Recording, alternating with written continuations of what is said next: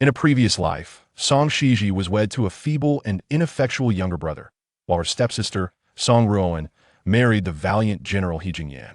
Unexpectedly, General He was gravely injured on the battlefield, becoming a living corpse on the brink of death. Meanwhile, her ineffectual husband, He Yunce, under her relentless efforts, ascended to a position of great power within the noble household. Yet, her timid spouse conspired with her stepsister, leading her to endure 30 years of a widowed life, dying with bitter resentment. On the night of her wedding, Xizhi was reborn. This time, she decided to manipulate the situation to her advantage, marrying the living corpse He Jingyan. To her astonishment, this so-called living corpse was remarkably vigorous, freeing her from the burden of a widowed existence. Upon awakening, He Yunce found himself back on his wedding night. In his previous life, he held immense power and was surrounded by his children and grandchildren. He lacked for nothing, desiring only to ascend to the highest echelons as he had his past life, and to remain with his beloved Ruoan. As for the cunning and treacherous Xizhi, he intended to cast her aside that very night. However, unbeknownst to him, this time, events unfolded quite differently. After severing ties with the malicious Xizhi, he found his career stagnating, his fortunes dwindling, and his once envied social connections evaporating. The beloved Ruoan seemed to reveal her true nature as well. Born with striking looks, yet reduced to a living corpse if he is rendered impotent, then am I destined to live as a widow once more? In the bridal chamber, the flickering candlelight illuminated Xizhi, adorned in a resplendent red wedding gown, as she scrutinized the man lying on the bed, his eyes firmly shut. Dressed in wedding attire, He Jingyan lay motionless, his superior bone structure and chiseled features accentuated by his closed brow and piercing gaze. His high nose and luscious lips bore a small mole, marking him as her new husband. I must ascertain his condition, she mused, recalling her medical training that suggested even an unconscious man could exhibit reactions. With delicate fingers, she brushed aside his hair, letting her touch glide along his sculpted jaw, and gently tapped his lips. They appeared soft, inviting her to kiss. In the next moment, with a swift motion, she tore away the ceremonial robe he wore. Disheveled and breathless, Xizhi collapsed against his abdomen, utterly exhausted. Aware that the unconscious man might respond, she was unprepared for the reality of He Jingyan's condition. After exerting herself for what felt like an eternity, she found no sign of conclusion. Satisfied yet reluctant to continue, she playfully slapped his abdomen and muttered, "Your abs feel as hard as a washboard, quite uncomfortable." Before she could finish, a commotion arose at the door. In a panic, she hastily covered both of them with the bedding, just as the door to the bridal chamber swung open with a loud bang.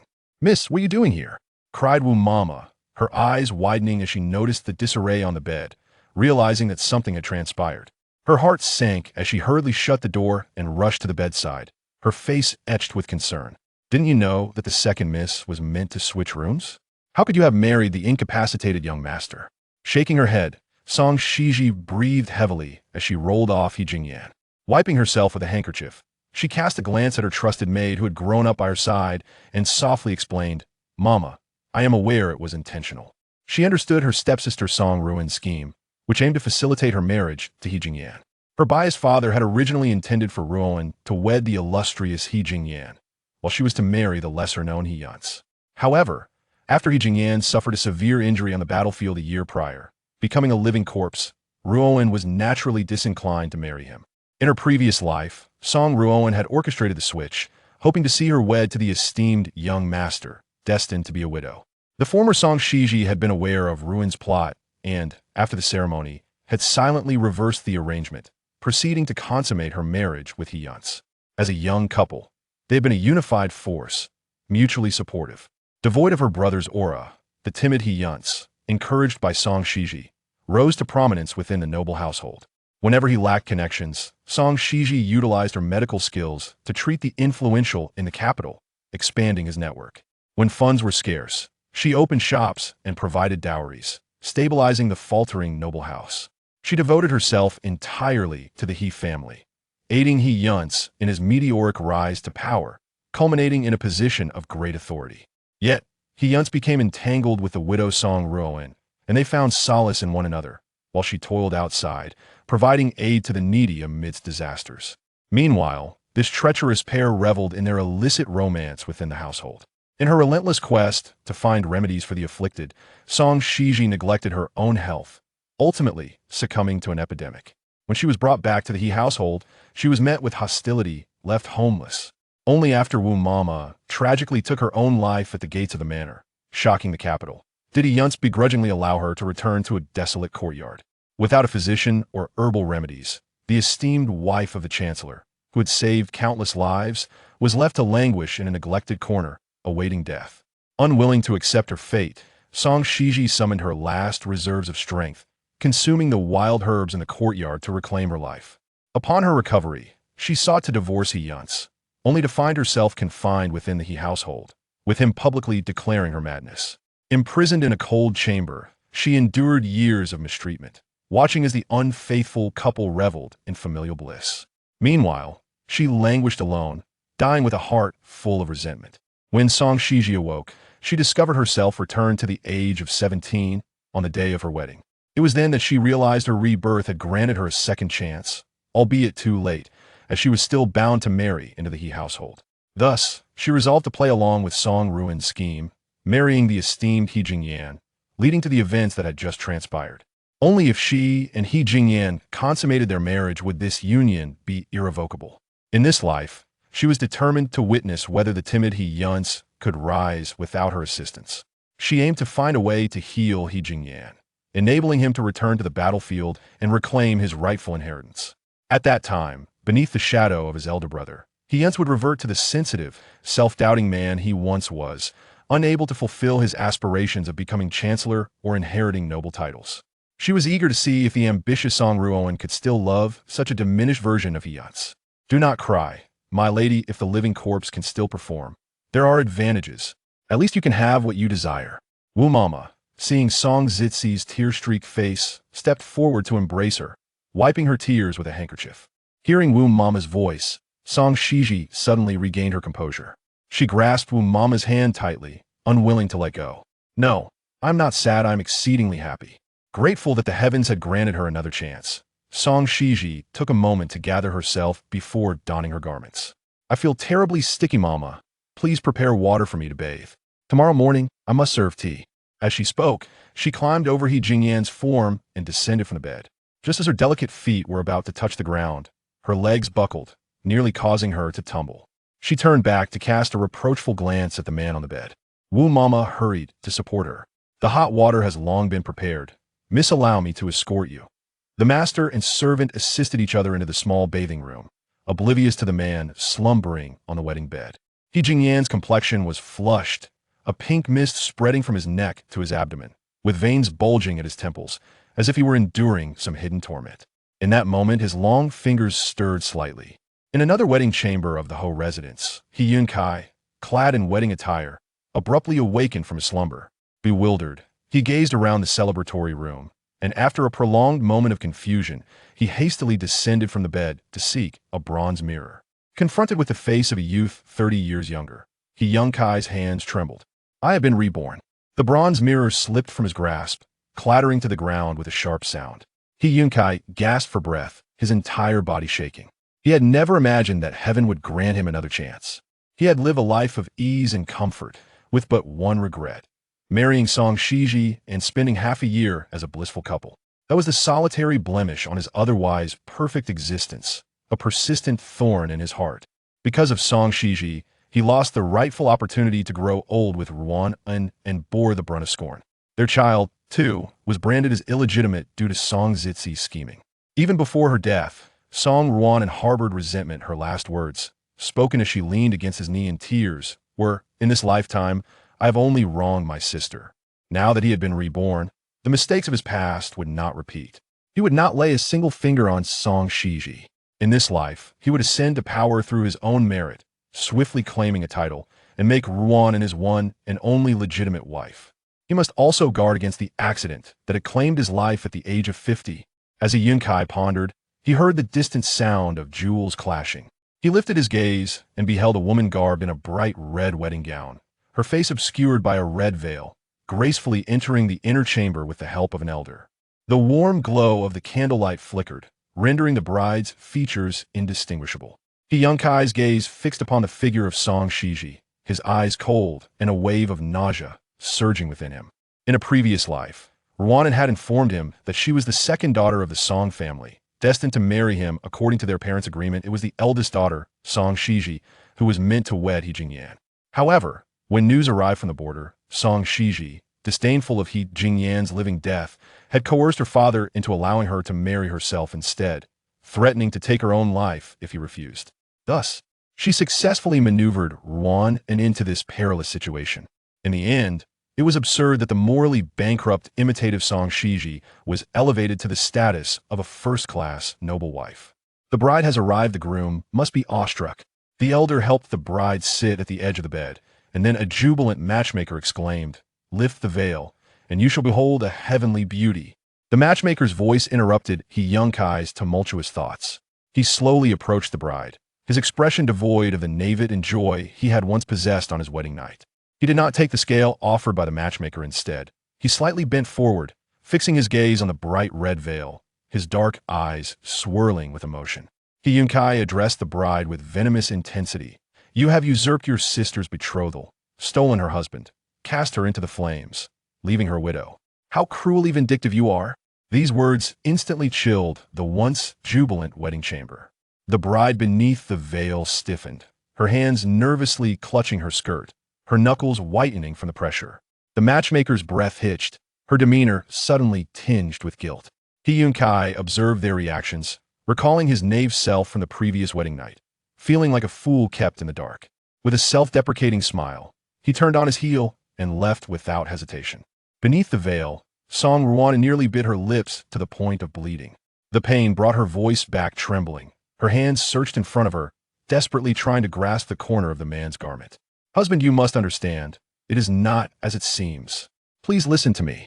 Before she could finish, the matchmaker interrupted, her voice trembling. "The groom has already departed. He left in a fury. What shall we do, miss?" Meanwhile, the whole residence was adorned with lanterns, vibrant red lanterns hanging from the treetops, casting a glow upon He Yunce's indifferent visage. His personal servant, Xuangxi, stood at the door of the wedding chamber, astonished to see his master's face pale with anger as he stormed out. He hurried forward, keeping pace with He Yunce. "Master, today is your joyous day. Where are you going?" He Yunce stared at the familiar yet youthful face before him, momentarily lost in thought. However, he quickly regained his composure and quickened his pace. "My bride has been swapped. I'm going to the Shimal Pavilion to retrieve her." Since it was a marriage exchange, he had not lifted the bride's veil, and with his brother being a living corpse, consummation was impossible. He sought to rectify this erroneous situation and restore order. But Xuangxi stepped forward anxiously, obstructing him. "Master, that is your brother and sister-in-law. I just heard that the Shimal Pavilion has extinguished its lights and gone to sleep. Even if they have not consummated their marriage, they are still sharing the same bed. If you intrude upon your brother's new chamber, taking advantage of his unconscious state to seize his wife, how will the world perceive us?" The words sister-in-law struck He Yunce's heart like a dagger, his temples throbbing as he clenched his fists, standing rooted in place with eyes closed for a long time. Yes, in this new life, he could not allow Ruoan to bear the shame of the past. He would thwart every scheme of Song Xizhi's, manipulating events from the shadows to ensure that Song Ruoan became his wife in a rightful and honorable manner. "Ruoan, I am sorry, I have ultimately come too late." Silence met his confession. Only the faint sound of a woman weeping and the shattering of teacups could be heard from the adjacent wedding chamber. Xuangxi urged, "Since they are sisters, switching spouses makes little difference. You might as well accept it otherwise. Tomorrow, when the second young mistress serves tea, she will face the old lattice wrath." When He Yunce opened his eyes again, they had turned a vivid red. He strode purposefully to his study, his voice filled with anger. Since the marriage exchange was her choice, without consummation, tomorrow she shall endure the taunts of her mother and grandmother. She deserves it. He Yunce vividly recalled that in his previous life, Song Ruoan had not consummated her marriage with He Jingyan and was blamed by both her mother and grandmother. Conversely, he had consummated his marriage with Song Xizhi, and his grandmother had been delighted, personally placing the family heirloom bracelet upon her wrist, while his mother entrusted her with the management of the household.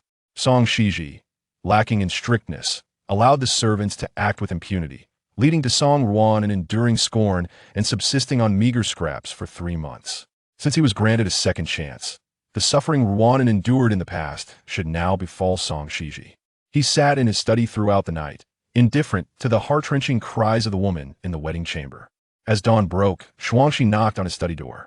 "Master, it is time to freshen up and accompany the lady to serve tea."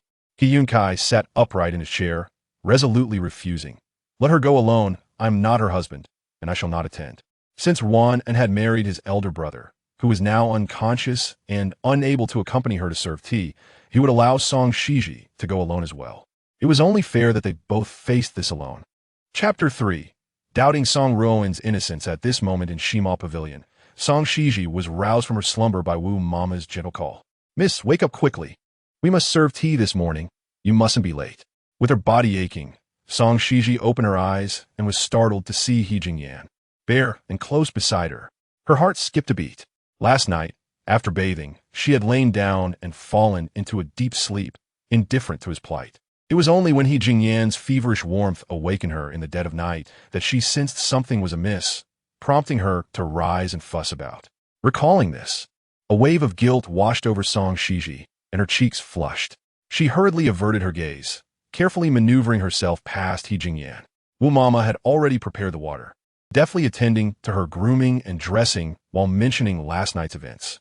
"It is known that after you fell asleep, the second miss had quite a scene with the second young master of the He family. Now, everyone is aware that he stormed out on their wedding night and spent the entire night brooding in his study." Upon hearing this, Song Xizhi's lingering drowsiness evaporated in an instant, and her eyes widened. "Are you saying that Song Ruoan and He Yunce did not consummate their marriage?" While styling Song Xizhi's hair, Wu Mama nodded in affirmation. "Indeed, everyone witnessed the second young master's fury last night. The servants outside are speculating that it was the second Miss's past indiscretions that led to his outrage on their wedding night." Song Xizhi was taken aback. In her previous life, such an incident had not occurred on the wedding night. He Yunce had been cautious, youthful, considerate, and filled with tender emotions. But in this lifetime, how could such a drastic shift have taken place? Could it be that He Yunce had also been reborn? Yet if he had, why would he harbor disdain for Song Ruoan? Song Xizhi was puzzled, yet she understood that the servants' gossip, coupled with He Yunce's actions from the night prior, would undoubtedly raise suspicions about Song Ruoan's purity among the elders of the Ho residence. Perhaps the fiercely competitive Song Ruoan was now contemplating her own demise. As she pondered this, she heard Wu Mama softly say, "All right," standing behind Song Xizhi. Wu Mama placed her hands on her shoulders and leaned slightly to gaze into the copper mirror. There, reflected, was Song Xizhi's stunning visage, her hair like a cloud, skin as white as snow, and eyes like sparkling spring water, captivating all who beheld her. A touch of makeup only enhanced her allure.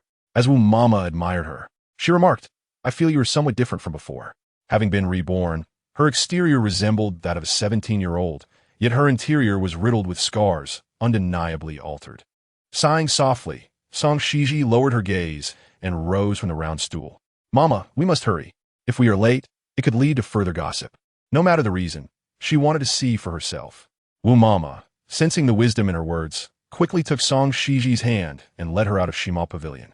However, upon arriving at the late Mrs. He's fragrant hall, they found it already filled with people. As soon as she stepped over the threshold, Song Xizhi heard Song Ruoan's sobbing voice, laden with immense grievance. "Grandmother, father, mother. Last night, I was unaware that my sister had secretly exchanged our betrothal. My husband learned of this and was exceedingly angry, spending the entire night in the study. It was all due to Song Ruoan's negligence." She implored her elders for forgiveness, urging them to pardon both her and her sister.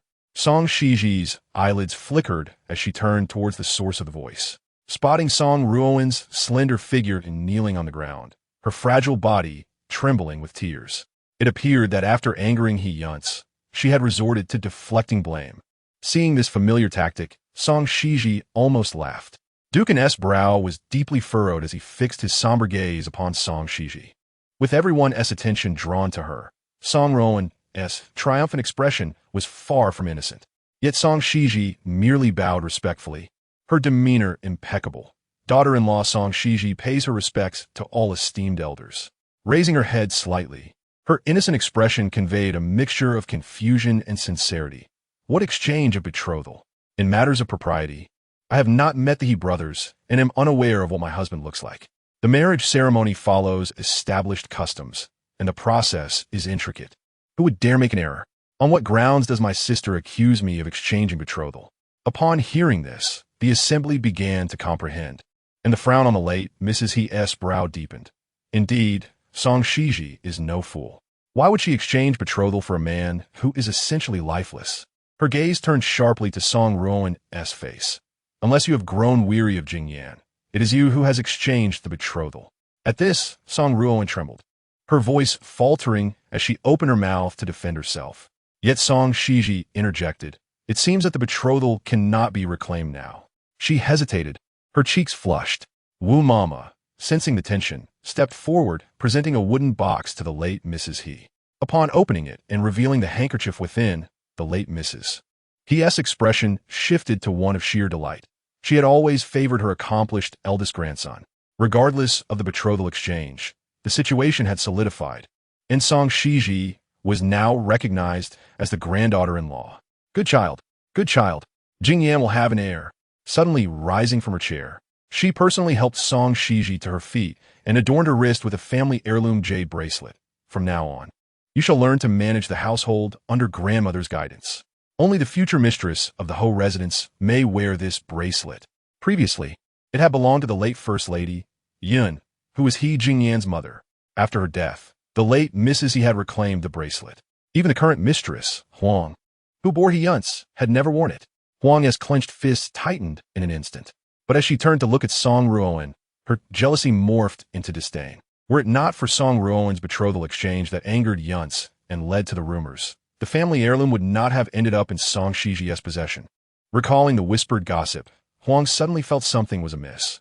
Yunce has always been gentle, yet now he refuses to accompany us for tea. She abruptly rose from her seat, her voice sharp and accusatory. "Yunce has not met you. It is impossible for him to be angry over an exchange of betrothal." Song Ruoan, are you truly innocent? Chapter 4. Retracting the betrothal at the Song residence. Upon hearing this, Song Ruoan's mind went blank. She hastily lifted her head to meet Song Xizhi's smiling gaze, as though she were merely an audience member enjoying a performance. Seeing the look in Song Xizhi's eyes, Song Ruoan's anger caused her teeth to chatter, and she trembled all over.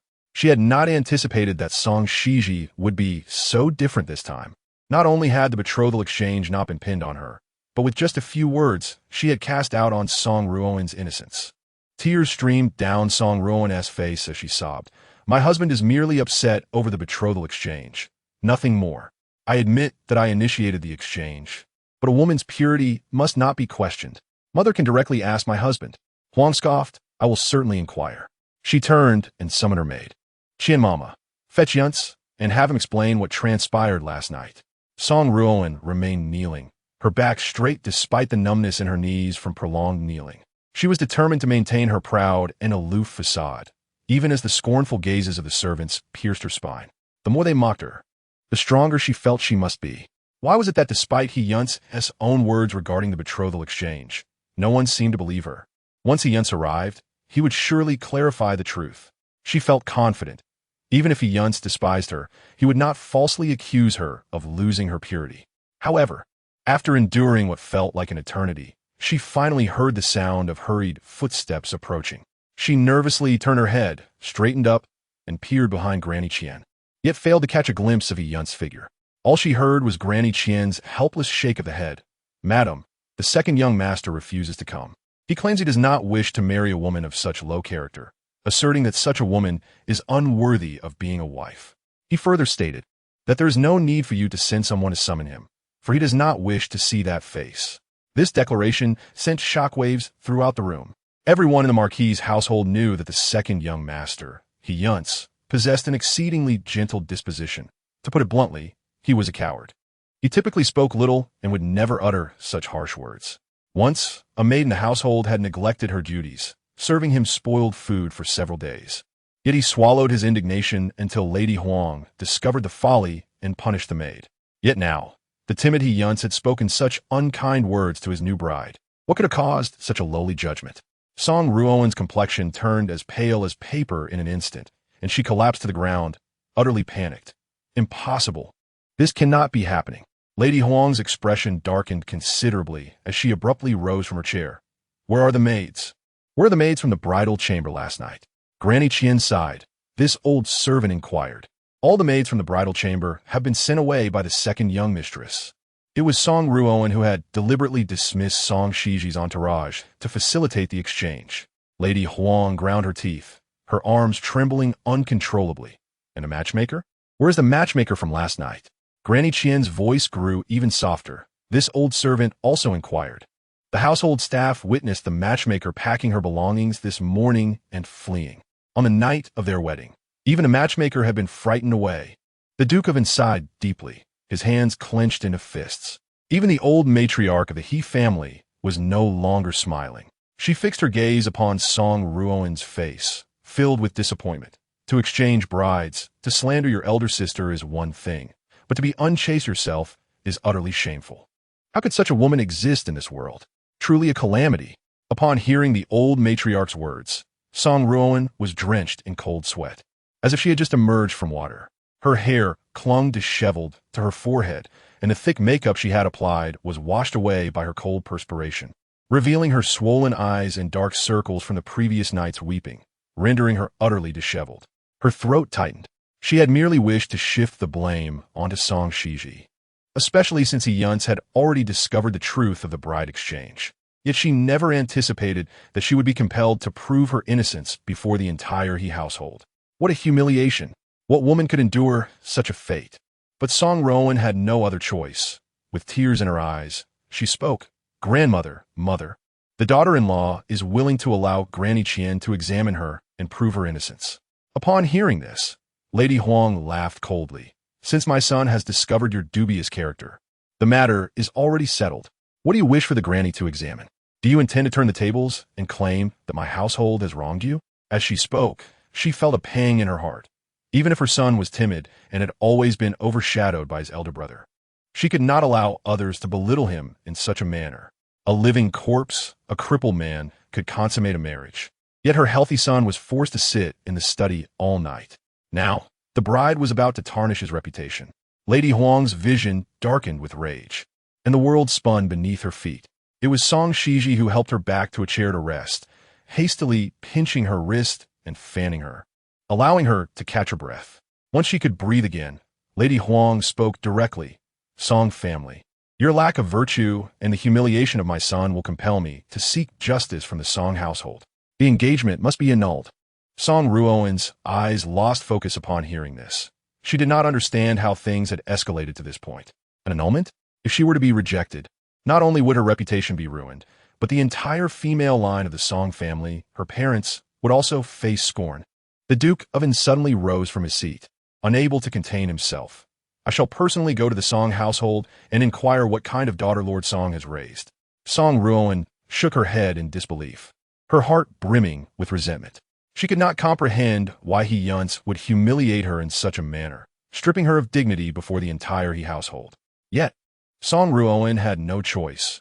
She hurriedly crawled a few steps forward, grasping the hem of the old matriarch's skirt, rendering herself utterly humble. Grandmother, grandmother, please believe me. My innocence can be attested by heaven and earth. There must be a misunderstanding between my husband and I. Please allow me to speak with my husband to clarify this misunderstanding. The old matriarch sighed and reached out to comfort the Duke of Yin. Calm yourself, though Yunce is angry. We must first ascertain the truth from him before we go to the Song household to annul the engagement. It is not too late.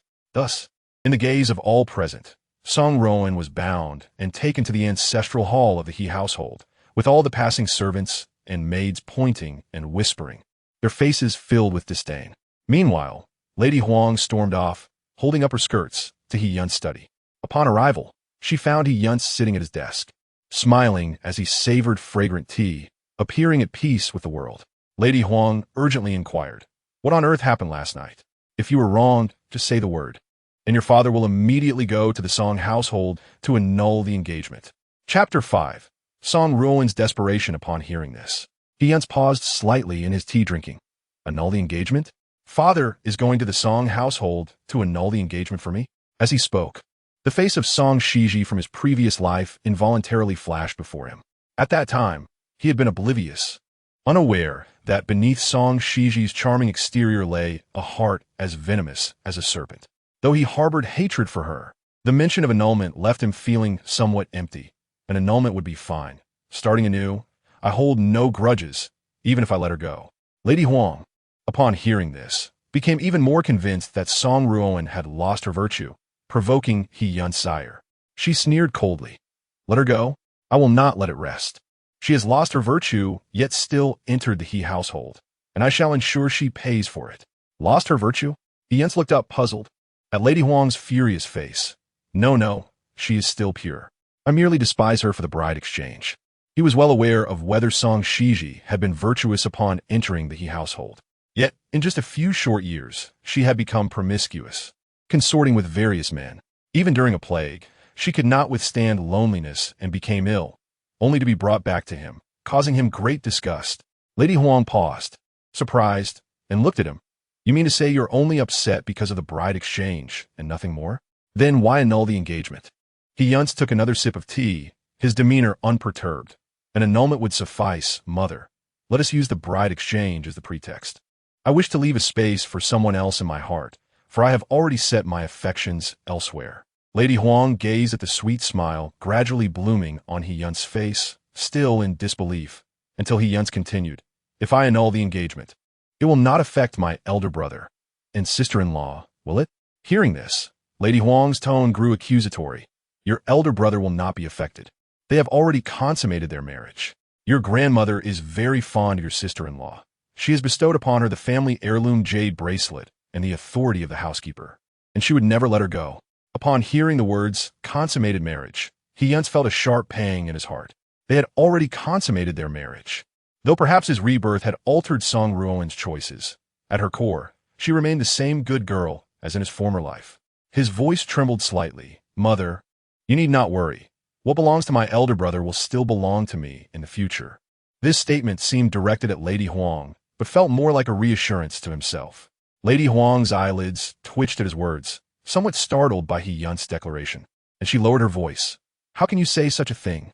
Your elder brother is still alive. Those unaware might mistakenly believe it was I, your stepmother, who caused his demise. He Yunce chuckled softly, lifting his gaze to scrutinize his mother's youthful visage. Mother, you will soon understand. In the past, I lived in the shadow of my elder brother, feeling utterly suppressed. Now, it is my turn to illuminate our family name.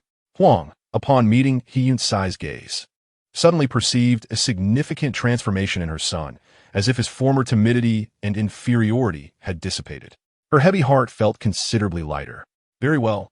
I shall accompany your father to the Song residence to annul your engagement. Once you ascend to greatness, I will ensure you have a suitable marriage. He Yunce rose and contentedly escorted Huang to the door. Marriage is still a distant prospect. My heart has already chosen. However, scarcely had he spoken when an anxious voice from outside shattered the moment.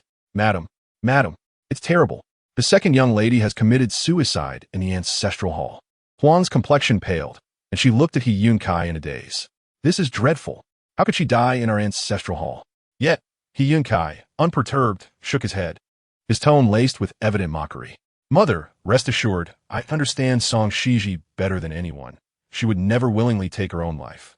Had the physician arrived later, her wounds might have healed. At these words, both Huang and the servant who had brought the news were momentarily stunned. Huang reached out, touching He Yunce's forehead. You're not feverish. Why speak such nonsense today? Your sister-in-law, Song Xizhi, is perfectly fine. It is your bride, Song Ruoan, who, fearing punishment, has taken her own life. And she dared to die in our ancestral hall, soiling our family's ground. Huang's words dripped with venom. Yet, He Yunce's eyes widened in shock, as if a thunderclap had struck him. Mother, what did you just say? Ruoan is the one who has perished? Is it Ruoan? Huang winced at his grip, bewildered by his reaction. Didn't you already know? As you said, her character is dubious, her virtue questionable. Both she and her maid are steeped in lies. Since she clings to life, I will personally confront the Song residents. With each utterance from Huang, He Yunce trembled uncontrollably. Before she could finish, he dashed out in a frenzy. Chapter 6. Take advantage of her illness to seize her life, He Yunce ran with astonishing speed, as if pursued by wolves, vanishing from sight in an instant. Huang, her eyes wide, hurried after him. Yunce, what are you doing? Yet, He Yunce heard nothing but the tumult of his own heart. Writhing in agony, Ruoan. His Ruoan. He had never imagined that the one he had harshly scorned, the one he had humiliated, was the very person he longed for day and night. When He Yunce finally reached the entrance of the ancestral hall, he beheld the woman he cherished, sprawled in a pool of blood, her complexion as pale as death, resembling a lifeless corpse. Surrounding her, the servants pointed and whispered with disdain, none daring to extend a hand to help. The vivid crimson blurred He Yunce's vision, and he felt as though his eyes were being pierced by needles. Without hesitation, he rushed forward, lifting Song Ruoan from the bloody ground. Ruoan, Ruoan, who did this to you? He roared, resembling a wild beast. Song Ruoan, feeling his touch, shivered in discomfort, yet quickly concealed the bitterness within her. She lifted her gaze, gazing tenderly at He Yunce, tears cascading gracefully from the corners of her eyes. Husband, you have finally come. Ruoan is willing to prove her innocence by death. Upon hearing this, He Yunce's heart felt as if it were being torn asunder. You are innocent. I know you are innocent. His mind blank, he shouted frantically to the nearby servant. Where is the physician? Where's the physician? The servant, quaking, replied, Young master, you said that if the physician arrived later, her wounds would heal. So I sent him away. Fury coursed through He Yunce, his breath hitching as veins throbbed upon his forehead, yet he found himself speechless. He could only scramble to his feet, cradling Song Ruoan, and flee. All of you who stood by and did nothing are accomplices. If I cannot save her, I will ensure you all share her fate. Huang, breathless, reached the ancestral hall just in time to hear these words. Leaning against the door for support, she gazed at He Yunce's furious back, bewildered. What enchantment has Song Ruoan cast upon Yunce to transform him so drastically? Unease gnawed at Huang as she instructed the panting Mama Qian beside her. Investigate Song Ruoan's background. See what she has been up to. Yunce is utterly bewitched after just one meeting. Her innocence may indeed be questionable. Meanwhile, chaos reigned in the ancestral hall. Song Xizhi lounged comfortably on a soft couch, sipping warm milk. She had summoned all the servants from the Sheen pavilion, eager to familiarize herself with them. However, upon glancing around, she realized they were all men. Among those attending to He Jingyan, 3 were present, one a bodyguard from the frontier, and the other 2 sent by the matriarch to assist. The bodyguard, named Qingtong, and the 2 attendants called Sanchi and Baizhu, stood before Song Xizhi, their heads bowed in deference. In her past life, Song Xizhi had heard of the formidable skills of those in He Jingyan's household, igniting her curiosity. Since you are the bodyguard beside Jingyan, how skilled are you? Qingtong nodded silently. I served my master from a young age. My skills are merely second-rate. She smiled at Qingtong. Would you care to demonstrate? Stepping forward, Qingtong took up a cup beside Song Xizhi, murmuring, I beg your pardon. With a flick of his wrist, he hurled the cup towards the door. With a resounding crash, the porcelain shattered against the wooden door, embedding itself into a tree 10 meters away. Song Xizhi was utterly astounded. Is this second-rate? Then what constitutes first-rate? Qingtong paused before replying, my master's skills are first-rate. Song Xizhi stroked her chin, not questioning this. She understood that even though He Jingyan lay in bed, his prowess remained formidable. Squinting, she then asked, does your master have any concubines? I would like to meet them. Qingtong hastily shook his head. No, my master has always shunned women. He is surrounded only by male attendants. Upon hearing this, Song Xizhi's eyes sparkled. Knowing her husband was pure and capable, requiring no care from her, filled her with satisfaction. So, Sanchi and Baizhu tend to him? In unison, Sanchi and Baizhu replied, Young mistress, you need not worry about the young master. Just give us your commands. Both Qingtong and the others were somewhat taken aback by Song Xizhi's actions the previous night. They had not anticipated that their master, a living corpse, would have a girl steadfastly by his side, without a trace of pity or disdain. Thus, they regarded Song Xizhi as the sole mistress of the Sheen Pavilion. Just as Song Xizhi prepared to speak, Mama Wu hurried in, whispering in her ear, Miss, you instructed me to keep an eye on He Yunce's movements, and indeed, he has gone mad, desperately seeking a physician for the second young lady, as if transformed. Upon hearing this, Song Xizhi's expression shifted slightly. Indeed, He Yunce has also been reborn. What Song Ruoan spoke was not a mere fabrication. He Yunce stormed out of the bridal chamber without even lifting the veil, thus remaining oblivious to the fact that he had married Song Ruoan, mistakenly believing that the humiliation was directed at her. Contemplating this, Song Xizhi's eyes grew colder. Very well, since he has returned, the grievances will find their resolution. Let He Yunce await his reckoning. Immediately, Song Xizhi commanded Wu Mama, "Are all of Song Ruoan's maids and dowries still in our courtyard?" Wu Mama noted. "They are currently guarding the dowry in the courtyard, awaiting the second young lady to send for them to return." A smile crept upon Song Xizhi's lips. "Summon all of Song Ruoan's maids." Wu Mama, somewhat astonished, inquired, "What are you planning?" Song Xizhi replied coldly, "While she is ill, we shall seize her life. In this lifetime, she would no longer be soft-hearted." Soon, all of Song Ruoan's accompanying maids and 2 matrons were brought in. They sauntered in lazily, standing idly and casting impatient glances at Song Xizhi. "Why have you summoned us?" "The second young lady will soon call us back due to last night's mix-up," remarked Chunlan, Song Ruoan's personal maid, who had always looked down upon Song Xizhi, speaking disrespectfully and with a sharp tone. Beside her stood Xia.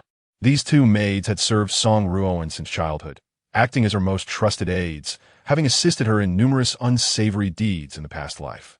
Accompanying the maids were 2 matrons, who surveyed Song Xizhi from a superior vantage without uttering a word. These matrons were not ordinary. They had been purchased at a high price by Song Ruoan's mother. One was tasked with teaching Song Ruoan how to please and captivate men, while the other imparted skills in managing household affairs and social etiquette. With their guidance, the previous Song Ruoan had concealed her true nature, masquerading as He Yunce's everlasting ideal. Feeling their disdainful gazes, Song Xizhi smiled faintly at Qingtong.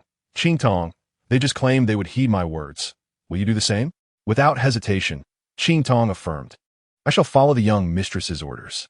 Xia, with her fingers delicately poised, rolled her eyes skyward. "They may heed your words, but we are not your servants.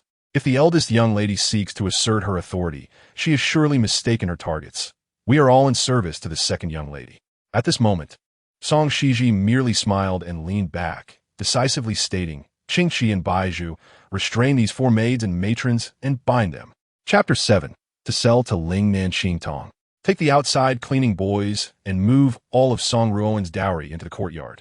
Everyone present was taken aback by Song Xizhi's sudden aggression. Qingqi and Baizhu were momentarily stunned, yet they swiftly fetched ropes. With the strength of 2 robust young men, the maid stood no chance of resistance. Xia gazed at her incredulously. "Song Xizhi, what do you intend to do?" "I'm a part of the second young lady's entourage." Chunlan, in a state of panic, exclaimed, "Impudence! You must not touch the dowry. That belongs to the second young lady." Song Xizhi leisurely descended from her seat. "I am well aware that it is hers. It is filled with gold, silver, jewels, property deeds, silks, and antiques, totaling 88 loads. In my past life, my stepmother stated that 68 loads were the standard dowry for a daughter of the Song family, as clearly noted in the dowry list. The additional 20 loads were contributed by Song Ruoan's uncle and maternal grandfather. Thus, I said nothing.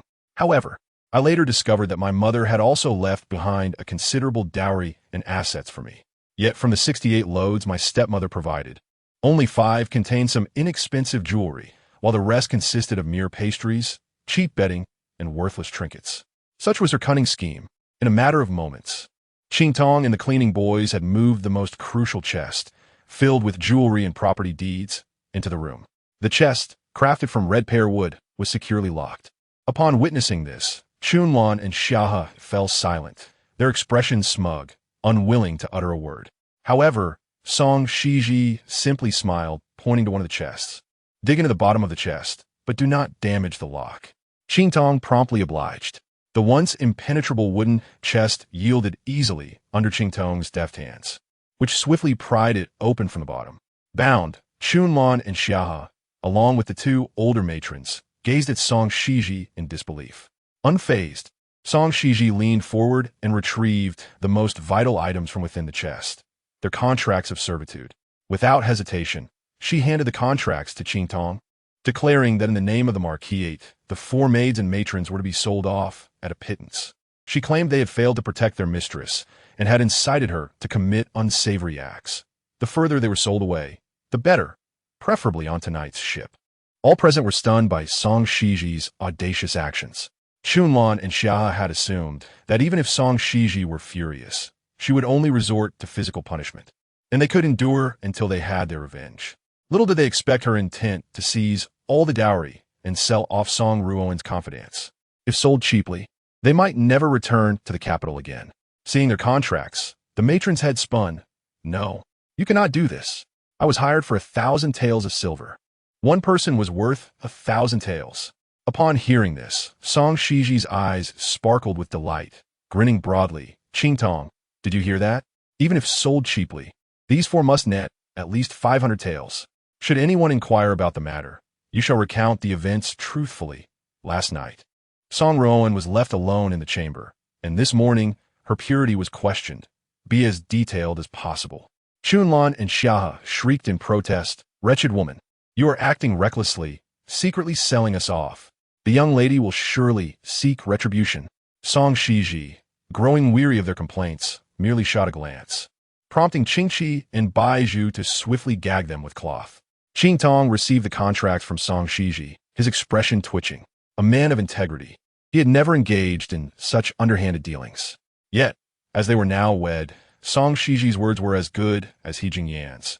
He would not dare oppose her. Thus, Qingtong swiftly rendered the four weeping maids unconscious with a single strike, hoisting them over the wall of the marquise. He summoned a carriage and soon had them all loaded aboard, destined for sale in Lingnan. Meanwhile, Song Xizhi remained bent over, diligently rummaging through the dowry boxes. Baizhu, Qingqi, and several cleaning boys, though less skilled than Qingtong, were no slouches. Armed with small hammers, they followed Song Xizhi's lead, extracting all property deeds, silver notes, and gold ornaments from the dowry. All the property deeds were sold to the most troublesome rascals in the capital, exchanging goods for cash. The jewelry was pawned, and the silver withdrawn from the money house. Once the funds were secured, she purchased several shops on the east side of Yeoman Street, and with the remainder, she acquired fields and estates in the suburbs. The shops on the east side of Yeoman Street were still affordable at that time. However, this winter, a poetry gathering held by scholars at Qianwei Tower drew talents from across the land, causing business to flourish and the prices of the shops to soar fivefold or more. In the outskirts of the capital, should a plague arise once more, it is prudent to be prepared. Song Xizhi pondered this and continued to instruct. There are many fine fabrics and bedding within, crafted from the finest materials, with cotton of the highest quality. Take what you desire, and return the unwanted torn bedding and foul shoes to their place. The remaining dowry boxes should be filled with pots, bowls, brooms, and hosed to ensure equal weight, then sealed and painted at the bottom to reveal no discrepancies.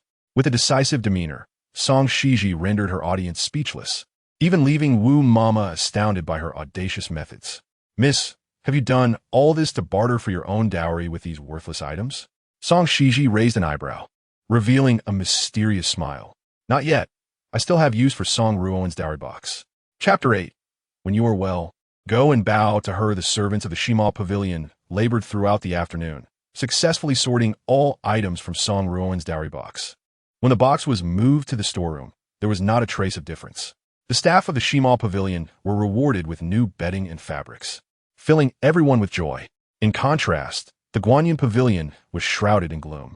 After the doctor treated and bandaged Song Ruoan, confirming she was no longer in mortal danger, He Yunce finally exhaled a sigh of relief. For an entire day and night, He Yunce devoted himself to caring for Song Ruoan, not allowing himself a moment's respite. It was not until the following morning that Song Ruoan softly awakened. Upon opening her eyes, she was met with He Yunce's gaze, filled with pain and guilt. The sleepless night had aged him considerably. However, upon seeing Song Ruoan, his entire demeanor brightened. Ruoan, Ruoan, you have finally awakened. He grasped her uninjured hand, as if handling fragile porcelain. The doctor said your wrist will bear a scar. Why did you endure this? Do you know how much it pains me? Feeling the strength of He Yunce's grip, Song Ruoan struggled to raise herself, gently resting her cheek against his hand, a single crystalline tear rolling down her cheek. Her voice was soft. If it can bring my husband back to his senses, it is worth it, even if it costs me my life. He Yunce, hearing her words, felt a sudden constriction in his breath, as if his heart were gripped by a powerful hand, intensifying his animosity towards Song Xizhi. Unable to contain his emotions any longer, he enveloped Song Ruoan in a fierce embrace, as if wishing to meld her into his very being. I was deceived by that wretched woman, Ruoan. It is all my fault. Song Ruoan relished in He Yunce's remorse, feeling a sense of triumph within. One must endure pain to achieve their desires. What harm is there in bearing a scar? She had evoked the man's pity and rekindled his affection. No matter how much Song Xizhi might bleed, she could never awaken her crippled husband. From this moment forth, she had emerged victorious, completely victorious. After the two exchanged tender sentiments for a while, a maid from Guanyun Pavilion brought in the prepared medicinal soup. He Yunce, momentarily interrupted, was pulled from his ecstatic reverie. Remembering the unresolved matters from the previous day and fearing that the Marquis of An might withdraw the engagement, he said, "Ruoan, I have yet to explain to my father that it is all a misunderstanding. Please drink your medicine. I will return shortly." He gently stroked Song Ruoan's head before hurriedly departing. Once He Yunce left, the smile faded from Song Ruoan's face as she regarded the maid before her. "What is your name?" The maid, visibly anxious, replied, "I am Mayun, the head maid of Guanyun Pavilion, here to assist the young mistress with her medicine." Song Ruoan offered her a gentle smile. "Do not be afraid. I have a task for you. The mix-up with the engagement last night resulted in my sister's dowry being in my possession. My personal maid and dowry remain in the Shimal Pavilion, and being unwell, I lack the care I need. Please take 5 young servants with a cart to deliver my sister's dowry to Shimal Pavilion and retrieve my maid and dowry in return." Upon hearing this, Mayun promptly set to work. The mention of her dowry and maid brought a genuine smile to Song Ruoan's face. One that was far more sincere than the previous one directed at He Yunce. Chunlan and Xia, though maids, had cared for her since childhood, akin to sisters, and she could not bear to be without them. Moreover, her mother had promised her many fine items before her marriage, including 2 highly priced nurses, which were her secret weapons. As Song Ruoan quietly completed her medicine, the bitter concoction made her frown. However, when she heard footsteps outside, her brows relaxed in anticipation. "Chunlan," she called softly. Yet, the one who entered was the empty-handed Mayun. Song Ruoan's expression darkened immediately. "Where's my maid?" Mayun, with a sorrowful face, shook her head. The dowry that belongs to her was returned unopened by the eldest young mistress, and she refuses to return your dowry and maid. Song Ruoan's eyes widened in disbelief. "What is she doing? Did you not explain it clearly?" "I sent her dowry to exchange for my own." Mayun found the situation equally perplexing. "I did explain, but the eldest young mistress seems unable to comprehend." Clenching her teeth, Song Ruoan understood that Song Xizhi was being deliberately obstructive. Her chest heaved with agitation. "Did I not instruct you to take 5 young servants with you? Just retrieve my dowry outright." Mayun replied, "Though we are many. The bronze guard by the eldest young master possesses remarkable martial skills. Just his presence deters anyone from approaching." As Song Ruoan listened, a fiery surge coursed through her, even reddening her pallid complexion. Ignoring her pain, she resolved to rise from the bed. "No, I must personally reclaim my dowry. Does that bronze guard truly dare to lay a hand on me?" Before Song Ruoan could finish, there was commotion at the door. Turning her head, she saw He Yunce, exuberantly accompanied by old lady He and Huang Shi, a throng of people flooding into the room. "Ruoan, why are you standing? Lie down." He Yunce, filled with concern, unceremoniously helped her back onto the bed. As she settled down, she intended to greet old lady He and Huang Shi, but He Yunce looked at his grandmother, expecting her to show compassion for Song Ruoan's condition and grant her exemption from the formalities. However, neither old lady He nor Huang Shi made any effort to stop her.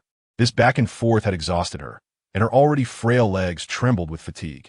Song Ruoan spoke. "Ruoan pays her respects to grandmother and mother. I acknowledge my faults."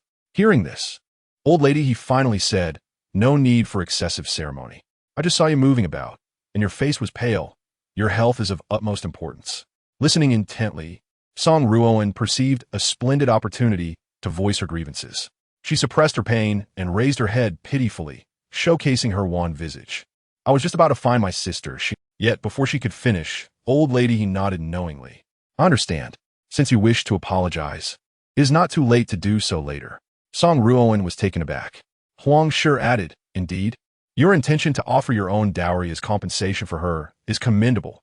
It shows that you recognize your mistakes, which pleases me." Upon hearing this, Song Ruoan's eyes widened in astonishment as she looked up in disbelief. She had sent her dowry to exchange for her own. Yet, Song Xizhi, envious of her abundant dowry, refused to comply, hoarding all her possessions and maids. To her shock, Song Xizhi had gone to old lady He first. casting herself as the victim and claiming it was her compensation. Madam, he continued, Xizhi is indeed a kind-hearted person. She specifically came to tell me that she no longer holds a grudge regarding the marriage exchange and will not accept any compensation. Once you have her covered, a simple bow of respect will suffice. Upon hearing this, Song Ruoan felt a lump in her throat, a wave of salty bitterness flooding her mouth. Xizhi claims to have let it go, yet it was Xizhi who seized her belongings and detained her maid. And now, she expects her to bow in submission. A surge of rage coursed through Song Ruoan's chest, and unable to contain it, she spat out blood. Chapter 9. A debt to collect. This spectacle greatly alarmed He Yunce, who hurriedly summoned a doctor. The physician diagnosed her with a fit of acute anger and prescribed a large bowl of bitter herbal medicine, which left Song Ruoan feeling dazed as she struggled to regain her composure. Once Madame He and Huang departed, she clung to He Yunce, sobbing, "My husband, I am so distressed. My maid and dowry remain with my sister, and it seems she has no intention of returning them." He Yunce, feeling the softness in his arms, was instantly engulfed by a wave of fury. "What did you say? Song Xizhi has taken your maid and dowry?" Song Ruoan nodded weakly. He Yunce's anger flared further.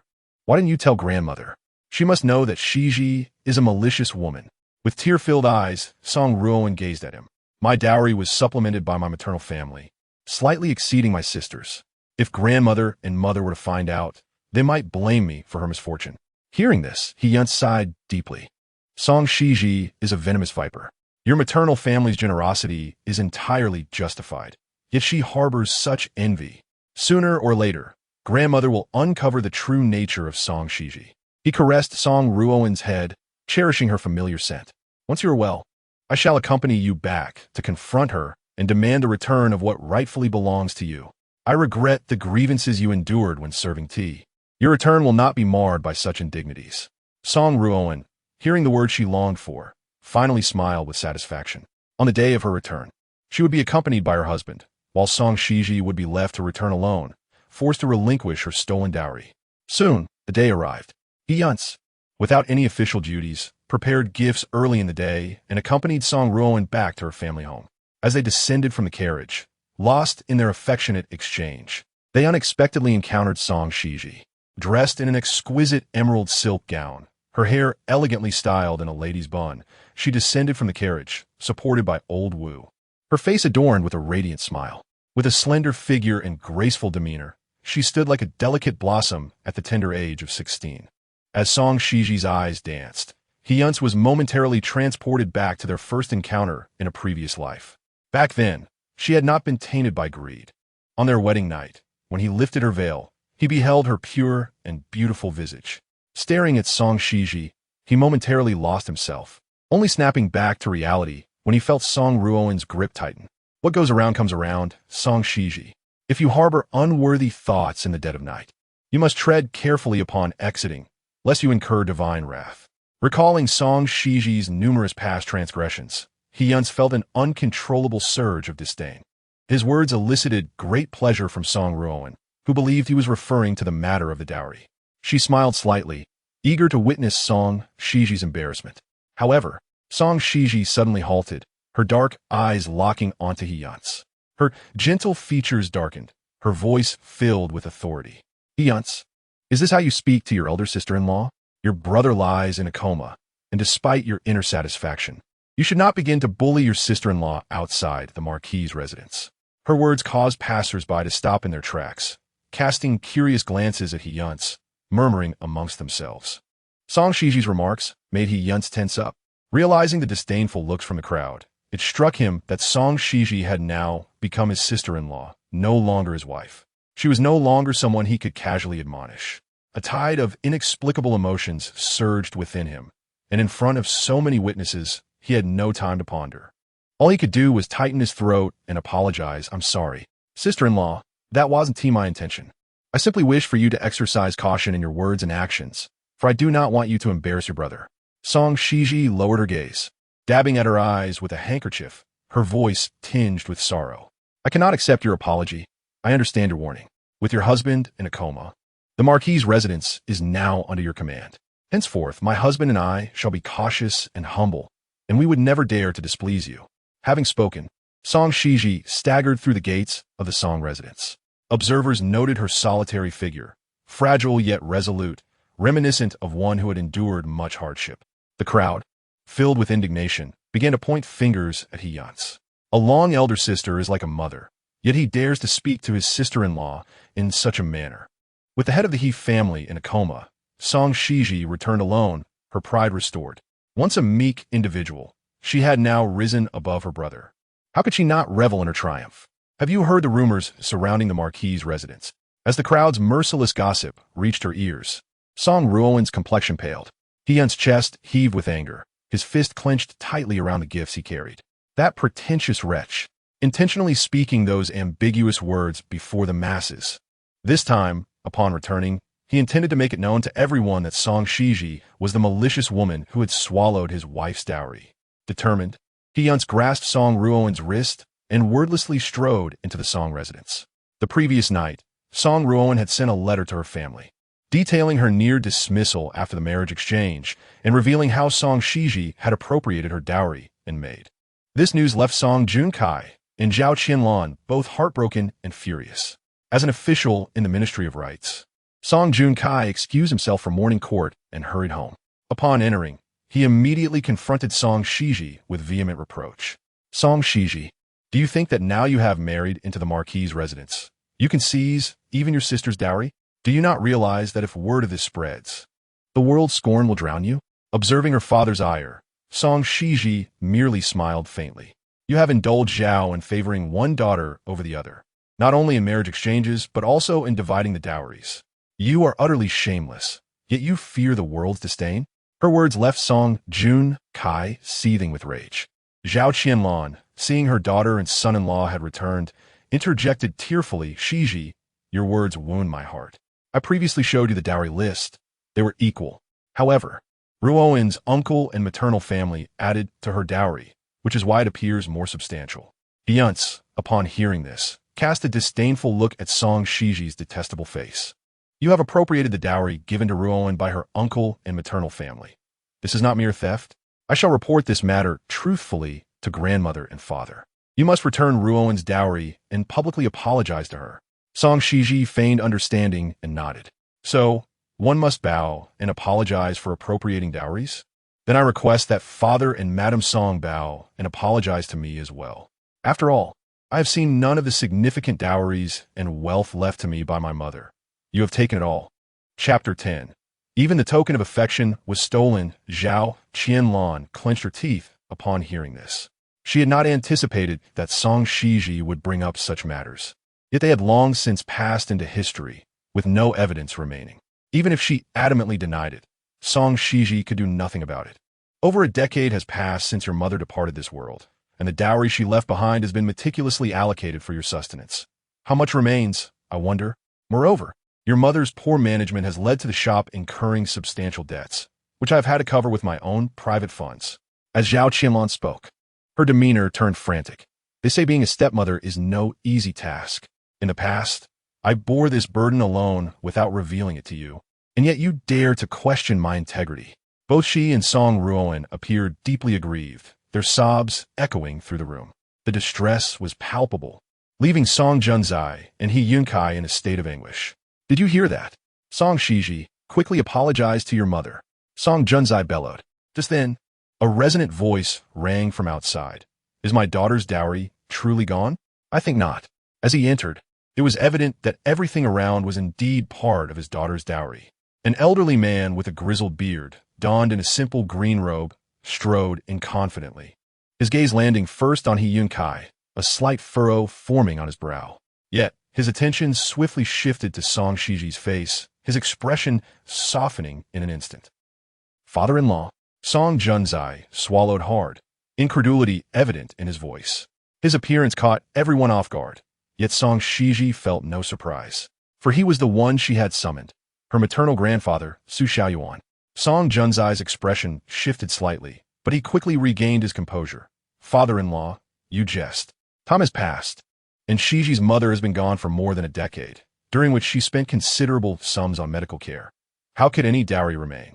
Su Xiaoyuan scoffed, producing a detailed list of the dowry from his robes. With a flick of his hands, the lengthy document unfurled, cascading to the floor. You say there is none, yet each entry is vividly etched in my memory.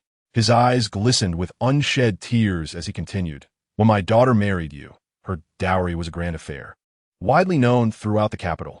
As he compared the list to the furnishings in the flower hall, he drew a screen closer to Song Xizhi. Zeton coral screen, dear granddaughter, this is your mother's.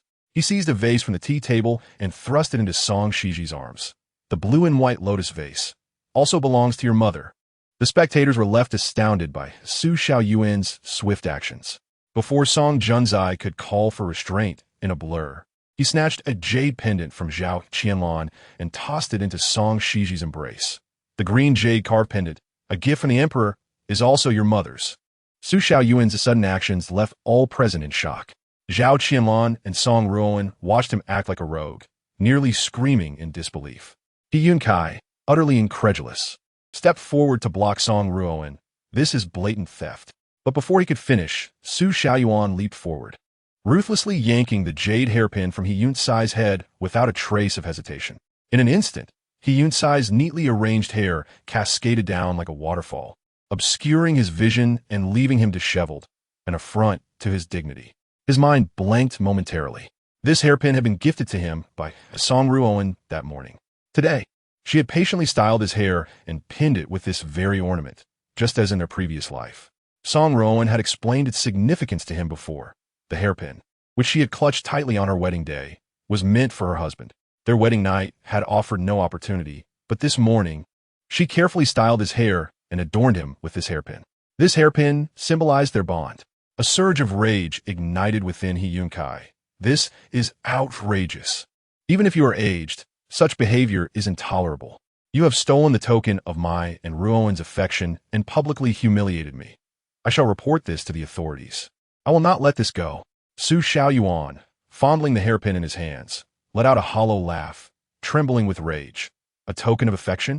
So your feelings are so easily devalued. This moonlit white jade hairpin was crafted by my own hands for my daughter before her marriage. The tail of the pin bears the character Su.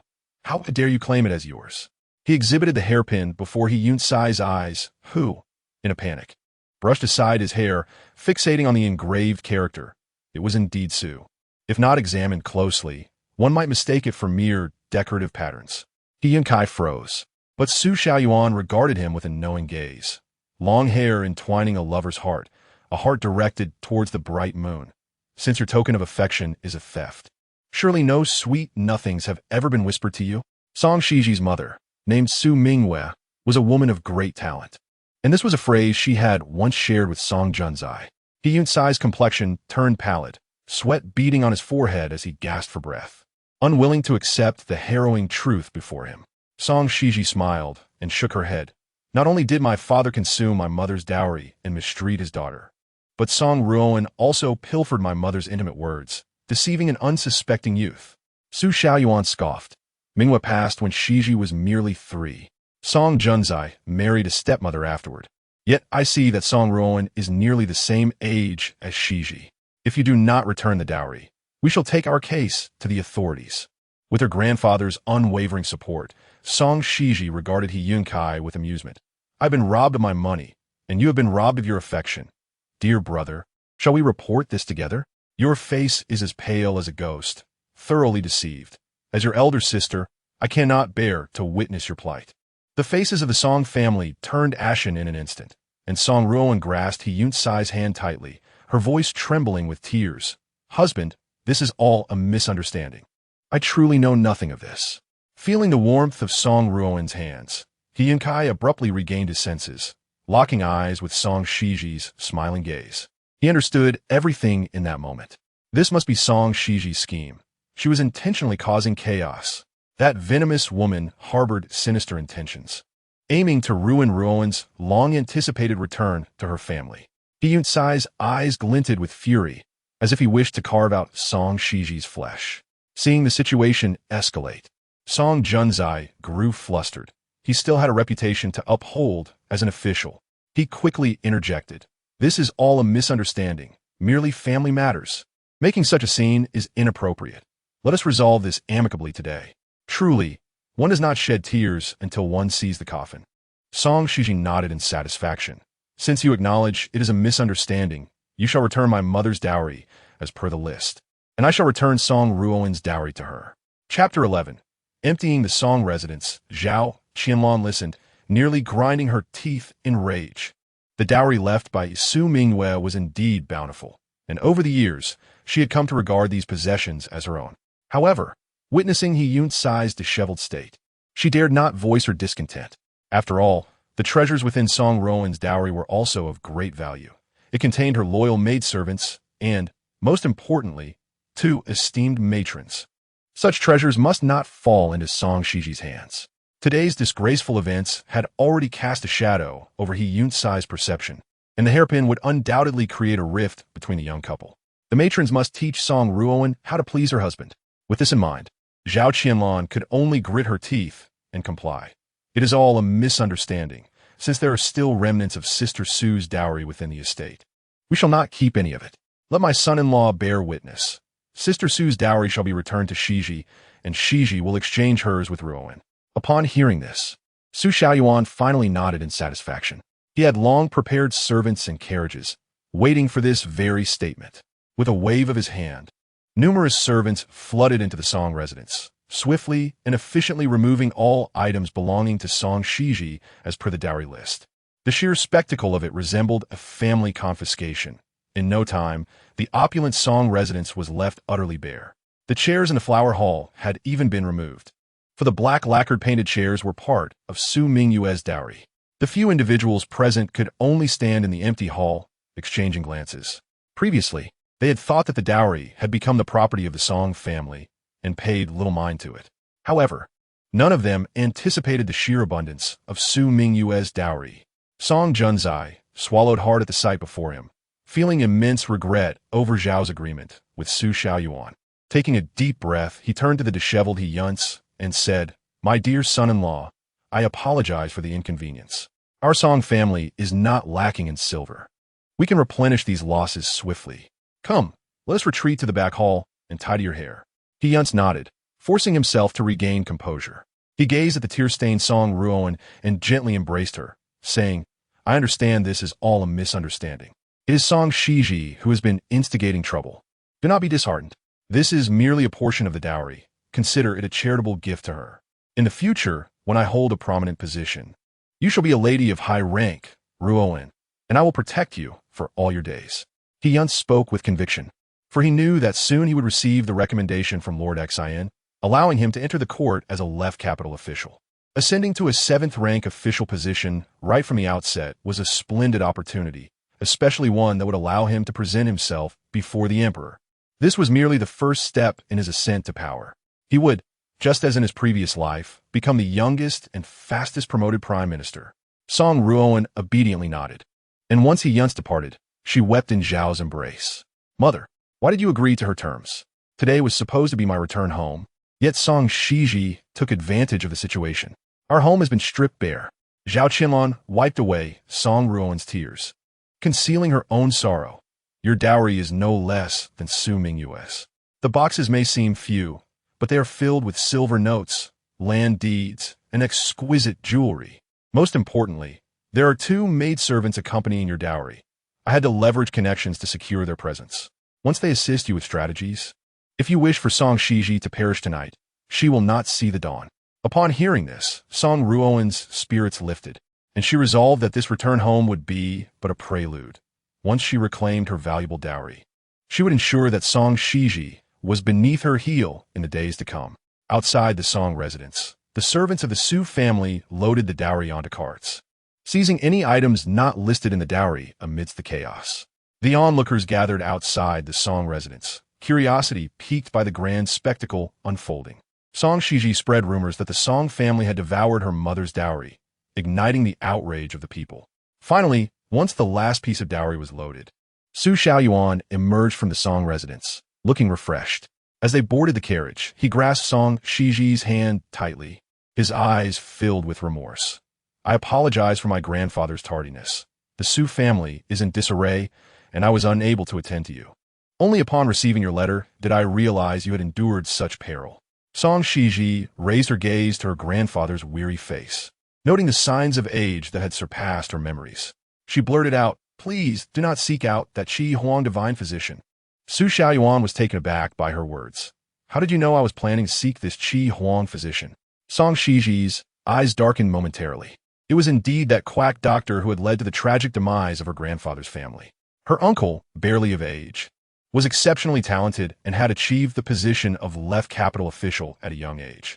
Yet, due to a sudden illness, he lay bedridden, unable to marry or have children, prompting her grandfather to invite the Qi Huang divine physician, rumored to be the reincarnation of Hua, Tuo, and a disciple of BNK. The physician was said to possess miraculous healing abilities. Upon arriving in the capital, he gained fame and attracted the attention of many high-ranking officials willing to pay handsomely for his services. Little did they know he was a fraud, using harsh medicines that treated only the symptoms, not the root cause. Ultimately, her uncle fell victim to the incompetent physician, and her grandmother passed from grief. Her elder uncle blamed her grandfather for losing his daughter in youth, and then inviting the same quack to kill his son, leading to the family's downfall. Though her grandfather appeared carefree, he ultimately took his own life in despair. After her grandfather's death, Song Xizhi oversaw the family's funeral, discovering her grandfather had provided for her and left a considerable inheritance. When He Yunce first entered the court, he filled the vacancy left by her uncle as left capital official, recommended by her grandfather's friend, Xizhi. Her uncle's illness had also spurred Song Xizhi to begin her studies in medicine, yet sadly, her skills developed too late to save him. With these thoughts racing through her mind, she grasped Su Xianyuan's hand urgently. "Grandfather, I have some knowledge of medicine. Allow me to examine my uncle. If I am unable to help, we can seek another physician." Chapter 12. "Madam, you shall earn silver." Upon hearing her words, Su Xiaoyuan displayed a hint of confusion. She realized her declaration was sudden and peculiar, having only learned medicine after marrying in her previous life. Her mentor had recognized her innate talent, allowing her rapid progress. In her days of seclusion, she had not possessed such knowledge, which was why her grandfather hesitated. Just as she was about to explain, Su Xiaoyuan spoke again. "When shall we go?" Taken aback by his lack of skepticism, Song Xizhi was momentarily stunned. She hadn't expected her grandfather to accept her so readily. Seeing her expression, Su Xiaoyuan smiled and patted her shoulder firmly. "Dearest Xizhi, I know that whatever you do is for your uncle's sake. When will you go? I await your decision." His simple words stirred an emotional response within Song Xizhi, igniting her determination to heal her uncle and prevent the tragedies of her past from repeating. "Tomorrow, I shall visit my uncle and pay my respects to my grandmother." It shamed her to admit that she had yet to procure a medicine box or customize her silver needles. She resolved to use Song Ruoan's dowry to order several high-quality sets for her use. After all, one must be extravagant in life. As for the dowry left by her mother, Song Xizhi had initially intended for her grandfather to take it back, knowing their family had fallen on hard times after her uncle's illness. However, Su Xiaoyuan insisted on leaving the dowry with her, so she had no choice but to bring it back to her courtyard. Having wed once, she had already received 2 dowries. Upon returning to her courtyard with her mother's dowry, she found Song Ruoan waiting at the entrance with a servant. The trio of Qingtong, Sanchi, and Baizhu stood guard at the gate, refusing entry to anyone until Song Xizhi returned. Consequently, He Yunce and Song Ruoan could only stand at the entrance, their expressions growing increasingly anxious. As soon as Song Xizhi appeared, He Yunce firmly grasped Song Ruoan's hand and blurted out, "Where is the dowry?" "Song Xizhi, do not go back on your word. I know your character." Seeing Song Xizhi, Qingtong and the others regarded her as a savior and quickly urged her to bring the dowry into the courtyard. Song Xizhi appreciated their eagerness and nodded approvingly at Qingtong. Before she could speak, He Yunce felt neglected and erupted. "You have already promised. What does this mean now? If you refuse to return it, I will inform my grandmother." Before he could finish, Song Xizhi shot Qingtong a look. With a swift motion, Qingtong hoisted Song Ruoan's dowry box and unceremoniously tossed it at He Yunce. The box landed with a thud, followed by a loud yelp of pain as it struck He Yunce's foot, causing him to hop about in discomfort. With a disdainful tone, Song Xizhi remarked, "Take it away. Return Song Ruoan's dowry to her." As Song Ruoan finally relented, her eyes sparkled with anticipation. She eagerly peered into the courtyard and inquired, "Song Xizhi, what about my maid? And the 2 nurses?" Song Xizhi, perplexed, looked at her and replied, "Maid and nurses? I haven't detained them. They must have hurried off to care for you." Taken aback by this, Song Ruoan glanced at the lock on her dowry chest, but thought little of it. After all, their contracts of servitude were still within the chest, and she carried the key with her. Where could the maid and nurses possibly go? They were likely already at her Guanyin pavilion. Thus, with impatience, Song Ruoan watched as her dowry chest was loaded onto a cart, and she hurriedly followed with He Yunce back to Guanyin pavilion. Meanwhile, Song Xizhi instructed Qing Tong and others to record the dowry and move it into storage before returning to her chamber. Leaning against He Jingyan's sturdy chest, she stretched her little feet and blissfully sipped hot milk. This newfound spot was a treasure, warm and comforting, even more so than the soft couch. However, old Nurse Wu entered with a worried expression. "Miss, the second Mrs. Dowry contains nothing but worthless scraps. If you return it like this, what will you do if they raise a fuss?" Song Xizhi calmly shook her head. "She is not a fool. She will certainly cause a scene." Old Nurse Wu's face wrinkled with concern as she gestured toward the man behind Song Xizhi. "So, you plan to use your husband as a shield?" Raising an eyebrow, Song Xizhi handed her cup to old Nurse Wu and playfully patted He Jingyan's abdomen. "I wouldn't dare use him as a shield. Nurse, please fetch the key to my dowry." With a sigh, old Nurse Wu did not ask further and went directly to retrieve the key from storage. When she returned, the news was urgent. "Miss, there's an uproar at Guanmachuan. The second young master has summoned the old madam, and the marquis. They are waiting for your explanation." With a smile, Song Xizhi accepted her dowry key. She then turned and gently tapped He Jingyan's soft lips with her finger. "Sleep well, dear. I shall go earn some silver." She instructed Xizhi and Baizhu to guard the courtyard, allowing no one to enter, and then set off with old Nurse Wu and Qing Tong to He Yunce's Guanyin pavilion. Upon stepping over the threshold, she was met with a scene of utter chaos. Song Ruoan's dowry chests lay open and scattered, revealing tattered bedding and remnants of food. Rats scurried through the gaps of the chests, and a foul stench pervaded the courtyard. At that moment, Song Ruoan was sobbing in He Yunce's embrace, her lips turning pale from distress. The old madam, Huang Shi, and Marquis and Ding observed the scene with ashen faces. As soon as He Yunce's figure appeared, He Yunce furiously confronted Song Xizhi. "Look at what you've done. I have never encountered such a shameless person. You promised to return Ruoan's dowry, yet you filled it with worthless scraps and even included rats. What is your intention?" Huang Shi, equally pale, shook her head. "This is utterly unacceptable. I have never seen such a lowly bride. What kind of thing has Jingyan married?" Song Xizhi, staring blankly at the dowry on the ground, was filled with disbelief. "What is going on? I have never opened my sister's dowry." Song Ruoan, her eyes now red, gasped. "Sister, I knew you would not easily return my dowry. You have always been jealous of the gifts from my maternal grandfather, and now you wish to replace the items in my dowry." Her tears were genuine, for she could not find the contracts, land deeds, or silver notes within the chest. All her maids had vanished. Even if it escalated to the authorities, she demanded an explanation from Song Xizhi. Chapter 13. Is he Song Jun Kai not satisfied? The old madam rubbed her forehead wearily. "Xizhi, what is going on? This dowry was taken from your courtyard." Song Xizhi clutched her dowry key and stepped over the litter, moving a few paces into the courtyard. "Grandmother, I truly do not know. The key to my sister's dowry is in her possession. I simply returned it unchanged, believing she wished to return what belonged to me." Song Xizhi gestured toward a pile of dowry chests in the corner of the courtyard, which were her own dowry yet to be moved from Guanyin pavilion. He Yunce, infuriated by Song Xizhi's act, exclaimed, "Ruoan properly arranged your dowry in the courtyard, eager to return it to you. Yet, you have committed such a vile act. If you do not return Ruoan's dowry intact, I shall insist my brother divorce you." But before He Yunce finished, Song Xizhi bent down and unlocked her dowry chest. With a loud clank, an unbearable stench wafted out. As the chest opened, a swarm of insects erupted forth. Qing Tong swiftly shielded Song Xizhi from behind. Peering inside, he discovered the remains of decayed food, teeming with maggots. Everyone present was stunned by the sight. Even the weeping Song Ruoan stood frozen in shock. Song Xizhi, resolute, opened the other dowry chests.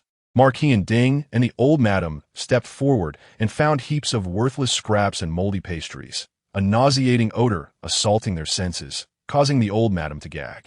Marquis and Ding hurriedly shielded his mother. "This is all rubbish. What is going on?"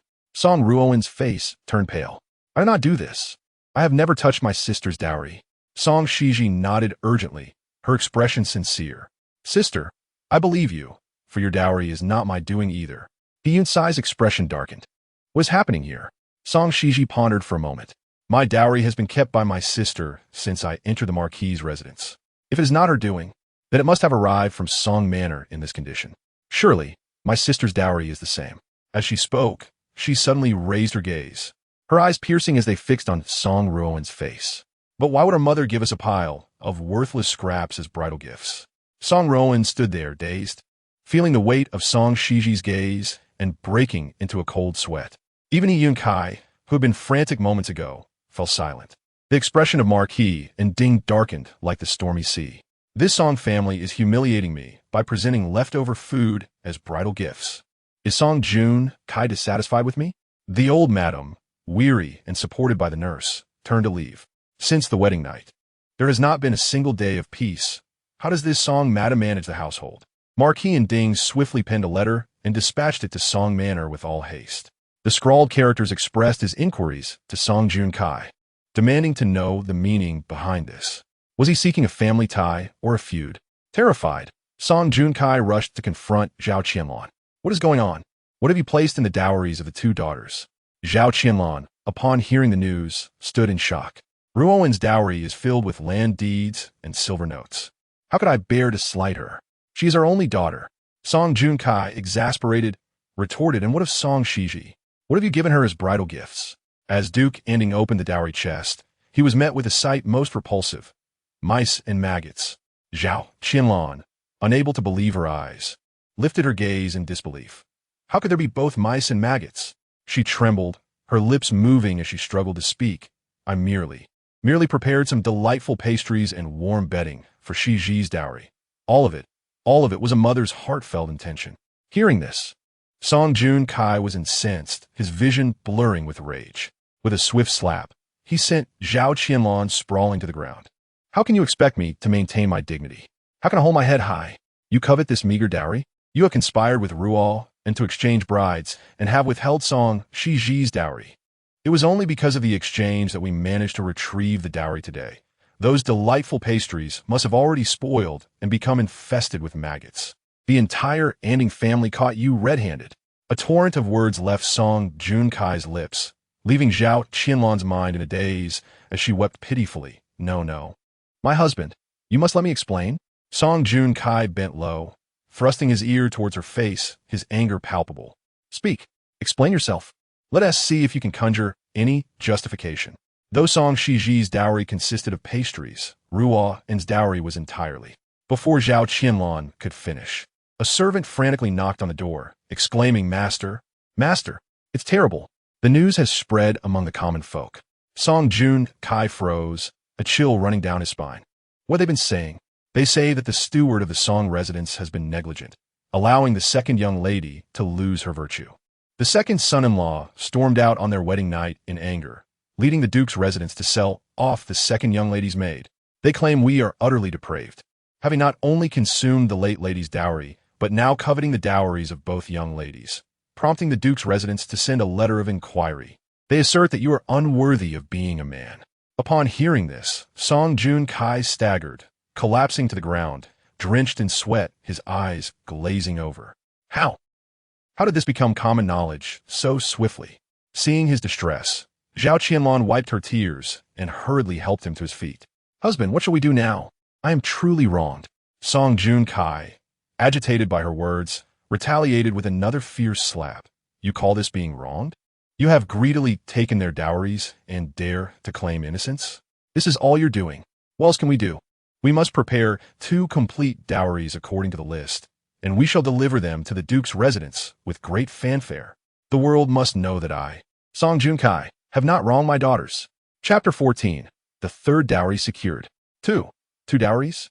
Zhao Qianlan's pale lips quivered as beads of sweat trickled down her forehead. She dared not speak. With Su Mingyue's dowry returned, the Song residence's storeroom was nearly empty.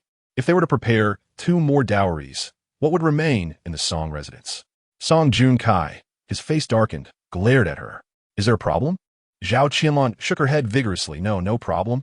I shall prepare it immediately. In a flurry, Zhao Qianlong rushed to the storeroom, nearly emptying it of its treasures. It still proved insufficient. In desperation, she bit her lip and added many of her personal belongings and dowry, finally managing to piece together 2 complete dowries just as twilight fell. Once the dowries were assembled, Song Junkai, in a theatrical display, hurriedly transported them to the Duke's residence under the cover of night, eager to proclaim his innocence to the world. At the Duke's residence, he greeted warmly, "Dear in-laws." It was all a misunderstanding. With a conciliatory smile, he bowed to Duke Anding. The Duke, observing the grand procession of dowries behind him, felt a cloud of gloom begin to lift.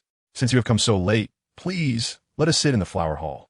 As the servants carried the overflowing dowries into the hall, the guests had already gathered. With a smile plastered on his face, Song Junkai explained, "It is a blessing to forge a connection with my esteemed in-laws. I cherish my 2 daughters dearly. How could I ever act with such negligence?" The dowries were originally complete, but due to Zhao Qianlong's lax management, the cunning servants deliberately switched them, replacing gold and jewels with pastries and bedding. When the dowries were finally opened, the pastries had spoiled, leading to this unfortunate incident. A mere misunderstanding. Song Xizhi listened quietly, a faint smile gracing her lips. She required no defense. Her father had preemptively crafted an explanation for her. "Upon receiving your letter, I investigated the matter thoroughly, and I assure you, this time, the dowries are flawless." As he spoke, Song Junkai waved his hand, commanding the unveiling of the dowry chest positioned behind him. They brimmed with jewelry, fine silks, and exquisite furnishings, everything meticulously prepared. Song Xizhi's eyes sparkled upon seeing the well-organized dowries. It seemed the Song residence and Zhao Qianlong would face significant losses this time. The Duke nodded approvingly at the sumptuous dowries, a smile breaking across his face. "These are all for the children. Have them delivered to their quarters." Moments ago, he had been angered, believing that Master Song was dissatisfied with the marriage. Now that the misunderstanding had been cleared, he felt relieved, though he advised, "Master Song, do be vigilant in managing the household." Seeing the Duke smile, Song Junkai's tension eased, and he nodded, "Rest assured, I shall address the matter properly and restore decorum." The 3rd dowry was at hand. In high spirits, Song Xizhi chimed in, "I knew it could not have been a problem from my mother's side. She has always treated me well. It must have been the servant's mischief. Father, please do not be angry with mother." Hearing his daughter's understanding words, Song Junkai nodded in satisfaction. "When have I ever wronged you?" However, Song Ruoan scrutinized the dowries, noticing the absence of her maid's contract. She felt discontent rise within her. "No, father, there must be an issue. It certainly was not the servants." Her mind racing back to her vanished maid. She shook her head vehemently, tears streaming down her face. "Father, you must investigate this matter. My maid and nurse."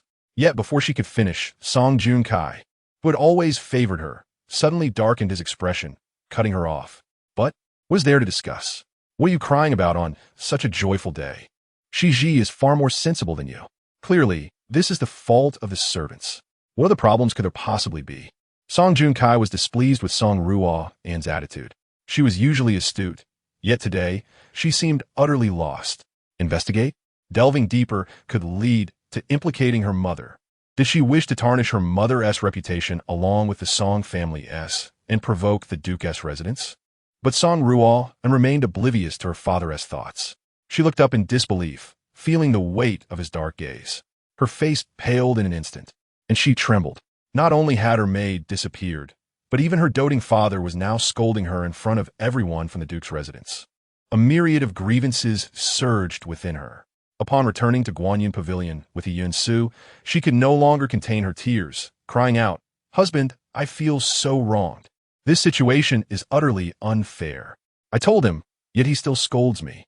Seeing her in such distress, He Yunce's heart nearly shattered.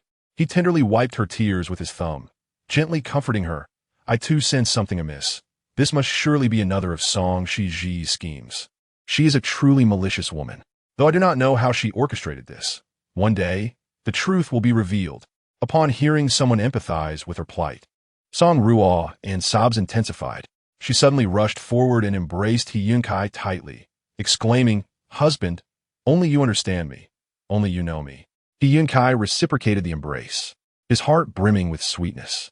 He tenderly caressed Song Ruoan's slightly trembling back, his voice growing hoarse. My Ruoan, I will naturally cherish you. Ruoan. We were schemed against by Song Xizhi on our wedding night and did not consummate our marriage. Let's do so today. Upon hearing this, Song Ruoan held her breath for a moment, her gaze cast downwards, a blend of shyness and anticipation prompting her to nod. In her secluded chamber, she had heard her maidservants speak of marital matters. Though she had listened shyly and only caught fragments, she understood that it was the most enchanting experience in the world. The joys of intimacy, the husband bestowing all worldly delights upon the bed. Her mother had also recounted its wonders before her marriage. It was truly too embarrassing. Song Ruoan's heart raced as she felt her garments gradually peel away from her body, her temperature rising. The curtains fell, and the red candles flickered. She trembled all over, tightly closing her eyes, surrendering to He Yunce's movements, merely awaiting his prowess to unfold, yet feeling nothing. He Yunce's astonished voice suddenly broke through. Ruoan, do you not feel anything at all? Chapter 15. Song Ruoan's heartache in an instant. Song Ruoan felt a chill envelop her entire being. She opened her eyes in astonishment, only to see He Yunce, drenched in sweat, straining with effort. Her mind went blank. She did not comprehend what He Yunce was struggling with, as she felt nothing from his exertions. However, looking into his expectant eyes, she tightly shut her eyes once more and called out randomly a couple of times. Counting silently to 10 in her heart, she called out again. Yet unexpectedly, He Yunce's voice rang in her ears, breathless and tinged with surprise. Ruoan, I have already finished. Are you still in pain? Song Ruoan stared at him in disbelief, her expression vacant, but He Yunce merely held her lovingly, and seeing her pale visage, a twinge of guilt arose within him. Had he been too rough? Had he caused her pain? Feeling He Yunce's embrace, Song Ruoan gazed at him in confusion, her voice trembling slightly. Husband. Husband. He Yunce nodded yes. Do not be afraid, I am here. With a vacant expression, Song Ruoan whispered, shall we try again? Upon hearing this, He Yunce found himself in a quandary. Yet, he concealed his discomfort, merely panting as he adjusted the bedding, saying, perhaps once is enough. I can endure, but I fear you may be hurt if we continue. Song Ruoan was taken aback, her mouth agape, unable to utter a single word. She simply could not fathom how, after such a brief encounter, He Yunce could be so exhausted. At that moment, her eyes began to glisten with unshed tears, but feeling the tenderness in He Yunce's gaze, she forced a smile and said, actually, I am quite tired as well. So, husband, shall we rest? He Yunce leaned down and kissed her forehead, then held her tightly as they lay on the bed. He fell asleep swiftly, and Song Ruoan could even hear his exhausted snores. Listening to the rumbling sounds beside her, a flicker of disgust stirred within her. She freed herself from He Yunce's embrace, turned away, and wrapped her arms tightly around herself.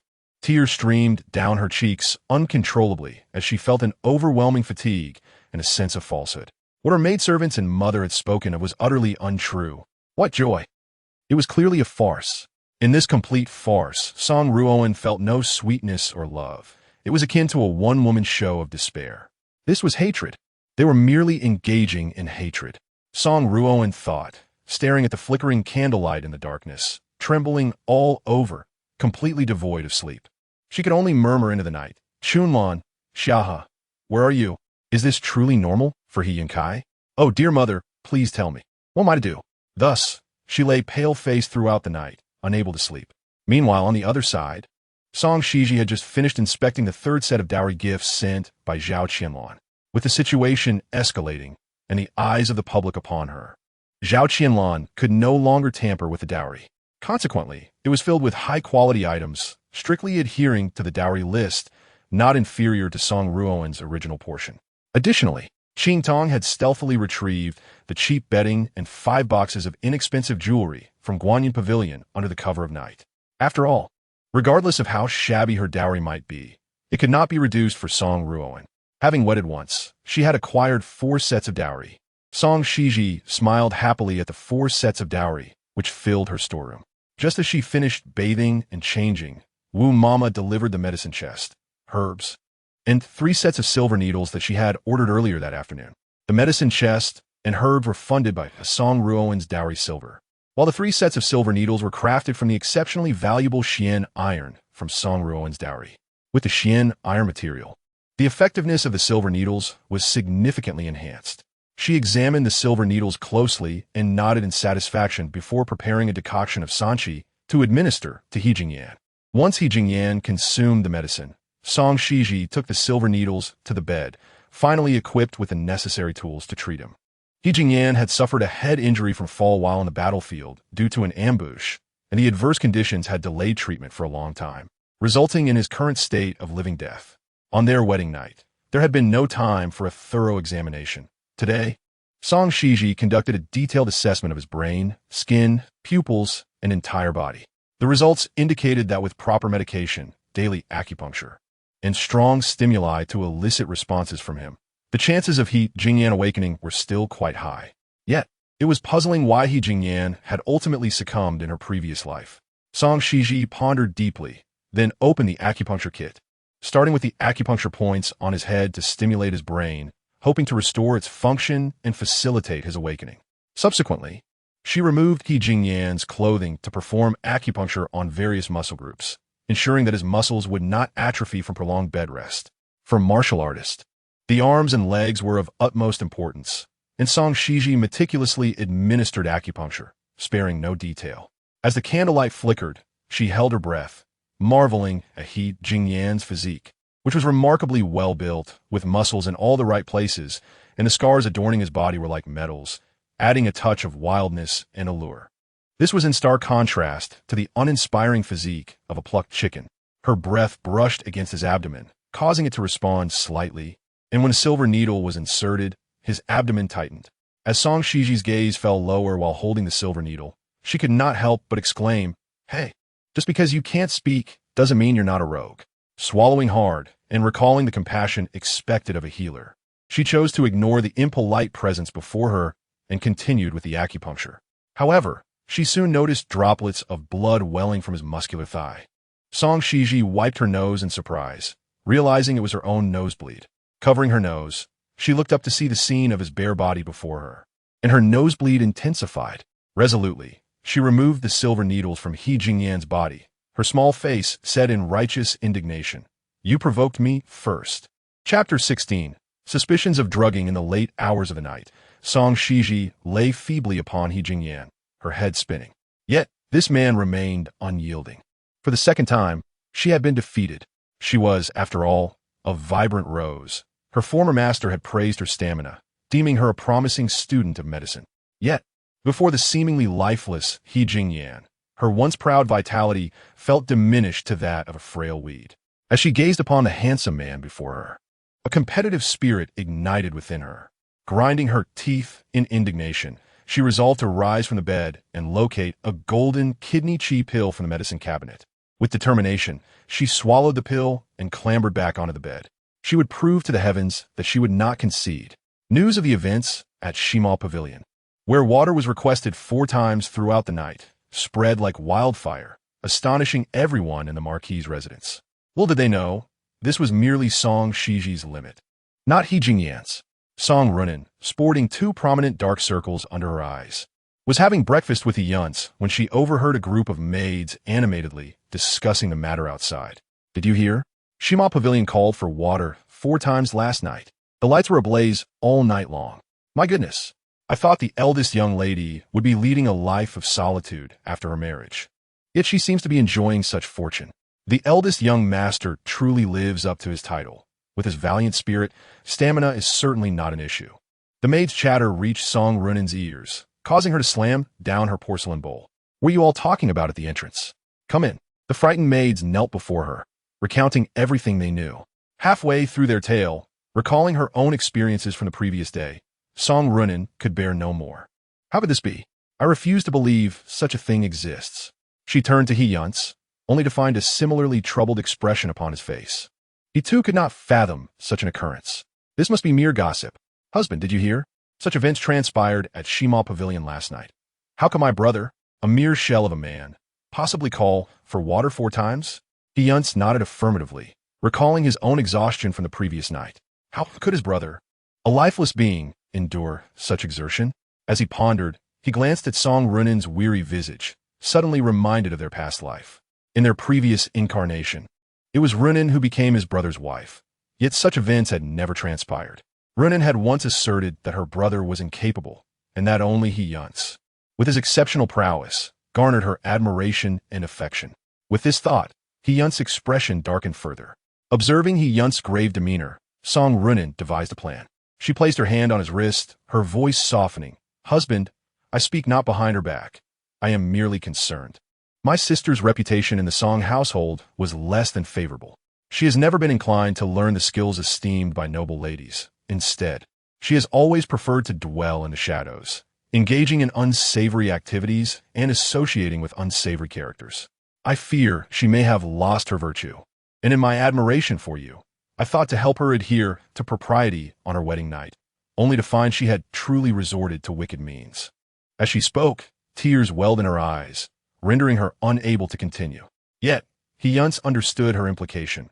Her brother was indeed incapable, and Song Xizhi had procured a potent aphrodisiac, using it to win over their grandmother and secure the treasured family heirloom. Now, having tasted power, she sought to indulge her own desires, disregarding her brother's well-being. In a fit of rage, He Yunce slammed his palm against the table and rose from his seat. Indeed, Song Xizhi was a woman of loose morals, as predatory as a wolf. She had been so in their past life and remained unchanged in this one. Now that he had been reborn, he knew his brother's longevity was at stake, and it was his duty as a brother to preserve his brother's final shred of dignity and prevent that shameless woman from hastening his brother's demise. He Yunce grasped Song Ruoan's hand firmly and declared, "Ruoan, I am grateful for your revelation. I must expose Song Xizhi's malevolent deeds to our grandmother. I shall seek to annul my brother's union with her." Joy surged within Song Ruoan as she looked up at He Yunce, offering him a radiant smile. "Husband, I shall accompany you." The circumstances surrounding He Jingyan's condition were beyond the capabilities of an ordinary person. It was evident that Song Xizhi had employed some nefarious means. Should the Marquis's physician investigate, they would surely uncover the deterioration of his health. Once it was known that Song Xizhi had exploited him, neither their grandmother nor the Marquis would spare her. How could He Yunce be deemed ineffective? He wished to ensure that Song Xizhi would share in the burden of a life of solitude.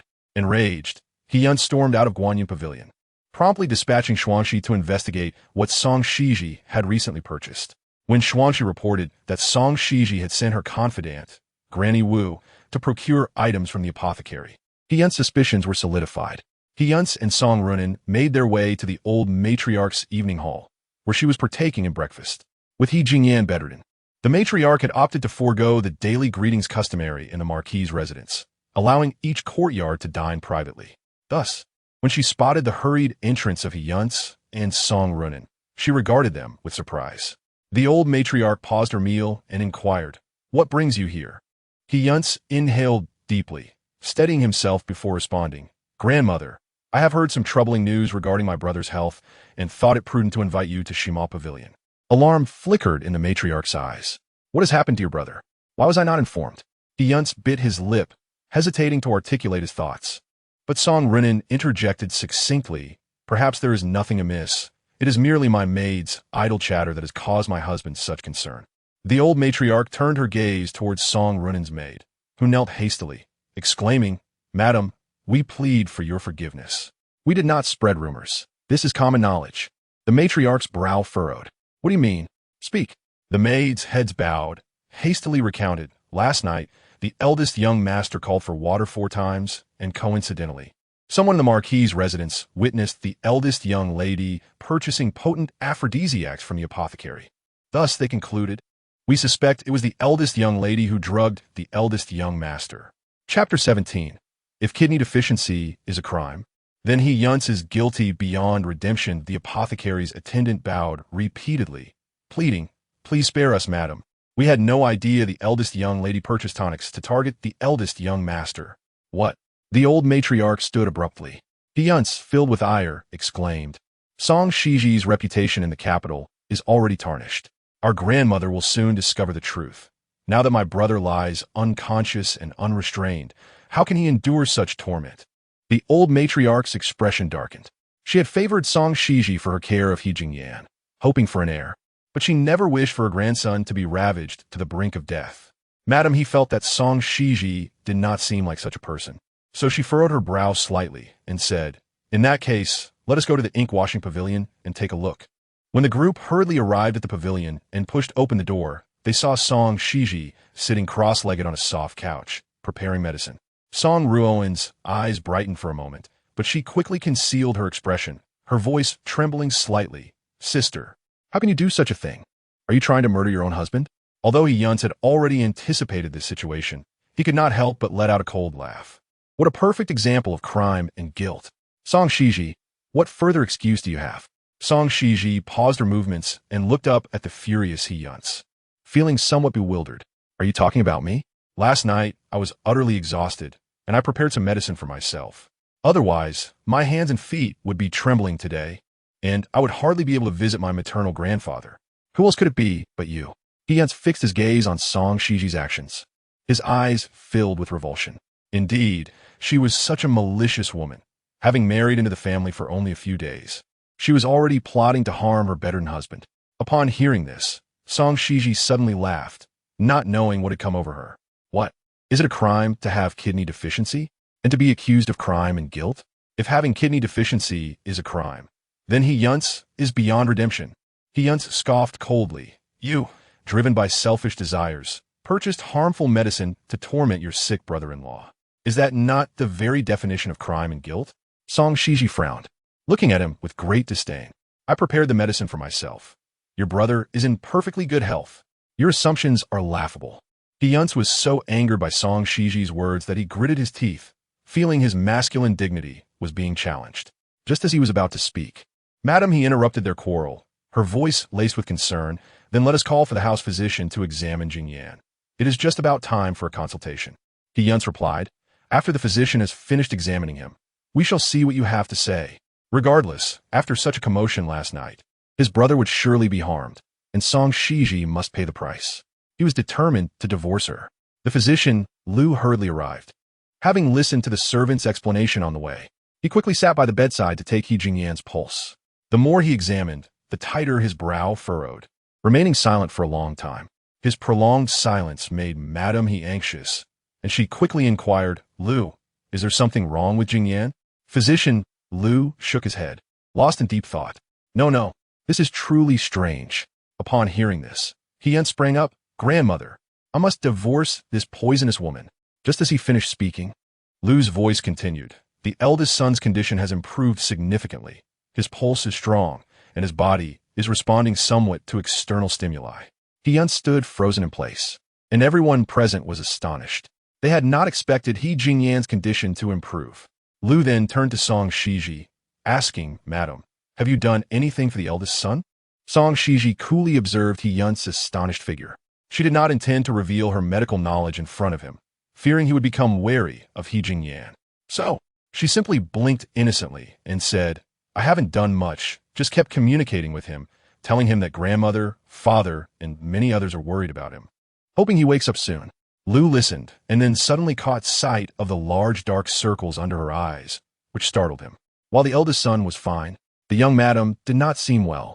In the end, one should not regret the sacrifices made for love, even if it leads to exhaustion. The young madam has only married for a few days. She must not tire herself out from taking care of the eldest son. Upon hearing this, Song Xizhi felt a twinge of guilt, but she nodded and softly replied, "Thank you for your concern, Dr. Lu. I'm just a bit fatigued." Physician Lu took her pulse and grimaced slightly. "You should purchase some medicine to nourish your kidneys. The young madam's body is in a dire state."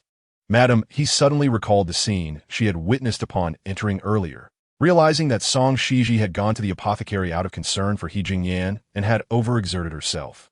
She felt both comforted and pained. "Xizhi, while you care for Jingyan, you must also pay attention to your own health." Physician Lu nodded in agreement, commending Madam. "You have married a wonderful daughter-in-law." He Yunce and Song Ruoan stood there in stunned silence, listening to Lu's unreserved praise for Song Xizhi. Both fell into a deep silence.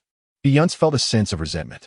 He could not believe that after calling for water 4 times last night, his brother's condition had not worsened but instead improved. So, he spoke up, "But Dr. Lu, if my brother was forced to call for water 4 times last night and indulged excessively, Wouldn't that have an adverse effect on his health? Physician Liu was momentarily taken aback, then burst into laughter. For times is quite normal. If I may speak frankly, the eldest son's vitality is likely far beyond that. It must be the external stimulus that is gradually helping him recover. This, too, is a viable method. Hearing this, Song Ruoan recalled He Yunce's behavior yesterday. It seemed her suspicions had not been unfounded. It was not that their marital life lacked enjoyment, but rather that He Yunce was truly abnormal. Realizing this, her face turned as pale as a sheet. He Yunce stood rigidly, his neck stiff, and he fell silent. On the other hand, Song Xizhi, noticing the newlywed couple's pallor, finally understood why they had reacted with anger and suspicion upon hearing about her actions last night. Song Ruoan likely only now grasped that her husband, a seemingly able-bodied man, was even less capable than a lifeless corpse. He was utterly incompetent. Shrugging, Song Xizhi looked at Song Ruoan, a playful smile gracing her lips. With my husband unconscious, my brother-in-law seems particularly concerned about these matters, eager to dismiss me at the slightest trouble. As the elder sister-in-law, I feel somewhat distressed. Chapter 18. High aspirations, low abilities, madam. He, upon hearing this, turned her gaze to the silent He Yunce. She felt that her grandson was far too idle, idling in the inner courtyard day after day. What sort of behavior was this? Suppressing her disappointment and displeasure, "Madam," he said, "Yunce, if you are so idle, perhaps you should go out and socialize. See how you might secure an official position." "Madam," he spoke bluntly, her tone carrying a hint of reproach. "Now that your brother is in a coma, you must take on the responsibilities of the marquisate and learn from your brother's past example, rather than hiding at home all day, prying into your sister-in-law's private matters. Your sister-in-law is not someone you can simply cast aside. This matter must not be mentioned again." Madam, his dissatisfaction was palpable, and her words did not spare the presence of others, leaving He Yunce's face alternating between shades of blue and white. He felt utterly humiliated. Physician Liu, sensing the tension, quickly excused himself, and the servants averted their eyes. He Yunce felt Song Xizhi's amused gaze upon him, lingering on him. He clenched his teeth and straightened his back. "No need for grandmother to worry. I have my plans. Soon, someone who appreciates my talents will come to recommend me." Hearing this, Song Xizhi suppressed her desire to laugh. The benefactor He Yunce referred to couldn't possibly be the Vice Minister Xizhi, could it? In her previous life, when her uncle's illness showed no signs of recovery, her maternal grandfather replaced him and, out of concern for her, mentioned He Yunce. After her uncle's passing, Mr. Xizhi, filled with sorrow, took special note of her grandfather's words and ultimately recommended He Yunce, allowing him to assume the position of left scholar. Owing to her uncle's slight favor, Mr. Xizhi took it upon himself to mentor He Yunce, offering guidance with great patience and frequently promoting him. However, she refrained from explaining the circumstances to He Yunce, fearing it might cause him to feel inadequate, merely stating that Mr. Xizhi held him in high regard. To her surprise, He Yunce took her words to heart and has since held onto them dearly in this life. Upon hearing He Yunce's remarks, the matriarch of the He family expressed her disbelief. She found her inept grandson somewhat exasperating and simply remarked, "There is a vacancy for a school attendant in the secretariat, a 9th-rank official position, which your father has secured for you. You are to go there tomorrow." Although the role of school attendant was not prestigious, it was indeed a favorable position with a leisurely workload and generous compensation, promising a bright future. If he proved capable, his advancement would be swift, often regarded as a commendable starting point for scholars. However, upon learning it was a 9th-rank position, he dismissively rejected it without a second thought. A mere 9th-rank official? How long would it take to be promoted to 7th rank? The matriarch was taken aback, staring at him in disbelief. "Are you not satisfied with this? Do you realize how much influence your father exerted to secure this position for you?" Naturally, He Yunce was dissatisfied. He understood the difference between 7th and 9th ranks. With Mr. Xizhi's support, he was assured of opportunities for advancement, while elsewhere, despite his own abilities, prospects would not be as promising. He envisioned replicating his previous life's path to become the youngest prime minister in history, allowing Ruoan to enjoy the status of a first-rank noblewoman. "Please, grandmother, help me decline my father's offer. I have found a better opportunity, one far superior to that of a school attendant." The matriarch's eyes widened in astonishment, convinced her grandson had lost his senses. "Yunce, in life and work, Do not aim too high beyond your reach. Your brother has concealed his identity to join the military, rising from a nameless soldier step by step. Brother, brother. The mention of his brother darkened He Yunce's expression, and without a word, he turned and left the room. He felt that his grandmother had always favored his brother, often using him as a benchmark. Yet, regardless of his brother's prowess, he now lay in a coma, reduced to a mere shell of his former self. In the days to come, it would be He Yunce who would uphold the family name. Once he attained the position of prime minister, his grandmother would understand the folly of her current words. He Yunce's defiance left the matriarch seething with anger, clutching her chest as she was assisted to a soft couch by Song Xizhi, needing a moment to regain her composure. Meanwhile, Song Ruoan, witnessing the matriarch's distress, hesitated for a moment before rushing out to catch up with He Yunce. Husband, please slow down. Upon hearing her voice, He Yunce gradually slowed his pace, waiting for her to catch up. Song Ruoan, reflecting on a matriarch's earlier words, felt anxious and breathless. Husband, are you truly not going to the secretariat tomorrow? Opportunities do not wait for anyone. If you miss this chance, regret will be futile. Seeing the flush on Song Ruoan's cheeks from her hurried run, He Yunce's anger began to dissipate. He affectionately caressed her face. Do you believe your husband deserves only a ninth-rank position? How could I fulfill my promise of making you a first-rank noblewoman with such a minor post? Rest assured, Mr. Xin will soon promote me to the 7th rank as left scholar, a position that will allow me to be seen before His Majesty. Listening to He Yunce's confident declarations, Song Ruoan's doubts melted away. His certainty suggested that he had already arranged matters with Mr. Xin, entering the officialdom as a 7th-rank official in the presence of His Majesty. His future was indeed limitless. Her eyes sparkled with admiration, perceiving the man before her as extraordinarily handsome. If He Yunce were to ascend, granting her the status of a first-rank noblewoman, she felt she could endure any shortcomings he might possess. Meanwhile, after the matriarch's departure, Song Xizhi gathered her medical supplies and took a carriage to her grandfather's home. The Su family, a lineage of scholars, had served in official capacities for generations. Su Xiaoyuan had risen to the rank of censor, leading a life of integrity, never biased or partisan, a true loyal minister. However, following the deposing of the former empress, he had advised the emperor against his wishes, resulting in his demotion to an official in the Ministry of Justice, distancing him from political power until his retirement. As Song Xizhi pondered these matters, the carriage jolted to a stop, and Wu Mama whispered in her ear, "Miss, we have arrived at the Su residence." Supporting Wu Mama, she alighted from the carriage to find her grandfather and grandmother waiting at the entrance. Her stern uncle, Su Mingrun, clad in a traditional blue robe, stood with arms crossed, awaiting her arrival, his expression sour. In her past life, Song Xizhi had kept her distance from her grandfather's family, primarily due to her fear of this stern uncle, who was both critical and sharp-tongued, with a temperament akin to a foul stone in a latrine. In her previous encounters with him, she had always kept her distance, responding with silence to his remarks, avoiding listening to him altogether. "Xizhi, you have come." Su Xiaoyuan beamed upon spotting her. His wife, Zheng, stepped forward, grasping Song Xizhi's hands tightly. "Good child, you have grown." As Song Xizhi gazed into her grandmother's graying hair, her eyes misted with emotion. Just as she opened her mouth to speak, her uncle's voice cut in abruptly. "Once married, do not wear such bright clothing. I believe dark green and deep blue suit your status much better." Song Xizhi's lips twitched at his remark. Where did this antiquated sense of aesthetics come from? In this life, she resolved to teach this foul stone a lesson. Chapter 19. The entire family is unlucky her uncle, frail and aged, still insisted that others refrain from wearing vibrant colors. Song Xizhi's voice rang out brightly. Upon hearing this, Su Mingrun, already frail, felt darkness encroach upon him, and his meticulously groomed goatee became disheveled in the wind.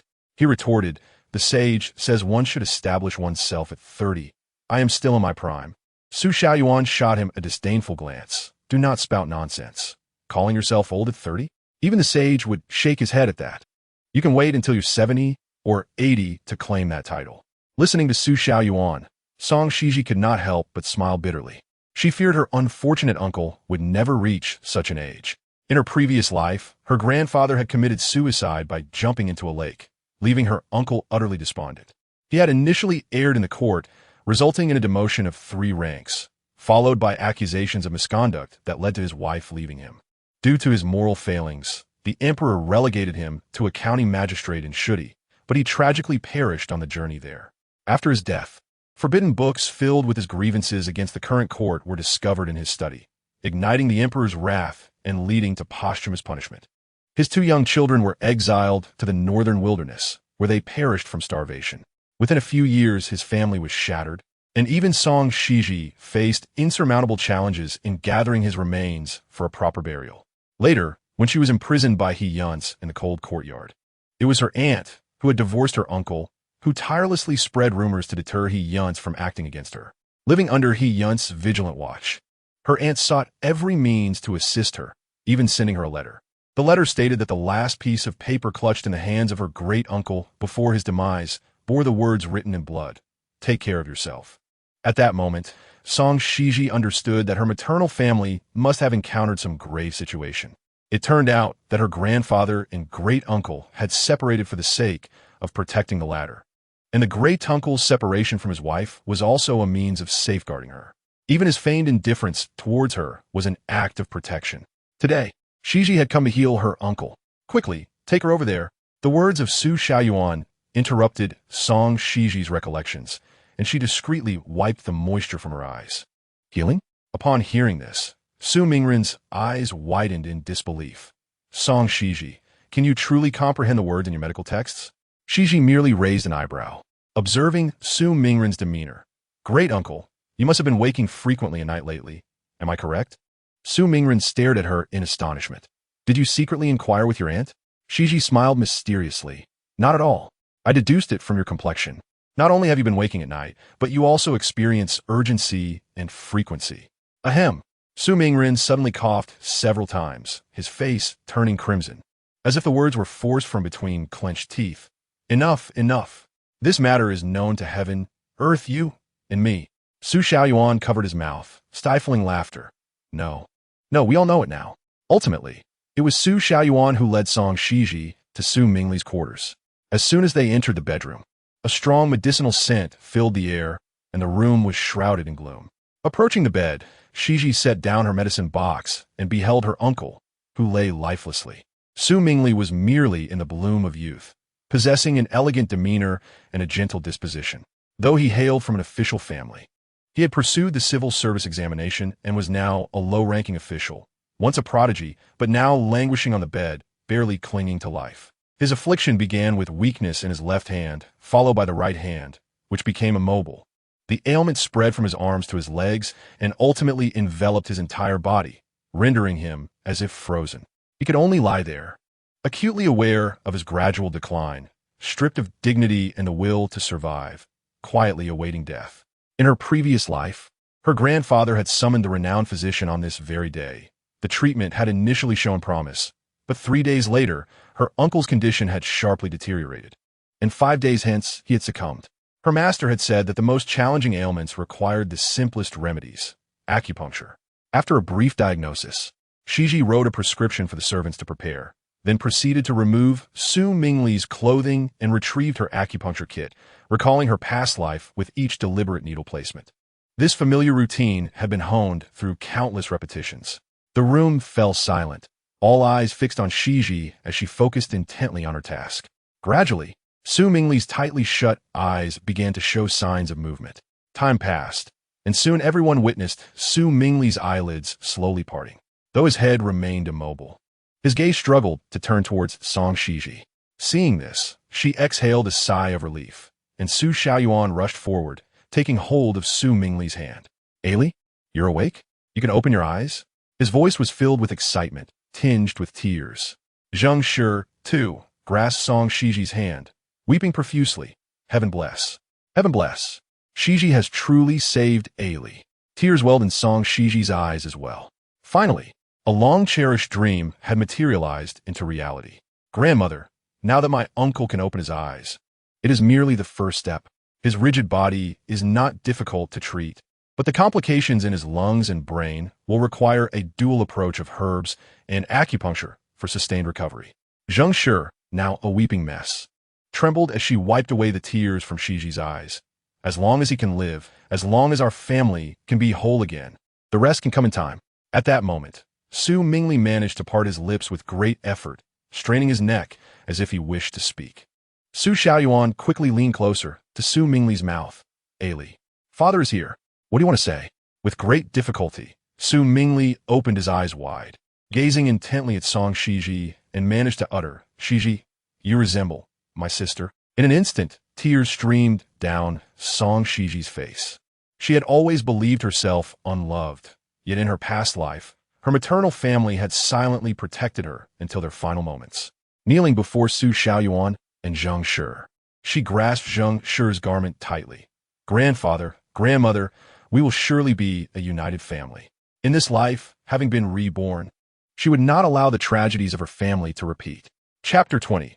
He Yunce waits for opportunity. The usually stoic Su Mingren, upon witnessing this scene, also wiped the moisture from his eyes, stepping forward to envelop the three of them in his embrace. Xizhi, do not weep. Everything will be well with your uncle. After having dinner at the Su residence, Song Xizhi lingered until Su Mingli finished his medicinal soup before departing.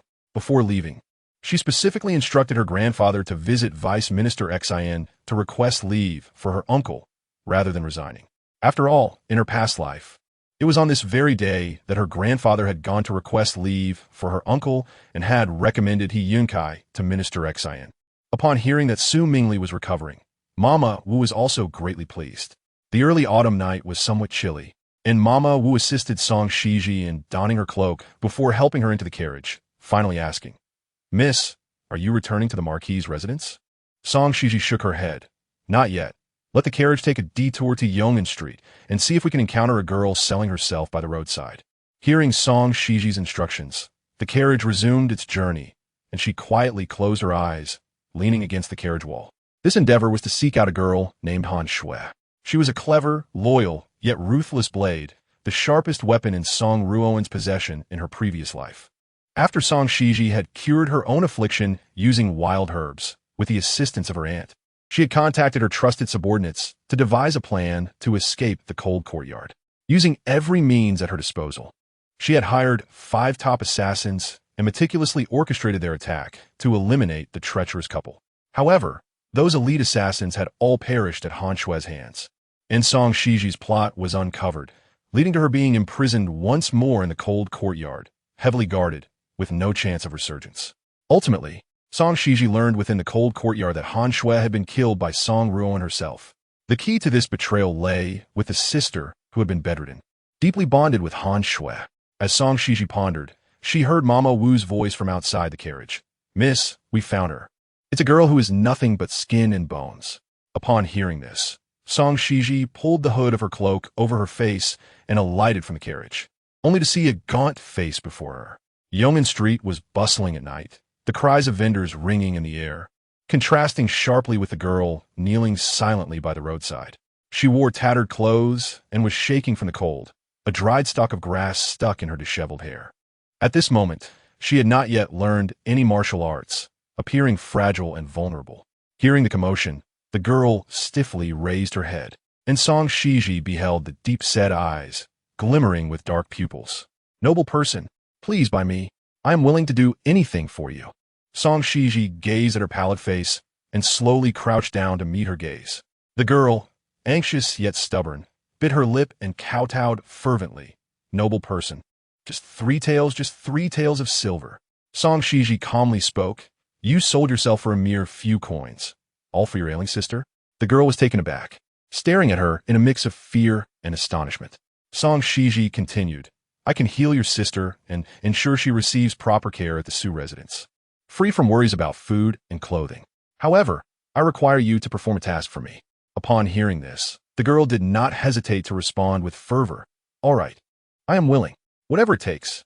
Song Xizhi gazed at the somewhat familiar face, perceiving a resilience akin to the dried grass atop her head. In due course, that very resilience became her lethal weapon. From now on, you shall be called a Lien. I will provide you with a set of emerald green garments. Starting tomorrow, you shall wear those clothes and seek a new place to sell yourself. Lien stood there, momentarily stunned. Song Xizhi leaned in and whispered a few words in her ear. Following this day, Song Xizhi arranged for Lian's sister to be taken to the Su residence for recuperation, a gesture that was both a thunderous blessing and a gentle rain for Lian. Not only could Song Xizhi firmly grasp Lian's fate, but she also ensured Lian's peace of mind. Moreover, she visited her maternal home daily to treat her uncle and Lian's sister. That night, the Duke of Ending summoned the idol He Yunce to his study. Recently, He Yunce had been engrossed in a romantic entanglement with Song Ruoan, his blissful demeanor increasingly irking the Duke. Sitting at his desk, he rapped his fist upon the table, producing a series of sharp knocks. He Yunce, time has passed, and the vacancy at the School of Books has vanished. It's a 9th grade position. What do you intend to do now? Not only had the vacancy disappeared, but the Duke also had to swallow his pride and apologize to the relevant parties. He Yunce casually rubbed his nose, remaining unfazed. A 9th grade position is insignificant. A noble will soon recommend me. Father, it should be within the next day or two. There was a trace of confidence in He Yunce's voice, leaving the Duke perplexed. You have neither participated in the imperial examination nor achieved anything noteworthy. What noble would take notice of you? He Yunce shrugged. How could Vice Minister Xizhi not be my patron? He is sending the 7th grade left attendant my way. In his previous life, He Yunce had indeed felt insecure at first. However, with Vice Minister Xizhi's affirmation and support, he discovered his own remarkable talents, realizing he was merely a pearl obscured by dust. Upon hearing this, the Duke furrowed his brow. The position of left attendant is not vacant. Even if Vice Minister Xizhi regards you highly, he cannot recommend you for a 7th grade position. The Duke continued, contemplating. Currently, that position is held by your sister-in-law's maternal uncle, a capable individual. He Yunce scoffed at this. What talent? Merely a sickly wretch. His end is near. As He Yunce spoke, a sense of unease settled in. In his previous life, 3 days prior, Su Mingli had requested to resign from his official post, and Vice Minister Xizhi had immediately recognized He Yunce. Thus, before Su Mingli's demise, He Yunce had secured the position of left attendant. Therefore, whether Su Mingli lived or died had no bearing on his own ambitions. Was it because he had recently been enraptured by Ruoan's affections, missing the opportunity to meet Vice Minister Xizhi? Had Vice Minister Xizhi failed to see the brilliance of his talent, while Su Mingli lingered on the brink of death, leading to a reluctance to part with him? No. He must take the initiative to meet Vice Minister Xizhi and showcase his talents that far surpassed Su Mingli's. Chapter 21. A visit to the Xizhi residence. With this thought, He Yunce confidently addressed the Duke. The position of left attendant is undoubtedly mine. In the future, I will elevate the Duke's household. The Duke, without a moment's hesitation, replied, Forget it. I do not expect you to achieve as much as your brother. I merely hope you can maintain our family standing. Brother. Always the brother. The grandmother and father incessantly spoke of the bettered in man. He Yunce, vexed, retorted, Father, on what grounds do you claim I am inferior to my brother? The Duke looked up, initially intending to articulate how he fell short in every aspect, but ultimately inhaled deeply, softening his tone. Very well. Tomorrow you shall accompany me to the Secretariat to apologize and see if there are any vacancies. He Yunce scoffed, his tone resolute. No. Tomorrow I will pay a visit to Vice Minister Xizhi. The Duke stared in disbelief. What do you intend to do? He Yunce shook his head, lamenting, Father, you truly are aging. You are oblivious to the court's dynamics and cannot discern talent. The Duke abruptly rose, feeling a buzzing in his head. Unfilial son. What did you say? Leave? Get out. He Yunce straightened his back, unfazed. Tomorrow, if I do not earn Vice Minister Xizhi's trust and recognition, you may cast me out of the Duke's residence. However, please prepare beforehand to celebrate my ascent. Having said this with an air of composure, he turned and left the study without hesitation, leaving the Duke seething, collapsing into his chair in frustration. The next day, He Yunce arose early, indulging in a fragrant bath before personally visiting Vice Minister Xizhi. Before departing, he brought along a piece of artwork, a bamboo painting by a renowned artist, which had been Vice Minister Xizhi's favorite in his previous life. This time, He Yunce was better prepared than before, confident that he could garner even more appreciation from Vice Minister Xizhi. However, upon arriving at the gates of the Xizhi residence, he was halted by the doorkeeper. I would like to see Vice Minister Xizhi. Please inform him. The doorkeeper regarded him with indifference, waving his hand dismissively. Not today, not today. The minister is resting and will not meet with outsiders. He Yunce, unfazed, stepped forward and discreetly pressed 2 silver coins into the doorkeeper's hand. I'm not an outsider, but rather Vice Minister Xion's future favorite student. If you inform him, he will surely appreciate me, and you will benefit in the future." The doorkeeper, taken aback, scrutinized He Yunce. Many scholars sought an audience with Vice Minister Xion, some possessing remarkable talent and others handsome looks. But it was his first time encountering such self-assuredness.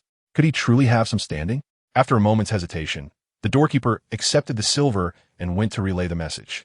At that moment, Vice Minister Xion was seated on his bed, feeding his wife medication. When he heard the report, his hand paused. "Did I not say I would accompany my wife today and not meet with outsiders?" The servant frowned. The doorkeeper initially refused, but this man is quite confident, claiming that if you meet him, you will undoubtedly appreciate and promote him. He appears to have some significance. Hearing this, Vice Minister Xion's curiosity was piqued. Who was this individual with such confidence? Vice Minister Xion's wife smiled gently, taking the bowl of medicine from his hand. "If you are curious, then go see him." When Vice Minister Xion hurriedly emerged, he encountered a spirited young face. He stood tall and composed, adorned with a jade crown and a light blue robe embroidered with silver bamboo leaves, the very bamboo he cherished. Observing He Yunce in his azure attire, reminiscent of the graceful bamboo, Vice Minister Xion felt a lift in his spirits. "Young man, you are here to see me?" He Yunce recognized the familiar face, a refined gentleman in his 50s who had been his mentor in a past life. His heart raced, and his voice involuntarily rose. "I am He Yunce from the Duke of Nding's household, here today to propose a strategy to alleviate the court's concerns regarding tax revenue." Upon hearing these words, Minister Xion paused momentarily, and then his eyes suddenly brightened. The court was currently facing a financial crisis, despite the peace in the realm and a burgeoning population. The treasury was exceedingly strained. This unresolved issue had long been a source of distress. As Minister Xion pondered over this, his smile became somewhat more genuine. "In that case, please come in and take a seat." The two settled in the study. He Yunce sensed the approving and encouraging gaze of Minister Xion, which made him feel slightly anxious. Nevertheless, he sipped his tea delicately and spoke at a measured pace. Given the financial strain on the court, it is imperative to implement fiscal reforms, redefining the distinction between the national treasury and His Majesty's private coffers. Furthermore, taxation should transition from a headcount basis to an asset-based assessment. This method had been imparted to him by the esteemed Minister Xion in his past life, and for proposing it, he had garnered significant acclaim in the court, even receiving praise from the emperor himself. Judging by subsequent developments, it was indeed a monumental reform that would benefit future generations. Minister Xion narrowed his eyes as he listened, the smile on his face momentarily stiffening, though he quickly regained his composure. "This is an excellent idea, demonstrating keen insight into the court's circumstances. Do you have any official titles? Or where are you currently employed?" Upon hearing this, He Yunce could hardly contain the surge of excitement within him. He rose hastily and clasped his hands towards Minister Xion. "I hail from the Nding Marquisate, and I am currently just a commoner. If you do not mind, I would be honored to become your disciple." Minister Xion regarded him thoughtfully and nodded. "With your level of insight, I would be delighted to accept you as my student. Your embroidered blue bamboo is quite exquisite. It would indeed be a waste of talent to merely remain a student." He Yunce's heart raced at this affirmation. Truly, even in this life, Minister Xion continued to recognize his potential. He quickly presented the blue bamboo painting he had carried with him, striving to maintain his composure as he respectfully stated, "This is a token of my esteem." Minister Xion slowly unfurled the painting, and upon seeing the blue bamboo depicted, his expression shifted dramatically. "This blue bamboo painting is, in fact, my favorite piece. Is this your imitation?" Feeling triumphant at Minister Xion's unexpected reaction, He Yunce confidently replied, "No, it is not an imitation. It is the genuine work, painstakingly sought out by me." Minister Xion then inquired quietly, "Should your strategy prove successful, what sort of reward do you seek?" Elated, He Yunce exclaimed, "I am particularly skilled in the position of left assistant, and I humbly request your recommendation to help me secure this role." Minister Xion's gaze deepened as he regarded him. "That position is not currently vacant. Lord Su is merely unwell and will return to court in a month. Are you aiming for his position?" He Yunce paused, then shook his head. "No. Su Mingli is on the brink of passing. The position of left assistant will soon be vacant. The court is in need of personnel, and I would be the ideal candidate to fill it." As soon as he finished speaking, an overwhelming silence enveloped the spacious study. Minister Xen abruptly rose from his seat, his voice laced with unbridled fury. "How dare you? You have investigated my private preferences and attempted to bribe me with a masterpiece. And now you aspire to usurp Minglie's position." Taken aback, He Yunce looked up to find Minister Xian's face contorted with rage. Chapter 22. Throw him out. Few knew of his fondness for blue bamboo and its resilient character. Thus, when Minister Xian observed He Yunce standing there in his blue robe, brimming with vigor, he had felt a flicker of admiration. However, when He Yunce proposed the differentiation of private and national treasuries, Minister Xian sensed something was amiss. That very strategy had been suggested to him by Su Mingli, yet due to Su's serious illness, it had been set aside. Initially, Minister Xian considered it mere coincidence. Perhaps others had come to the same conclusion, which would indicate that He Yunce was indeed a person of merit. Yet, He Yunce was nothing but a commoner, unfamiliar with court dynamics, and had even dared to use his beloved blue bamboo painting as a bribe, openly coveting the position of his cherished disciple. This was evidently his true intention. Su Mingli was his beloved pupil. He was still alive. A coincidence might be overlooked, but multiple coincidences could only be the machinations of a scheming individual. As a minister, the most intolerable offense was for someone to pry into his private affairs and engage in bribery. Minister Xen, seething with anger, felt his face flush and his chest heave with indignation. "Someone, throw him out. Get him out of here." He Yunce stared in disbelief at Minister Xian's sudden change in demeanor, his eyes wide with incredulity. "No, it was precisely because Su Mingli was nearing death that you recognized my worth in my past life. Why are you so enraged when this matter is mentioned now?" "Master, I am your favored disciple," He Yunce exclaimed in disbelief. Yet Minister Xen, consumed by fury, slammed his hand on the table. "Mingli is my favored disciple.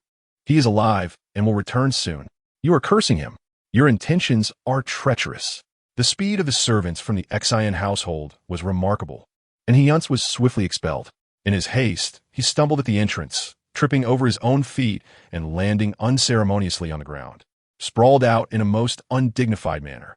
Passers-by gawked at the scene, murmuring amongst themselves, "Isn't that the good-for-nothing from the Inding Marquis? He was thrown out by Minister Xian? It seems he must have offended him.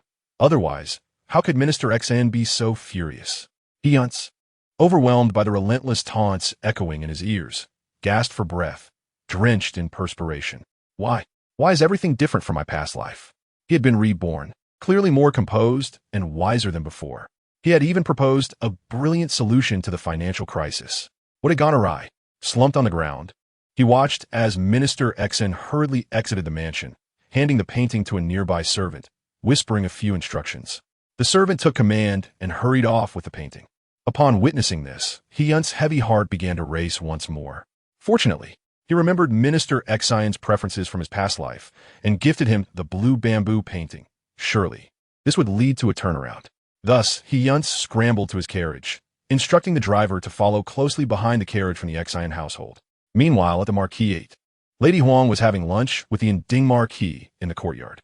Suddenly, a servant rushed in, exclaiming, Madam, you instructed me to pay attention to the happenings outside, and indeed, the carriage from the Xian household is hastily heading towards the Marquis.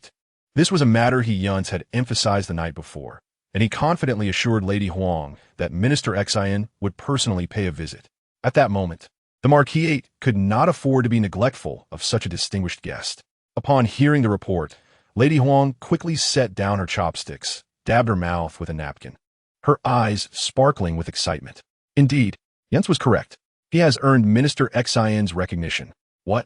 The Inding Marquis also set down his chopsticks, astonished. Lady Huang shot him a playful glare. Neither you nor your mother believe that Yunce could measure up to his brother. You dismissed everything he said without a thought. Last night, Yunce came to me in a huff, claiming you looked down on him.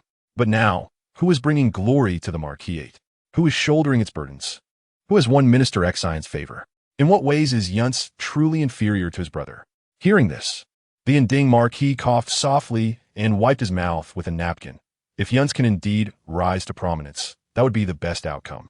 Lady Huang, finally vindicated, declared, Since Minister Xian is coming, let the entire Marquis go out to welcome him. Let the old woman see that her biased eldest grandson pales in comparison to the second grandson she despises. By the time Song Xizhi arrived at the entrance, the gates of the He residence were already teeming with people. The entire household had come to witness the event, piquing the curiosity of the surrounding populace, who craned their necks to catch a glimpse. Rather than shooing them away, Huang took great delight in recounting the events, seizing the opportunity to reshape the public's perception of He Yunce, once renowned as a notorious good-for-nothing. Not only was Huang pleased, but Song Ruoan brimmed with pride as well. Upon spotting Song Xizhi, she beamed and remarked, "This matter has nothing to do with my sister. It is a joyous occasion for Yunce. It is indeed commendable for you to have come." The joy radiating from Song Ruoan was palpable, while Song Xizhi merely offered a faint smile. "It is no trouble at all. My uncle has squandered half his life in obscurity, and now he has accomplished something monumental. It is only fitting for the entire family to celebrate together." Song Ruoan clenched her teeth. "Indeed, one must not judge by the process but by the outcome. My brother has fought valiantly on the battlefield, yet the results are disheartening. It seems Yunce must bear the burden." Her words unsettled the old matriarch, prompting Huang to interject with a smile. "We are all family. Yunce will certainly elevate your brother in the future." Just as her words hung in the air, a commotion arose outside. The crowd turned to see the carriage from the Xizhi residence come to a halt at the gates of the He residence. Huang tightly grasped the hand of the Duke of Nding, and Song Ruoan wore an arrogant smile. The esteemed Minister Xizhi held considerable power and prestige before the emperor, often maintaining a low profile. Yet, today he had chosen to visit the He residence in such a grand manner, indicating his significant regard for He Yunce. "Minister Xizhi, your esteemed presence truly elevates this humble abode." Duke Nding greeted the carriage with a bow. Chapter 23. To hell with your demonic tricks. But to everyone's surprise, as the carriage curtain lifted, it was not Minister Xizhi who emerged, nor He Yunce, but rather a young attendant beside the minister. The smile faded from Duke Nding's face, and the onlookers appeared perplexed. Song Ruoan hurriedly inquired, "Is it that the minister wishes to invite Yunce for a meal? And thus you have come to inform us?" The attendant's lips pressed into a straight line. He first offered a respectful salute to Duke Nding, then produced a scroll. With a tone both reverent and tinged with discontent, the attendant spoke, "I come at the behest of Sir Xizhi to apologize to the Duke. My master is known for his integrity and would never engage in nepotism.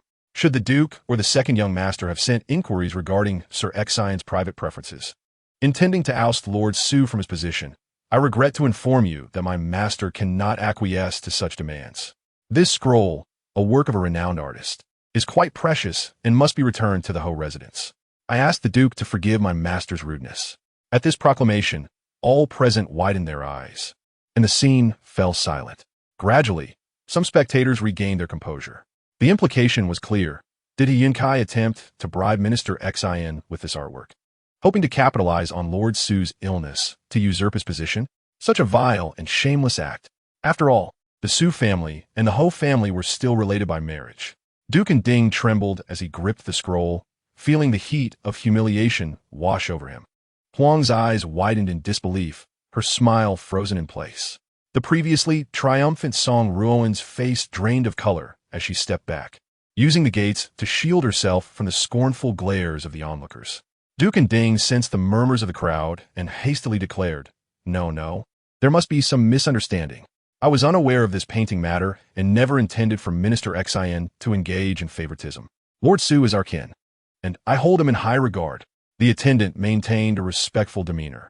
"My master also believes the Duke to be a paragon of virtue and would not wish to partake in such matters. Then, it is imperative that you manage your own children in full view of the public. Overconfidence can lead to ridicule." At this moment, Duke Nding realized that He Yunce had not only overstepped, but had audaciously approached Minister Xizhi to demand the position rightfully belonging to Su Mingli. Worse still, in a public display, he had attempted to offer a priceless painting as a bribe. This was a warning from Minister Xizhi to prevent this unfilial offspring from tarnishing his reputation. After all, even if one were to inherit a position, it would still require the scrutiny of the Ministry of Personnel. What kind of folly was this? Duke Nding felt dizzy, wishing to disappear into the ground. He managed to force a smile. "Yes, I understand. I abhor such matters. When my son returns, I shall certainly discipline him. However, before he could finish. The crowd that had been tightly packed at the gates suddenly dispersed, allowing a carriage to pass through. He Yunce lifted the curtain and saw the entire Ho family gathered at the entrance, seemingly engaged in conversation with the attendant from the Xizhi residence. Although the noise obscured their words and the carriage blocked their faces, He Yunce quickly deduced the situation. This was the arrangement he had instructed Ruoan to prepare to welcome Minister Xizhi. Surely, his offering of the scroll had worked wonders, rekindling the minister's favorable impression of him, leading to this visit of commendation. With this realization, He Yunce's previously ashen complexion brightened. He straightened his back and adjusted his hair before stepping down from the carriage with renewed vigor. "Father, is this the attendant of Minister Xizhi? What did I tell you last night?" Yet, before he could finish, Duke and Ding abruptly turned, his expression contorted with rage. "Dare you bring up last night?" His powerful arms swung high, delivering a resounding slap to He Yunce's face. The impact echoed sharply, and He Yunce staggered to the ground. "You wretched spawn! To hell with your demonic tricks!" Duke and Ding roared, as He Yunce felt the throbbing pain on his cheek. He lifted his head to see the attendant from Minister Xizhi silently departing, while Duke and Ding glared at him. "Close the gates of the Ho residence." Duke and Ding could no longer bear the humiliation. After uttering this command, he seized He Yunce by the collar and marched back inside. Consumed by fury, he unleashed a barrage of blows upon He Yunce, who cried out in pain.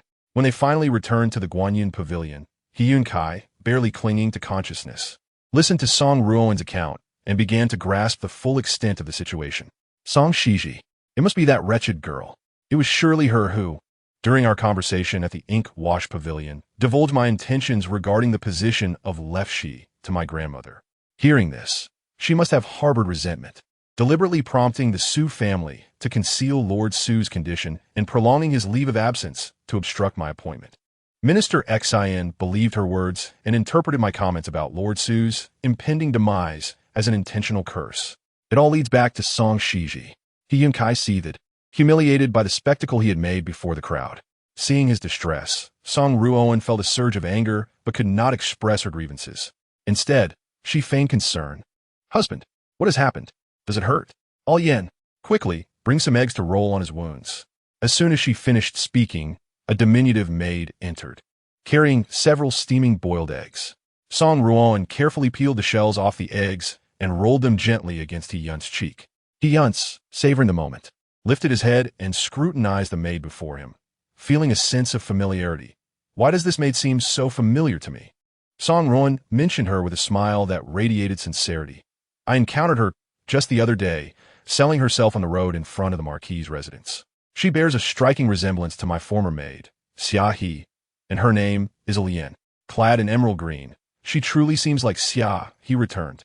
Upon hearing this, He Yunce recalled that in a previous life, Song Ruoan had a maid who resembled Xia, fiercely loyal and a great support to them. He nodded appreciatively. "She certainly appears to be devoted. Since Chunlan and the others were sold by your mother, she is likely a gift from heaven to you." Mention of the matter caused Song Ruoan's gaze to falter, a hint of sorrow clouding her eyes.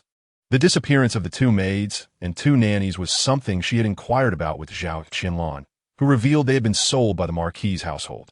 It seemed that due to her change of betrothal, the Marquis's family was dissatisfied, and Huang took advantage of her unconsciousness to sell them off disgracefully. Sensing Song Ruoan's melancholy, He Yunce grasped her hand firmly, resolutely assuring her, "Today's incident was a misunderstanding. I have realized that it was Song Xizhi's machinations at play. Su Mingli suffers from an incurable illness. He will meet his demise in a matter of days, and by then, the position of left attendant will still be mine." Chapter 24. Summoning the divine physician with tears brimming in her eyes, Song Ruoan gazed at him, asking, "Is that truly the case, my husband?" He did not witness the smugness in Song Xizhi's eyes. "I cannot swallow this indignation." He Yunce nodded, a plan forming in his mind. "I have devised a method that will soon bring disgrace to the Su household. The Su family is Song Xizhi's maternal lineage, and their downfall would naturally please Song Ruoan." "What is your plan, my husband?" she inquired eagerly. He Yunce, recalling Song Xizhi's face, smirked coldly. "Is her mother not a concubine of the Zhao family? If you can persuade Prince Yu to utter a single word in the court, it will suffice." Prince Yu's mother was originally the daughter of a minor official, but her fortunes changed dramatically after the incident involving the late empress. as she gave birth to Prince Yu and became a favored consort. Consequently, the Zhao family rose in prominence, with Zhao's father being promoted twice before retirement, and Prince Yu's maternal uncle ascending to the position of Minister of Works after Zhao's father. The Zhao family is now highly sought after. Zhao, Qinlan, being a distant relative, continuously connect to them. However, my mother does not hold much influence within the clan. He Yunce shook his head. It was not crucial. All that was needed was for Prince Yu to mention 5 days hence in the court, when Su Darren's illness would be resolved. This position is pivotal and cannot remain vacant for long. 4 days hence will mark Su Mingli's death, and prior to that, I will spread rumors claiming that Su Mingli is on the brink of death. At that point, the court's inquiry will lead to charges of treason against the Su family. Isn't Song Xizhi attempting to use underhanded means against him? Then he shall ensure that Song Xizhi's schemes backfire. Hearing this, Song Ruoan nodded joyfully. It is merely a matter of having Prince Yu utter a word. That should not be difficult. If this leads to the Su family being charged with treason, it will be splendid. He Yunce nodded with conviction. This plan is flawless and will undoubtedly succeed. I cannot fathom a reason for failure. That evening, Lian discreetly conveyed this news to Song Xizhi. Song Xizhi had previously instructed Lian to change her attire and relocate her place of selling herself because he had recognized her resemblance to Xizhi, knowing that Song Ruoan would surely purchase Lian. Lian, with a sharp memory, recounted He Yunce and Song Ruoan's conversation verbatim, causing Song Xizhi to stifle a laugh. Flawless indeed. It is no surprise that He Yunce conceived such a scheme. Lian, can you trace those whom He Yunce dispatched to spread the rumors? Lian nodded, her eyes reflecting a determined tenacity as the candlelight danced upon her features. Yes, I can manage that. Song Xizhi nodded with satisfaction, smiling at her. Find them, then observe, but do not act yet. Your sister's illness will soon improve. My maternal family are amiable people, and if you are concerned, I can arrange for you to visit her secretly. However, Lian declined, kneeling before Song Xizhi and bowing her head. Thank you, benefactor. Knowing my sister is well is enough. Should I go to see her, it may complicate matters further. Upon hearing this, Song Xizhi's gaze softened. Though they were enemies in their past lives, she had always held a certain admiration for her. Lian could be a sharp blade, yet she had the potential to rise higher, to master her own fate rather than merely being a useful tool. While contemplating this, Song Xizhi heard Lian's voice grow hushed. Moreover, Song Ruoan is concealing another matter from He Yunce. Oh, Song Xizhi raised an eyebrow. She is currently seeking renowned physicians to treat He Yunce. Impotence. Song Ruoan's feelings for him are not as genuine as she appears to show. Upon hearing this, Song Xizhi laughed for a long while before ceasing. It is far worse than that. Song Ruoan's ambitions are sky high, and she must be restless at night with resentment. As she spoke, a brilliant idea struck her. It is said that there exists a renowned physician in the capital, the divine physician of Qihong. Subtly guide Song Ruoan to seek him out. Do not be misled by his elusive nature. With ample payment and fine wine, the divine physician will agree to treat him. Lian hesitated at this. But should we truly let the divine physician cure He Yunce? Should I meddle in this matter? Song Xizhi waved her hand dismissively. Do I seem like such a benevolent person? No need for interference. The divine physician himself is the core issue. Lian returned secretly to Guanyun Pavilion, and the following day mentioned the divine physician casually. Upon hearing his name, known for miraculous healing, Song Ruoan's eyes sparkled. I have a close friend whose husband suffers from inadequacy. If I can indeed find such a divine physician, my friend will surely be overjoyed. Lian touched her nose, remaining silent as Song Ruoan continued hesitantly. I have heard of the divine physician's reputation, but he is notoriously hard to engage. It is not merely a matter of money. Lian, upon hearing this, lowered her head timidly without a response. Yet Song Ruoan felt increasingly restless. No, Lian, I shall allocate 50 taels for my dowry. Use this money to investigate the divine physician's preferences. Lian ventured out, returning after a while with silver in her pouch, then reported, Madam, I have discovered that to engage this divine physician, one must prepare a substantial amount of silver and several jars of fine wine. Song Ruoan clapped her hands suddenly, her eyes gleaming. Excellent. Spend 100 taels to procure several jars of fine wine. I shall personally visit this divine physician, wearing a facade each night. Pretending to play a role alongside He Yunce had left her utterly drained. If He Yunce's ailment remained untreated, she would no longer be able to continue the charade. Chapter 25. Rumors abound. Once, she instructed a Lian to discreetly navigate past the household's inhabitants and procure the fine wine. She donned a veil and secretly exited the Marquis's residence. Song Ruoan felt an urgent need to act. Her impatience was overwhelming. After a lengthy journey of half an hour in a heavy-laden carriage, she finally arrived at the secluded courtyard of the renowned physician, He Yunce. Nestled on the outskirts, this tranquil place was adorned with an abundance of blooming flowers and verdant plants. Amongst this floral tapestry sat an elderly man, exuding an ethereal presence. His white beard flowing gracefully. Dressed in simple white robes, he sat cross-legged in the center of the courtyard, his eyes closed, resembling someone on the brink of ascension. Upon witnessing this scene, Song Ruoan felt a wave of reverence wash over her. She gently pushed open the wooden gate of the courtyard, discovering it unlocked. Quietly, she approached, hands clasped together, and cautiously inquired, "He Yunce, are you the esteemed physician?" The white-bearded elder remained silent, his only response the gentle fluttering of his beard in the breeze. Noticing his reticence only deepened her sense of sanctity. She exchanged a glance with Alien, held her breath for a moment, and then summoned her courage to say, "Esteemed physician, I have long admired your medical prowess and have come to seek your guidance. I have brought some humble gifts, though I fear they may be unworthy of your esteemed presence. If they do not meet your approval, I can certainly bring something else." As her words faded, the physician slowly opened his eyes, as if awakening from a dream. "Silence," he uttered. "Life resides in tranquility." Startled for a moment, Song Ruoan quickly nodded in agreement. Yes, life resides in tranquility. I have been too hasty." The physician nodded in affirmation. "Indeed, there is no need to exchange your gifts for others. It would be an unnecessary hassle." Before she could respond, his piercing gaze locked onto her eyes. "You are unwell, and those around you are also afflicted." Upon hearing this, Song Ruoan's eyes brightened. She found the physician remarkably insightful. Yes, it's South, my close friend's husband, who is ill. I, however, should be fine." Before she could finish, the physician produced a small black pill. "Your condition is mild. Take this and see." With some skepticism, she regarded him, but the calmness in his eyes quickly dispelled her doubts. She took the small pill, placing it on her tongue, where it dissolved almost instantly. A wave of clarity washed over her, leaving her feeling invigorated and light, no longer prone to the irritability she once felt. Truly remarkable. Unable to contain her excitement, she eagerly asked, "Esteemed physician, do you possess a remedy for male impotence?" The physician nodded calmly. "There is a method, but today is not suitable for treatment. Return tomorrow." This news excited her, yet also posed a dilemma. Should I bring him to you for a pulse diagnosis? The physician merely stroked his long white beard and replied, "The Tao gives rise to one, which gives rise to two, then three, and thus all things. The ailments of the world share a common root. I need not examine the pulse. Merely observing you is sufficient to discern how to treat your friend's husband." The fact that he required no pulse diagnosis was astonishing. Song Ruoan, seeing him close his eyes once more, respectfully took her leave.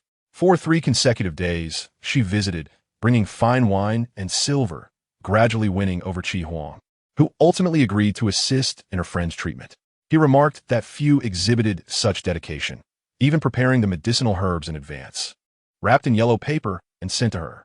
Meanwhile, news of Su Mingli's purported demise was spreading rapidly through the capital, causing a stir among the populace. The death of an official, concealed from the emperor, constituted a grave crime. Whispers suggested that the Su family must have committed some heinous act to warrant such deception. Rumors circulated that He Yunce, the second son of the Inding Marquis, had previously proposed an excellent fiscal strategy to Minister Xizhi. Though initially considered, it was ultimately dismissed due to concerns over Su Mingli's position as left-shi, resulting in He Yunce being overlooked. Amidst this uproar, Song Xizhi had just completed treatment for Su Mingli and Alien's sister, Shundong. Shundong, suffering from a chill and malnutrition due to abuse, had been brought to the Su residence, where her condition improved, yet she bore many wounds requiring time to heal.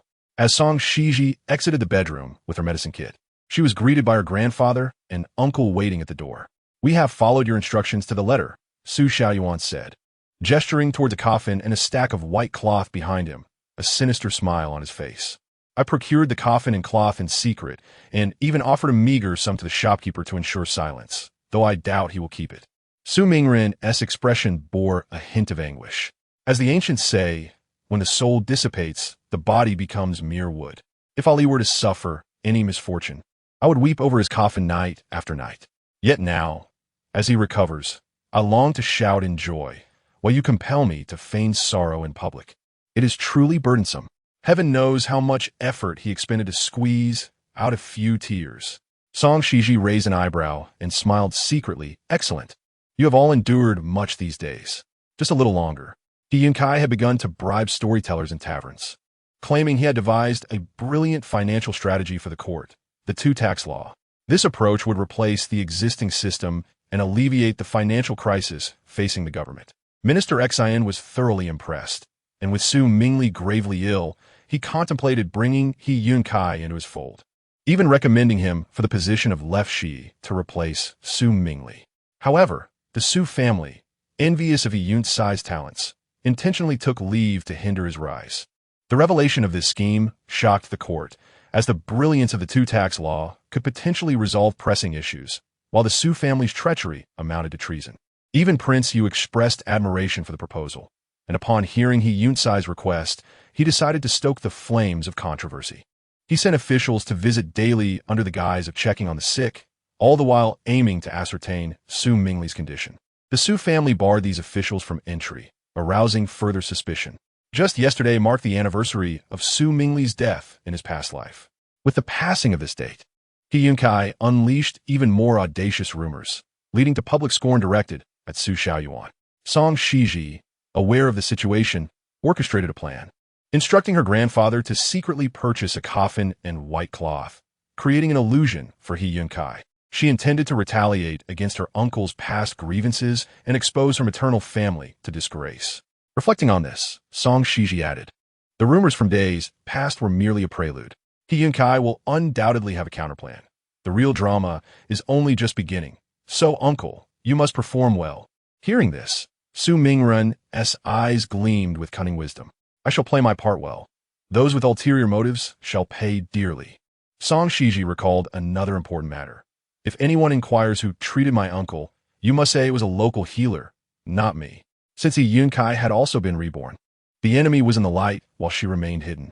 As long as she concealed the truth of her rebirth, He Yunce would follow the trajectory of his past life, believing he could attain the position of prime minister.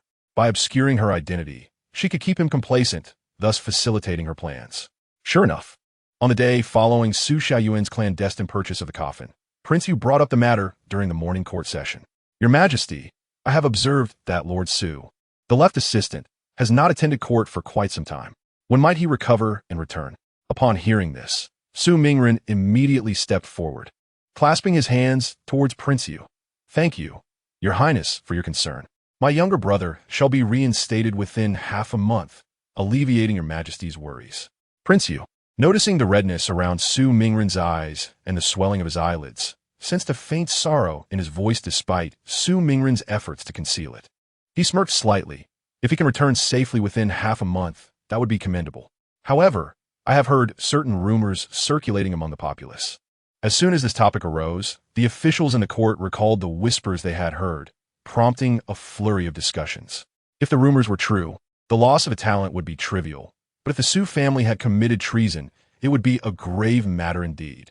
Chapter 26. Audience with the Emperor. Upon hearing these words, Emperor Guangxi slowly lowered his gaze, surveying the surroundings. The situation was indeed perplexing and somewhat absurd, yet it had spread fervently to the point that even he had caught wind of it. After a moment of contemplation, wishing to avoid a confrontation over such matters in court, he addressed, "Prince Yu, Marquis, Anding, Su Mingren, I require you three to visit my study after court adjourns. The rest may leave."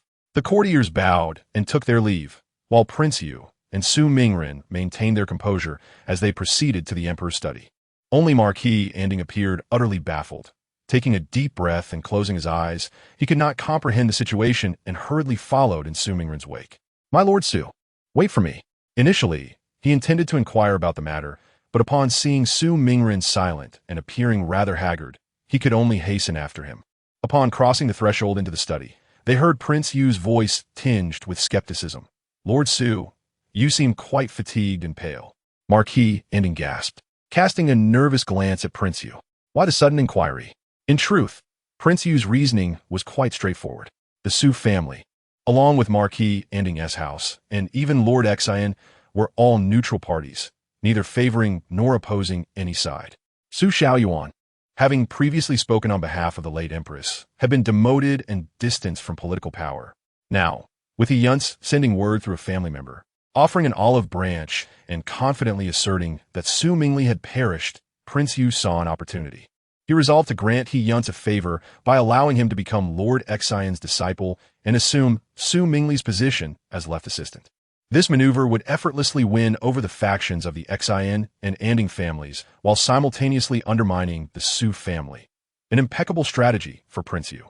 As he contemplated this, Su Mingren clasped his hands, his voice hoarse. Thank you, Your Highness, for your concern. I have been overexerting myself in caring for my brother, but I shall soon recover. Prince Yu, however, was loath to accept this explanation. Officials who had previously visited the Su household had witnessed Su Mingli lying feebly on his bed, appearing as though death was imminent, his condition beyond remedy. Moreover, the officials he had dispatched recently had been sent away, raising further suspicions. Furthermore, He Yunce's assertions were so certain, indicating that there must be something amiss with the Su family.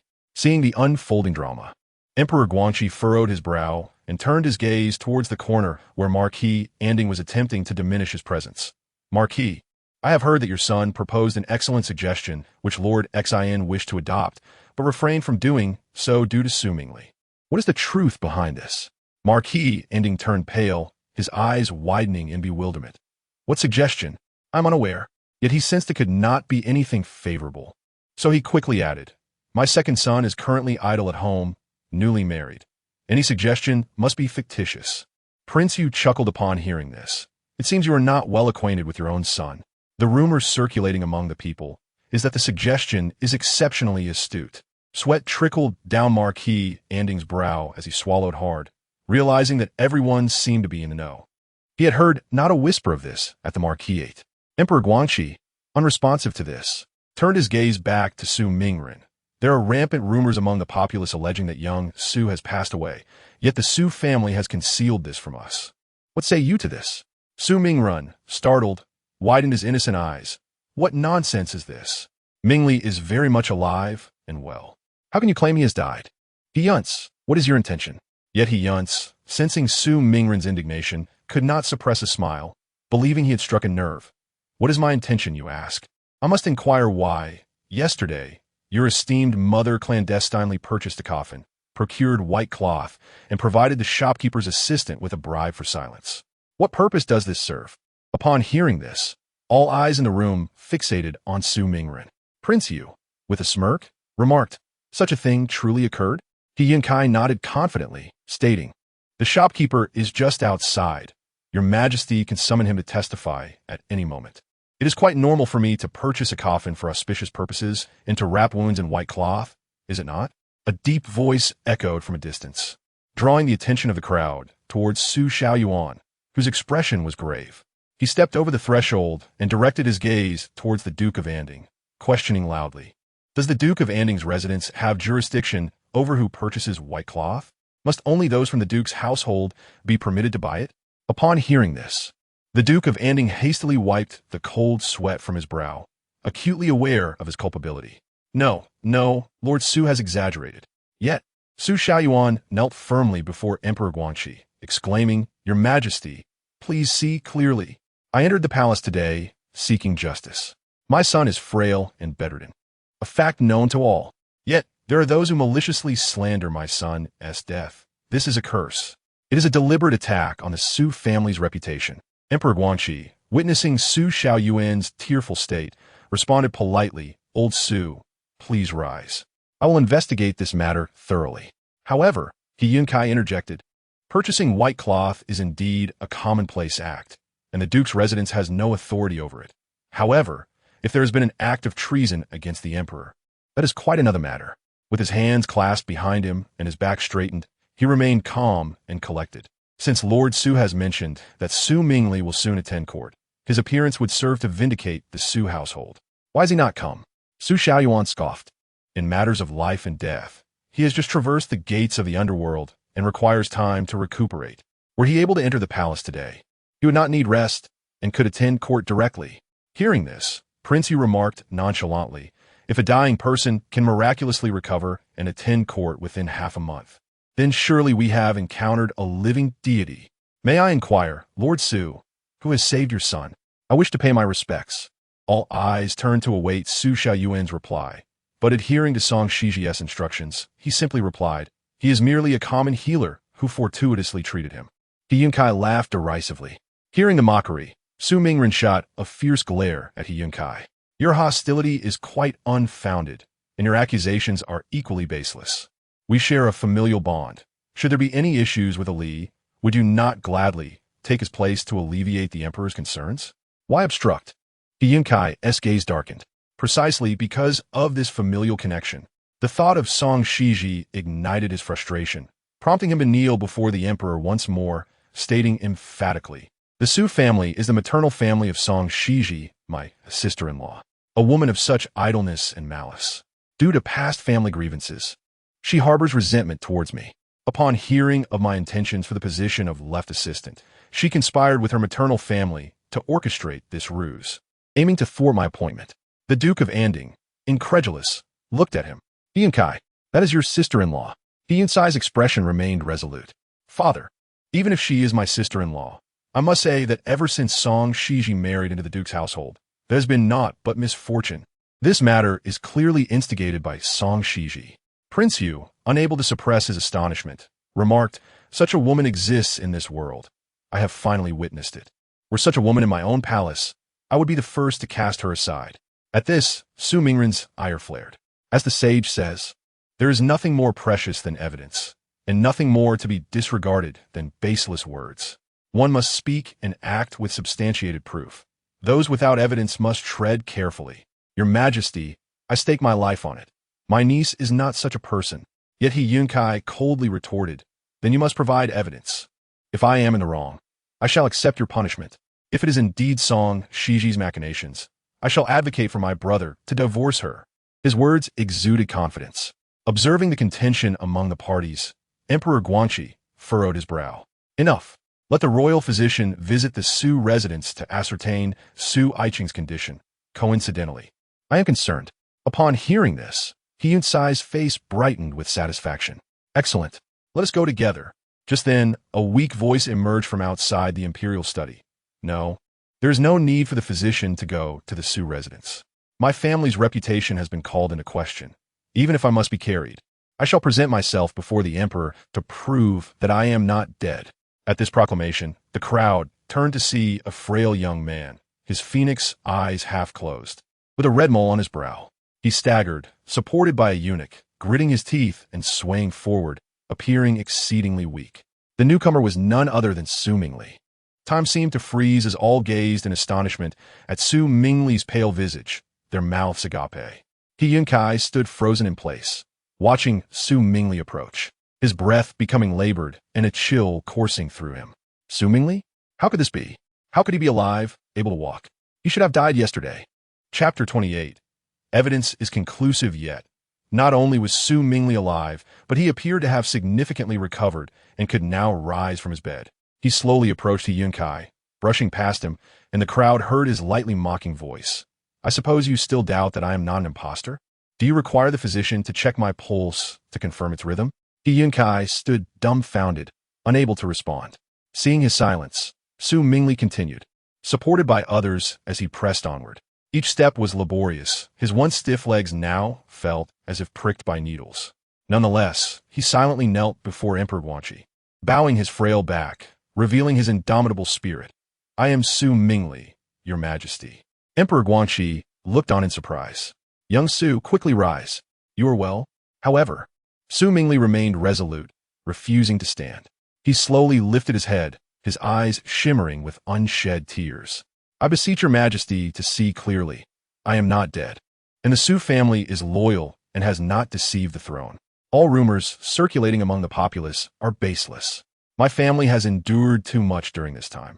Breathless, he continued, while my life may be questioned, the reputation of my niece must not be tarnished.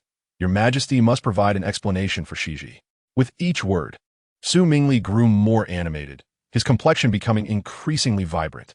Meanwhile, He Yunce's face paled further, as if he might collapse at any moment. The previously amused prince Yu had now lost his smile, his hands clenched into fists at his sides, enveloped in silence. Emperor Guanxi pondered for a moment, his gaze sweeping over those present, his expression darkening with evident displeasure. If the young Su was alive, capable of appearing before the throne, then how had the rumors within the capital circulated? He Yunce, did your two-tax system truly gain the favor of Minister Xizhi? Did Xizhi not explicitly tell you that it was because Su Mingli was still alive that he could not commend or promote you? He Yunce collapsed to his knees before the emperor, his ears ringing as his mind went blank. Your Majesty, I do not know why Su Mingli is still alive, but it is a fact that the Su family purchased a coffin, and it is also true that the two-tax system originated from my mouth. He Yunce remained resolute, convinced that as long as he firmly denied the accusations, no evidence could be established against him. He insisted he was merely an innocent victim. The commoners were perplexed as to who had spread such rumors, leading them to mistakenly believe them, and he lamented his own confusion. Emperor Guanxi shut his eyes briefly, then tapped his index finger on the desk twice. Where is Xizhi? Why has he not arrived? Summon him at once. I must ascertain the truth. As the emperor issued his command, several young eunuchs hurried out, but before they had gone far, they encountered the flustered Xizhi rushing in. The emperor regarded him with displeasure. Why are you so late? Xizhi, panting and wiping his forehead, took a deep breath before responding. Your Majesty, I heard the rumors circulating among the people and set out to investigate the matter, and I have now obtained evidence. It was then that the assembly noticed Xizhi clutching a bundle in his hands, his expression grave. He Yunce felt a weight settle in his heart, accompanied by an ominous premonition. In the next moment, he witnessed Xizhi unwrapping the parcel, extracting a stack of silver notes, and presenting them to the emperor. Your Majesty, as you can see, these notes were obtained from Storyteller. They informed me that a few days ago, someone provided them with silver to narrate this tale, and they complied. He Yunce's eyes widened in disbelief, tension coiling in his mind. Yet Xizhi continued. Observe the reverse side of the notes. It bears the insignia of the Anding Marquisate. These notes originated from the Anding Marquisate. The room fell into a heavy silence. The tension within He Yunce snapped like a taut string. Upon hearing this, the Anding Marquis trembled and immediately knelt before Emperor Guanxi. I beseech your Majesty for forgiveness. It is my failure in discipline. Lord Xizhi had previously warned me, yet I allowed this unfilial son to commit such an act. The Marquis's anguished pleas jolted He Yunce back to reality, and he shouted, Impossible! This cannot be. Your Majesty, I must be a victim of someone else's scheme. Please investigate this matter thoroughly. I do not provide those notes.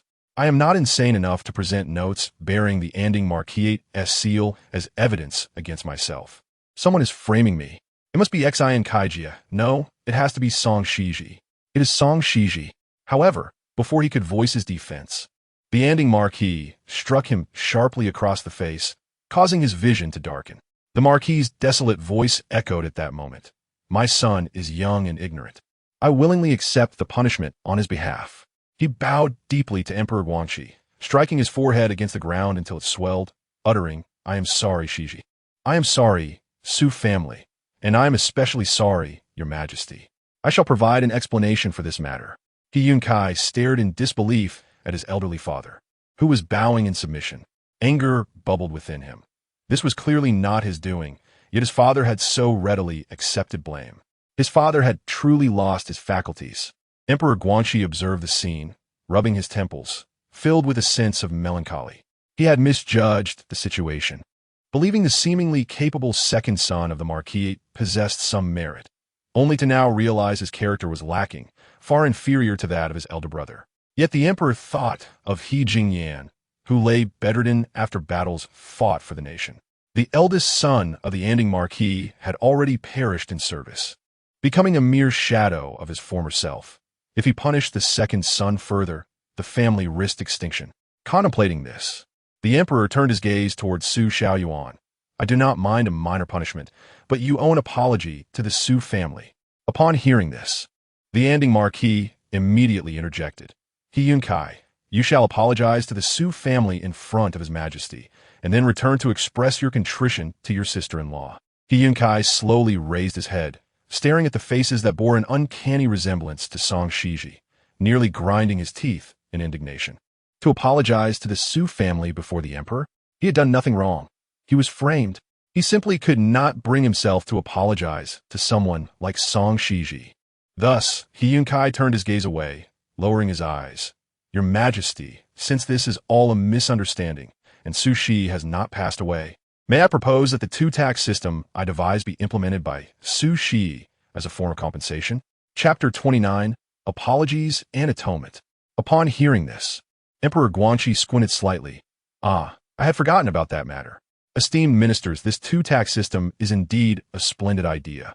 Su Mingli, hearing this, furrowed his brow hesitantly before slowly lifting his gaze to the emperor.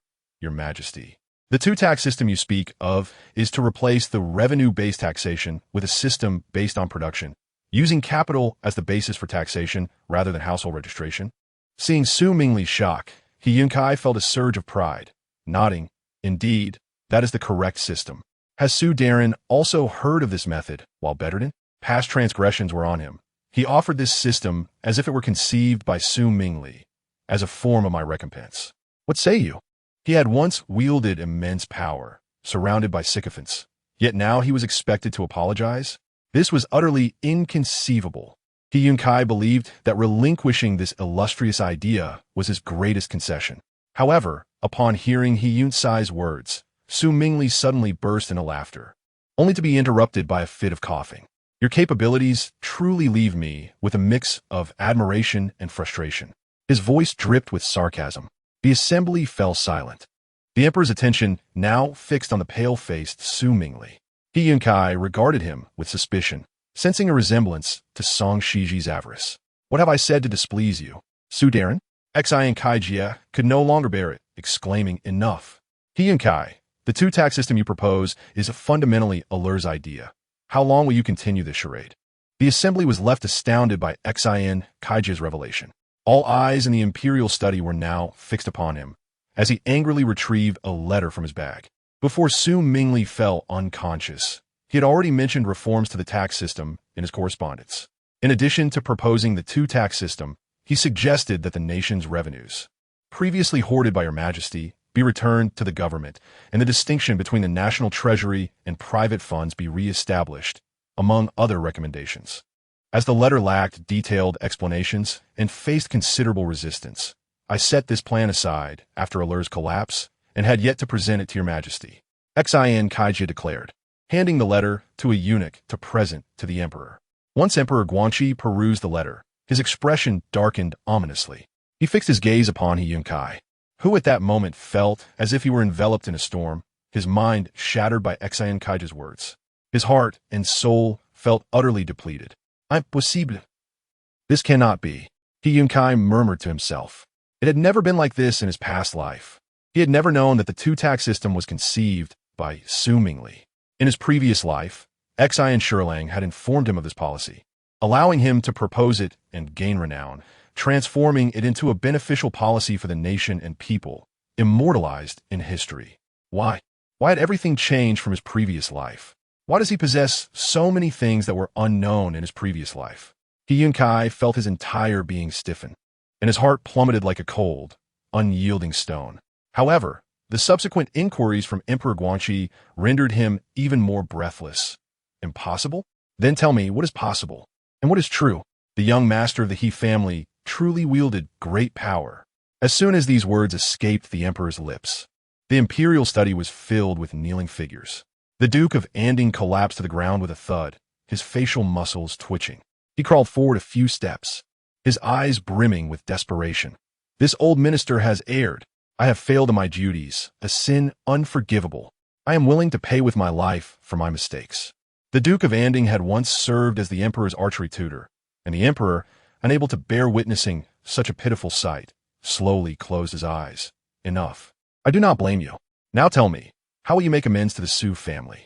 Su Xiaoyuan observed the Duke of Anding's fallen figure, shook his head. The Duke's illustrious reputation was likely to be tarnished by this son. He understood that the Emperor's words were a lifeline for the Duke of Anding, especially since his eldest son still lay bedridden. Thus, Su Xiaoyuan followed suit. Very well, Lord He, this matter is but a trifling affair. Let your son apologize and reveal the truth to the public. That will suffice. Upon hearing this, the Duke of Anding cast a grateful glance at Su Xiaoyuan, then staggered to his feet and delivered a resounding slap to the dazed He Yunce. You wretched child, go apologize. Bow your head and admit your wrongs to the Su family this instant. When you return home, you must also apologize to your sister-in-law. It must be said that the Duke of Anding was quite clear-headed. However, Su Mingren closed his eyes and nonchalantly remarked, the Duke of Anding has spent a lifetime in battle, and master, he has also been injured on the battlefield, now in a state of unconsciousness. I truly cannot bring myself to place blame. The one most affected by this scandal is none other than the father and Xizhi. So master, he need not bow to me. Instead, return and bow to Xizhi and apologize to her. She is your sister-in-law, and she can bear it. He Yunce abruptly raised his head, his body gradually becoming rigid. Upon hearing these words, Su Xiaoyuan nodded in agreement, not opposing the suggestion. This approach is acceptable. However, master, he must still bow and apologize to me. The members of the Su family, standing together, understood that bowing to Su Xiaoyuan was tantamount to bowing to them all. Su Mingren was being deliberately provocative. He intended for He Yunce to return and bow even more to Song Xizhi. How dare he? He Yunce felt his teeth grinding in fury, yet the Duke of Anding struck him again, urging him on. What are you waiting for? He Yunce, thanks to the magnanimity of the Su family, the gentleman does not hold grudges against the petty. Hurry and bow. Chapter 30. Learning to manage the household. He Yunce was drenched in sweat, unsteadily advancing to Su Xiaoyuan's feet, and with a loud thud, he knelt down. He slowly lowered his body, every word dripping with unbridled resentment. I was wrong. It was my lack of discernment, my malicious intent, misled by rumors, and I misunderstood Lord Su and my sister-in-law. Every fault lies with me. I beg for your forgiveness. As he uttered these words, his forehead touched the cold stone floor of the imperial study, and a single tear of humiliation silently rolled down from his eyes. Upon hearing his apology, Su Xiaoyuan finally nodded in satisfaction. His words carried a weight of earnest advice. Young man, youth is often reckless, and mistakes are common. Acknowledging one's errors and seeking to amend them is commendable. Rise. After saying this, he turned to Emperor Guangxi and clasped his hands. This old minister has forgiven him. Let this matter rest here, your majesty. After all, He Yunce had more pressing matters to attend to when he returned to the duke's residence. Xizhi would surely be overjoyed to receive the gifts sent by her uncle. Upon hearing this, Emperor Guangxi nodded, feeling weary of this chaotic mess. Today's events involved only the old ministers, all of whom were loyal and unaligned, whom he had always been careful to protect. Yet, it was precisely they who caused more headaches than the women of the harem. The emperor pondered this and lifted his gaze to the silent Prince Yu, who could no longer muster a smile. He watched He Yunce's despondent demeanor, feeling a raging inferno of anger igniting within him. This useless coward, stirring up trouble and relying on others, had clearly been a misjudgment on his part. Yet, the emperor's penetrating gaze remained fixed upon him. Prince Yu, I did not expect you to be so close to the Duke of Anding, sharing a profound camaraderie, and even taking a stand for him. The emperor's words carried a clear warning, and his shadowy gaze revealed a keen insight into Yu Wang's intentions. Hearing this, Yu Wang felt a cold sweat break out. Urgently kneeling, Your Majesty, please see clearly. I merely heard the common people's rumors, and thus paid special attention to the merits of the official who proposed the dual tax law. Hence I spoke more on the matter before you, unaware of the resulting troubles. Upon hearing this, Emperor Guangxi suddenly chuckled. Though the mirth did not reach his eyes, hearsay can lead to folly. Prince Yu should reflect on himself. Yu Wang's complexion paled significantly, and he clenched his teeth, growing increasingly loathsome towards He Yunce. Yes, I shall certainly reflect on myself. Ultimately, the matter concluded with the Duke of Anding receiving a half-year salary penalty, and He Yunce bowing and apologizing to the Su family. Furthermore, Emperor Guangxi also sent precious medicinal herbs from the national treasury to Su Mingli as a gesture of concern for his health. This dual display of benevolence and authority by the emperor made the truth of the matter known throughout the realm. The common people learned that it was He Yunce who had caused the disruption, and the reputation of the Duke of Anding's residence suffered considerably in an instant. However, that was a matter for another time. At this moment, within the Duke's residence, they remained oblivious to the events transpiring outside. Meanwhile, Xizhi was quietly learning to manage the household alongside the old lady, he in the evening fragrance hall. The two sat on a soft couch, each with a ledger beside them. Xizhi was attentively studying, while the old lady, he looked at her with a smile.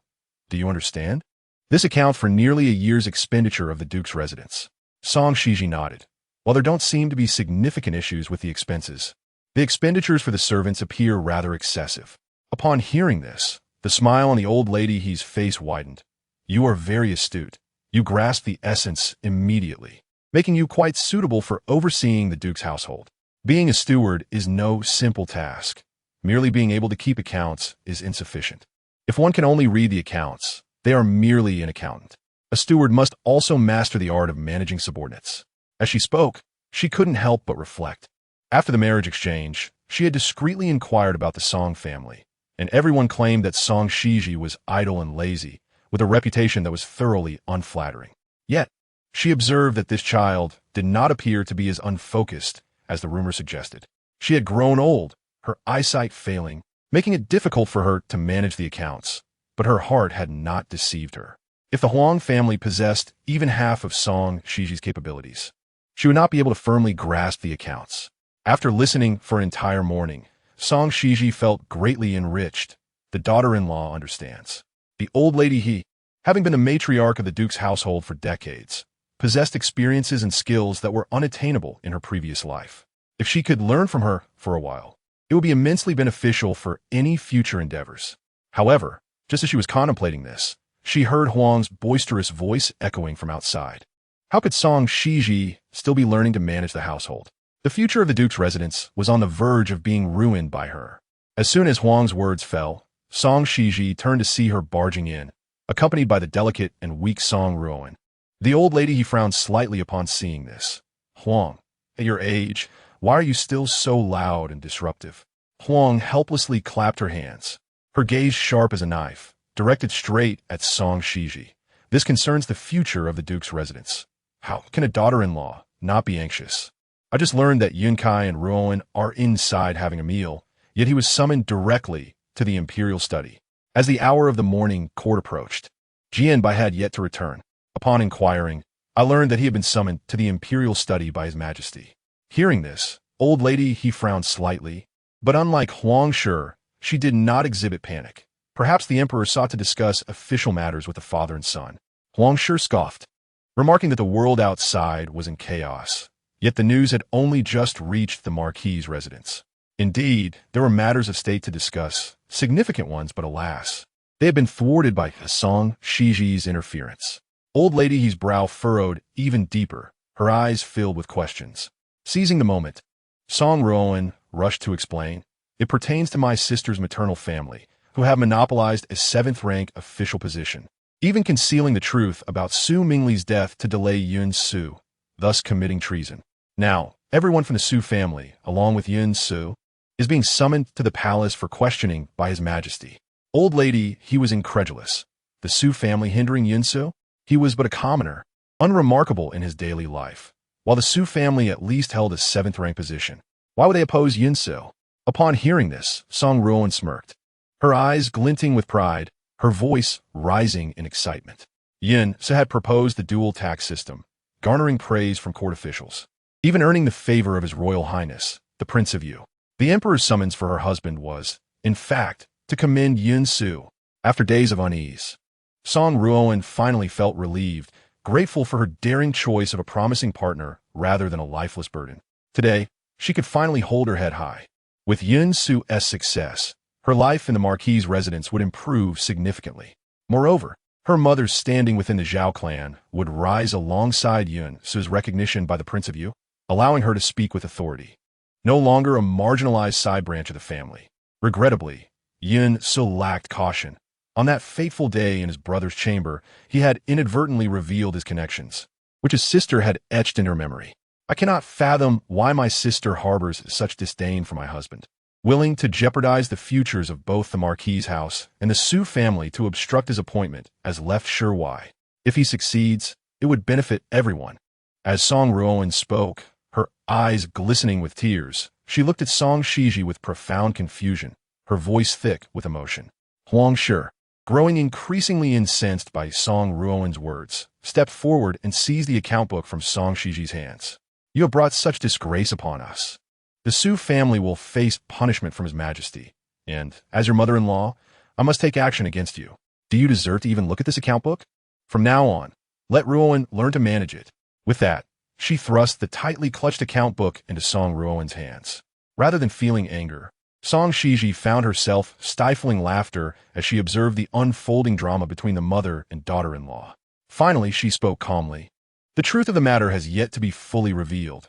Everything is merely hearsay. What, dear mother-in-law, do you intend to achieve by this? Huang Shi's eyes widened in disbelief at Song Xizhi's retort. She clutched her chest and coughed several times, her voice ringing with authority. His Majesty has summoned Yunce.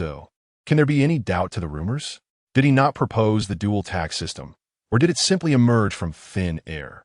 Raising her voice further, Huang Shi reveled in the opportunity to showcase her son's brilliance, far surpassing the better-than-living dead. With a decisive step forward, she slammed her palm upon the table and addressed Song Xizhi. Jingyan lies incapacitated. Yunce is the pillar of the He family. Yet you would sever his prospects and dare to argue with me. Go kneel in the ancestral hall this instant. The prospect of punishment for Song Xizhi elicited a stifled laugh from Song Ruoan. On the day of serving tea, she had been sent to the ancestral hall, a grievance she had long harbored. Now, it seemed, it was Song Xizhi's turn. Yet, unlike Yunce, who could rescue her from despair, Song Xizhi remained unperturbed, seated calmly, clutching old lady He's sleeve. Her voice was unwavering. I refuse to go. Whatever the matter, everything must adhere to evidence. In the past, you doubted Ruoan's integrity, subjecting her to humiliation in front of everyone. Her pitiful state is etched in the memories of all, and merely days ago, the servants spoke of it. Yet it was proven a misunderstanding. Let us not act rashly, dear mother-in-law. The harsh reminder of Ruoan's suffering extinguished the smile from her face, leaving her rigid with tension. Huang Shi, momentarily taken aback by the remark, turned swiftly to old lady He. Mother, will you also show favoritism? Old lady He gently patted Song Xizhi's hand. Let us wait until Jianbai returns. However, her words had scarcely left her lips when a servant hurried in with urgent news. Old madam, the Marquis has returned and has directly entered the ancestral hall, specifically sending for the eldest daughter-in-law to join him there. Upon hearing this, Huang Shi's eyes lit up with excitement. Fate had presented her with a golden opportunity. Now, let us see what you have to say, Song Xizhi. You shall go to the ancestral hall, whether you wish to or not. You must acknowledge your mistake. With that, she commanded the servants, take Song Xizhi to the ancestral hall. Old lady He frowned, but gradually rose, assisting Song Xizhi to her feet as they proceeded to the ancestral hall. Song Ruoan, filled with anticipation, grasped Huang Shi's hand tightly. Mother, I wish to go too. What my sister has done is utterly unacceptable. Huang Shi, both furious and exhilarated, replied, You may go. Once Song Xizhi is punished, I shall seize the opportunity to assume control over household matters. The Marquis's residence will be yours to manage henceforth. At this, Song Ruoan nearly swooned with excitement. With her husband thriving in the official arena and her managing the household, they would keep Song Xizhi and her spouse firmly under their thumb, transforming the Marquis's residence into her dominion. The group hurriedly followed Song Xizhi to the ancestral hall. As they approached, a solemn atmosphere enveloped them. The servants around bowed their heads, lips pressed tightly together in silence. Upon entering the hall, old lady He gasped in astonishment. What is this? Jianbai, why have you summoned the family law? What has transpired? The family law was indeed a fearsome sight, renowned for its severity. It was a 5-foot-long silver whip, barbed with cruel spikes. A single strike could easily cost a life. It seemed the Marquis was genuinely furious. Having unearthed the family law that had remained dormant for over a decade, Huang Shi and Song Ruoan clasped hands tightly, exchanging glances that reflected their ecstatic anticipation. Trembling with delight, they hastened forward to enter the ancestral hall. Once inside, they beheld a figure kneeling before the ancestral tablets. Upon closer inspection, they were taken aback to see an unexpected face. It was not Song Xizhi, but rather He Yunce. Yunce, why are you kneeling? Huang Shi rushed forward. Disbelief etched across her features, eager to assist him. Your sister-in-law has erred. She is the one deserving punishment. Why must you kneel? Before Huang Shi could finish, the Marquis lifted his gaze, his expression dark. Silence. Huang Shi, look at what kind of son you have raised. Were it not for the magnanimity of the Su family, the Marquis's residence would have faced annihilation today. This matter may seem trivial. However, should His Majesty choose to investigate, it could indeed lead to charges of treason. Observing the prominent bump on the forehead of the Duke of Nding, everyone present gasped in astonishment. Huang and Song Ruoan felt as though they had been doused with cold water, rendered speechless and stunned. Yet, the Duke of Nding continued. In the presence of our ancestors, you shall follow His Majesty's command and kneel to your sister-in-law to apologize. The air in the room seemed to freeze, as all eyes widened in disbelief, questioning whether they had truly heard what was said. The Duke persisted. Xizhi, it is the house of the Duke that has wronged you. Come forth. At this moment, Song Xizhi was equally astonished, gazing incredulously at the dejected figure of He Yunce. Her eyebrows raised slightly. While she understood that He Yunce would not emerge unscathed from this incident, she had not anticipated her grandfather and uncle would be so supportive in front of the emperor, even demanding that He Yunce kneel before her. Was this not a delightful turn of events? She mused, suppressing a smile, and hurriedly approached the Duke of Nding, her legs moving swiftly as if leaving a blur in their wake. He Yunce, drenched in sweat, lifted his gaze to meet Song Xizhi's. He felt the prideful lift of her chin and the smirk at the corner of her lips, radiating an unspoken triumph. The humiliation and resentment within him surged, threatening to engulf him. His heart ached, his body trembling in frustration. Father is already in the Duke's residence. Even if we do not comply, it remains the same. No one will know what we have done. Huang, hearing this, rushed forward to block He Yunce. Husband, how can a dignified man like Yunce kneel before the younger Song Xizhi, who is even younger than he? Are you not concerned for her longevity? Even if he does not kneel, no one will be the wiser. Song Ruoan fixed her gaze on He Yunce's pitiful form, feeling a deep sense of humiliation. No, father, a man's knees are worth gold. Yunce, with all his pride, cannot kneel before his sister. How could he preserve his honor and stand before the servants in the future? As she spoke, she turned to Song Xizhi. We're all family, surely. Sister would not wish to appear so ungracious. If husband merely offers a verbal apology, sister would surely be satisfied. Upon hearing this, Song Xizhi raised an eyebrow. Mother and sister wish to defy the emperor's command? There are no secrets that do not come to light. If the Duke's residence is to feign compliance, what will happen when it reaches His Majesty's ears? You may be bold, but I, for one, do not dare to disobey his wishes. Upon hearing Song Xizhi's words, the Duke of Nding was visibly displeased, glaring at Huang. A doting mother ruins her son. He Yunce has been raised to be so effeminate, and the Duke's house is on its last legs. Look at Xizhi. She is the one who truly considers the situation. He Yunce, stirring up trouble and slandering loyal subjects, was already scorned by the world. Do you wish to further disgrace the Duke's residence? Huang gasped, clutching her chest, as she was overcome with anger, coughing violently. Song Ruoan bit her lip, her fingers clenched into fists hidden in her sleeves, too fearful to utter another word. Her once proud husband knelt before Song Xizhi, looking as wretched as a dead dog. How could she accept this? Unexpectedly, Song Xizhi smiled at her and continued, Ruoan, your affection for Yunce is evident. You pity him and fear for his reputation. I understand all of this. Song Ruoan lifted her head defensively, suspicion evident in her voice. So, sister, you also do not wish for husband to kneel before you, do you? Song Xizhi shook her head. I mean to say that the emperor's decree cannot be altered, yet you may choose to bear it alongside your husband. She tilted her head, mischief gleaming in her eyes. Ruoan, if I recall correctly, you also owe me a kneeling apology, do you not? Song Ruoan's face blanched, her lips quivering as she stared at Song Xizhi, her mind reeling. Yet Song Xizhi continued, since you care so deeply for Yunce, why not kneel together? No. To kneel before the lowly Song Xizhi? The mere thought sent shivers down Song Ruoan's spine. She retreated a few steps, her breath growing labored. I owe you no apology. Absolutely none. To her utter shock, Huang clapped her hands. Indeed, you owe Song Xizhi a kneeling apology for your previous actions. You shall kneel before her now.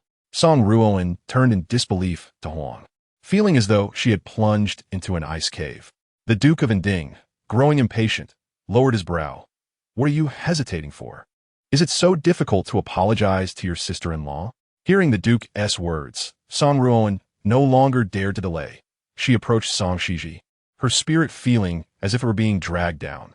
Gritting her teeth, she knelt beside He Yunce with a thud. Under the lofty gaze of Song Xizhi, she felt an overwhelming wave of humiliation and injustice wash over her, her eyes burning with tears. She was once the cherished daughter of heaven. Song Xizhi was merely a wildflower from the Song family, despised by all in the capital. Yet now, she was to kneel before Song Xizhi. Apologize. Kneel, urged the Duke of Ending. Song Ruoan opened her mouth, unable to utter a word. She lifted her face, desperately holding back her tears, then slowly bent forward, pressing her forehead to the cold ground. All she could see were the embroidered shoes of Song Xizhi. Choking back her emotions, she murmured, Sister, I was wrong.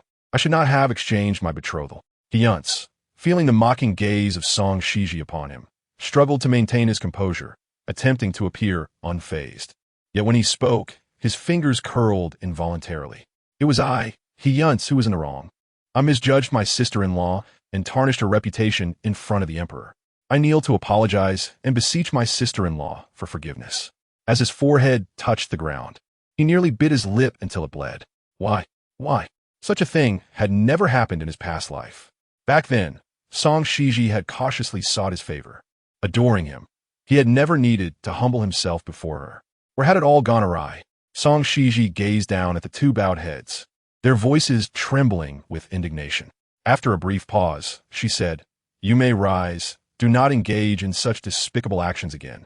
Look at what a state your father is in. Upon hearing this, the Duke of Ending covered his swollen forehead, nearly moved to tears. Finally, someone cared for him. Heaven knew what he had endured today. Hearing her words, the ashen-faced He Yunce and Song Ruoan finally helped each other to their feet, their faces streaked with tears. Huang rushed forward, concern etched on her face. Yunce, are you unwell? Come, let us return home. The Duke of Ending strode toward the altar, seizing a silver whip from the table, then declared, If Song Ruoan can leave, He Yunce shall remain with me.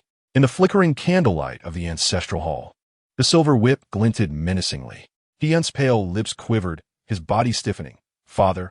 The Duke, however, pressed his lips together, his eyes darkening as he fixed his gaze on He Yunce. All women should leave. You cannot witness such a bloody scene. The chilling words sent a shiver through the crowd. Huang stared blankly at the silver whip in Dingho's hand, then hurriedly stepped forward to stand in his way. Jianbai, how can this be? Yunce is your own son. Are you truly so heartless? And Dingho, without hesitation, brushed her aside.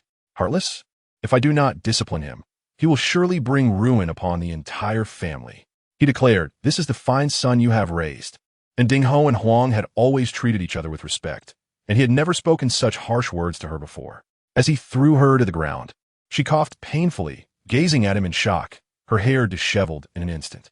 Old Lady He, witnessing the scene, could only sigh heavily before saying, Someone, help the lady out. After speaking, she slowly exited the ancestral hall. Several attendants hurriedly moved to assist Huang and Song Ruoan. Seeing this, she stepped forward to support her, leaving in Dingho's furious shouts and the whip's slicing sound behind. A full 20 lashes, and Dingho was utterly enraged and did not hold back, each strike drawing blood. This time, He Yunce's resolve was remarkably strong. He gritted his teeth and endured the 20 lashes without a single cry for mercy, ultimately losing consciousness. It was only when he lay bleeding on the ground that Dingho ceased, casting a downward glance at He Yunce's pale face. After a moment of silence, he ordered for him to be carried back to the Guanyin pavilion. As Shuangxi rushed forward, he caught a glimpse of what seemed to be tears in Dingho's eyes. What a tragedy! He Yunce remained on the bed for an entire night before finally awakening. As he struggled to open his eyes, the first thing he saw was Shuangxi's worried face.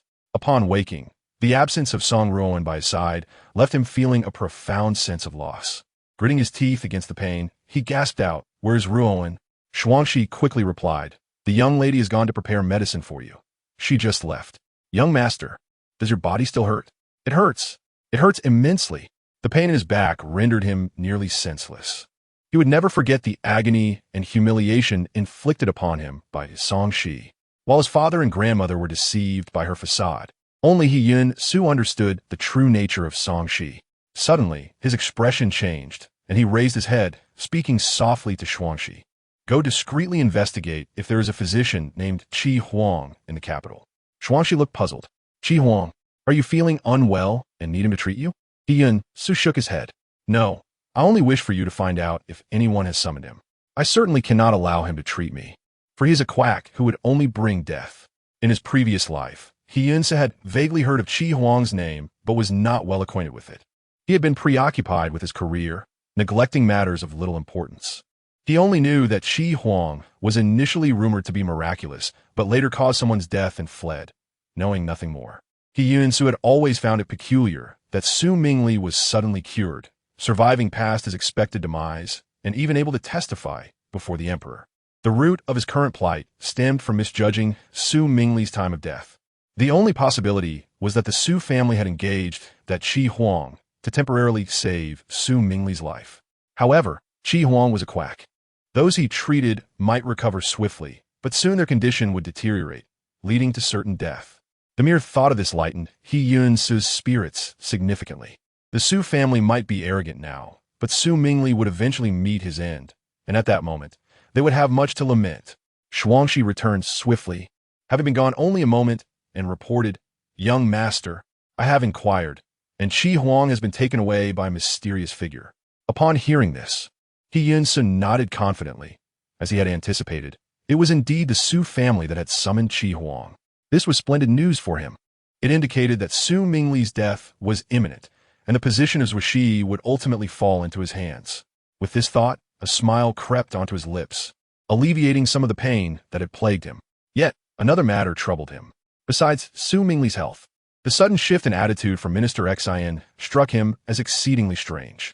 In his previous life, Minister Xizhi had been quite fond of him, always supportive, looking at him with affection as if he were his own son.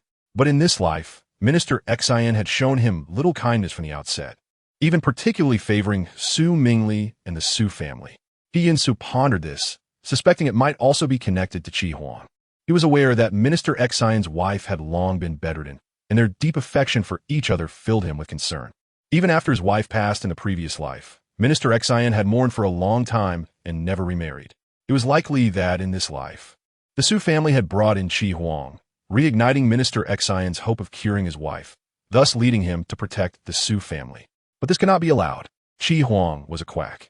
If Madame Xizhi were to consume his medicine, she would undoubtedly share the same fate as Su Mingli. Suddenly, He Yunce bolted upright, only to feel the sharp pain from his wounds, causing him to gasp. Hubby, don't move. You've finally awakened." He heard Song Ruoan's worried voice from behind. Straining his neck to look toward the door, he saw the gentle expression of Song Ruoan, who was anxiously stepping over the threshold, a bowl of dark broth in her hands. Surely, this was the concoction she had prepared for him. He had always known that she possessed medical skills, which had greatly aided him in his career, inciting the jealousy of the petty Songxi, who hastily sought to learn medicine for herself, often usurping Ruoan's accomplishments and treating her like a fool. As He Yunce was lost in thought, Song Ruoan had reached his side, cautiously sitting by the edge of the bed. "Hubby, you've awakened just in time. It's time for your medicine." Her voice was so tender it seemed to drip with sweetness. Hearing such a gentle tone, He Yunce felt warmth fill his heart. "Ruoan, what is this medicine? Did you brew this tonic for me?" At this, Song Ruoan's expression momentarily stiffened before she quickly nodded. "Yes, hubby, you were injured and lost so much blood. I was worried, so I prepared some common tonics to help restore your strength."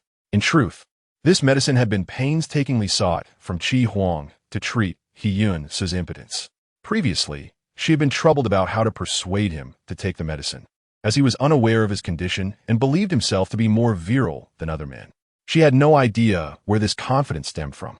However, she knew that someone like He Yunce would never accept the notion of impotence. Now, taking advantage of his injury, she had brewed the medicine, presenting it as a regular tonic, with the hope that in the future, when He Yunce regained his vigor, he would not suspect a thing. Upon hearing her words, He Yunce felt even more delighted. "Thank you for your efforts, Ruoan. This time, I have caused you trouble, but I have figured out the key to everything. I will surely rise to great heights." Song Ruoan nodded perfunctorily, eager for him to drink the medicine first. She scooped a spoonful, gently blowing on it before offering it to He Yunce's lips. As he savored her tender actions, his heart swelled with joy. He drank the medicine mouthful by mouthful, nodding, it's delicious. The medicine you make is the best, sweeter than honey." Song Ruoan was amused by He Yunce's words, and she finally spoke her heartfelt wish. "My husband, I truly hope you recover soon." The two of them joyfully finished a bowl of medicinal soup. As the bowl was emptied, He Yunce suddenly felt a significant reduction in the pain in his back, and his previously weary body was instantly revitalized. Feeling a surge of energy coursing through him, his eyes sparkled with excitement. "Ruoan, this tonic is truly miraculous. I can feel its effects immediately." Upon hearing this, Song Ruoan was overjoyed, nearly brought to tears. "Is it really effective? My husband, I knew it would cure you.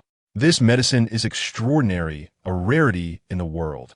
He Yunce nodded, acknowledging the rapid efficacy of the remedy, something he had never experienced before despite knowing of Song Ruoan's medical skills and having taken her prescriptions in his previous life.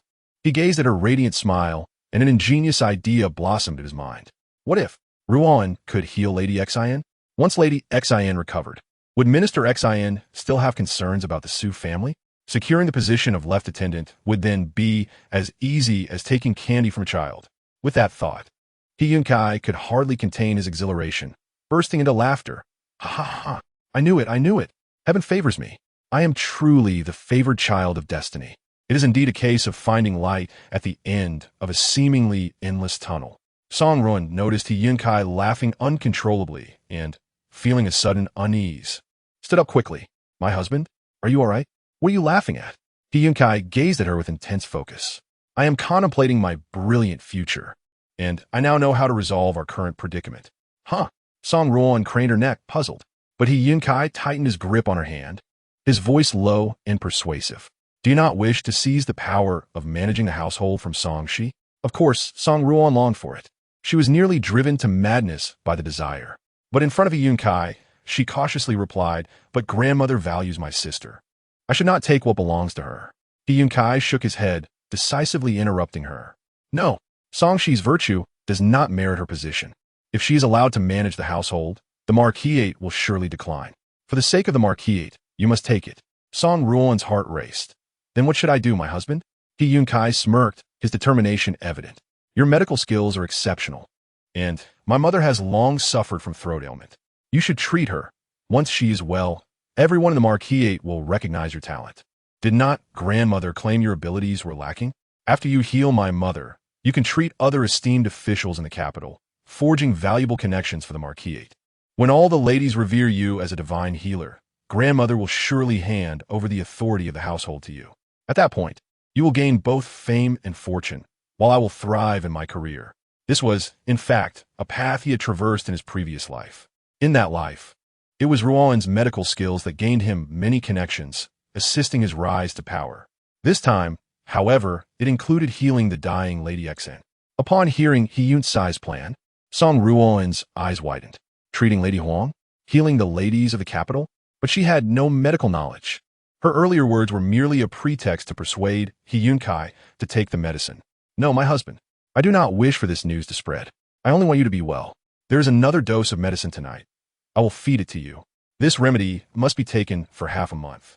Song Ruoan hurriedly declined, wishing only for He Yunce to become a normal man.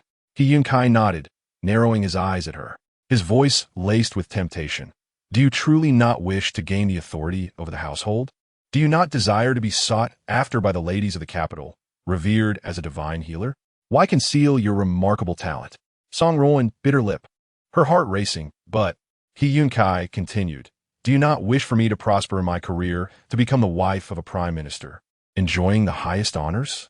Do you not want to trample Xizhi underfoot, making her bow to you in respect?" Song Ruoan could no longer contain herself. She grasped He Yunce's hand tightly, her voice trembling. I want to. My husband, I want it so much. She had come to a realization. Although she lacked medical knowledge, she could enlist the help of the renowned Qi Huang divine doctor to obtain prescriptions. After spending time together, she had discovered that the doctor did not truly regard money as worthless. He actually delighted in wealth and wine. As long as she provided him with sufficient resources, she could persuade him to do anything. In that scenario, while she remained in the light, the doctor would work in the shadows, allowing her to leverage his skills to ensure He Yunce's success while securing the authority of the household for herself, earning admiration from all. After administering the medicine to He Yunce, Songren secretly ventured out of the marquee once more. She was headed to the finest inn in the capital, Baishenglu. The Qi Huang divine doctor's residence was too far in the suburbs, so she intended to bring him to the inn. This way, if there were any issues with He Yunce, she could ensure timely treatment. When Song Ruoan arrived, veiled and in a hurry, she noticed the door to the guest room slightly ajar, revealing the Qi Huang divine doctor packing his belongings inside. Her heart raced, and she pushed the door open urgently, her voice slightly higher. Divine doctor, are you unwilling to stay here? The Qi Huang divine doctor, already feeling guilty, startled at the sudden sound and looked up to see Song Ruoan's face. He felt a jolt of fear, thinking she had come to confront him, and quickly concealed his belongings behind him. Before he could speak, Song Ruoan rushed to inquire, has someone summoned you to treat them? I will offer you 300 taels of silver to accompany me back to the marquee. The Qi Huang divine doctor paused, studying Song Ruoan's earnest expression. After a moment's contemplation, he cautiously replied, but someone has visited me 3 times, offering 500 taels, requesting my services at their residence. Song Ruoan's heart sank upon hearing this. She rushed to his side. You cannot leave. My family is waiting for you to save them. The doctor placed his belongings on the table, adopting a righteous demeanor. But who seeks me if not for the sake of saving lives? Do you think I care for such trivial matters? In that moment, Song Ruoan grasped the implication of his words and gritted her teeth. I will offer you 600 taels to prioritize a visit to the marquee. Her dowry was not substantial, and 600 taels exceeded her budget. But for the sake of her future, she had no choice but to muster the courage to offer it. Upon hearing this, the Qi Huang divine doctor's eyes sparkled with delight, his white beard twitching with glee. He feigned indifference. It seems your family is in urgent need. It would not be unreasonable to prioritize your request. Relieved that he agreed, Song Ruoan finally exhaled. In truth, my family is only suffering from minor ailments. But my circumstances are dire, and I need your help. Furthermore, I kindly ask you to don the attire of a servant when treating them, allowing it to appear as though I am the one administering the treatment. The Qi Huang divine doctor's eyes widened in realization. He finally understood Song Ruoan's intentions. You mean to say that I will treat them, but the credit will go to you? And I must dress as a servant to play along? He grabbed his belongings and turned to leave. No, I cannot agree to that. Seeing his resolute attitude, Song Ruoan panicked and shouted, I will offer you 800 taels. I know this is unfair to you, but I have no other options. Please, divine doctor, have mercy on me. You are merely treating a throat ailment. If in the future I need to treat others, I shall provide you with additional silver. The esteemed physician Qi Huang stroked his beard and immediately stated 1,000 taels. You give me 1,000 taels, and I shall agree. Thereafter, no further payments will be necessary. 1,000 taels? The entirety of her dowry consisted of merely 1,500 taels. Previously, her expenses for wine and medicine had already cost her 500 taels. Should she acquiesce at this moment, all the silver from her dowry would be surrendered to Qi Huang. Song Ruoan gasped in distress. Observing her hesitation, Qi Huang feigned to depart, declaring, I have much to lose by performing for you. I have always acted with integrity.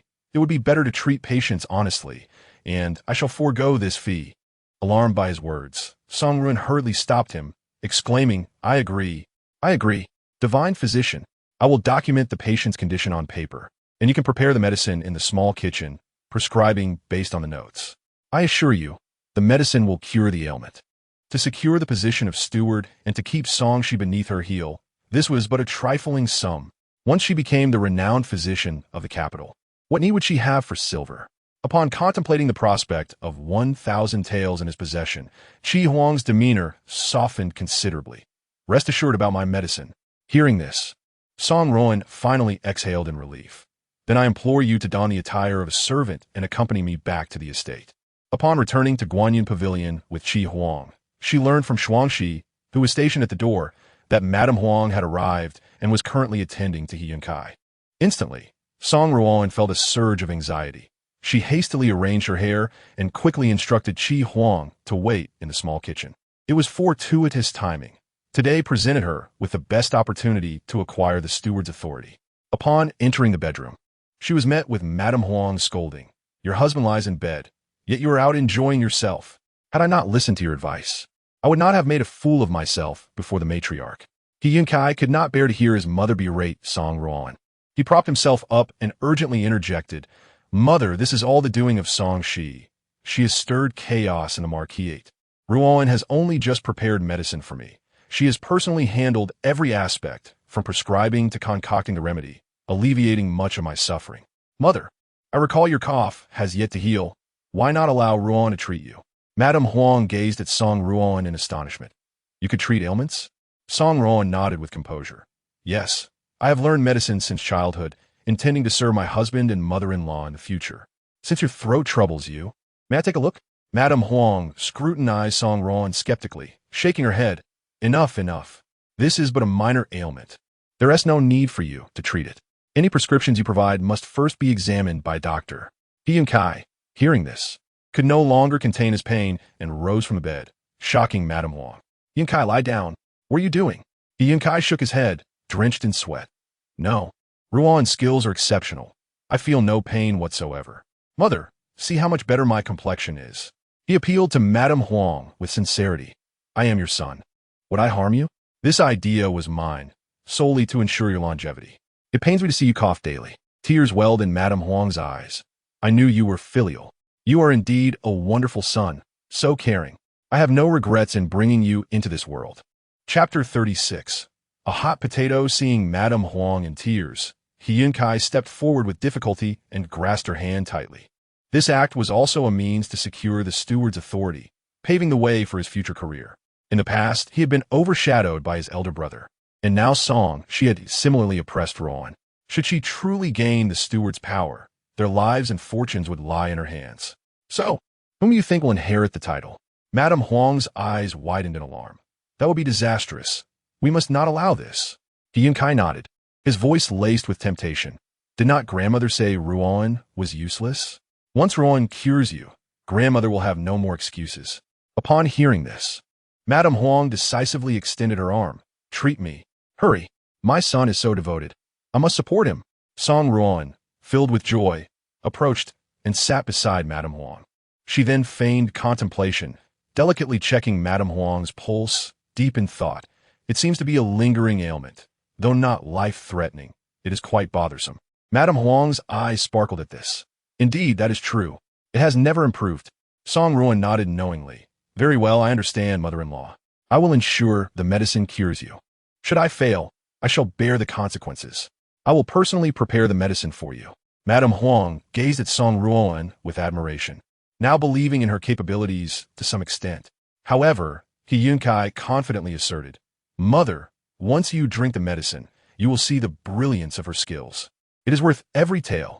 Indeed, when Song Ruoan emerged from the small kitchen with 2 bowls of dark herbal concoction, one for Madame Huang and one for He Yunce, she sensed a moment of hesitation from Madame Huang. He Yunce raised his bowl, declaring, Mother, I shall drink first. He clinked his bowl against hers and downed the contents in one go. All right, I shall drink as well. Madame Huang lifted her bowl and sipped cautiously until it was finished. Song Ruoan held her breath, anxiously awaiting Madame Huang's response. The concoction was bitter, and while Madame Huang initially frowned, she soon felt a remarkable change in her body. The tightness in her chest began to dissipate, and even the irritation in her throat lessened significantly. Madame Huang, astonished, stood up. Is this truly possible? My throat no longer hurts. He Yunce beamed with pride. My son would never harm you. Just wait and see how prosperous I shall become. Hearing this, Song Ruoan finally felt a wave of relief wash over her. Mother-in-law, this is merely the first dose. Once the entire course is completed, not only will your throat improve, but your overall health will also be greatly enhanced. The 1,000 taels were indeed well spent. and the thought of her bright future nearly brought her tears. Madame Huang stepped forward, gripping Song Ruoan's hand tightly. "Ruoan, you are truly my little blessing, the wise help to Yunkai. Since you entered our family, Yunkai has changed significantly and has become much more ambitious. I regret doubting you on our wedding night. That was entirely my fault. I shall now advocate for you to gain the steward's authority." Feeling the firm grasp of Madame Huang's hands, Song Ruoan's heart swelled with elation. She felt as if she were floating. At long last, it was her moment to revel in triumph. Meanwhile, within the confines of Shima Pavilion, the atmosphere was far from the jubilant spirit of Guanyun Pavilion. It was instead shrouded in gloom. She sat on a soft couch, engrossed in perusing a stack of account books on the table, her brow increasingly furrowed. The matriarch had entrusted her with the Marquisite's accounts last night, and as she studied them throughout the night, she grew increasingly aware that something was amiss. The Inding Marquisate appeared prosperous on the surface. However, internally, it was plagued by financial woes, with little to no reserves. The only reason it had continued to function in recent years was due to the matriarch's intervention, supplementing the gaps with her own dowry.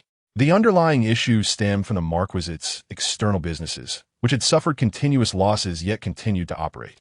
In her previous life, although she learned to manage affairs, the old matriarch did not trust her as much as she does in this life.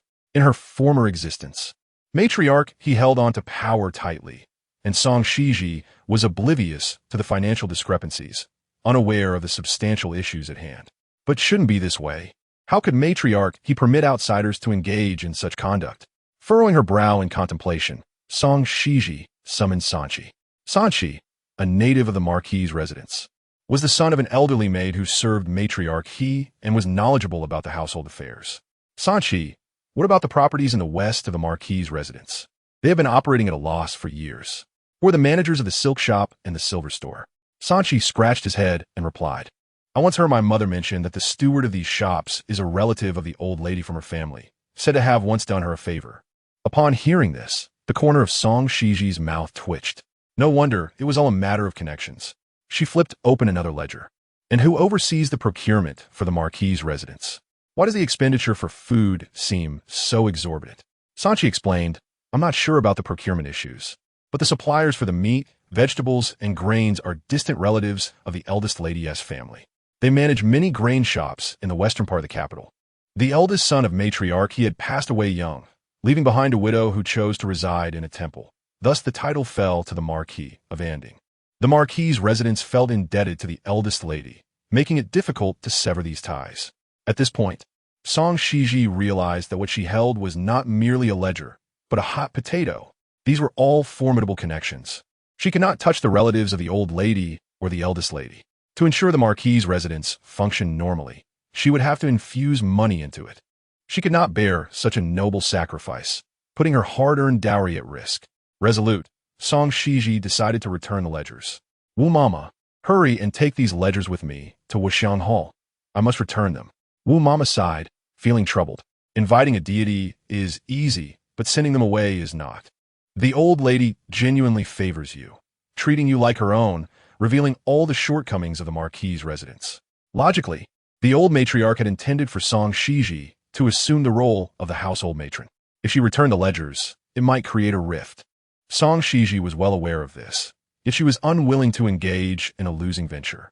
If He Jingyan could not be saved, would all her efforts merely serve to benefit another? She would proceed cautiously, seeking a way to extricate herself from this predicament. As she made her way to Wuxiang Hall, she found Huang Shi and Song Ruoan had already arrived before matriarchy. Huang Shi was tightly gripping Song Ruoan's hand, animatedly discussing her with the old lady. "Ruoan is truly capable. She learned medicine from a young age, and when I had a sore throat, she cured me with a single prescription. Mother, you once said Ruoan was unworthy and did not let her manage affairs. But not everyone possesses such medical skills. I see Ruoan is far superior to others." Huang Shi's throat appeared healthy now, her voice much more robust. Meanwhile, Song Ruoan listened quietly, a smile gracing her face, exuding grace and poise. "Ruoan knows medicine?" Matriarchy inquired, her surprise evident. Xizhi also looked up, subtly glancing at Alien behind Song Ruoan. Alien silently signaled her, and in that instant, Xizhi understood. Despite not having been reborn, Song Ruoan still engaged in underhanded tactics, stealing credit and masquerading as a skilled healer. Unfortunately, in her previous life, she had found a reputable physician, while this time she had sought out a quack. As Song Xizhi considered this, her gaze turned pointedly toward Huang Shi. Someone was bound to face misfortune. Huang Shi was now brimming with self-importance. Indeed, mother, you have an eye for talent, but this time you've chosen poorly. Did you not inquire about the reputation of the Song family daughters? Everyone says Song Ruoan is sensible and poised, excelling in all domestic affairs. The other ladies praise her. Huang Shi's words dripped with disdain for Song Xizhi, yet she merely replied coolly, "My mother passed away early, and I am unaware of our standing in the capital. But I do know one thing. Haste makes waste. If things seem amiss, there must be something hidden." Her words were laden with meaning. Song Ruoan clenched her teeth upon hearing this, while Huang Shi scoffed, unwilling to accept. "Look at you. Is this your manner? You had a poor reputation in the family, avoiding socializing with young ladies, associating only with lowly characters. Yet, why are you envious of your sister's medical skills? How can you be so inferior when you share the same parents?" At this, Song Xizhi shrugged, choosing not to engage further. "It's futile to reason with a stubborn fool. I shall speak only once." "Enough.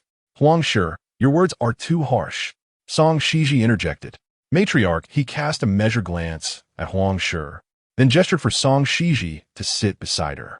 Huang Shi, feeling somewhat embarrassed, began, "Mother, I merely think that on our wedding night, I misunderstood Ruoan and doubted her integrity, which caused her embarrassment. Now that she has treated me, I should compensate her by allowing her to manage affairs."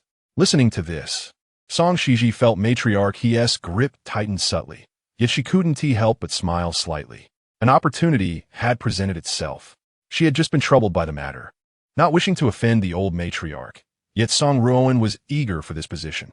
Before Matriarch he could respond, Song Xizhi spoke first. "Mother, your reasoning is peculiar. My sister made a mistake in the marriage exchange. You misjudged the situation, and while you ought to compensate her, you should not use my authority as a matron to do so." Huang Shi was momentarily speechless, then retorted, "What authority? You are merely being evaluated. Since you are being evaluated, then Ruoan should participate in the assessment as well. Selecting the best candidate is only fair." Huang Shi insisted. Matriarch, he contemplated for a moment, then turned to Song Xizhi. "What do you think?" Song Xizhi lowered her gaze, obediently replying, "Your thoughts are my thoughts, grandmother." Huang Shi rolled her eyes, but ultimately Matriarch, he nodded in agreement. "Very well. Both of you shall be evaluated to see who is better suited to manage affairs." Song Ruoan sighed in relief upon hearing this. Song Xizhi had always been unruly, while she was a refined lady who had studied etiquette for years. The authority of managing affairs was undoubtedly hers. As this thought crossed her mind, her heart raced with excitement, her expression brimming with arrogance. "Sister, now that we are to manage affairs together, should you not share half of the ledgers with me?" This was merely the beginning. With her medical prowess, it would not be long before she would trample Song Xizhi underfoot. However, Song Xizhi did not acquiesce to her demands, raising an eyebrow slightly. "The ledgers were earned through my efforts. If you wish to have them, you must achieve something first. Then, grandmother will naturally grant them to you." Upon hearing this, Song Ruoan's previously triumphant expression darkened instantly. "Song Xizhi, are you defying grandmother's wishes?" Song Xizhi merely smiled faintly, bidding farewell to Matriarch. "Grandmother, if there is nothing else, I shall take my leave." Matriarch he nodded, and Song Xizhi, carrying the ledgers, departed with Wu Mama. Wu Mama, holding the other half of the ledgers, pondered throughout the journey, utterly perplexed. Upon entering the room, she hastily set down the account book and exclaimed, "Miss, aren't you supposed to return the account book? Just as Song Ruoan, the unsuspecting fool, arrives, you refuse to part with this hot potato." A faint smile crossed Song Xizhi's lips at the thought of Song Ruoan's smug demeanor. One must seize the opportunity to enjoy a meal. Song Ruoan has always relished taking my possessions. Now that the account book is in my hands, she remains oblivious to the implications and will resort to any means necessary to usurp this authority of stewardship. I intend to keep this hot potato firmly within her grasp. She eagerly anticipated the moment when Song Ruoan, after much toil and effort, would ultimately discover that the golden delicacy she coveted was, in fact, a mere heap of excrement. How would she react at that moment? Chapter 38. The Pearls of the Chancellor. As soon as Song Ruoan returned to Guanyin Pavilion, she wasted no time in sharing this delightful news with He Yunce. However, the thought of Song Xizhi's reckless attitude left her feeling uneasy. Although we have become co-stewards, my sister still clutches the account book tightly. Am I to be left with merely an empty title? Grandmother indulges her as well. He Yunce scoffed at her words. She has always been unscrupulous. With concern etched on his face, he turned to Song Ruoan, speaking earnestly. Ruoan, I know you possess a kind heart, but if you wish to outmaneuver her, you must be even more ruthless and unscrupulous. Song Ruoan grasped He Yunce's hand tightly, her brow furrowing as she nodded. Husband, I understand. However, I currently lack a capable stewardess. I plan to return to my family and bring back a competent matron to teach me how to seize the stewardship from Song Xizhi, ensuring she has no chance of recovery. Upon hearing this, He Yunce's spirits lifted. Excellent. Let's return home. I shall accompany you to see if there are any connections with your father. He Yunce had always felt underestimated by his father, who seemed to favor outsiders and thwart his plans. He believed his father had grown somewhat senile. He realized that any advancement would have to be achieved through his own efforts. When Song Ruoan learned that He Yunce intended to accompany her, she grew concerned for his health, hesitating. Husband, your health has not yet recovered. It would be best for you to rest at home. He Yunce looked up, meeting her worried gaze, feeling a warmth spread within him. Gritting his teeth, he rose from the bed, took the dark medicinal brew, and downed it in one swift motion. After drinking the concoction you prepared, I shall recover and accompany you home, He Yunce declared with fervor, inhaling deeply after finishing the medicine, his demeanor visibly revitalized. Unable to persuade him otherwise, Song Ruoan ultimately agreed to return to the Song residence with him. However, her concern for He Yunce's well-being prompted her to bring along the skilled physician Qi Huang from the small kitchen, in exchange for 1,000 taels of silver. Qi Huang had shaved off his grizzled beard and donned the attire of a servant, rendering himself inconspicuous. Song Ruoan publicly claimed he was an accountant she had hired to assist her with the accounts, thus raising no suspicions. The two boarded the carriage bound for the Song residence. Yet, before they had traveled far, the carriage came to an abrupt halt, remaining motionless for an extended period. Song Ruoan furrowed her brow and lifted the carriage curtain to peer outside. Shuangxi, what is happening ahead? Shuangxi, looking troubled as he surveyed the throng of people, replied, Madam, the carriage ahead has stopped and is blocking the way. It seems that the lady inside has suddenly fallen ill, and her maid is hastily seeking a physician. Fallen ill? Song Ruoan echoed softly. Shuangxi, let's take a detour. My mother is still waiting for me. He Yunce followed Song Ruoan's gaze, spotting the halted carriage in the road. His eyes suddenly alight. That is the carriage of the Lin family. Lin Bashi, the Chancellor's carriage. He recalled that Lin was the current Minister of the Interior, a figure of immense authority, being the direct superior of Minister Xizhi. In his past life, while serving in the ministry, He Yunce had heard tales of the Chancellor's precious daughter, who was frail and often ill. The Chancellor treated her with utmost care, fearing for her well-being. Eventually, a physician treated her, and the Chancellor honored him as a savior, leading to the physician's swift rise to prominence. As He Yunce pondered this, he could not contain his excitement, gripping Song Ruoan's hand tightly. Ruoan, our opportunity has arrived. The lady in the carriage is the Chancellor's only daughter. I am uncertain of her ailment, but I know she frequently suffers from shortness of breath, chest pains, coughs up blood, and even faints. He spoke each word with fervor, trembling with anticipation. This is a significant figure. Ruoan, can you treat her? Feeling the tightening of He Yunce's hand, Song Ruoan instantly grasped the importance of Miss Lin. The Minister of the Interior was a crucial person in the Emperor's court. If she could cure Miss Lin in front of a crowd, all fame and fortune would be within her reach. What were Minister Xizhi and Song Xizhi in comparison? They would have to yield to the Chancellor. He Yunce, feeling overlooked, recognized that if he could connect with this opportunity, it would mean an immediate rise to prominence. Without hesitation, Song Ruoan nodded. I can treat her. Husband, go inquire if they need assistance. I will prepare to treat her immediately. Upon hearing this, He Yunce clenched his fists and swiftly pulled back the carriage curtain. Leaping down from the vehicle, Song Ruoan's heart raced as she lifted the curtain, gazing at the physician Qi Huang standing beside the carriage. Did you hear? Miss Lin is experiencing difficulty breathing, chest pains, coughing blood, and has now fainted. Quickly, tell me how to treat her and what medicine to use. Qi Huang, dressed in servant attire with a crooked hat, widened his eyes at Song Ruoan's words. Huh? Treat? Treat who? Song Ruoan inhaled deeply, her impatience growing. The Chancellor's only daughter in the carriage ahead. The Chancellor's only daughter? Qi Huang felt a cold sweat trickle down his back. His expression grew frantic as he peered ahead, noticing He Yunce anxiously conversing with the coachman. Did you see? Up ahead. She is the daughter of a high official. If you cure her, I assure you, you will receive your due payment. Hearing this, Qi Huang swallowed hard. The truth is, in this world, those who are bold thrive while the timid perish. With this realization, Qi Huang regained his composure, quickly retrieving a pill from his pouch. Have the young lady take this pill. It will surely revive her. At that moment, I will stand by your side and provide treatment based on her condition. If we succeed, do not forget to pay me. Song Ruoan accepted the pill, feeling reassured. She knew the efficacy of Qi Huang's medicine. If he claimed it would work, it would undoubtedly cure her. Rest assured, I shall reward you handsomely. With that, she tightened her grip on the pill and rushed down from the carriage, heading toward Miss Lin's carriage. After maneuvering through the throngs of spectators, she discovered that Miss Lin had collapsed from the carriage, lying unconscious in a pool of blood, her fate uncertain. Before she could approach Miss Lin, a maid swiftly blocked her way.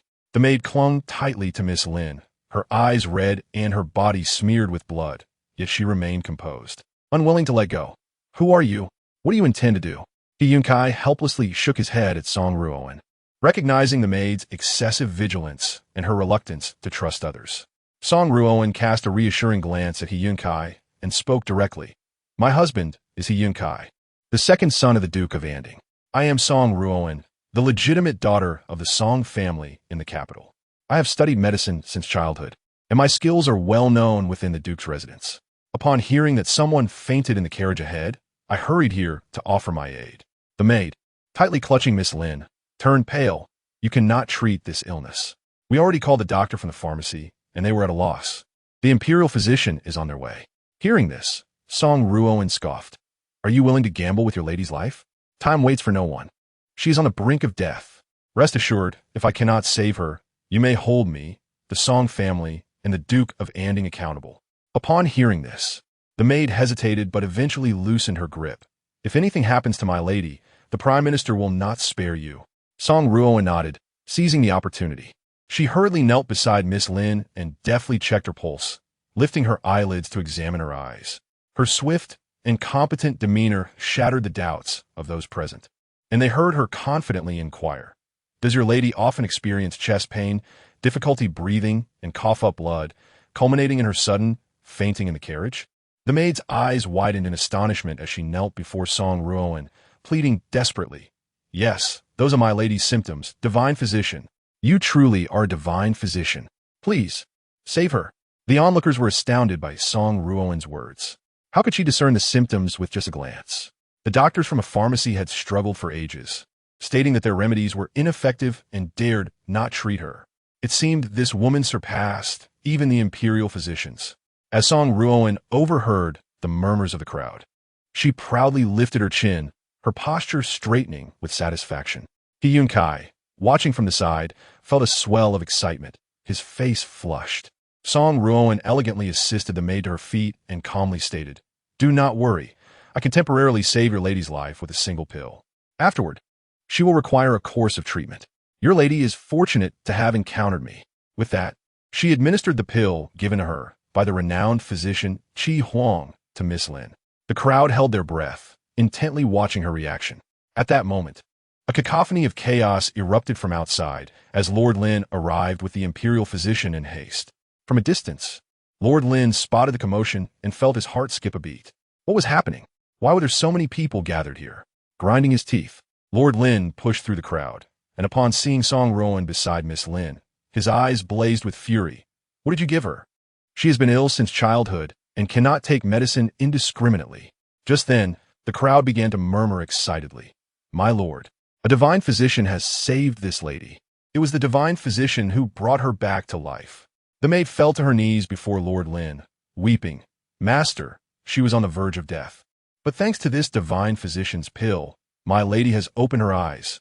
Hearing this, Lord Lin staggered forward and embraced Miss Lin's bloodied form, only to see her slowly open her eyes, weakly whispering, "Father, I thought I would never see you again." Lord Lin trembled, tears streaming down his face as he exclaimed, "Miaoxin, I am here. You will be all right. I forbid you to die." Miss Lin, with great effort, raised her hand and pointed at Song Ruoan beside her, her voice faint. "It was the divine physician who saved my life. After taking the pill, I feel much better. I have never felt such comfort." Upon hearing this, Lord Lin turned to see Song Ruoan, who was half kneeling beside Miss Lin, tending to her with utmost care. "Benefactor, is it you who saved my daughter's life?" Song Ruoan, maintaining her composure, nodded slightly. It was merely a small effort. The crowd gasped in disbelief. To bring someone back from the clutches of death could be described as merely a small favor. The divine physician's skills must be unfathomable. Lord Lin's eyes brightened with hope, and he urgently asked, "May I inquire your name, esteemed lady? Could you continue treating my daughter?" At this, Song Ruoan glanced at He Yunce, formulating a plan. She concealed her true intentions and diverted the conversation toward official matters, hesitatingly saying, "Under normal circumstances, I would gladly accept, but today, I was supposed to visit Minister Xizhi with my husband to offer my apologies." He Yunce, taken aback by her mention of Minister Xizhi, felt a spark of admiration toward her. Lord Lin then inquired, "Is it Minister Xizhi Kaiji?" He Yunce, dressed in a sapphire blue round-collared robe and adorned with a jade crown, possessed an elegant demeanor, appearing as a noble gentleman. At first glance, his striking appearance left a favorable impression. He Yunce replied with a wry smile, "Indeed, it is Minister Xizhi."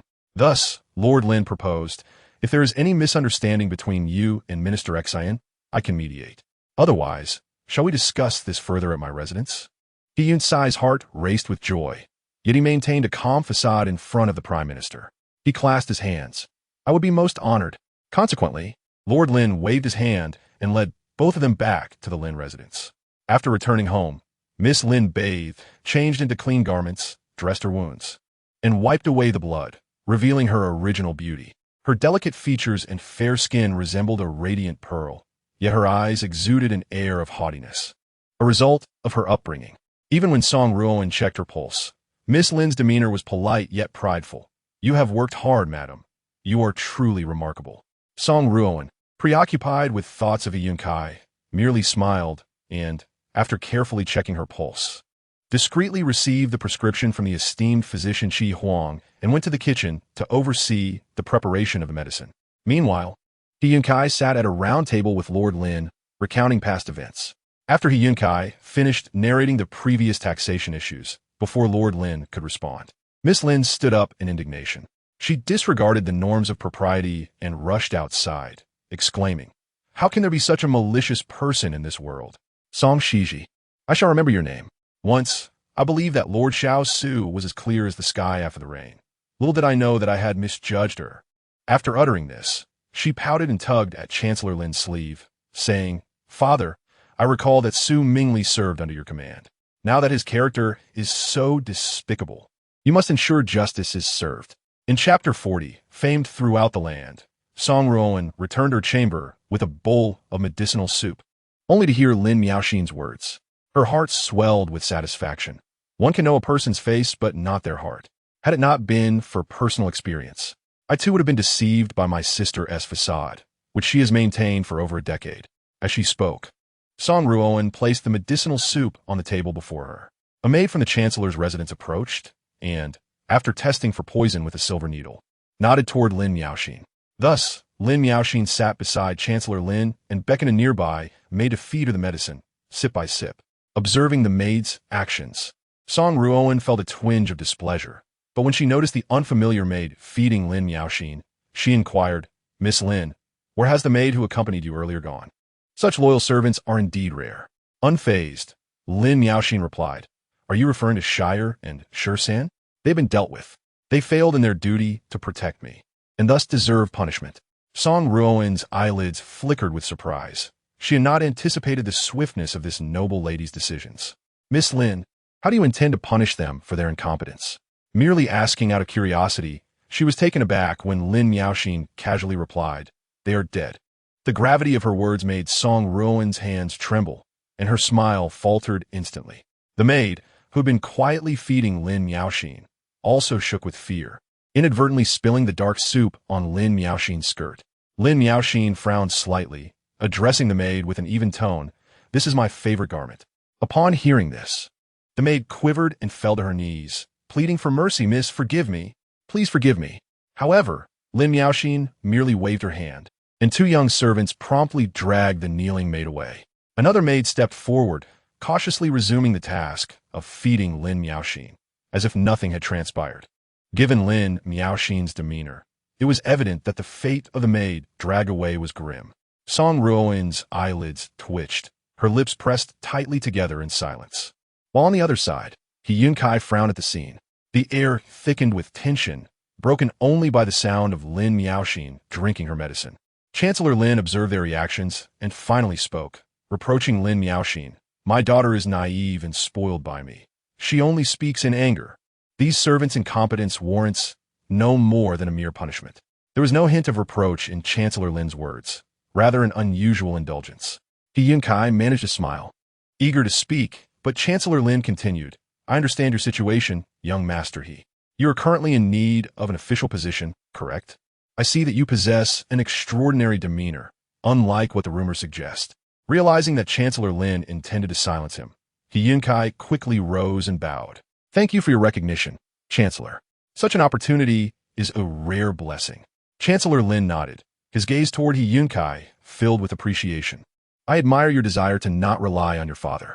There is a position for secretary in the Ministry of Justice.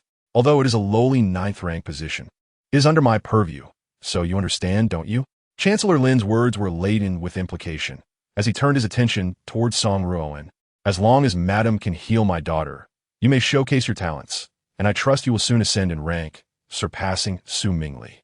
With this promise from a chancellor, He Yunce's heart surged with excitement, boldly claiming, "If Ruoan's skills are as profound as I believe, she has recently treated both my younger self and my mother. I am certain that Miss Lin's ailment will be completely cured within half a month, and she will be lively once more. Your confidence in me assures that my talents will soon be recognized," he added. Chancellor Lin was delighted by He Yunce's resolute words and regarded him with increasing respect. "I entrust my daughter's health to you, madam."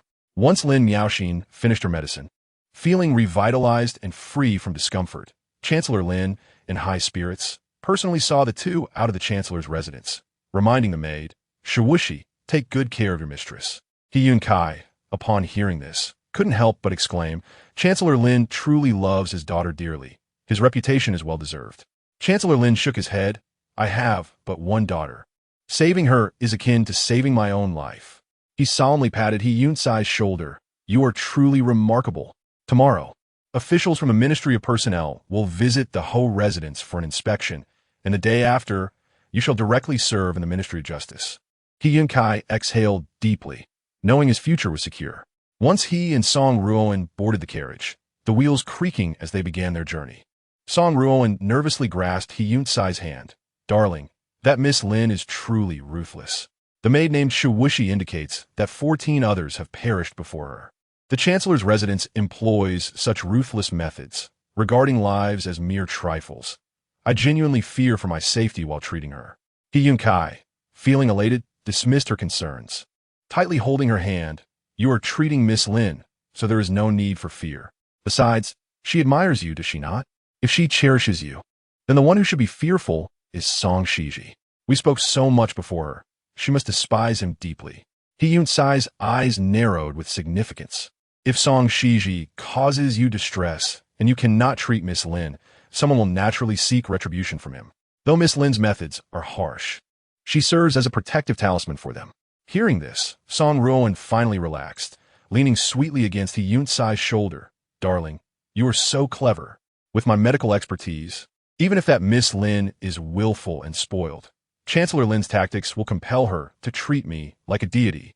He Yunce playfully pinched her nose. "Indeed, everyone in the capital now knows you as a miraculous healer.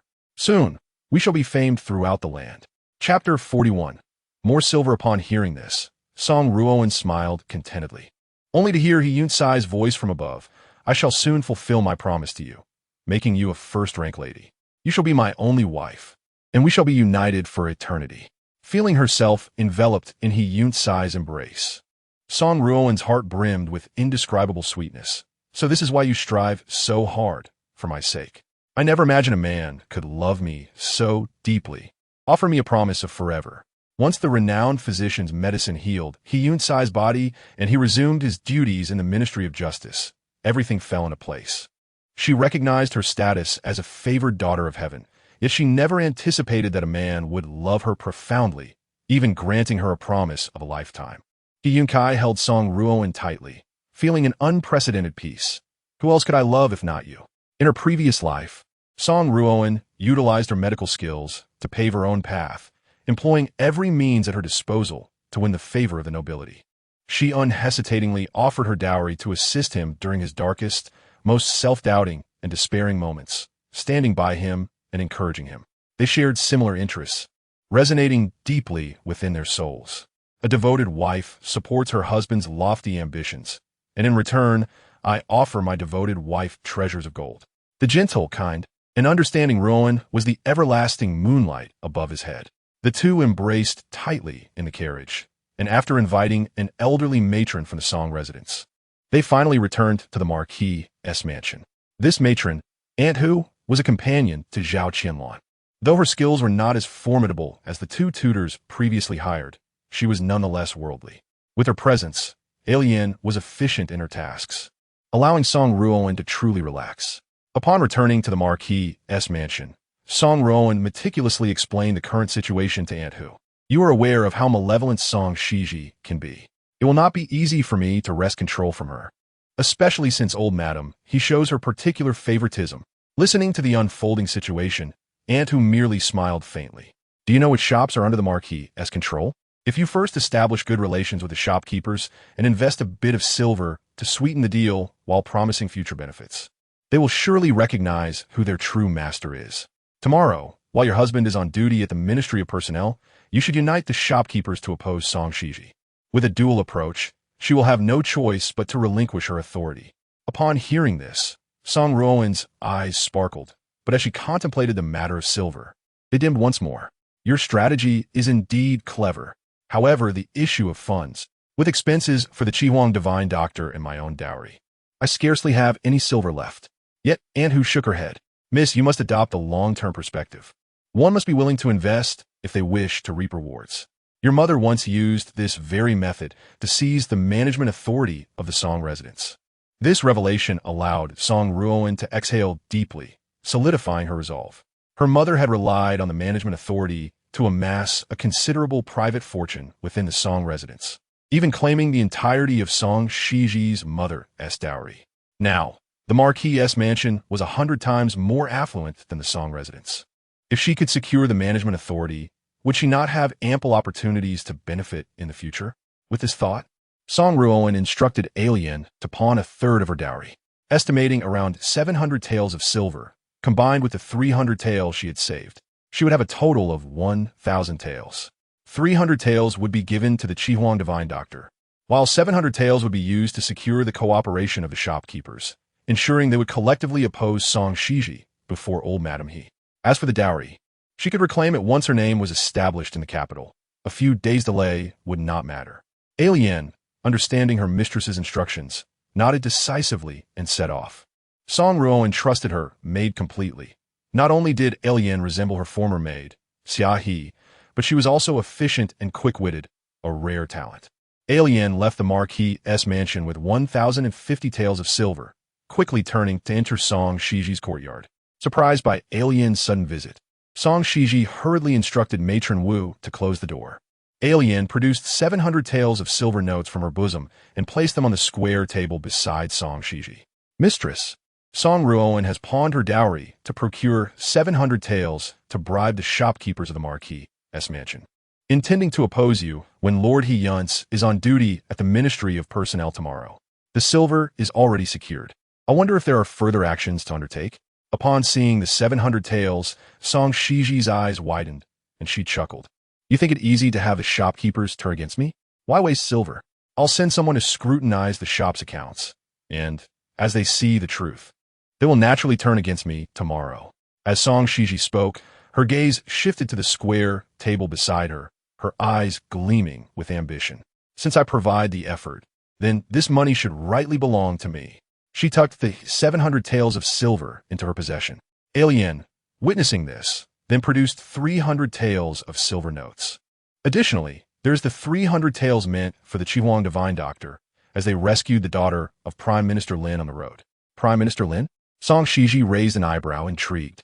If they were to harm the Prime Minister's daughter, they would owe far more than 300 taels. Send this amount to the Chihuang divine doctor to indulge him. Alien, keep a close watch on the Chihuang divine doctor. If there are any developments, inform me. Alien nodded affirmatively, and Song Xizhi assumed she was about to take her leave. However, Alien then pulled out another 50 taels. This 50 taels is for Song Ruoan to purchase information. The news regarding the Chihuang divine doctor does not require payment, as the money has come into the maid's possession.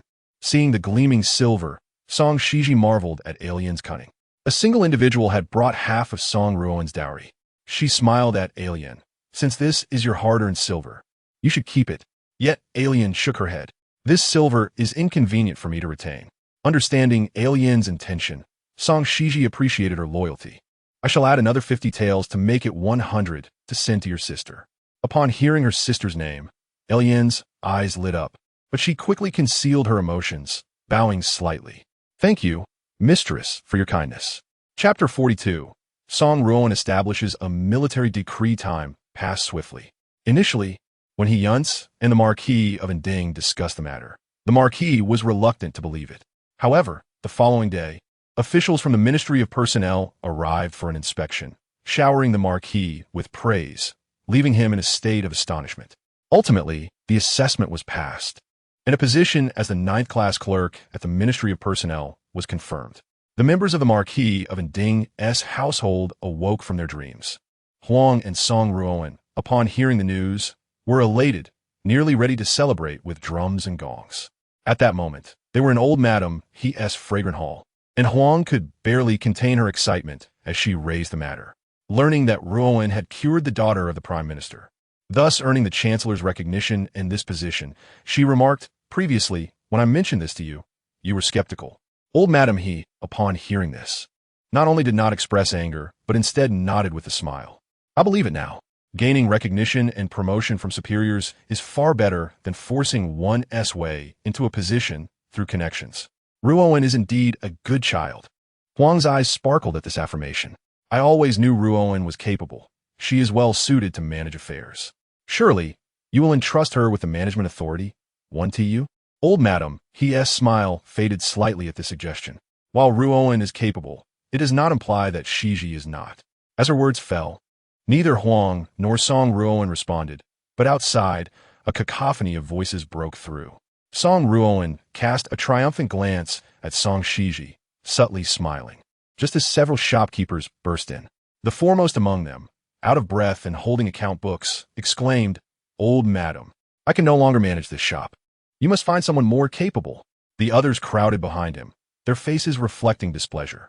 How can we allow an illiterate woman to manage? Her incompetence is ruining the business. If this continues, I too shall resign. Indeed, if they suspect us, we will all step away.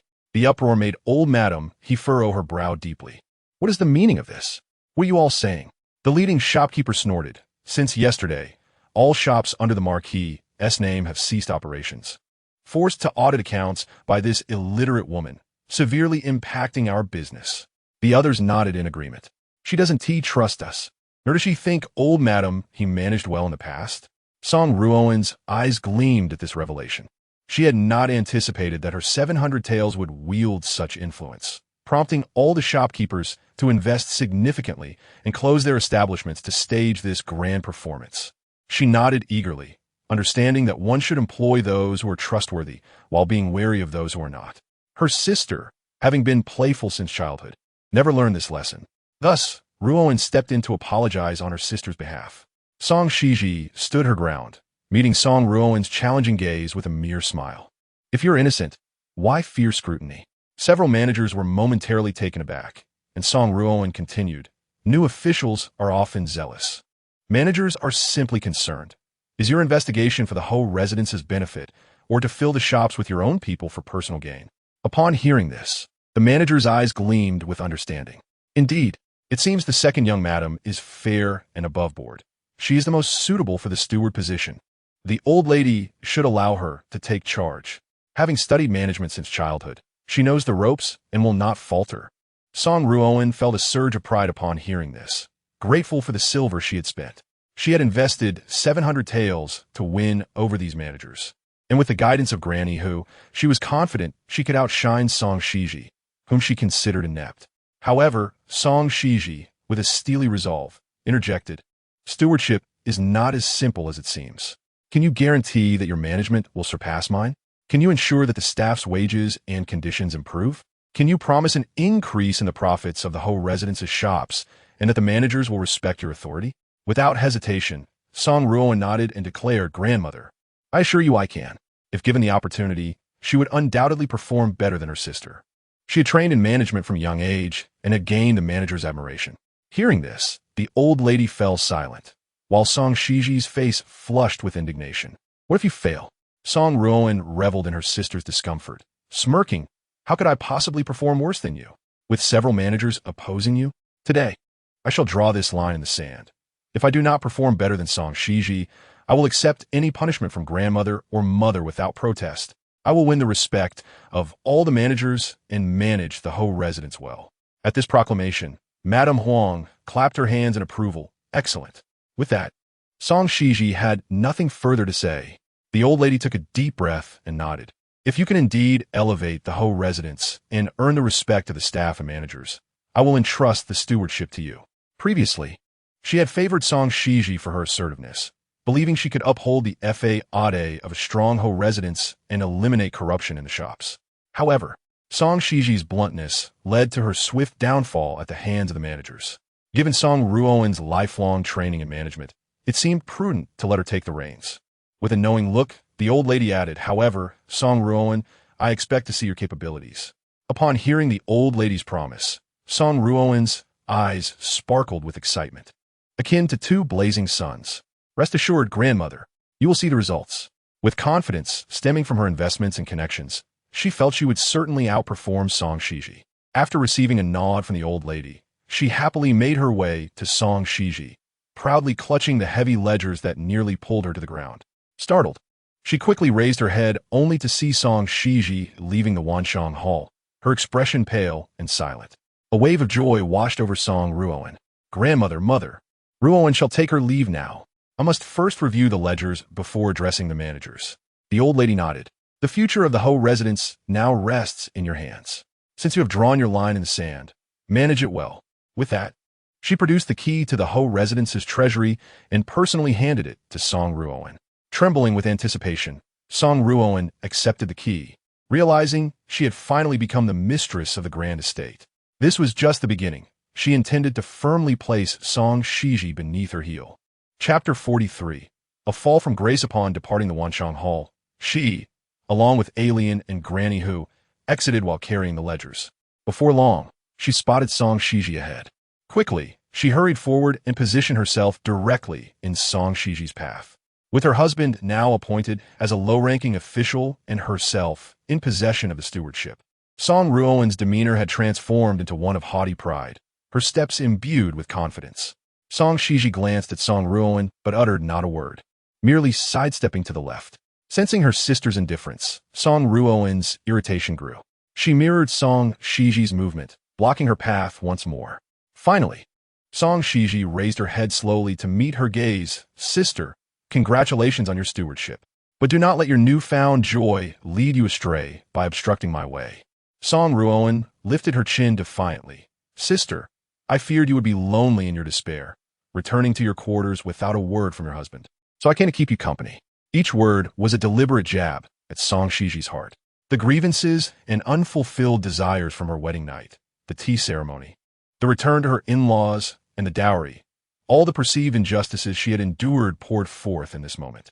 From this day forth, she would relish in stepping over Song Xizhi, and the thrill of it coursed through her veins. Leaning closer, she whispered in Song Xizhi's ear, "Sister, you were so proud on your wedding day, believing you had chosen a fine husband while I had settled for a weakling. Did you ever imagine it would come to this?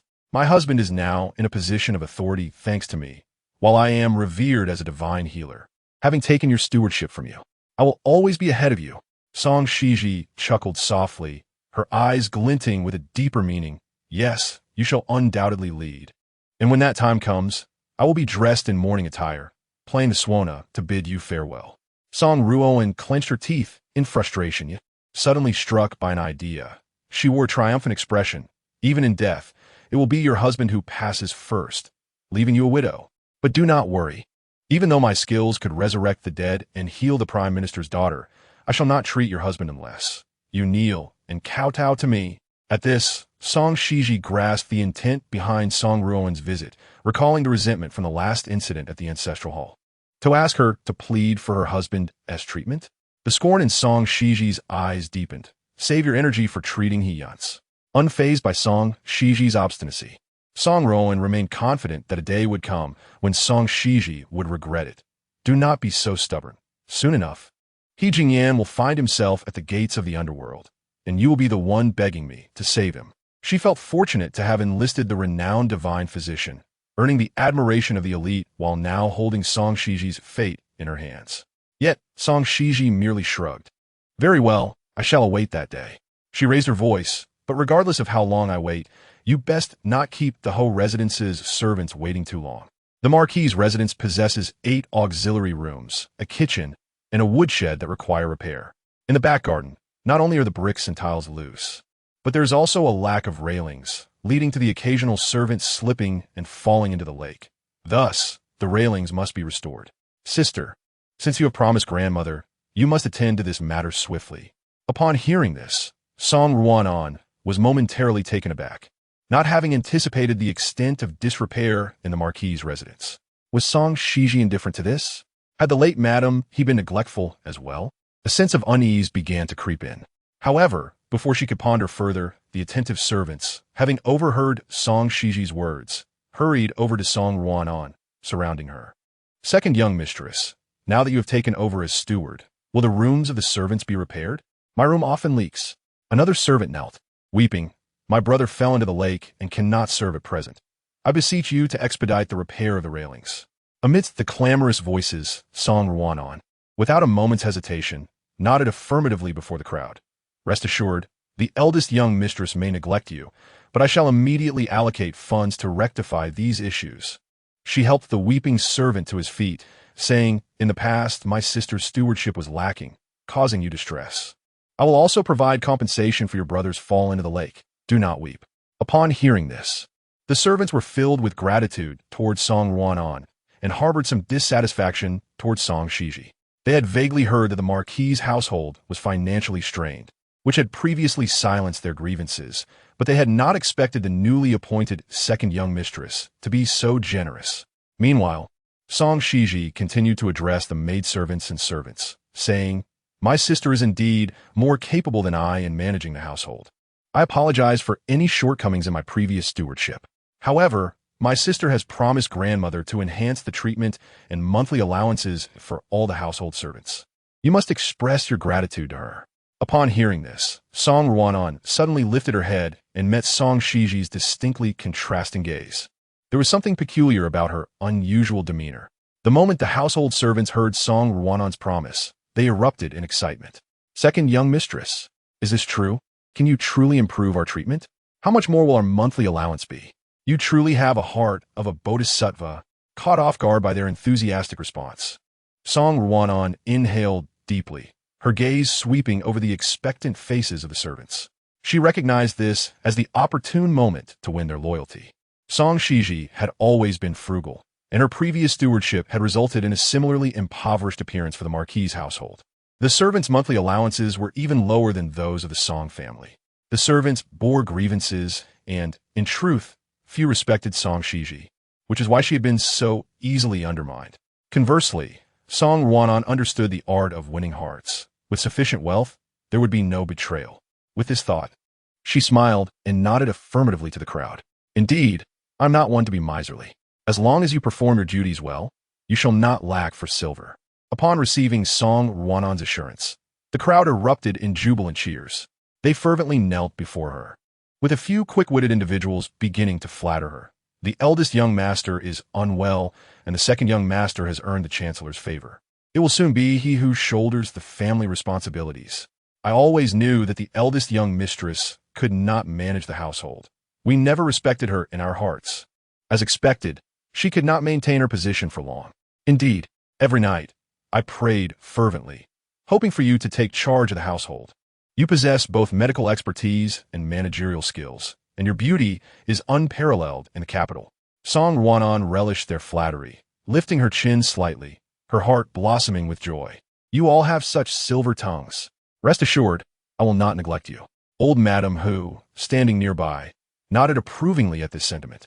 The repairs were indeed the Marquis's responsibility and not an exorbitant expense.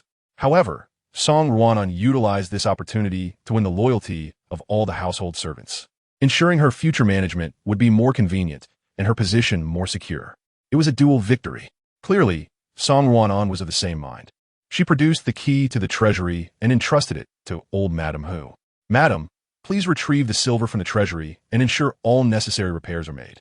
The servants' eyes were fixed eagerly on the key in Song Ruoan's hand, their gazes aflame with anticipation. Thank you, second young mistress. We will forever remember your great kindness, and we will surely work diligently in the future. Song Ruoan, basking in their grateful stares, nodded. Wait here, old Madam, who will soon allocate the silver to hire craftsmen. Everyone was filled with exuberance, and the remaining servants hurried to assist with the account books, escorting Song Ruoan back to the Guanyin pavilion. The news reached the late Madam He's evening chamber, and upon hearing that Song Ruoan would take charge of the repairs, she nodded in satisfaction. Everyone claimed that Song Ruoan managed the household far better, effectively overshadowing Song Xizhi.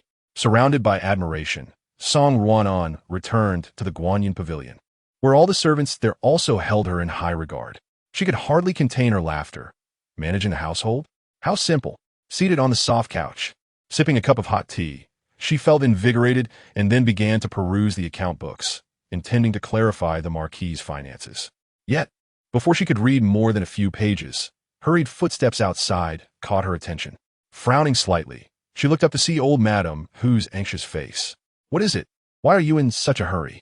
Old Madam Hu, breathless from her run, glanced nervously over her shoulder before hurriedly closing the door. Miss, I want to check the treasury. There is no silver left. Where will we find the funds to hire craftsmen for the repairs? What? Song Ruoan stood up in disbelief. How could the Grand Marquis's residence be devoid of silver? Old Madam Hu nodded gravely, her worry palpable. I found it strange as well, but there is none in the treasury. Many maidservants and young servants surrounded me along the way, and I dared not speak. If the silver were not in the treasury, it must be elsewhere. After all, He Jingyan had fought valiantly in numerous battles, receiving the emperor's commendation and rewards that flowed like water. The borderlands were harsh and desolate, leaving no place to spend the silver. It could only be within the Marquis's residence.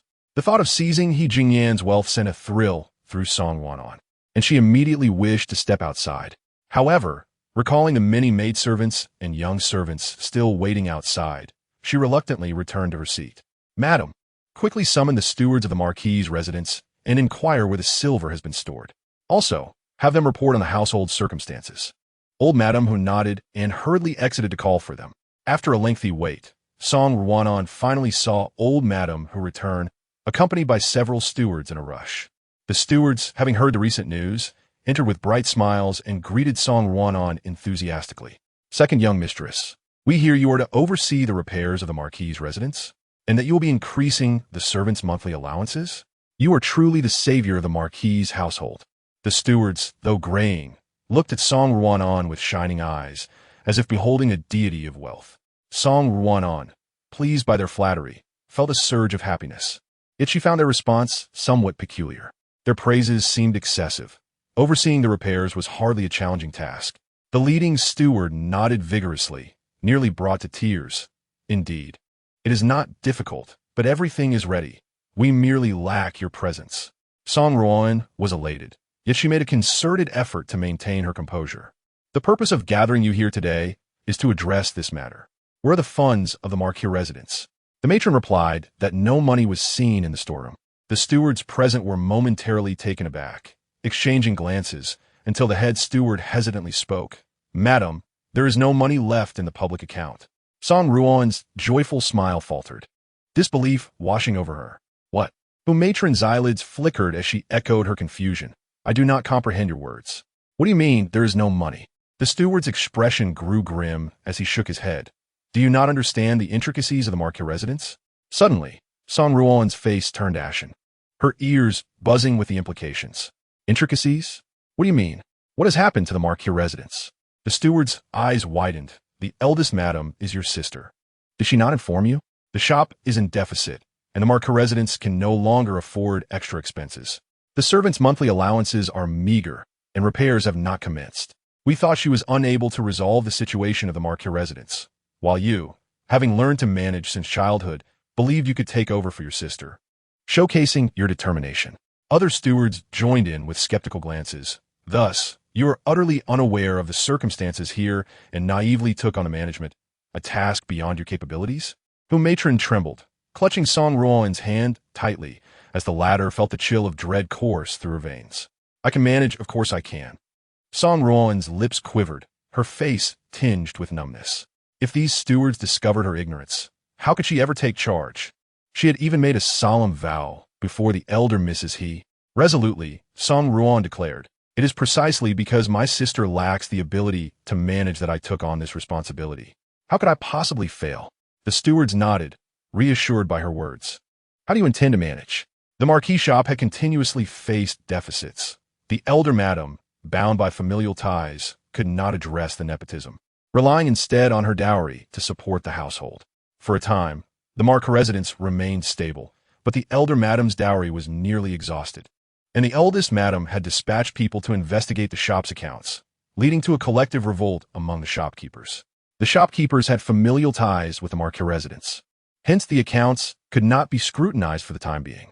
"Did you plan to use your dowry to temporarily subsidize the Marquis residence and increase the servants' monthly allowances? To have her use her dowry to cover the deficits of the Marquis residence?" Chapter 45. The trap set by Song Xizhi. Upon hearing this, Song Ruoan's pupils dilated in shock, and she uncontrollably tumbled from the soft couch with a thud, pain radiating throughout her body. Miss! Her matron and several stewards gasped and hurriedly helped Song Ruoan up from the ground. However, she refused to rise, gripping the steward's sleeve tightly, her eyes reddened with distress. "So, the elder Mrs. He appointed me, as the steward, to have me use my dowry to cover the Marquis deficits?" Each word was spoken through clenched teeth. The head steward hastily waved his hands. No. You took on this role willingly. The elder madam initially hesitated to grant it to you. After all, during such turbulent times, without someone resolute at the helm, the Marquis residence would surely descend into chaos. As for the repairs and the increase in servants' allowances, those were your own propositions, something even the elder madam did not foresee. Now everyone praises you for your boldness and management skills.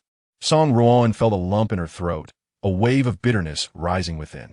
Yes, it was her own folly to seize the role of steward from Song Xizhi, even bribing the shopkeepers with half her dowry. No wonder Song Xizhi had behaved so oddly and nonchalantly before others. Everything was part of her scheme.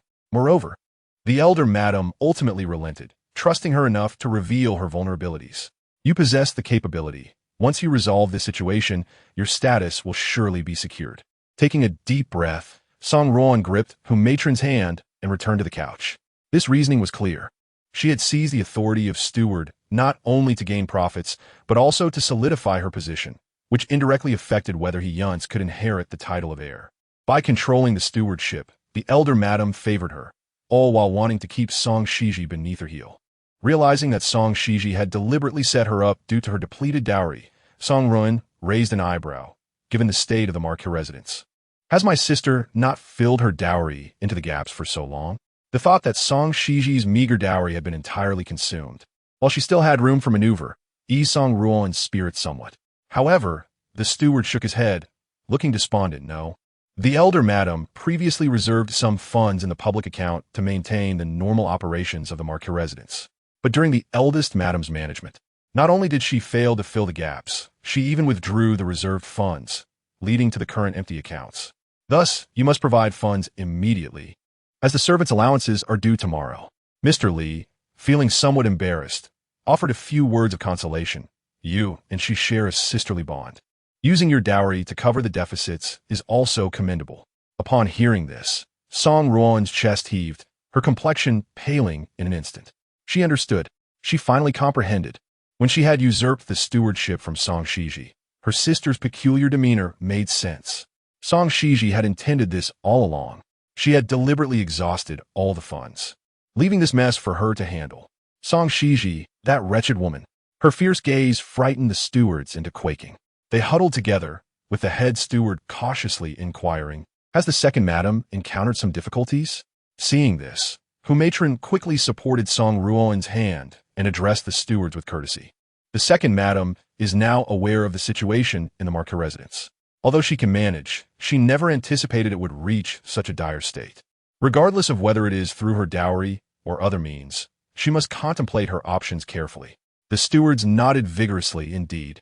Let the young madam ponder her course of action. We believe you can handle this, but time is of the essence. You must provide the funds tonight, as the servants' allowances are due tomorrow. Song Ruoan felt rigid, biting her lip tightly.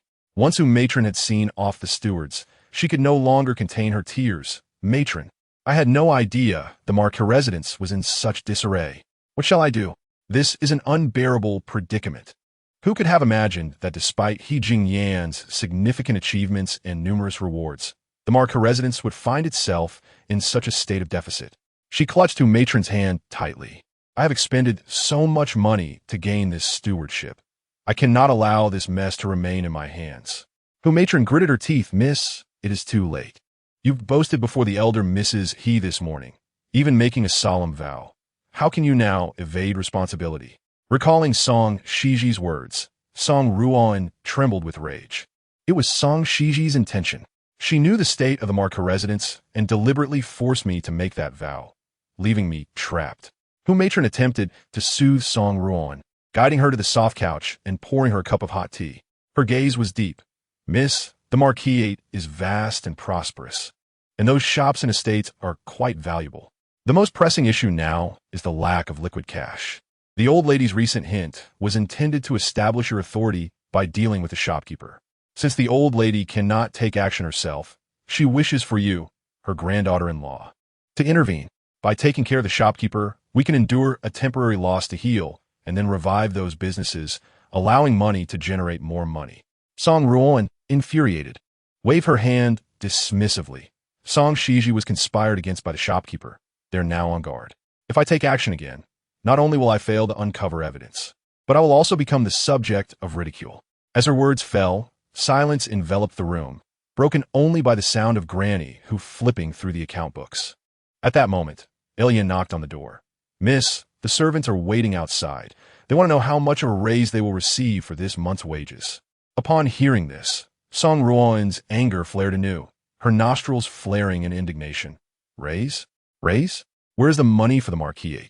I only wish I could withhold their wages to fill this void." Granny, who paused her reading and suddenly raised her head.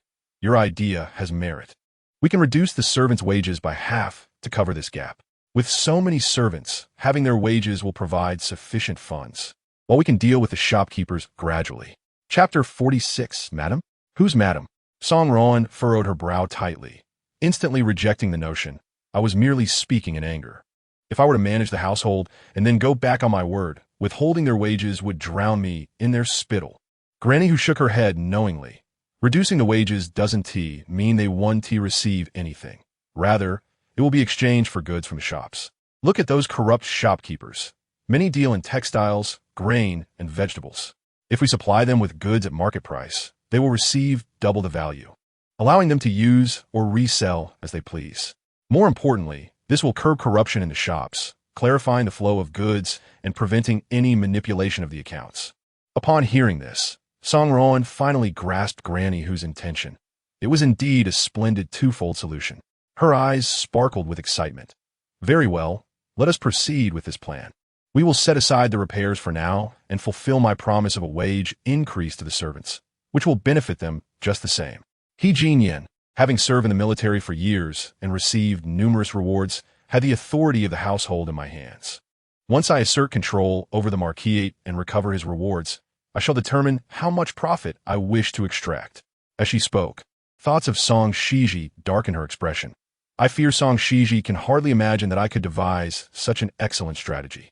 Since she has relinquished the authority of the household to me, I shall ensure she does not have it easy.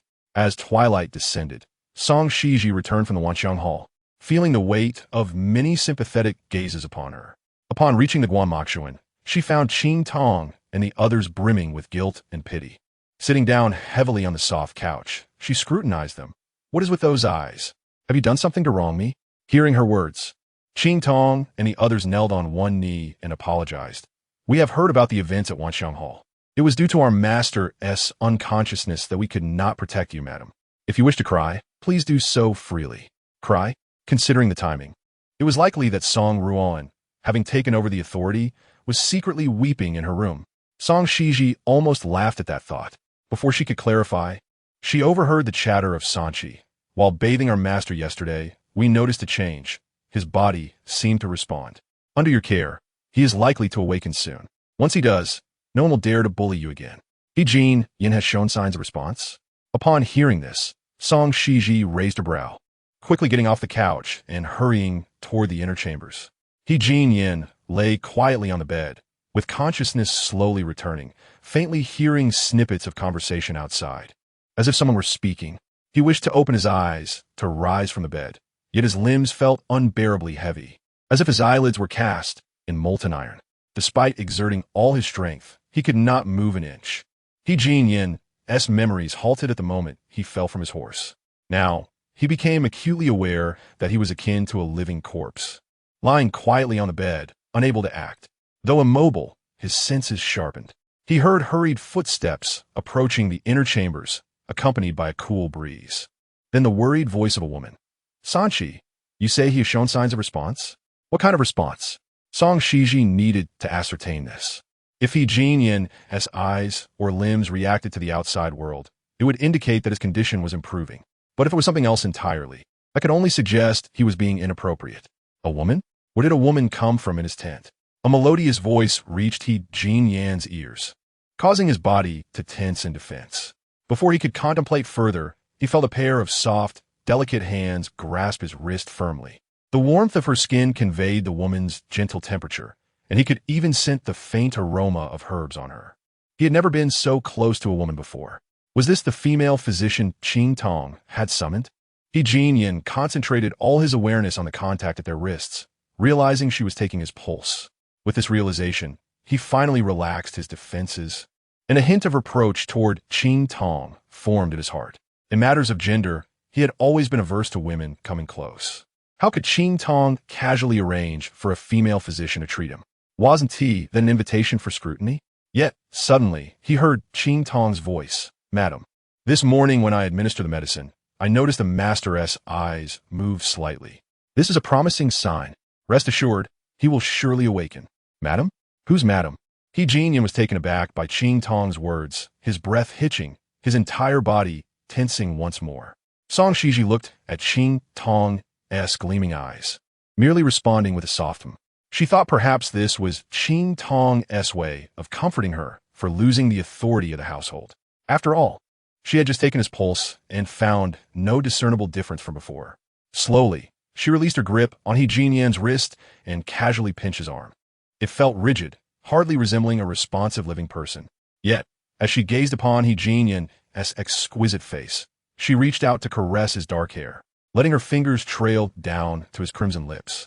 Song Xizhi felt a momentary daze, her throat tightening involuntarily as she reassured Qing Tong and the others. "Do not worry. Regardless of what happens outside, no matter what grievances I may face, I will remain by his side. After all, such a fine physique, both handsome and formidable, is a rare treasure. To forsake it would be a pity." Hearing this, Qing Tong and the others finally breathed a sigh of relief, only for Song Xizhi to suddenly speak seriously. "You may leave for now. Bring me silver needles. I wish to act promptly and treat my husband deeply, so he may awaken swiftly." As her words settled, the spacious chamber fell into silence. He Jingyan distinctly felt that soft hand glide down from his cheek, causing his entire body to flush with heat, his mind nearly blank with confusion. Such boldness, such audacity. Never had a woman dared to act so inappropriately toward him. With a soft click, the sound of a clothing button being undone echoed in the air. He Jingyan felt a chill spread across his chest, yearning to rise in defiance. Yet the weight of his limbs declared his lack of escape. He could only feel his body trembling, his heart racing like a drum. Those hands wandered across his chest. Were they truly administering acupuncture? As Song Xizhi unbuttoned half of He Jingyan's clothing, she noticed his flushed chest, a rosy mist even rising around his neck. She hesitated, a hint of suspicion igniting in her gaze. Placing her palm against his forehead and leaning her cheek against his, she thought, his body is so hot. Could he be running a fever? Suddenly, He Jingyan's rapidly beating heart missed a beat. Chapter 47. A key she felt for a while, but detected nothing unusual. Before she could continue unbuttoning, a commotion erupted from outside. The usually tranquil Guanmashuan was suddenly filled with noise, a phenomenon never before witnessed. Frowning slightly, she rushed out, leaving He Jingyan half-dressed on the bed. Upon stepping into the courtyard, Song Xizhi was met with a tense standoff. The monthly allowances for all the staff at Guanmashuan had been halved, and the master's supplies were likewise reduced by 50%. There was no food, no milk. Was this truly the household managed by the second young mistress? Madame Wu stared impassively at Madame Hu, who seemed to be brimming with unprecedented anger. Tomorrow was originally the day when the Marquis's household distributed monthly allowances and provisions. With Song Ruoan having gained control over the household, she had promised to increase the staff's allowances, but instead they were cut in half. Not only was the allowance reduced, but the quality of the food and fabrics was also significantly compromised. Worst of all, the milk that Song Xizhi cherished was entirely absent. It was clear that Song Ruoan was deliberately depriving Guanmashuan. Hearing Madame Wu's furious remarks, the leading madam who merely smiled thinly, saying, "You misunderstood. It's not just Guanmashuan where the second young mistress resides. It's the same everywhere else. The Marquis's household is under financial strain, and since the first young mistress had previously managed the household, she certainly understood the situation. Thus, the second young mistress decided to have the staff's allowances and convert them into provisions, which everyone seemed quite pleased with." Madame Wu scoffed. "The eldest son is still lying in the room, yet you dare to cut Guanmashuan's allowance? Are you suggesting that you intend to cut the medicinal supplies as well?" Madame Hu chuckled, patting Madame Wu's shoulder. "Dear elder sister, you are mistaken. Important items like medicinal supplies will certainly remain intact, but lesser items like milk will be temporarily withheld. This applies not only to Guanmashuan, but to all the other courtyards as well." The second young mistress has already reported this to the old madam, who nodded in agreement, stating the need to conserve resources and set an example for the staff. Therefore, even if you complain to the elder madam, you would receive the same response. Standing at the doorway, Song Xizhi listened silently before stepping out to inspect the vegetables and provisions laid out in the yard. Just one glance revealed the reason for Madame Wu's ire. Not only had her beloved milk and bird's nest disappeared, but the quality of the vegetables and fruits delivered was also subpar, wilted, and far from fresh, as if they had been sitting for days. Moreover, as autumn deepened and the weather grew cooler, Song Ruoan had delivered not the usual jujube charcoal, but walnut charcoal. If that were to be burned, the smoke would likely engulf the room. In her previous life at the Song residence, Song Xizhi had never endured such indignities. Perhaps Song Ruoan was aware of her schemes and was deliberately waiting to retaliate. A cold smile crept across Song Xizhi's face as she tossed the charcoal in front of Madame Hu. Is Guan Yunxian using this kind of charcoal too? Are they receiving the same provisions? Madame Hu respectfully bowed to Song Xizhi. Indeed, all supplies come from the shops outside the Marquis's residence, chosen by the shopkeepers, not handled by the second young mistress. If your supplies differ from those of the second young mistress, it is certainly intentional on the shopkeeper's part. With an enigmatic smile, Madame Hu added, "Who knows why the shopkeepers outside would engage in such favoritism? Seeing that the second young mistress is in charge and the second young master has entered the court, they must think he is on the path to success. So they treat you poorly. Meanwhile, you have been stripped of your managerial authority, and the eldest son lies in bed, which only serves to embolden them to slight you." Listening to her mocking tone, everyone in Guanmashuan clenched their teeth in resentment. Yet Song Xizhi merely gazed at her coolly. "Very well. Since you are aware of the shopkeeper's bias, should you not return the provisions to me?" Madame Hu nodded, her wrinkled face betraying a hint of cunning. "Yes. It should be changed. However, as the household manager has many responsibilities, I will assist you this time. If the shopkeepers continue this way in the future, there will be little I can do." Her words carried a foreboding message. This instance of inferior provisions and supplies was merely the beginning. With He Jingyan bedridden, the shopkeepers would continue to show their bias. Song Ruoan was deliberately using soft tactics to pressure Song Xizhi into escalating the situation. If Song Xizhi confronted the shopkeepers, leading to their removal by the elder madam, it would resolve Song Ruoan's management issues. Song Xizhi smiled faintly, choosing not to engage further. She had no desire to complicate matters for the elder madam or provide Song Ruoan with an advantage. Instead, she said calmly, "Then I will trouble madam who to exchange this batch of provisions." I believe this was merely an oversight on Song Ruoan's part, as she has just taken over management. If this happens again, it would demonstrate her incompetence in overseeing matters. There is no need to wait for another instance. Song Ruoan would not be able to manage for long. Madam, who observed Song Xizhi's composed demeanor, convinced she was merely putting on a brave front. By the next allocation of provisions and allowances, winter would have arrived, and with it, Song Xizhi would have to endure the cold with inferior charcoal. With this thought, Madam, who snorted coldly and turned to leave, "I have only helped you exchange the charcoal. The rest of the provisions are the same. As for your milk and bird's nest, the elder madam has declared savings, so do not expect those either."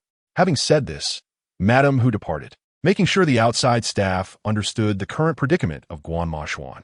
Inside, the servants carefully observed Song Xizhi's slender figure, standing alone in the courtyard while her husband lay lifeless on the bed. Because He Jingyan was bedridden, everyone believed his condition was dire. The shopkeepers felt emboldened, and Song Ruoan dared to overstep her bounds. Feeling sympathy for her, Qingtong bit her lip and grasped her clothing tightly, as if steeling herself for a decision. When Song Xizhi returned to the courtyard, sitting on the soft couch and sipping hot tea, she noticed Qingtong sneakily entering the room. "Qingtong, what is it?" Qingtong tightly held the key in her hand and respectfully presented it to Song Xizhi. Chapter 48. All private funds submitted to the mistress. This was a collection of all the rewards the master had received for victories over the years. Given the harsh conditions at the border, the master had saved every bit of silver for you, without touching a single coin. Everything was meant for you. Inside were jewels and treasures bestowed by the emperor, silks and brocades, and rare items beyond counting. Enough to fill 2 entire courtyards. There were also land deeds and properties. The young master had previously stated that everything should be submitted and entrusted to you for management. Upon hearing this, Song Xizhi's head snapped up, her eyes sparkling with brilliance. "You mean this is He Jingyan's private fortune? It amounts to 2 entire courtyards?" Qingtong nodded vigorously. "All of it. This is all of the young master's private fortune. Not a single piece remains. These possessions have not been recorded in the public accounts of the Marquis's residence. Henceforth, all expenses for the master's sustenance and attire will depend on your allocations. Should he ever incur your displeasure, you may withhold his food and clothing, leaving him to starve. As for yourself, you may indulge in as much milk as you desire and choose any kind of charcoal for your comfort." Qingtong continued, almost hypnotically persuading Song Xizhi. "Thus, my master is by no means impoverished. He is not weak at all. Favored exclusively by the emperor, he has far greater prospects than the second young master. He has made numerous plans for you, and he shall awaken soon. You must not feel wronged or consider abandoning him." Song Xizhi gripped the key in her hand, feeling dizzy from the revelations. It was as if she had been struck by a golden pie falling from the heavens. While he lay unconscious, I have swept away all of his private treasures. Will he truly not be angry? Qingtong widened her eyes, standing tall. How could he be angry? This is all prepared for you. It is only natural that a man's private fortune is managed by a woman, is it not? This is what my master has taught me. Upon hearing this, Song Xizhi immediately tucked the key into her pocket without a moment's hesitation. Where are those 2 courtyards? Are they also in the capital? Qingtong, noticing Song Xizhi's eager expression, nodded with pride. They're well taken care of. Would you like to see them now? Song Xizhi nodded vigorously. Yes, of course. Let us go see them now. Qingtong took her orders and prepared to lead Song Xizhi out discreetly. As soon as Song Xizhi stepped over the threshold, she hesitated for a moment, feeling as if she had forgotten something. Madam, aren't you coming? Hearing Qingtong urging her from ahead, Song Xizhi chose not to dwell on it, and hurriedly followed Qing Tong out of the Marquis's residence. The two courtyards were situated in a remote corner of the capital, typically unnoticed. Upon crossing the threshold of the courtyards, Song Xizhi discovered an entirely different world within. Box after box of jewelry overflowed the house, spilling into the courtyard, while vases, screens, and luxurious silks lay haphazardly scattered about. It was a sheer waste. Qing Tong scratched her head, embarrassed by the sight. The master has been away in battle and hasn't had time to manage these gifts, so they are all carelessly piled here. In any case, they are all yours now. He Jingyan doesn't appreciate them? But I do. Song Xizhi gazed at the treasures with envy, her eyes nearly gleaming with greed. She searched through the courtyards for quite some time, meticulously counting and categorizing all the gold and silver, ensuring their proper preservation. She also gathered the exquisite silks, her favorite vases, and a stack of land deeds to take back with her. By the time she returned to Guanemo, her arms were laden, and the sky had completely darkened. Now she was strong and wealthy, with a substantial dowry, not to mention He Jingyan's private funds in her possession. Song Xizhi hummed a little tune, eagerly anticipating showering affection upon her beloved husband. My handsome darling, I'm coming. In Guanemo, she lit candles all around. The flickering flames cast a warm glow as she gently lifted the beaded curtain and entered the inner chamber, where she beheld the face she had longed for. He Jingyan lay there, his clothing loosened, revealing his well-defined chest and abdomen, an undeniably alluring sight, yet he felt cold to the touch, though his expression was neutral. Song Xizhi sensed a slight furrow in his brow, indicating his discontent. Song Xiji's heart skipped a beat. It suddenly dawned on her what she had overlooked. In her excitement to inspect He Jingyan's private funds, she had inadvertently left the owner of those funds here in a state of neglect. Surely, this evening when she mentioned acupuncture, and seeing He Jingyan's flushed state, Sanchi must have thought she was intentionally leaving him exposed after the treatment, hence hesitating to approach. Song Xizhi smacked her forehead, feeling somewhat guilty, and slowly sat at the edge of the bed. As she settled, the space beside her gradually dipped, signaling to He Jingyan that his new bride had returned. This naive wife, perhaps putting on a brave face to perform acupuncture in front of him, had felt too shy to touch him afterward, leaving without fastening her clothing. The servant who attended to him had come in to feed him medicine, chattering away, and left him lying bare on the bed. He Jingyan felt a mix of anger and helplessness, but from the servant's words, he gathered some understanding of the situation. In battle, he had suffered an ambush, falling from his horse, and had been returned to the capital, to the Marquis's residence, in a near-death state. His new wife, skilled in medicine, had married him partly to bring him good fortune and partly to care for him. Reflecting on this, He Jingyan sighed inwardly. Though he was not fond of women being close, his heart was still at the frontier, and he had never contemplated marriage. Yet, this woman had been wronged. Forced into marriage, her fate rested upon a man presumed to be dying. She must bear a great deal of scorn and judgment. He Jingyan sighed silently, recognizing that this was an unfortunate circumstance that was beyond anyone's desire, and the fault lay not with the woman, but rather with Qing Tong, who had permitted this union without his intervention. Fortunately, he was currently unconscious, and it was well known that they had not yet been intimate, thus sparing her reputation from ruin. In the future, they would maintain a distant coexistence. When he awakened and returned to battle, should she wish to leave, he would grant her freedom. If she chose to stay, he would ensure she received the respect she deserved, and they would navigate their lives together. With this thought, He Jingyan felt a weight lift from his heart. Just then, he heard the soft voice of the woman beside him, tinged with a hint of charm. Husband, I'm sorry for leaving you all alone here. You must be feeling cold. In the next moment, Song Xizhi reached out her warm little hand, pressing it directly against his chest, rubbing it gently. My hand is warm now. Let me warm you up. You mustn't catch a chill. He Jingyan. His entire body felt as though it had been electrified. As he sensed her delicate hands wandering over his chest, his mind went blank in an instant. Chapter 49. He Jingyan regains consciousness. Song Xizhi's mischief continues. However, the woman's movements persisted. He Jingyan could distinctly feel her nimble fingers flitting like a lively fish, gliding down from his chest. One touch after another, her small fingertips traced circles on his skin. Though his vision was obscured and he could not move, He Jingyan felt everything with heightened clarity. In the stillness of the bed, only the sound of her gentle breathing filled the air. Her fiery gaze likely remained fixed upon him, observing every detail. Realizing this, He Jingyan felt the veins in his neck throb, his entire body tensed, muscles quivering slightly. So bold, so reckless. He wished to spring up immediately, seize her mischievous hands, and demand to know how she dared to act so brazenly. Yet, he found himself unable to move, forced to endure. He could only watch, helplessly feeling her hands continue their descent, slowly peeling away his garments. He Jingyan's lower body tightened, and his breath grew heavy in that moment. Resigning himself to the situation, he sought to clear his mind of distractions and focused his energy. This was his silent rebellion. He had always prided himself on his self-control, determined not to succumb to such frivolities. As his consciousness fought to disperse, a soft laugh from the woman reached his ears.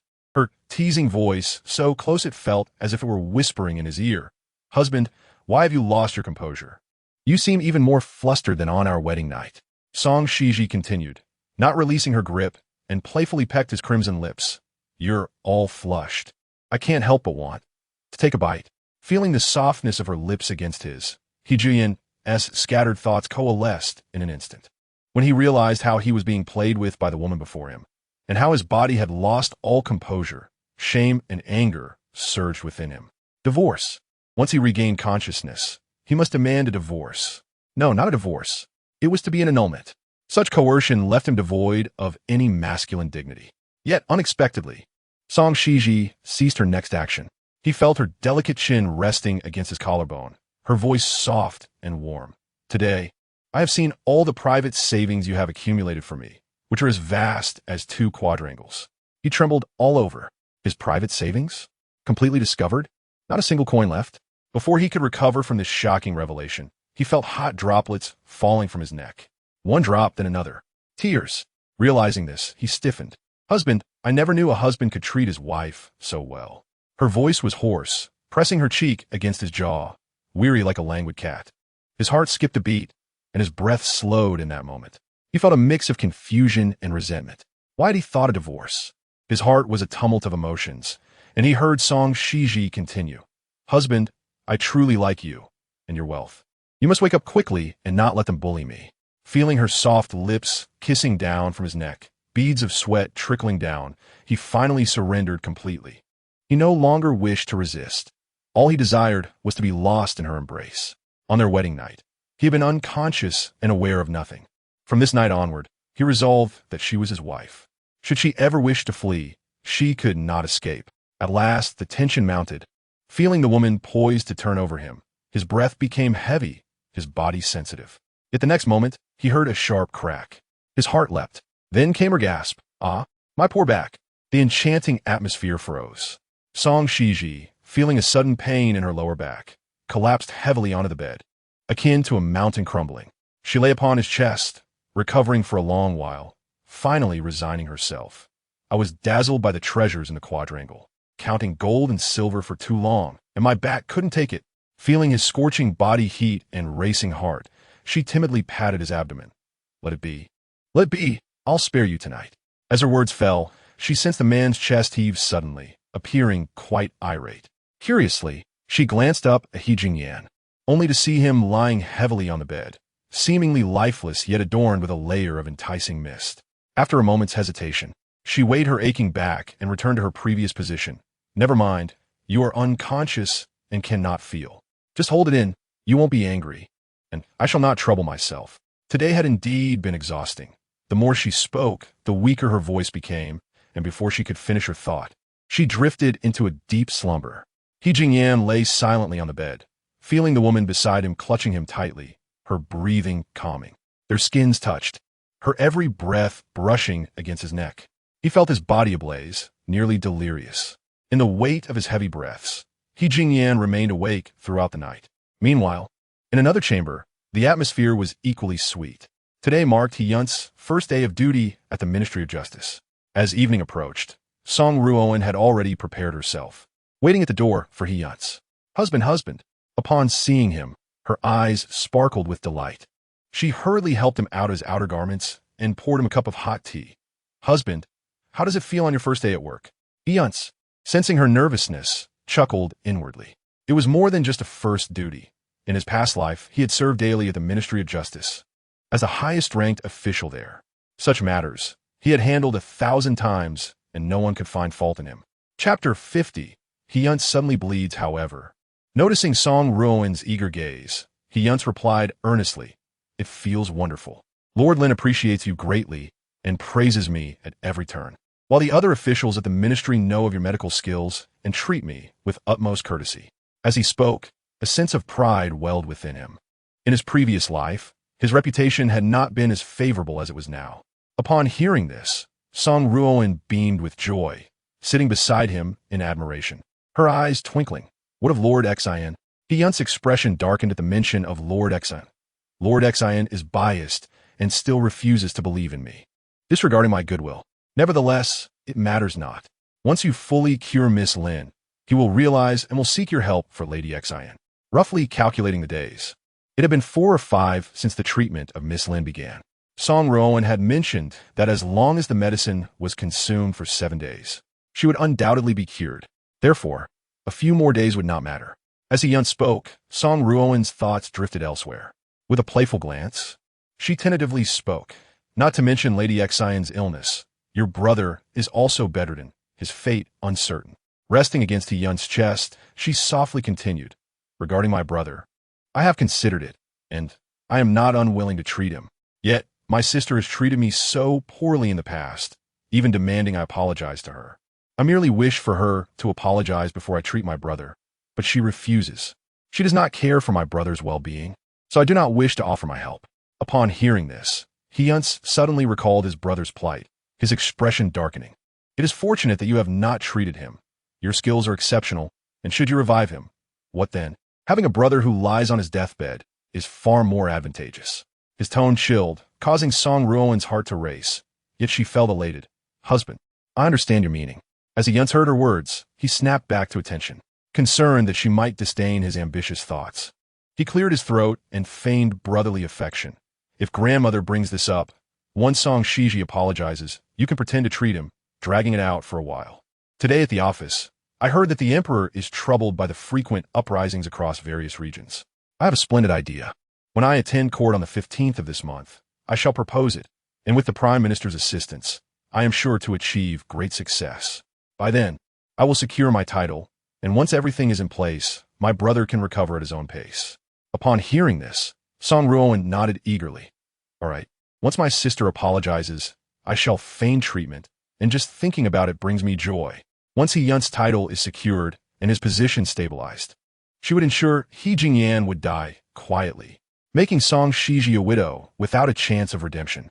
With this thought, a sweet smile graced Song Ruoan's face, and her small hands instinctively moved toward He Yunce's chest.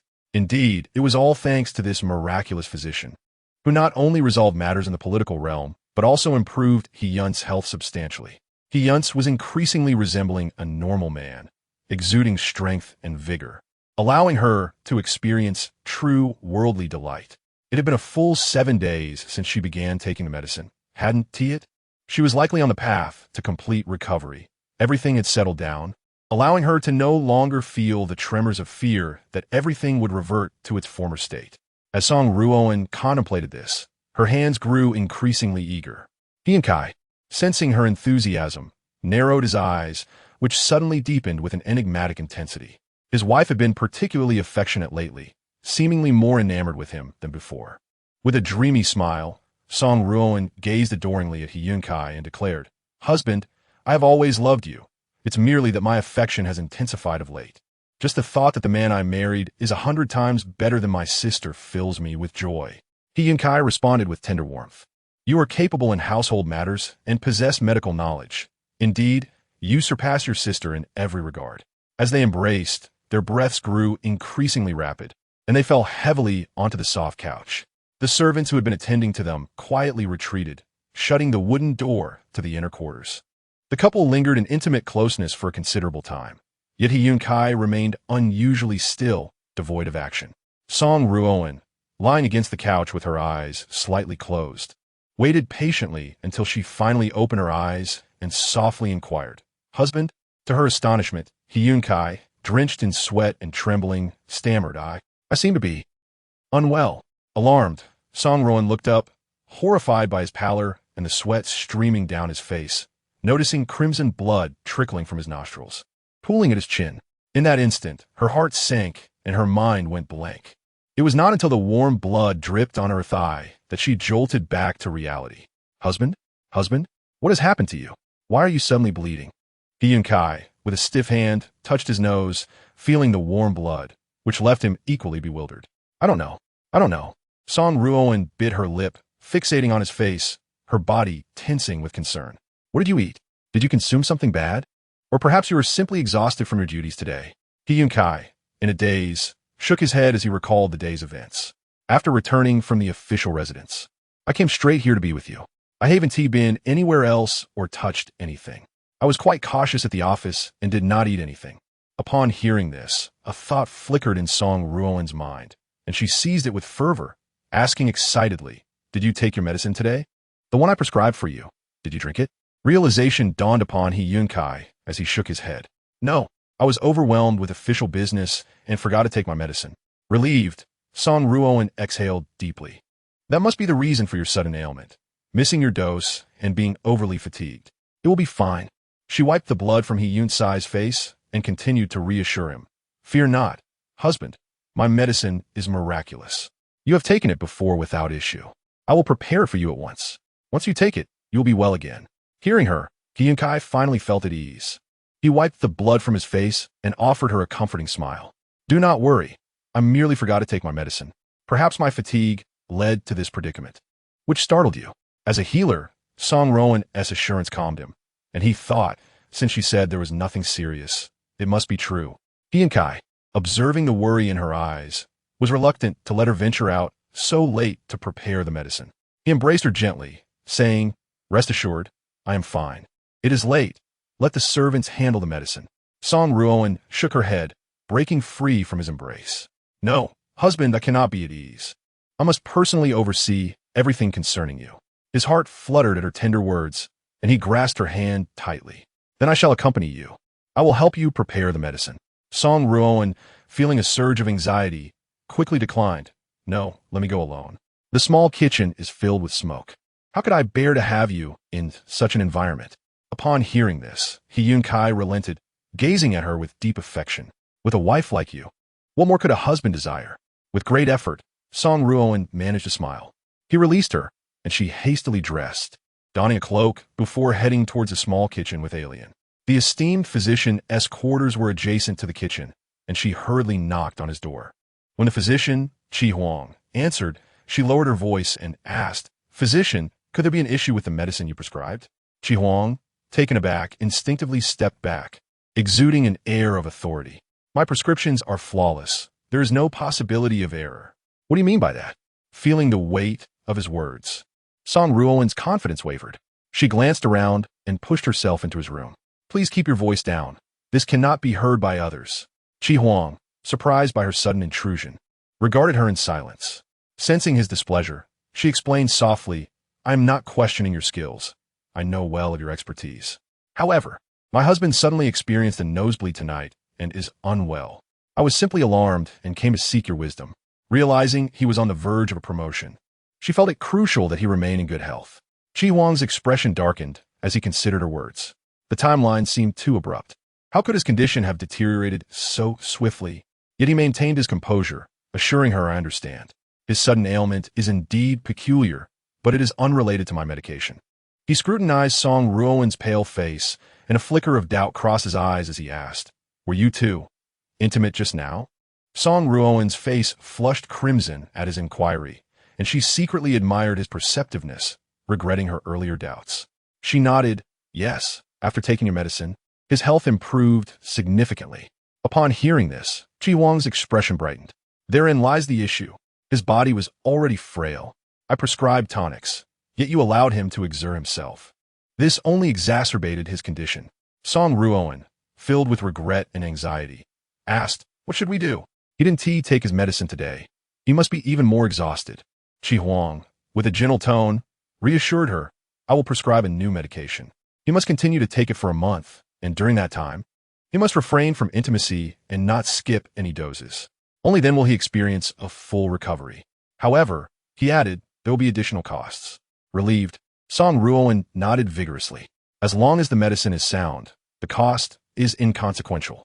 I will ensure he takes it daily. There will be no room for negligence. Having reached an agreement, they proceeded towards the small kitchen. Alien trailed behind Song Ruoan, observing Qi Huang with a keen gaze. Ever since Song Ruoan began her medical endeavors, the small kitchen had been specially modified, with a section designated for preparing herbs. Qi Huang prepared a month's worth of tonic for He Yunce, and as he packaged the herbs, he discreetly added a potent powder to the mixture, doubling the dosage from before. As the medicine was finally prepared, Song Ruoan rushed back to her room. Holding the steaming herbal concoction, Qi Huang, the renowned physician, watched her retreating figure, his eyes darkening momentarily. He hurriedly returned to his own chamber, locked the wooden door, and packed away all valuable items. Then, he retrieved the silver notes he had earned recently from a hidden compartment and sewed them into the inner lining of his garment. After completing these tasks, he sighed and sat back on his bed, contemplating how he might gather more silver in the few days that remained. Unbeknownst to Song Ruoan, Qi Huang's ulterior motives were brewing in his mind. At that moment, she served the herbal remedy to He Yunce, her husband, and anxiously watched him. "My dear husband, please try this new concoction I have prepared for you," she urged. He Yunce, feeling the intensity of her gaze, lifted the porcelain bowl and drank it down without hesitation. After a few moments, Song Ruoan eagerly inquired, "How do you feel? What is your impression?" He Yunce paused to reflect, his eyes suddenly brightening with excitement. "I feel rejuvenated. My body is no longer heavy. This medicine is far superior to what I have taken in the past. I feel as light as a feather. It is truly miraculous." Hearing this, Song Ruoan finally breathed a sigh of relief. "My husband, you must take this medicine daily. Not a single day should be missed." Feeling invigorated, He Yunce mischievously pulled Song Ruoan into his embrace and whispered playfully in her ear, "For your future happiness, my dear, I shall certainly drink this every day for an entire month." As He Yunce's hand wandered around her waist, Song Ruoan recalled Qi Huang's warning and quickly interjected, "My husband, we have time ahead of us. We must exercise restraint for this month." Though slightly disappointed, He Yunce, contemplating his future, decided to adhere to her wishes, and they both fell asleep until dawn. He Yunce had to rise early for duty at the magistrate's office, and Song Ruoan woke to assist him in dressing. She had hoped to catch a few more hours of sleep after his departure, but unexpectedly, Alien hurried in with news. "Young madam, the old madam has sent word for you to go to the Wanxiang Hall at once." "To Wanxiang Hall?" Song Ruoan, still groggy, felt taken aback. "Did she say anything else?" Alien shook her head. The matron only mentioned this and nothing more. After some reflection, Song Ruoan concluded it must be a matter concerning the steward. Perhaps the old madam wished to commend her for her decisions made during her recent stewardship. Surely such a clever plan would earn her praise from the old madam. Chapter 52. The steward's first day ends in tragedy with this thought. Song Ruoan felt a surge of joy as she hurriedly dressed and accompanied Alien to Wanxiang Hall. "Grandmother, I apologize for keeping you waiting. Your granddaughter has arrived." Before she even crossed the threshold, her sweet voice filled the room, but no one responded. The atmosphere in Wanxiang Hall felt unusually tense. As she approached the old madam, Song Ruoan was met with a somber expression reflecting weariness and age. "Kneel." The old madam's voice was heavy. Song Ruoan's eyes widened in shock. "Grandmother? Do I need to repeat myself?"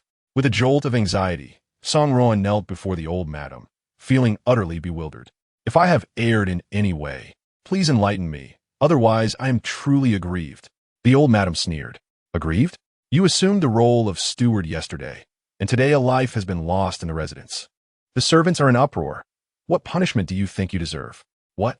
Song Ruoan gasped, her eyes widening in terror at the revelation. The old madam inhaled deeply. "You took the account books and keys yesterday, promising to repair the residence and increase the monthly allowances for the servants. I had hoped you would devise a plan to save the household. Reducing their monthly allowances to half and converting that into provisions was one thing, but you foolishly promised to renovate the estate without following through." Listening to this, Song Ruoan felt her breath grow heavy. It was merely a matter of one night. The estate was in disarray under my sister's management, and there were no funds in the public accounts. I had to find a way to gather silver. What does that have to do with a life lost? The old madam was truly infuriated. "Did you not realize the gravity of taking on the steward's role? Now you seek to shift the blame." You promised to renovate the estate and openly provided the keys to the storeroom, allowing the servants access to the back garden and the workers. Consequently, a young servant fell into the water while traversing a dark path and drowned. You claim this has nothing to do with you? Song Ruoan inhaled sharply, feeling truly unfortunate. A servant's accidental drowning was not her fault. However, having just assumed the role of steward and making contradictory promises had incited the ire of many. No wonder the old madam was so furious.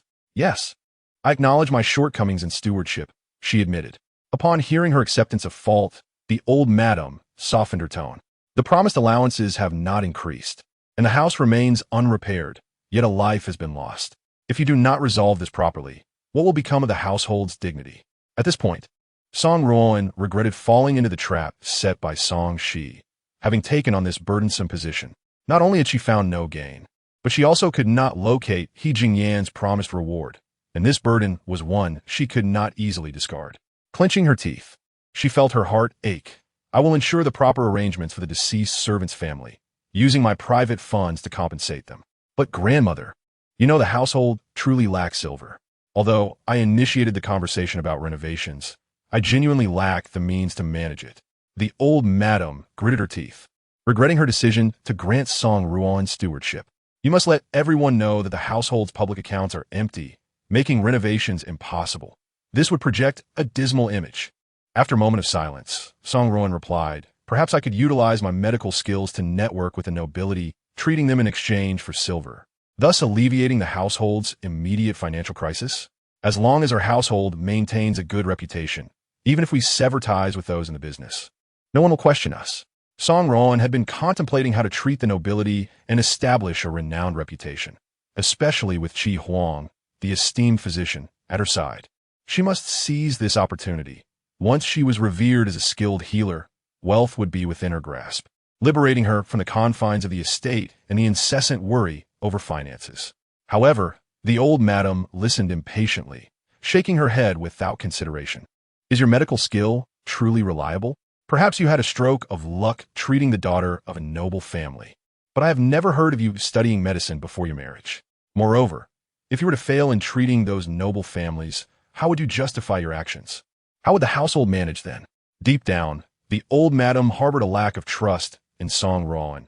She could not risk the family's century-old reputation on her. If Song Ruoan had been competent and poised, such circumstances would not have arisen on their wedding night. Yet, upon hearing the old madam's words, Song Ruoan could not help but scoff internally. The old madam's skepticism of her medical skills stemmed from her own short-sightedness. She had successfully treated 3 individuals. Had any of them suffered adverse outcomes? Regardless of the old madam's objections, Song Ruoan had her own connections and did not require her interference. Calming her emotions, she replied nonchalantly, if grandmother has another way to procure silver, please proceed with the renovations. If you truly cannot gather any funds, then your daughter-in-law will come up with a plan. Once she has treated the noble and earned a fortune, this old woman will humbly beg for money in front of her. Upon hearing this, Lady He could only nod in resignation, lamenting, regret, oh regret. I once thought you were different for having learned to manage since childhood. Yet it turns out you are even less capable than your sister. Thus, she decided to consult with Jian Bai. Since you acknowledge your mistake, you may return for now. In the future, do not make grand promises so easily. Upon hearing this, Song Ruoan left the evening fragrance hall in silence. Lady He's doubts echoed in her ears, but the scornful gazes of the servants made her grit her teeth. She felt as though she had returned to the day she was bound in the ancestral hall. Surely everyone now believes she is inferior to her sister. But why should that be? Song Xizhi has done nothing, while she has worked tirelessly for the unable to endure any longer. Song Ruoan decided to take the renowned physician Qi Huang and a Lien with her to the prime minister's residence. Since everyone at the looked down upon her, she would treat the dignitaries of the capital and slap them all in the face. Chapter 53. All are superiors since their encounter on the street. Song Ruoan had continuously visited the Lin residence to prepare medicine and administer acupuncture to Lin Miaoxin. After 4 days of taking the herbal concoction, Lin Miaoxin's complexion grew increasingly vibrant, her health improved, and her voice became more robust, no longer lying in bed, too weak to speak. Observing this progress, Madame Lin treated Song Ruoan with great respect, praising her and allowing her free access to the Prime Minister's residence, even claiming to regard her as a daughter. As Prime Minister Lin witnessed his daughter's gradual recovery, he also paid more attention to He Yunce at the government office, promoting him and taking him as his personal student.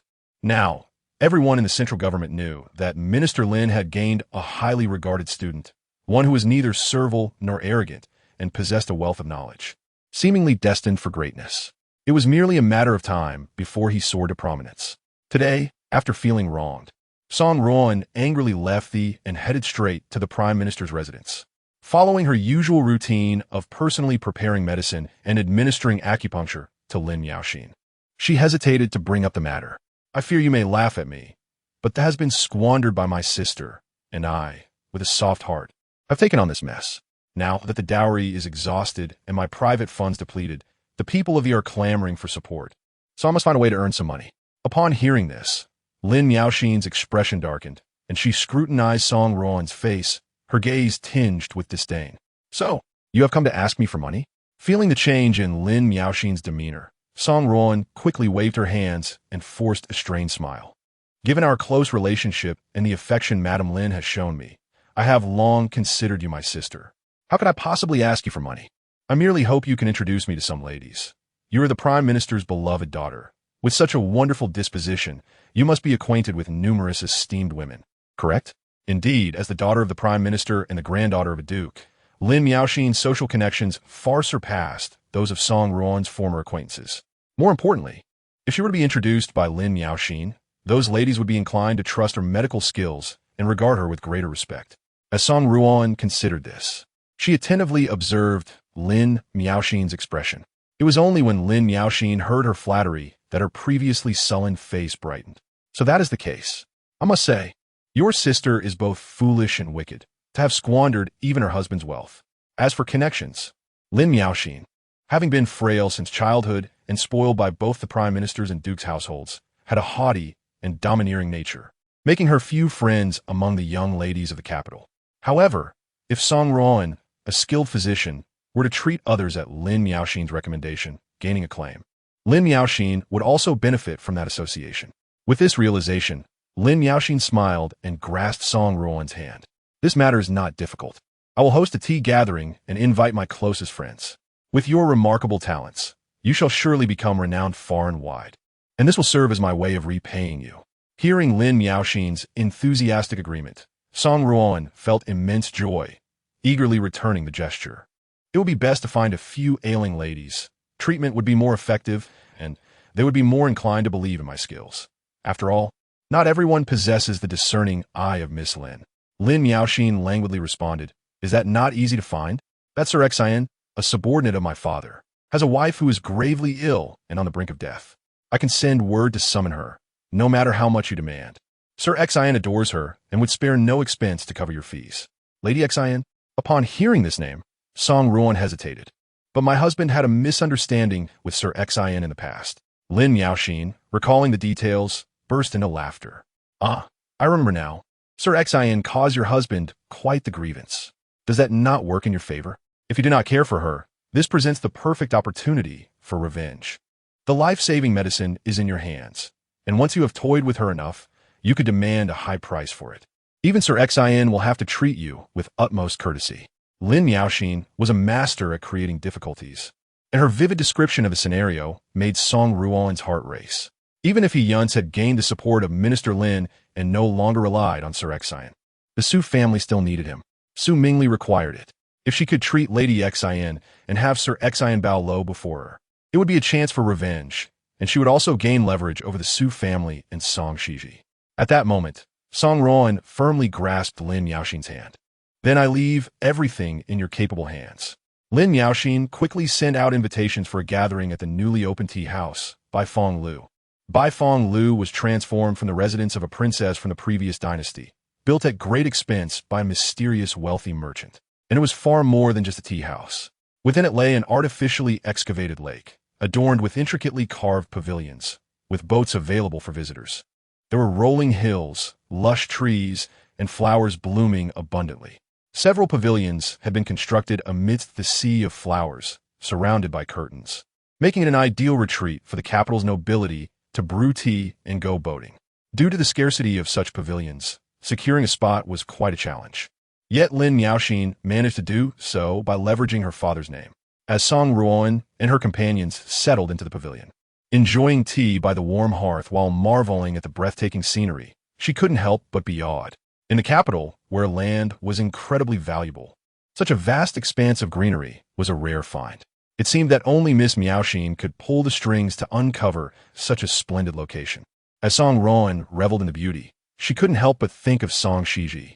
At this moment, as she sat here enjoying such a magnificent view, her sister would likely never have the chance to witness it, destined to remain coiled within serving a lifeless man, a life utterly ruined.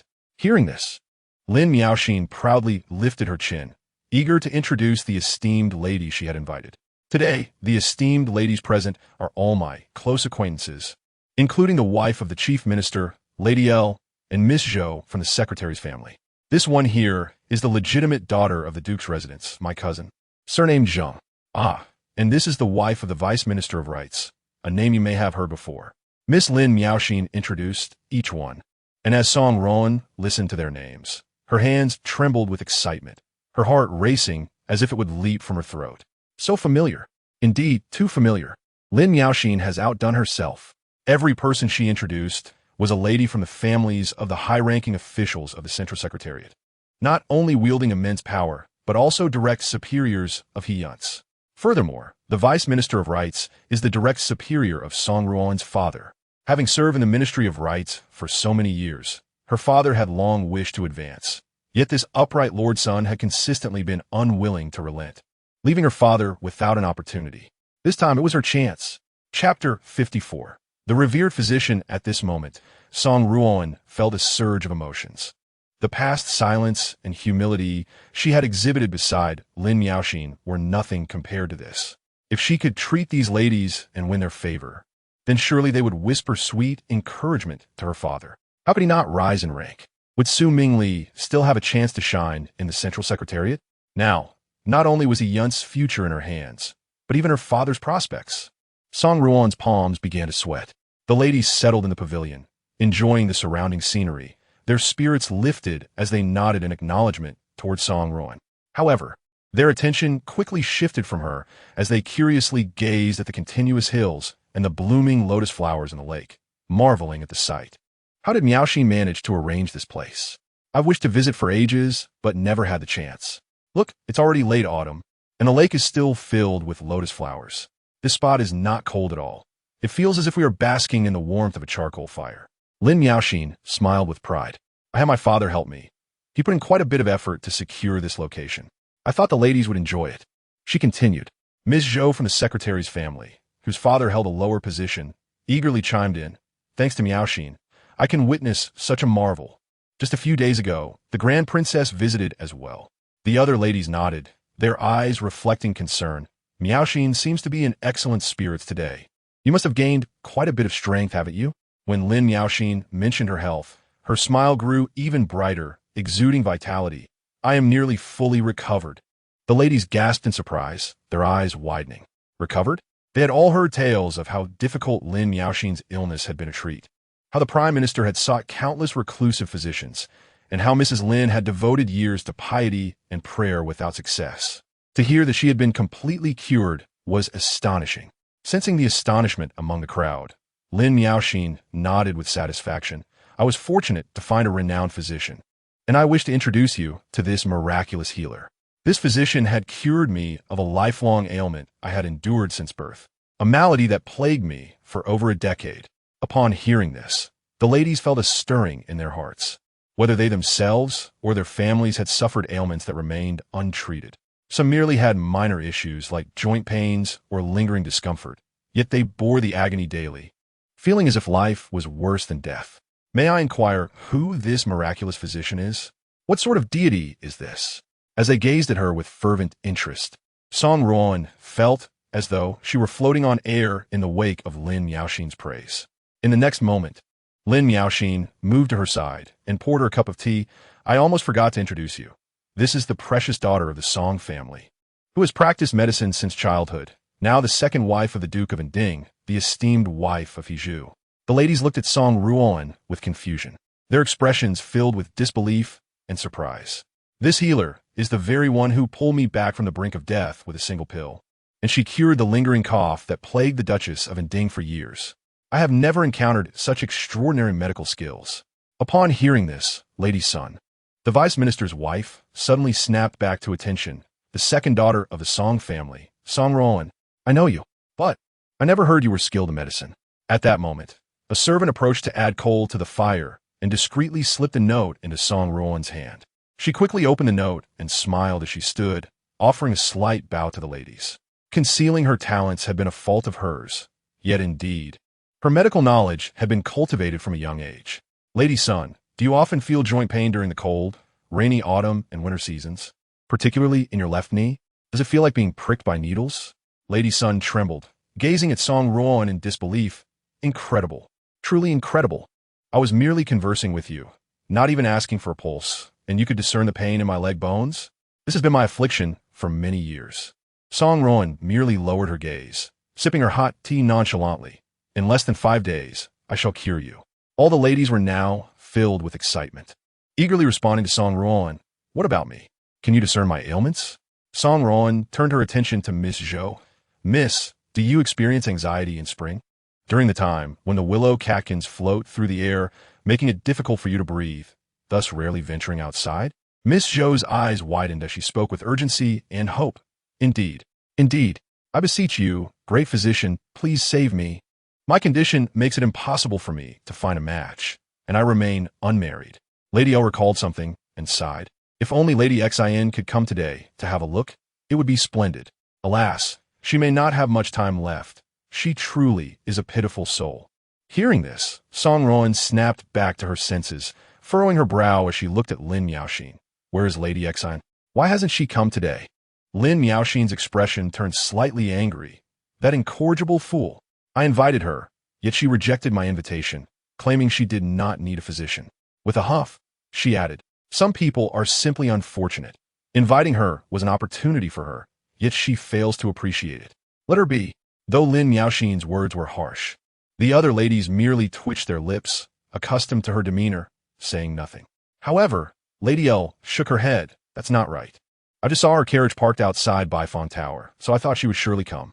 As if summoned by her words, a gentle breeze lifted the green drapes, and Lin Miaoxin smirked as she spotted Lady Xin approaching, dressed in heavy garments and leaning on a maid's arm as she made her way toward them. Song Ruoan's eyes lit up, her expression akin to that of someone who had spotted a fortune, already plotting how to turn the situation to her advantage. But Lin Miaoxin let out a cold laugh, after rejecting my invitation with such arrogance. Now she seeks treatment? It shan't be so simple. How shameless of her to enter Baifeng Tower under my name, only to witness such a splendid sight. I shall ensure she leaves. Chapter 55. The noble one turns out to be Song Xizhi. Before the ladies could react, Lin Miaoxin stood up and positioned herself squarely in front of Lady Xin. Did you not refuse my invitation earlier? Why do you now appear so eager to come? She spoke, casting her gaze toward Song Ruoan beside her, her eyes brimming with pride. In the past, Lord Xin wrongfully accused Master He, and it was I who mediated, persuading the divine physician to agree to treat you. Yet, you failed to recognize kindness, being fickle in your loyalties, and now you come here, expecting the world to revere you? Lady Xin, petite and pale, still donned a cloak in the autumn chill, her delicate features impeccably maintained, appearing all the more enchanting amidst her frailty, a perfect portrait of a beautiful yet sickly woman.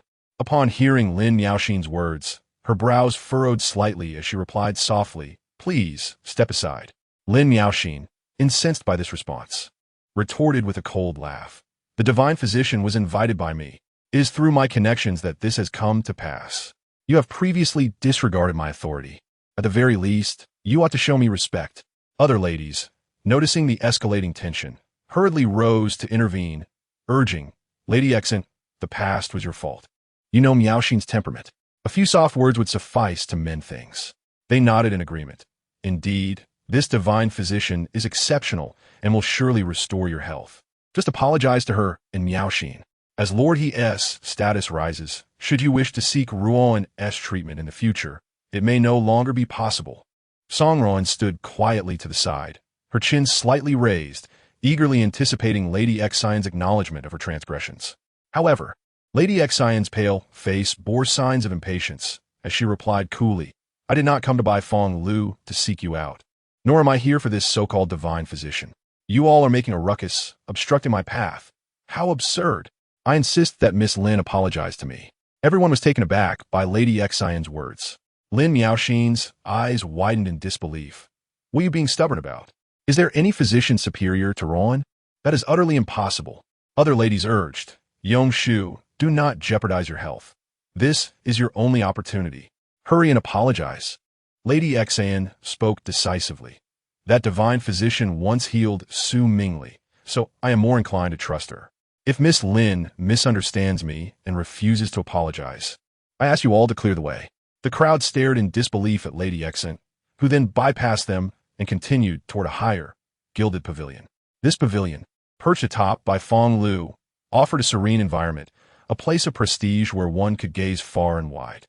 Constructed entirely of glazed tiles, its roof adorned with southern pearls, corals, and agates, it symbolized nobility. Surrounded by black and gold drapes, it concealed the identities of those within, adding an air of mystery. Mrs. Sun gazed at the pavilion and gasped. "Isn't that where the Grand Princess stayed during her recent visit?" Lady Xian was indeed headed there. Miss Shou, admiring the opulent decor, expressed her envy. "This is the only glazed pavilion in Baifeng Lu, a symbol of status that cannot be purchased even with wealth." Upon hearing this, Lin Miaoxin fixated on Lady Xian's retreating figure, feeling utterly humiliated. Such a prestigious pavilion could not have been reserved by her father and mother. Surely, Lord Xian could not have arranged this. Song Ruoan furrowed her brow, a hint of discomfort creeping in. If this pavilion is not reserved by Lady Xian, it must belong to that divine physician. Lin Miaoxin ground her teeth. "I have never heard of any divine physician, especially one of high status, being able to secure this esteemed pavilion. Lady Xian must be putting on airs or has been deceived." Song Ruoan nodded in agreement. "My husband mentioned that Su Mingli is nearing death, so the divine physician must be a fraud. Shall we go and see for ourselves?" Intrigued by the unfolding drama, everyone expressed their desire to witness the situation. They ascended the path Lady Xian had taken, the scenery becoming increasingly exquisite, revealing expansive fields of blossoms. Lush trees adorned with large pink flowers transformed the landscape into something tenfold more beautiful than the lower pavilion. Lin Miaoxin, frail and rarely exposed to such sights, marveled at the beauty, slowing her pace. Sensing Lin Miaoxin's emotions, Song Ruoan, anxious yet cautious not to offend, plucked a flower branch from the side and handed it to her. Though the scenery was delightful, they needed to remain focused on Lady Xian's urgent health concerns. After all, Lady Xian was gravely ill and was indeed a revered figure. Lin Miaoxin, delighted, gazed at the flower in her hand, unable to name it but appreciating its beauty. Feeling Song Ruoan's hand guiding her, she followed closely, and the group reached the pavilion at the summit. As they were about to enter, they were abruptly halted by a servant, who firmly stated, "Apologies, but you have not made a reservation. Entry is prohibited." Never before had anyone dared to obstruct her like this. Lin Miaoxin clenched her jaw, her face flushed with indignation. Without hesitation, she declared, "The lady who just entered is an acquaintance of mine. I fear she may be deceived by a quack, which is why I rushed here to intervene. If anything were to happen to her, her husband is an official in the court. Can you bear the consequences of that?" Her words were resolute, and before the servant could respond, Lin Miaoxin commanded her two attendants to block his path and swiftly dashed inside. Song Ruoan and the other ladies, seeing this, hastily followed Lin Miaoxin into the pavilion. Let me see what charlatan dares to deceive and defraud the wives of officials. Lin Miaoxin's voice resonated as a sudden autumn wind swept through, causing the opulent black and gold drapes to billow. Bright sunlight streamed in, illuminating the pavilion crafted from glazed tiles, which shimmered luxuriously under the light. In the center of the pavilion sat two individuals. One was Lady Xian, and the other, adorned in a dark gold embroidered gown and a crescent moon skirt, with delicate features and a radiant smile, appeared ethereal, as if a celestial maiden. The atmosphere grew hushed as everyone stared, entranced by the lady in the pavilion. They murmured, "Who is this physician, so striking in appearance? I have never heard of her. Only Song Ruoan, recognizing the familiar face, gasped in disbelief. Sister, how could you possibly be here? Chapter 56. Words of wisdom fall on deaf ears. A sudden commotion erupted as a throng of people barged in. And Song Xizhi turned with displeasure to face the nearby Song Ruoan. That morning, she had mentioned going out to treat Lady Xizhi, and Qing Tong had recommended this newly opened by Feng Lu as a splendid place for socializing and enjoying the scenery. Initially reluctant to come, Song Xizhi had been compelled by Qing Tong, who insisted on giving her a jade pendant belonging to He Jingyan, suggesting that beautiful surroundings might aid in recovery. Thus, she had reluctantly agreed. At first, she found the place serene, enhancing Lady Xizhi's spirits. However, encountering such a ruckus was quite the misfortune. Everyone stood frozen, while Lin Yaoxin tightened her grip on the flower branch, captivated by Song Xizhi's stunning visage. It was then that Song Ruoan snapped back to reality, rushing to Song Xizhi's side, incredulous. Sister, so it is you, the fraud deceiving Lady Xizhi. How dare you trick the wife of a court official? If she were to die under your care, how could you, our Marquis's house, and the Song family ever atone? Lady Xizhi, perplexed, turned her gaze to Song Xizhi, who listened as Song Ruoan continued. Sister squandered our family's wealth and lost her authority over household affairs to our grandmother. Now that the Marquis's house is in need of funds, she seeks to swindle. Madame Xizhi, you must not be deceived by her. The ladies nearby cast disdainful glances at Song Xizhi upon hearing this remark. Madame Sun, who had a cordial relationship with Madame Xizhi, hurriedly stepped forward and pulled Madame Xizhi away from Song Xizhi, exclaiming, Yongshu, stay far from her. Her reputation is infamous, and she associates with unsavory characters daily. Upon hearing this, Madame Xizhi abruptly withdrew her hand from Madame Sun's grasp and resolutely stood beside Song Xizhi. No, my husband has stated that Xizhi possesses remarkable medical skills. Only she can treat me. She then turned her concerned gaze towards Madame Sun. You often suffer from knee pain. You should seek Xizhi's help. She has just cured my uncle. Madame Sun looked at her as if she were a fool. You must be out of your mind. Sister, what crime should you be charged with? You have no medical knowledge. You never studied when you were young, not even learning to read. What on earth do you intend to do? Do you wish to disgrace the Marquis household and your father? Come back with me and admit your mistakes. Song Xizhi raised an eyebrow, casually regarding her. I lack medical skills, and you possess them? Perhaps even your mother is unaware of your capabilities. Miss Lin Yaoxin interjected without a moment's thought. What do you know?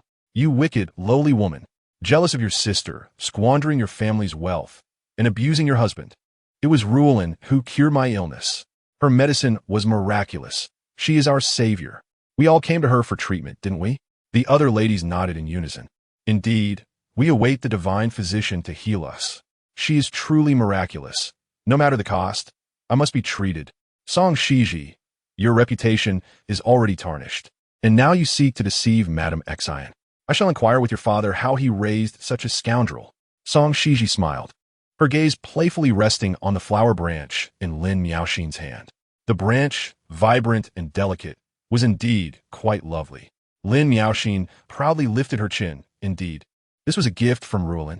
A deeper meaning flickered in Song Xizhi's eyes. But do you know that the flowers she gifted you are oleander? All parts of the oleander, leaves, bark, flowers, roots, and seeds, contain potent toxins that can be fatal to both humans and animals if ingested. At this revelation, Song Ruoan's face turned ashen. You possess both the branch and the flowers. It's truly a complete poison. Lin Yaoxin's eyes widened in terror at Song Xizhi's words. With a shriek, she hurled the oleander far away.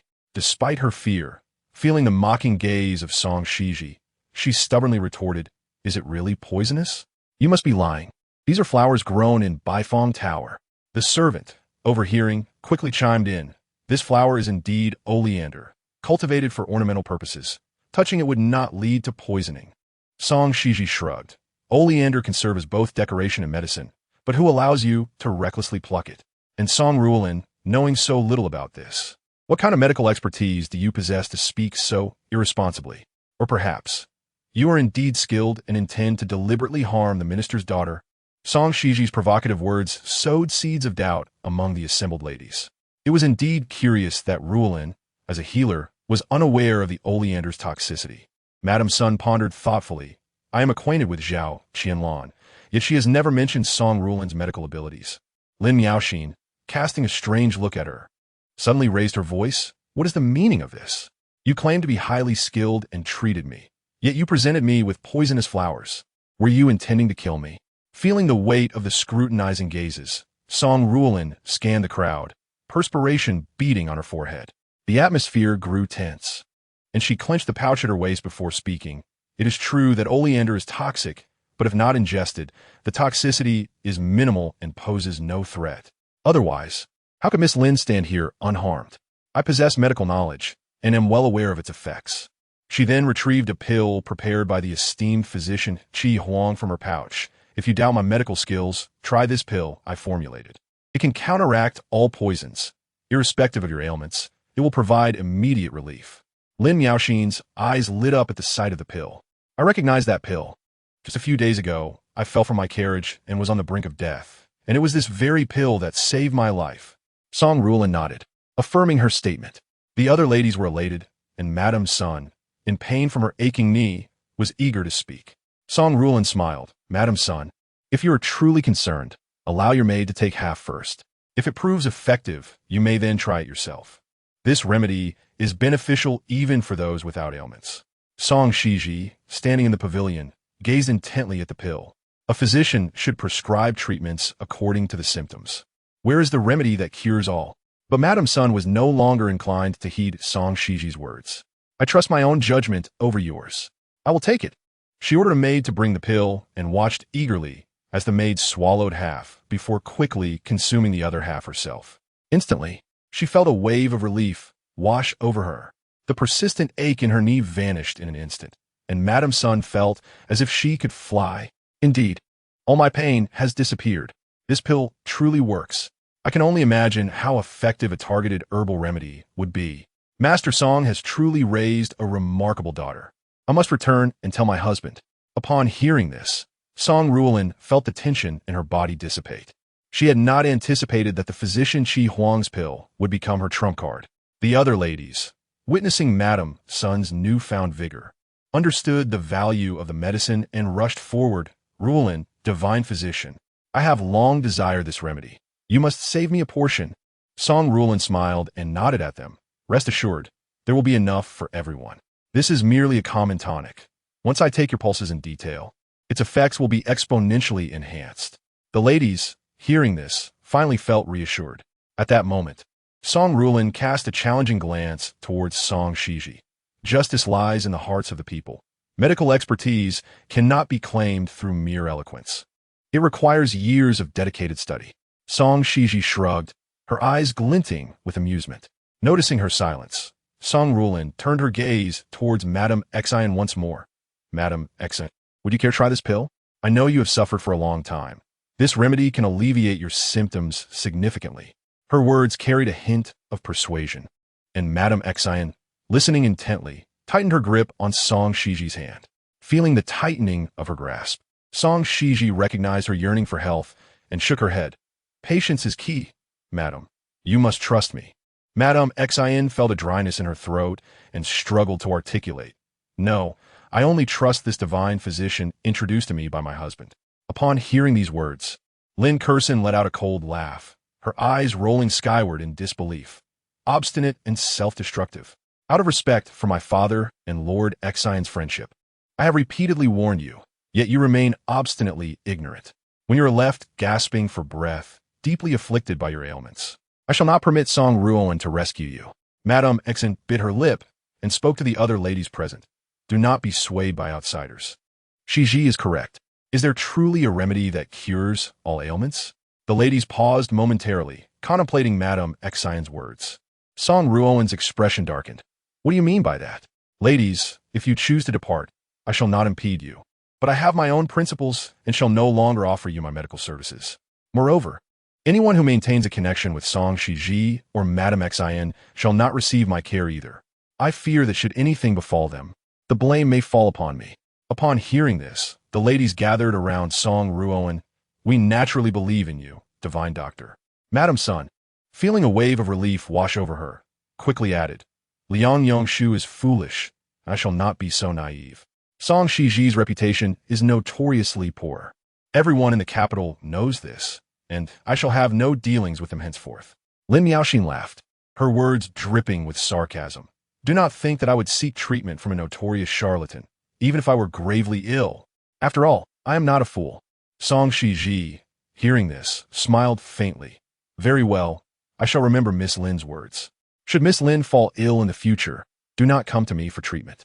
Lin Miaoxin, finding Song Xizhi's arrogance maddening, retorted, even if I were dying, I would not seek your help. At this point, Song Ruoan finally smiled with satisfaction. Ladies, do not waste your temper on those unworthy of it. Once we return to our original pavilion, I shall attend to your ailments one by one. Hearing this, Madame Xn closed her eyes and turned her head away, refusing to look at them. If you wish to leave, do so swiftly. This pavilion was arranged by Xizhi, and you were never invited. Upon realizing that they were being asked to leave, Song Ruoan clenched her teeth, feeling humiliated. But if you wish us to leave, that is fine. However, what right do you have to linger here, sneaking in without an invitation? My sister has no status, no connections, no appointment, no money, and her husband lies bedridden. How could she possibly book such an esteemed place? You are ignorant and foolish. Do not let your actions bring trouble to the Marquis residence. Upon hearing this, Song Xizhi raised an eyebrow, her expression one of genuine surprise. Is this pavilion truly so esteemed? I entered casually. She merely displayed He Jingyan's jade pendant at the entrance, and the servant respectfully brought her here without the need for an appointment or any effort at all. Seeing Song Xizhi's bewildered expression, Song Ruoan felt more confident in her assumptions and grew even more self-satisfied. This is a place reserved for the crown princess. Even Lin Miaoxin could not secure an appointment. You could never be here, and now you flaunt yourself here, risking the lives of others and sullying this pavilion. Provoking the ire of the nobility? After uttering these words, Song Ruoan shouted to a nearby servant. Where is the manager? Where is the manager of Baifeng Tower? Quickly, expel Song Xizhi. She is deceiving everyone here, and I fear she may tarnish the reputations of both the Marquis and Song's residences. Lin Miaoxin, relishing the chaos, shook her head in disbelief. This is the first time I've seen such shamelessness. It is truly disgusting. I exerted immense effort to secure a reservation, and this wretch surely snuck in without one. Song Ruoan feigned concern for her sister, yet her voice was louder than necessary, drawing the attention of many others in the pavilion. They observed the scene, whispering among themselves. Song Xizhi? I know her. She is lazy and foolish, having frequented brothels before her marriage, consorting with madams, and now she is wed to a living corpse. How did she come to this place? She is polluting the air. Where's the manager? Quickly, remove this person. If she contaminates this esteemed pavilion, what will happen when the nobility becomes enraged? Chapter 58. A remarkable husband. The commotion escalated, and the manager of Baifeng Tower finally arrived, accompanied by a large entourage. He wore a blue robe and had a smile on his face, exuding a polished demeanor. What has transpired here to disturb the esteemed guests? But there is no need for alarm. I shall present each pavilion with a pot of freshly brewed pre-rain Longjing tea as an apology.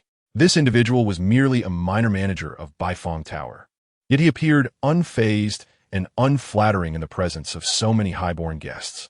One could sense that the owner of Baifeng Tower was of significant stature. Song Xizhi thought, remaining silent, but Song Ruoan seized the opportunity to be confrontational. You are the manager here? I sought you out because I have discovered an intruder. She is infamous, lacking connections, yet occupies the most prestigious pavilion.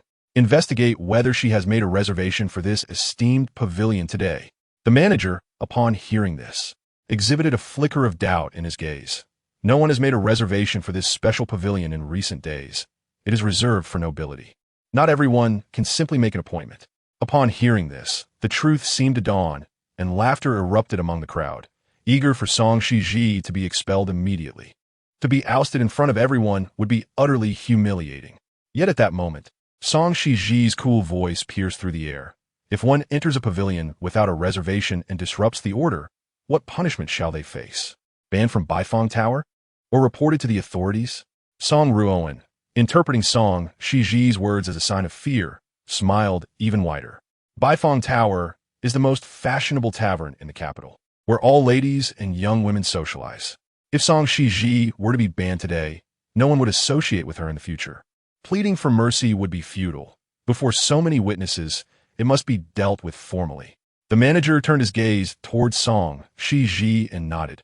Esteemed guests, please forgive us. Baifeng Tower indeed has this regulation for the safety of our distinguished patrons. Those who intrude and disrupt order will be banned. Song Xizhi listened silently for a long while, then suddenly laughed. She withdrew the jade pendant from her sleeve and displayed it before the manager. The pendant was warm to the touch, exuding a soft glow, with mysterious inscriptions carved upon it, clearly of great value, its origins indiscernible. The moment it appeared, it captivated everyone's attention. Seeing this, Song Ruoan scoffed. Are you attempting to bribe us openly? Song Xizhi replied calmly. I merely displayed this jade pendant. The servants at Baifeng Tower brought me here. If there is anything inappropriate about this, it is an internal issue of your establishment. The manager's eyes flickered at the sight of the pendant, and upon hearing Song Xizhi's words, his previously unflappable demeanor transformed into one of excitement. No, you do not need an appointment. Esteemed guest, this pendant is your token. This pavilion is reserved exclusively for you. You need not make a reservation at all. Hearing the manager's fervent declaration, everyone present momentarily froze. Song Ruoan and Lin Miaoxin looked up in disbelief, staring incredulously at Song Xizhi's face, their bodies stiffening in shock. Impossible. How could this be?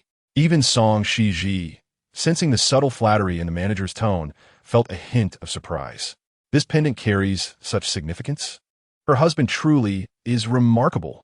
Reflecting on He Jingyan, a faint smile graced Song Xizhi's lips as she gently caressed the pendant, feeling its warmth and solidity.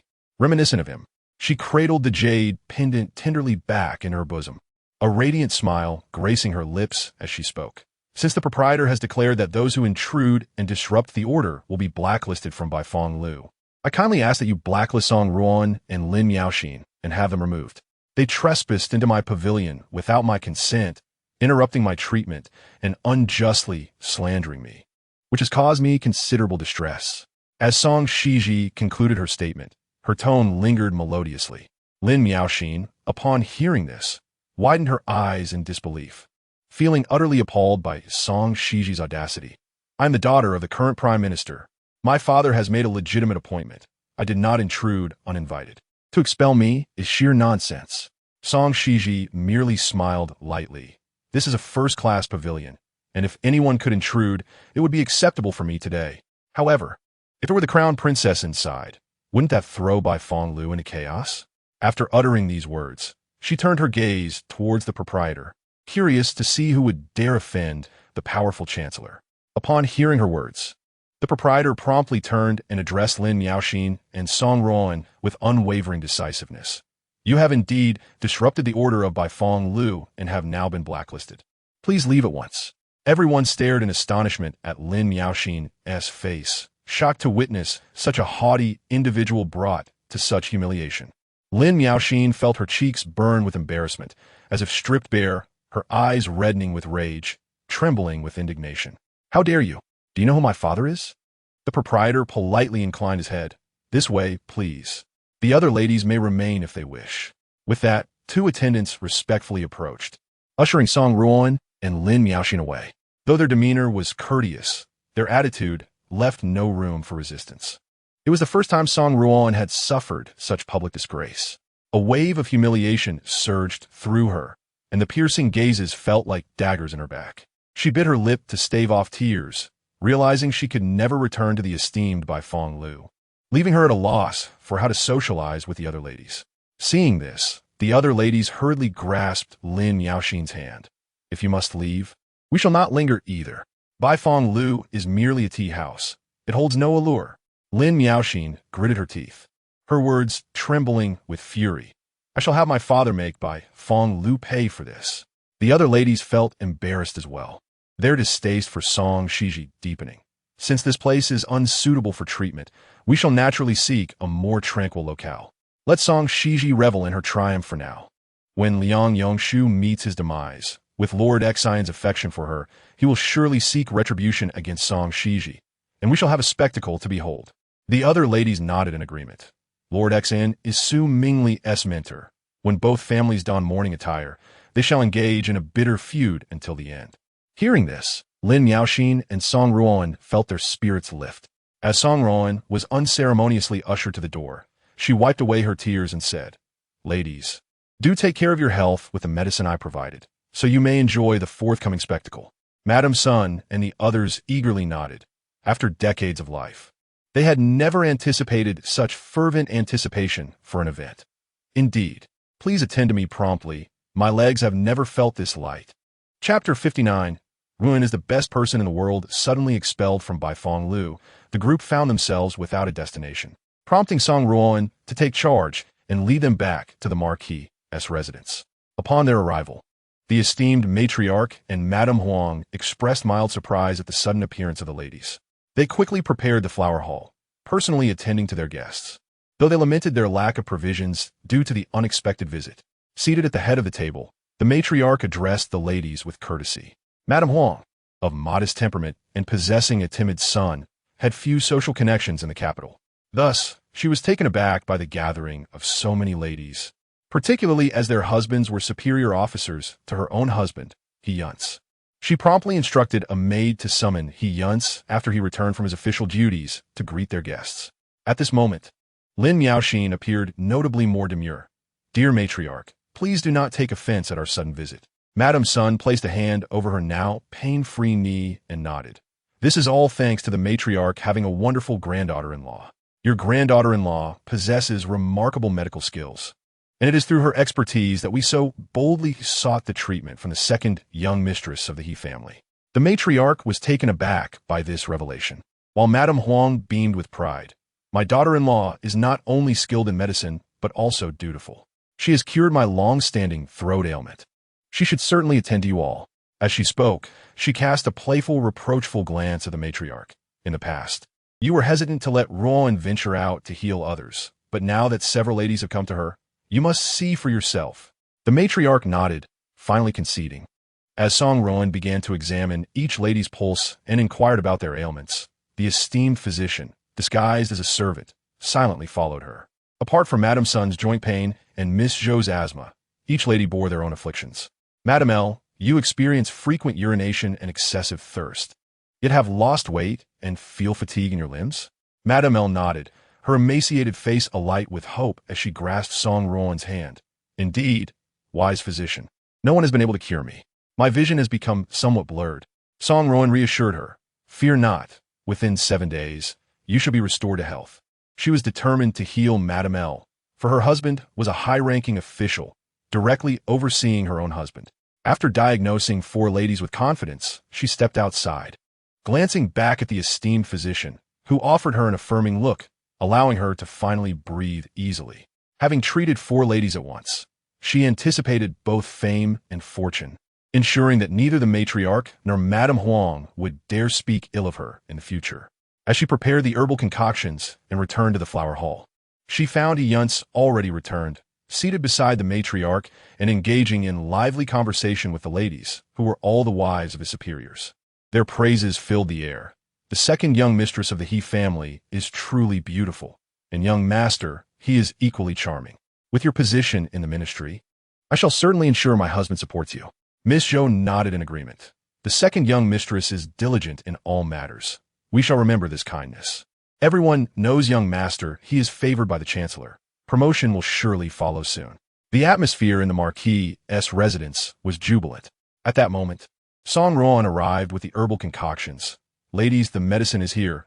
Please take a dose and share how it feels." The ladies' eyes sparkled as they eagerly accepted the bowls. Sipping delicately, "You even took the trouble to brew it yourself, young mistress." After finishing her dose, Madame Sun felt an immediate sense of relief, the sharp pain in her joints vanishing. "It truly does not hurt anymore, not at all." Miss Zhou grasped Song Ruoan's hand tightly, tears of gratitude welling in her eyes. "The heavy burden that pressed upon my chest has disappeared. I can finally breathe." Indeed, the Inding Marquis's residence has truly welcomed a remarkable wife. He Yunce raised his head upon hearing her words, meeting Song Ruoan's gaze from a distance. He perceived her as both gentle and capable, radiating a unique glow. His heart raced, feeling as if all the beauty in the world converged upon her alone. Indeed, Ruoan is my legitimate wife, the finest woman in existence. In this life, just as in the last, Ruoan assists him in healing and mending relationships. The difference this time is that Ruoan can proudly stand by his side as his rightful spouse, not a mere widow, and they would not be condemned as illicit lovers. Lin Miaoxin, observing the astonished reactions of the ladies, felt a surge of pride. Recalling Song Ruoan's difficulties, she did not hesitate to extend a gesture of goodwill to her, knowing that many future matters would rely on her. How much silver is needed for the consultation? Ruoan, your efforts are commendable, and the medicinal materials are exorbitantly priced. This silver must be provided. The other ladies chimed in eagerly. Yes, how much must we contribute? We must pay.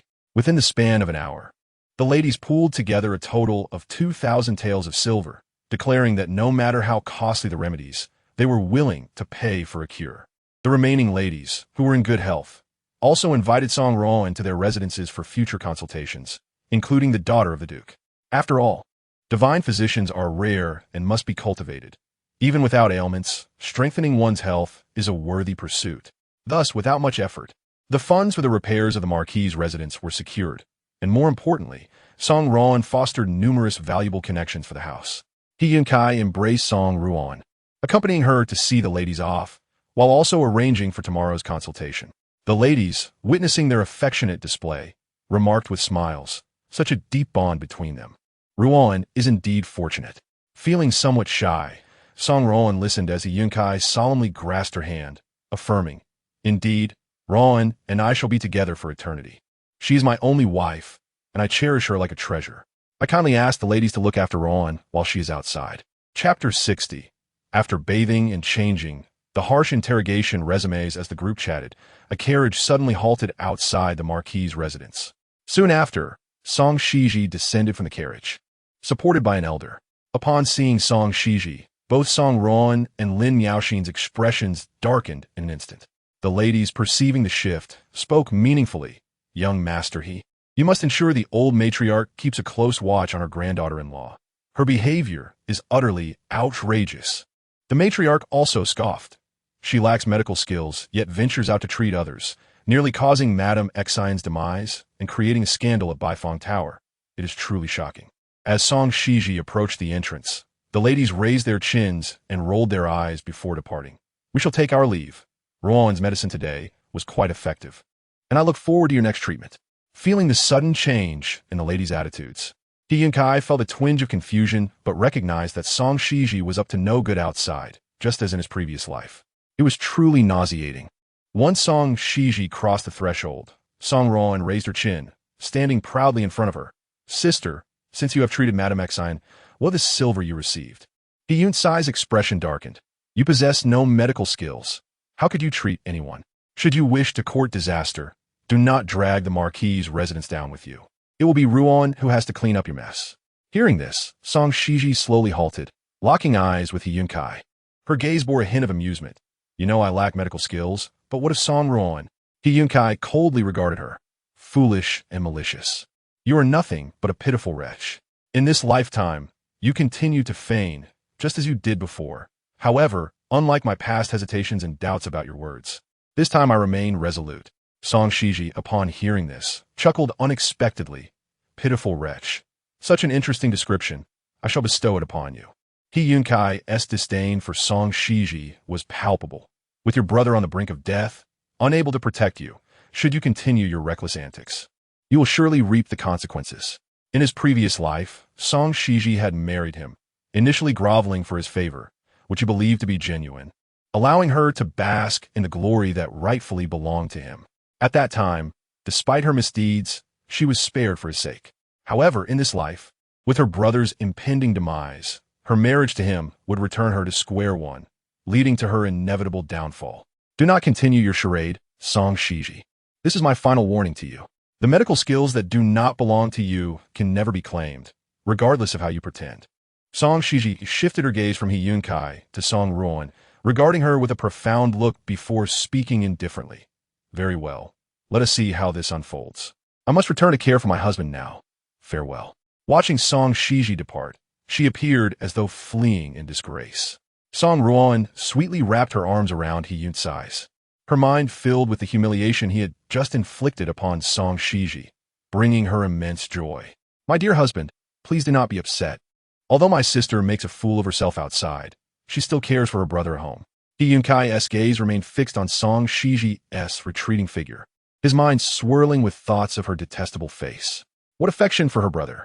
It was all a fade. She is an exceedingly hypocritical woman. In her past life, she had been frivolous, seeking others despite her health and fortune. In this life, her husband is but a shell of a man, utterly ineffectual. How could Song Xizhi possibly hold any affection for her brother? She cannot endure loneliness. Surely, these past days, witnessing his rise in the Chancellor's favor, she must be regretting her choices and plotting how to regain his attention. He Yunce shook off the image of Song Xizhi's radiant face from his mind and tightened his embrace around Song Ruoan's waist. Let us disregard her self-destructive path and return to Guanyun Pavilion. Today, I wish to express my gratitude to the clever and capable little Ruoan. As He Yunce spoke, he playfully pinched the tip of Song Ruoan's nose, his eyes brimming with eagerness. Song Xizhi, fiddling with the jade pendant in her hands, returned to her courtyard. Upon entering the room, she was met by Qing Tong, who rushed to find her. Madam, you have finally returned. I have been waiting for you for quite some time. Song Xizhi felt a pang of guilt at this remark, hastily clutching the jade pendant in her palm, her eyes wary. What do you want from me? Qing Tong shook his head. The Su family sent a message today, requesting you visit them tomorrow. My maternal grandfather is looking for me? Song Xizhi was startled by this news. Instantly rising from the soft couch, her heart racing. Her grandfather had never sent a message to the Ding Marquis residence, unless something happened with my uncle. No. Seeing the worry in her eyes, Qing Tong hurriedly shook his head, urging her not to fret. It is said to be a joyous occasion. The messenger even waited a while to see you, but you were not present. A joyeuse occasion? Upon hearing this, Song Xizhi gradually sat back down, feeling a mix of happiness and curiosity. What could this joyful news entail? However, considering the time, I should check on my uncle's health. After delivering the news, Qing Tong did not leave, but instead gazed at the jade pendant in Song Xizhi's hand, hesitating. Madam, how did you find the experience at Baifeng Tower today? Song Xizhi smiled slyly. The scenery was splendid, and the people were entertaining. I wielded my husband's jade pendant with a bit of borrowed authority. Qing Tong absent-mindedly nodded. As long as you are happy, madam, do you plan to return the master's jade pendant now? Upon hearing these words, Song Xizhi's smile abruptly froze on her face as she detected something amiss in Qing Tong's demeanor. She scrutinized Qing Tong's expression, inquiring, Qing Tong, I am curious to know, for where did my husband acquire this jade pendant? It seems to possess significant power, since he has been away in the borderlands since childhood, constantly engaged in battle, with scarcely a moment to spend silver. How could he possibly know the proprietor behind Baifeng Tower? Feeling the weight of Song Xizhi's gaze, Qing Tong's expression flickered momentarily. Traveling merchants traverse the land. It is likely that my master encountered the owner in the borderlands and was saved by him, thus receiving this jade pendant. Upon hearing this, Song Xizhi nodded thoughtfully. Ah, I see. What a coincidence. However, let us not forget, as husband and wife, he is wholly mine. It is merely a jade pendant. What is there to return? Qing Tong tightly closed her eyes, cold sweat rolling down her forehead. Madam, I cannot take the liberty of giving you the jade pendant, originally believing that the lady would merely show it to the servant. She had not anticipated that matters would escalate to the point where the manager of Baifeng Tower would see it, leading to her growing suspicions. Now, she intended to keep the pendant. If the master were to find out, he would undoubtedly hold her accountable. Song Xizhi raised an eyebrow. Previously, you dared to let me take all of He Jingyan's private funds, yet now you hesitate to present me with a mere jade pendant? Qing Tong surrendered, unhesitatingly betraying He Jingyan. You may ask the master yourself. If he consents to give it to you, I shall not object. A smile graced Song Xizhi's lips as she grasped the jade pendant and rose from the soft couch. Very well, once I have bathed and changed, I shall extract the truth from him. Qing Tong felt as though she had been granted a reprieve and dashed out, leaving He Jingyan alone on the bed. Chapter 61. Robust health. When Song Xizhi returned to the room, invigorated after a bath, she discovered that the jade pendant resting on the table was missing. A wave of darkness swept over her, and she immediately summoned Qing Tong. Qing Tong, you assured me I could inquire with He Jingyan. yet now the pendant is gone. What is the meaning of this? Qingtong looked at her with a pitiful expression. I dare not take responsibility. If the master awakens and learns that I gave you the pendant, I will surely be in grave trouble. Unless, of course, you obtained it from the master yourself. Understanding Qingtong's hint, Song Xizhi regarded her with disdain. So, the pendant is now with your master? Qingtong nodded vigorously. Song Xizhi's disdain deepened. Why are you so cowardly? Must I seek it out myself? What secrets does this jade pendant conceal? From where did your master acquire it? As Song Xizhi spoke, a flicker of wariness crossed her eyes. This pendant, it wouldn't have been gifted by another woman, would it? Qingtong's mouth snapped shut in an instant. No, the master's secrets lie with him. You may go ahead and find out.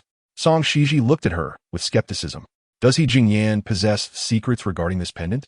Qingtong sneezed and hastily covered her mouth. Yes, but just a little. When a master awakens, please do not mention that I let it slip. This matter is known to heaven and earth, you and I alone.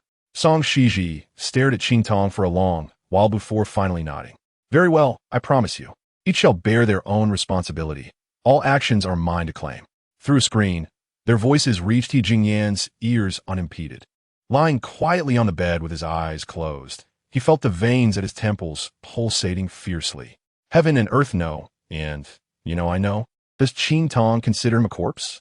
Just then, a soft hand caressed his cheek, accompanied by a teasing and alluring voice. Young lord, do you have a moment to converse? He Jingyan felt the heat of her gaze linger on his face as he took a deep, silent breath. At that moment, he realized he was nothing more than a living corpse at her mercy. Observing He Jingyan lying on the bed with an unperturbed expression, one could hardly discern where he concealed the jade pendant.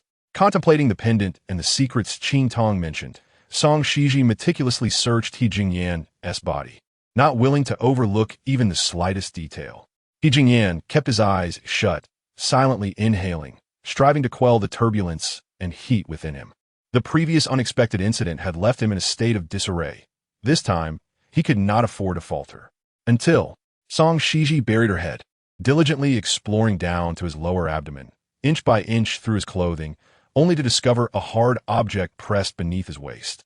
What? It is not even within his garments. Surprised by Qingtong's casual concealment, Song Xizhi retracted her hand from He Jingyan's body, clutching the mysterious jade pendant, feeling its residual warmth as she tightly grasped it in her palm. Subsequently, she moved beside He Jingyan, gazing at his silently still form, and murmured, Well then, since I found this pendant on you, and you made no effort to stop me, it is now mine, is it not? The veins at He Jingyan's temples throbbed twice. He wondered if this truly did not amount to theft. Yet, he soon felt her lean closer, her finger resting on his nose as she spoke. If you agree to give it to me, please breathe. He Jingyan promptly held his breath. Song Xizhi, realizing her fingertip felt no airflow, momentarily froze. What had happened to his breath? She hastily reached for his neck to check for a pulse, gripping tightly. Feeling the strong, rapid beat of his carotid artery, she exhaled sharply, yet her heart was still riddled with doubt. Could it be that He Jingyan was already aware? With her mind racing with possibilities, Song Xizhi tried once more. If you do not agree to part with the jade pendant, you may continue to hold your breath. Upon hearing this, He Jingyan felt the tightening grip on his neck, a signal of threat. The tension within him escalated. It was merely a jade pendant. There was no need to resort to such extremes. Reluctantly, he inhaled. Song Xizhi felt the air rush beneath her fingertips once more, her racing heart gradually calming. Indeed, it was merely an accident. A hint of disappointment washed over her as she leaned down, gently pecking He Jingyan's crimson lips. Husband, will you give it to me, please? He Jingyan felt the fleeting softness of her lips, her breath entwining with his, and his breathing became erratic in that instant. Song Xizhi, sensing the unusual response beneath her, suddenly looked up, her eyes sparkling with delight. All right, I know you have agreed. He had indeed acquiesced. It was just a jade pendant. If he wished, he could take it. Should any trouble arise, he could address it once he awoke. He Jingyan felt a sense of surrender wash over him. The woman beside him, with a mere touch, a kiss, or even a playful pout, could stir his deepest desires. The bedroom fell silent once more, an unspoken understanding permeating the air. In that stillness, he found himself silently yearning for his newlywed wife's next move. He had experienced her audacity before, However, after a lengthy pause, He Jingyan could only feel the bed gradually depress beside him as the woman nestled closer, tightly embracing him, murmuring, "Husband, you are so wonderful." So what now? How should he repay her? He Jingyan pondered, somewhat at a loss. To repay you, I shall not trouble you tonight. That would be rather pitiable, Song Xizhi remarked. He Jingyan, in truth, if you were to lie here forever and never awaken, life would be quite delightful. He Jingyan felt the heat surging through him, the veins in his temples pulsing sporadically. As for your secret, if you are unwilling to share it with me, I shall take my time to understand you. Song Xizhi, resting her head on the pillow, gradually succumbed to drowsiness. She spoke in a soft murmur, her voice dwindling as she held the man in her arms a little tighter. The events of her past life left a persistent void in her heart. Men are ever-changing. In her previous incarnation, she and He Yunce shared an ardent affection, only to eventually grow weary of one another. At this moment, the unconscious He Jingyan remained oblivious to the fact that he had acquired a wife meant to bring him joy. How would he treat her upon awakening? Would he, like He Yunce, cast her aside as if she were worthless, or would he follow the pattern of other men, taking multiple wives and leaving her to dwell in solitude? She wished for neither outcome. If only time could freeze in that sweetest moment, it would suffice. For now, she found herself quite fond of her robust husband. Chapter 62. Is his wife as plain as salt? The gentle sound of a woman's breathing filled his ears. She was restless in her sleep, tossing and turning as if enduring a torment he had previously experienced. He Jingyan breathed heavily, each inhalation and exhalation igniting a searing warmth within him. He found it incomprehensible why his wife, who professed her affection, would not allow him to awaken. How unattractive must she deem herself to fear his gaze upon her countenance? Indeed, such audacity could not belong to a refined lady, but to a rustic woman. After all, what noble woman would willingly marry a living corpse to bring him back to life? And the calluses on her hands, surely they indicated a life spent toiling in the fields, her features resembling those of the warriors in his camp, fierce and rugged. He Jingyan felt a shiver of trepidation as he contemplated this, his throat tightening. Alas, since she was now his wife, and given the circumstances, his innocence had already been claimed by her. Regardless of her appearance, he would accept her. Embracing the soft jade in his arms, the youthful general spent another sleepless night. As dawn broke, Song Xizhi rose invigorated. She stretched lazily and cautiously extricated herself from He Jingyan's embrace before descending from the bed. A fleeting glance at her husband's somewhat pallid face sparked a flicker of concern in her eyes. "I did nothing to you last night. Why do you appear so listless? As if all your vitality has been drained?" She took his pulse, confirming that he was not in critical condition before donning her garments and setting off in a carriage to the Su residence. Regarding the jade pendant, due to the peculiar attitude of the bronze, she chose not to wear it openly, but kept it close to her heart, concealed within her clothing. The distance between the Dukin's residence and the Su family was not great, and before long, her carriage arrived at the gates of the Su estate. As Song Xizhi descended, supported by Granny Wu, she noticed someone waiting at the entrance. A frail woman clad in a lake blue gown and draped in a white fox cloak leaned against the door, scanning the surroundings. This was Bai Dan, the sister of Lien, a name bestowed by her uncle. "Miss, you have arrived." Upon seeing Song Xizhi, Bai Dan's previously gaunt face brightened with a smile. She hastily took Song Xizhi's arm from Granny Wu's grasp, respectfully guiding her across the threshold. "It is cold. Why stand alone at the entrance? I could have entered unassisted." Bai Dan, a bit shy, lowered her head. The young master said the same, "But I wish to welcome you first." With a smile, Song Xizhi regarded her. Bai Dan's long, slender lashes resembled black feathers, and a portion of her porcelain-like neck peeked from beneath the cloak. Her complexion flushed with a hint of pink from her movements. Upon closer inspection, one could discern a resemblance between Bai Dan and another person. Song Xizhi thought, then gently took her hand, saying, "You need not refer to yourself as a servant. You have not sold yourself into servitude, merely residing in the Su household. My reason for healing you is not rooted in pity or sympathy, but rather due to a transaction made with your sister." At the mention of her sister, Bai Dan's eyes glistened with unshed tears. "I understand, Mississippi. Nevertheless, everything in the Su residence is splendid, like a dream, nothing a mere transaction could ever equal. I merely wish to do what I can to repay your kindness." Song Xizhi patted her hand. Have you received the silver I sent you? Bai Den nodded, hesitating momentarily before finally inquiring. Yes, but how is my sister? Song Xizhi smiled reassuringly. She is well and constantly thinks of you. Thus, you must take good care of yourself. Their conversation led by Dan to guide her into the Nien and hall of the elderly matriarch. Before she even crossed the threshold, an enticing aroma wafted toward her. Sure enough, upon entering, she beheld a sumptuous banquet laid out before her, the dishes steaming and fragrant, freshly prepared. The children of her uncle chattered excitedly within, while her younger uncle, clad in white and adorned with a jade crown, sat on a chair, overseeing their studies. Su Mingli glanced up and immediately spotted Song Xizhi at the door, his eyes lighting up with joy. He playfully patted the boys on their backs. Quickly greet your elder sister. Su Zhongyi, age 5, and Su Zhongshuan, aged 8, bowed earnestly toward Song Xizhi, exclaiming in unison, elder sister. Recalling their tragic fate in a past life, where they had perished from starvation during exile, her eyes brimmed with emotion as she enveloped them in her arms. Elder sister is here. The lively atmosphere she had never experienced in her previous life left her momentarily dazed. She composed herself, wiping away her tears, and slowly rose to her feet, pondering what momentous occasion warranted such a grand feast. Upon hearing the commotion, the matriarch hurried from within, grasping Song Xizhi's hands. Xizhi, you have come. Why did no one inform me, so I could greet you? Song Xizhi, smiling while holding by Dana's hand, replied, no need for that. See, there are already those who care for me. At that moment, Su Xiaoyuan strode confidently across the threshold to stand beside Song Xizhi. Ah, Xizhi, you remain as gluttonous as in your youth, rushing here at the crack of dawn upon hearing there would be a feast. Song Xizhi, upon hearing this, disagreed vehemently.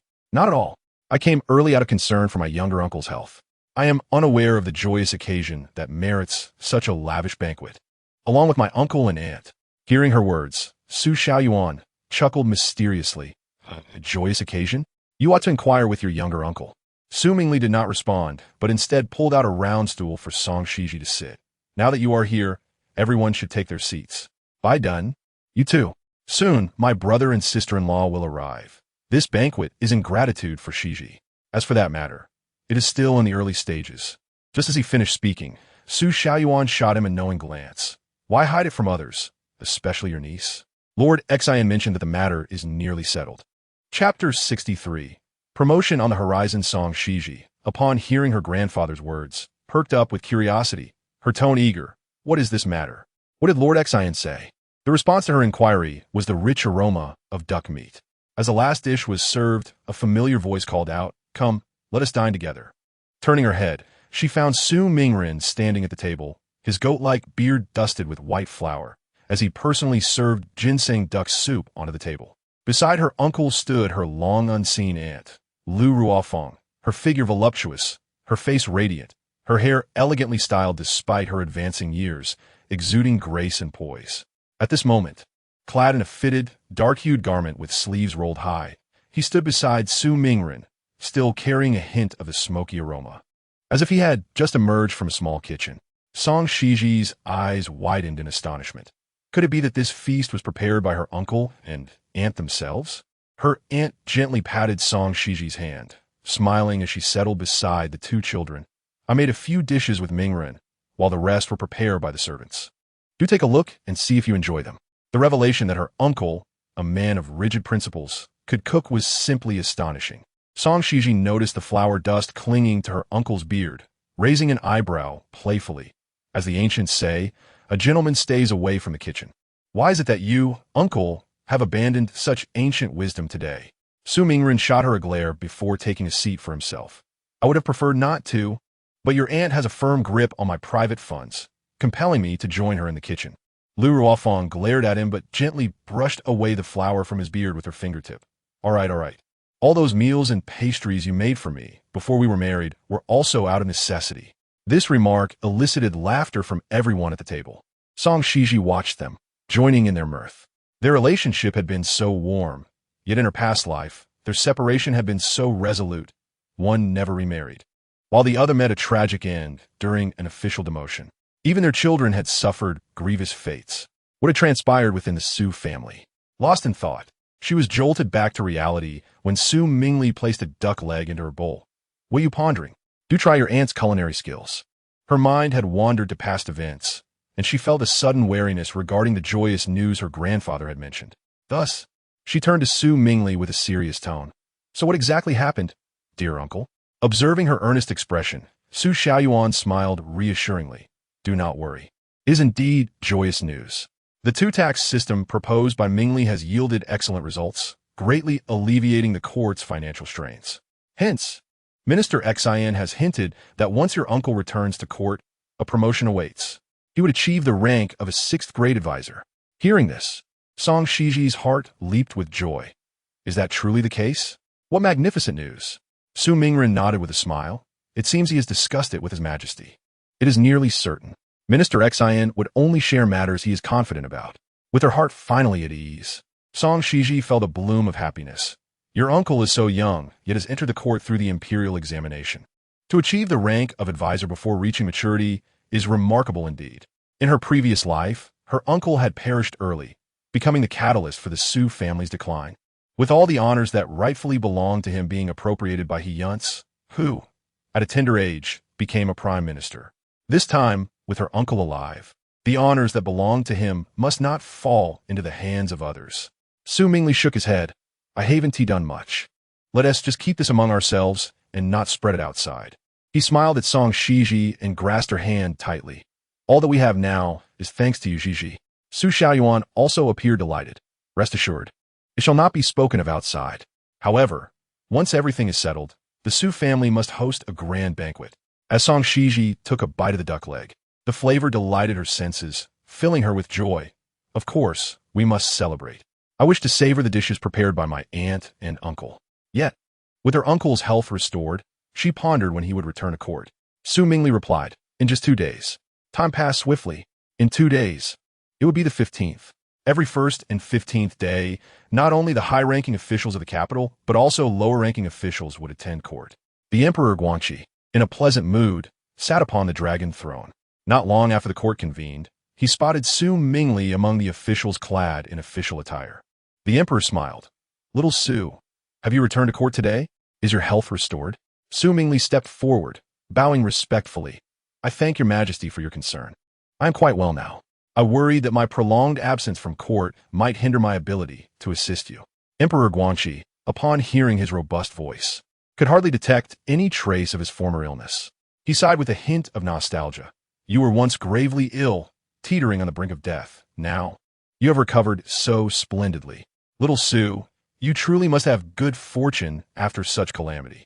Furthermore, despite your illness, you remained concerned for the court, striving to ease my burdens. The two-tax system has been implemented for over half a month now. While it faced considerable resistance, we are starting to see results." As the emperor spoke with enthusiasm, resting his hand on the armrest of the throne, Minister Xizhi nodded in agreement. Hearing this, Su Mingli felt a smile tug at his lips. He longed to kneel in gratitude, but suddenly he heard the voice of Prime Minister Lin. Little Su has a quick wit and is indeed a youthful talent. Today, as the emperor faces worries regarding the armed rebellions across the regions, and the ministers are at a loss for solutions, I wonder if Little Su might have insights to share that could alleviate the emperor's concerns. Prime Minister Lin stepped forward, a smile playing upon his lips.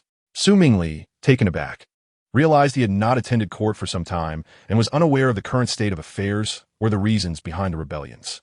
However, after a moment of contemplation, he quickly proposed a strategy. "In my humble opinion, we must first address the root causes by holding the local officials accountable." He continued, noting that the armed rebellions stemmed from the local officials' collusion with regional powers. "There is even a saying among the people, the emperor is distant, and the local deities hold great power. To resolve this issue, perhaps we need to reform the official system, mandating that officials serve outside their home regions, and stipulating their terms of service to prevent collusion with local powers." As Su Mingli presented this plan, many ministers nodded in agreement. His ability to formulate such a strategy so quickly indeed demonstrated his capability. Emperor Guanxi affirmed, "Your plan is wise, aiming to prevent collusion between local powers and officials, thus allowing rebellions to be dealt with swiftly." Prime Minister Lin, initially surprised, observed Su Mingli with a changed expression before responding with a smile. Little Su's suggestion is indeed astute, but alas, it cannot address the fundamental issues at hand. The emperor's current concerns revolve around the armed rebellions.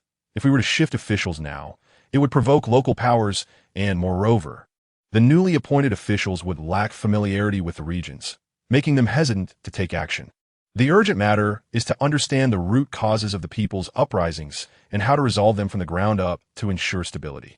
Su Mingli remained silent, but Minister Xizhi suddenly raised his head, fixing his gaze on Prime Minister Lin's back. Emperor Guangxi, having heard this, turned to Su Mingli. Are there any other insights from the ministers on how to eradicate the banditry and quell the armed rebellions effectively and promptly? The court fell silent for a moment. This issue had become a historical conundrum, with rebellions emerging across the regions, necessitating military intervention from the emperor.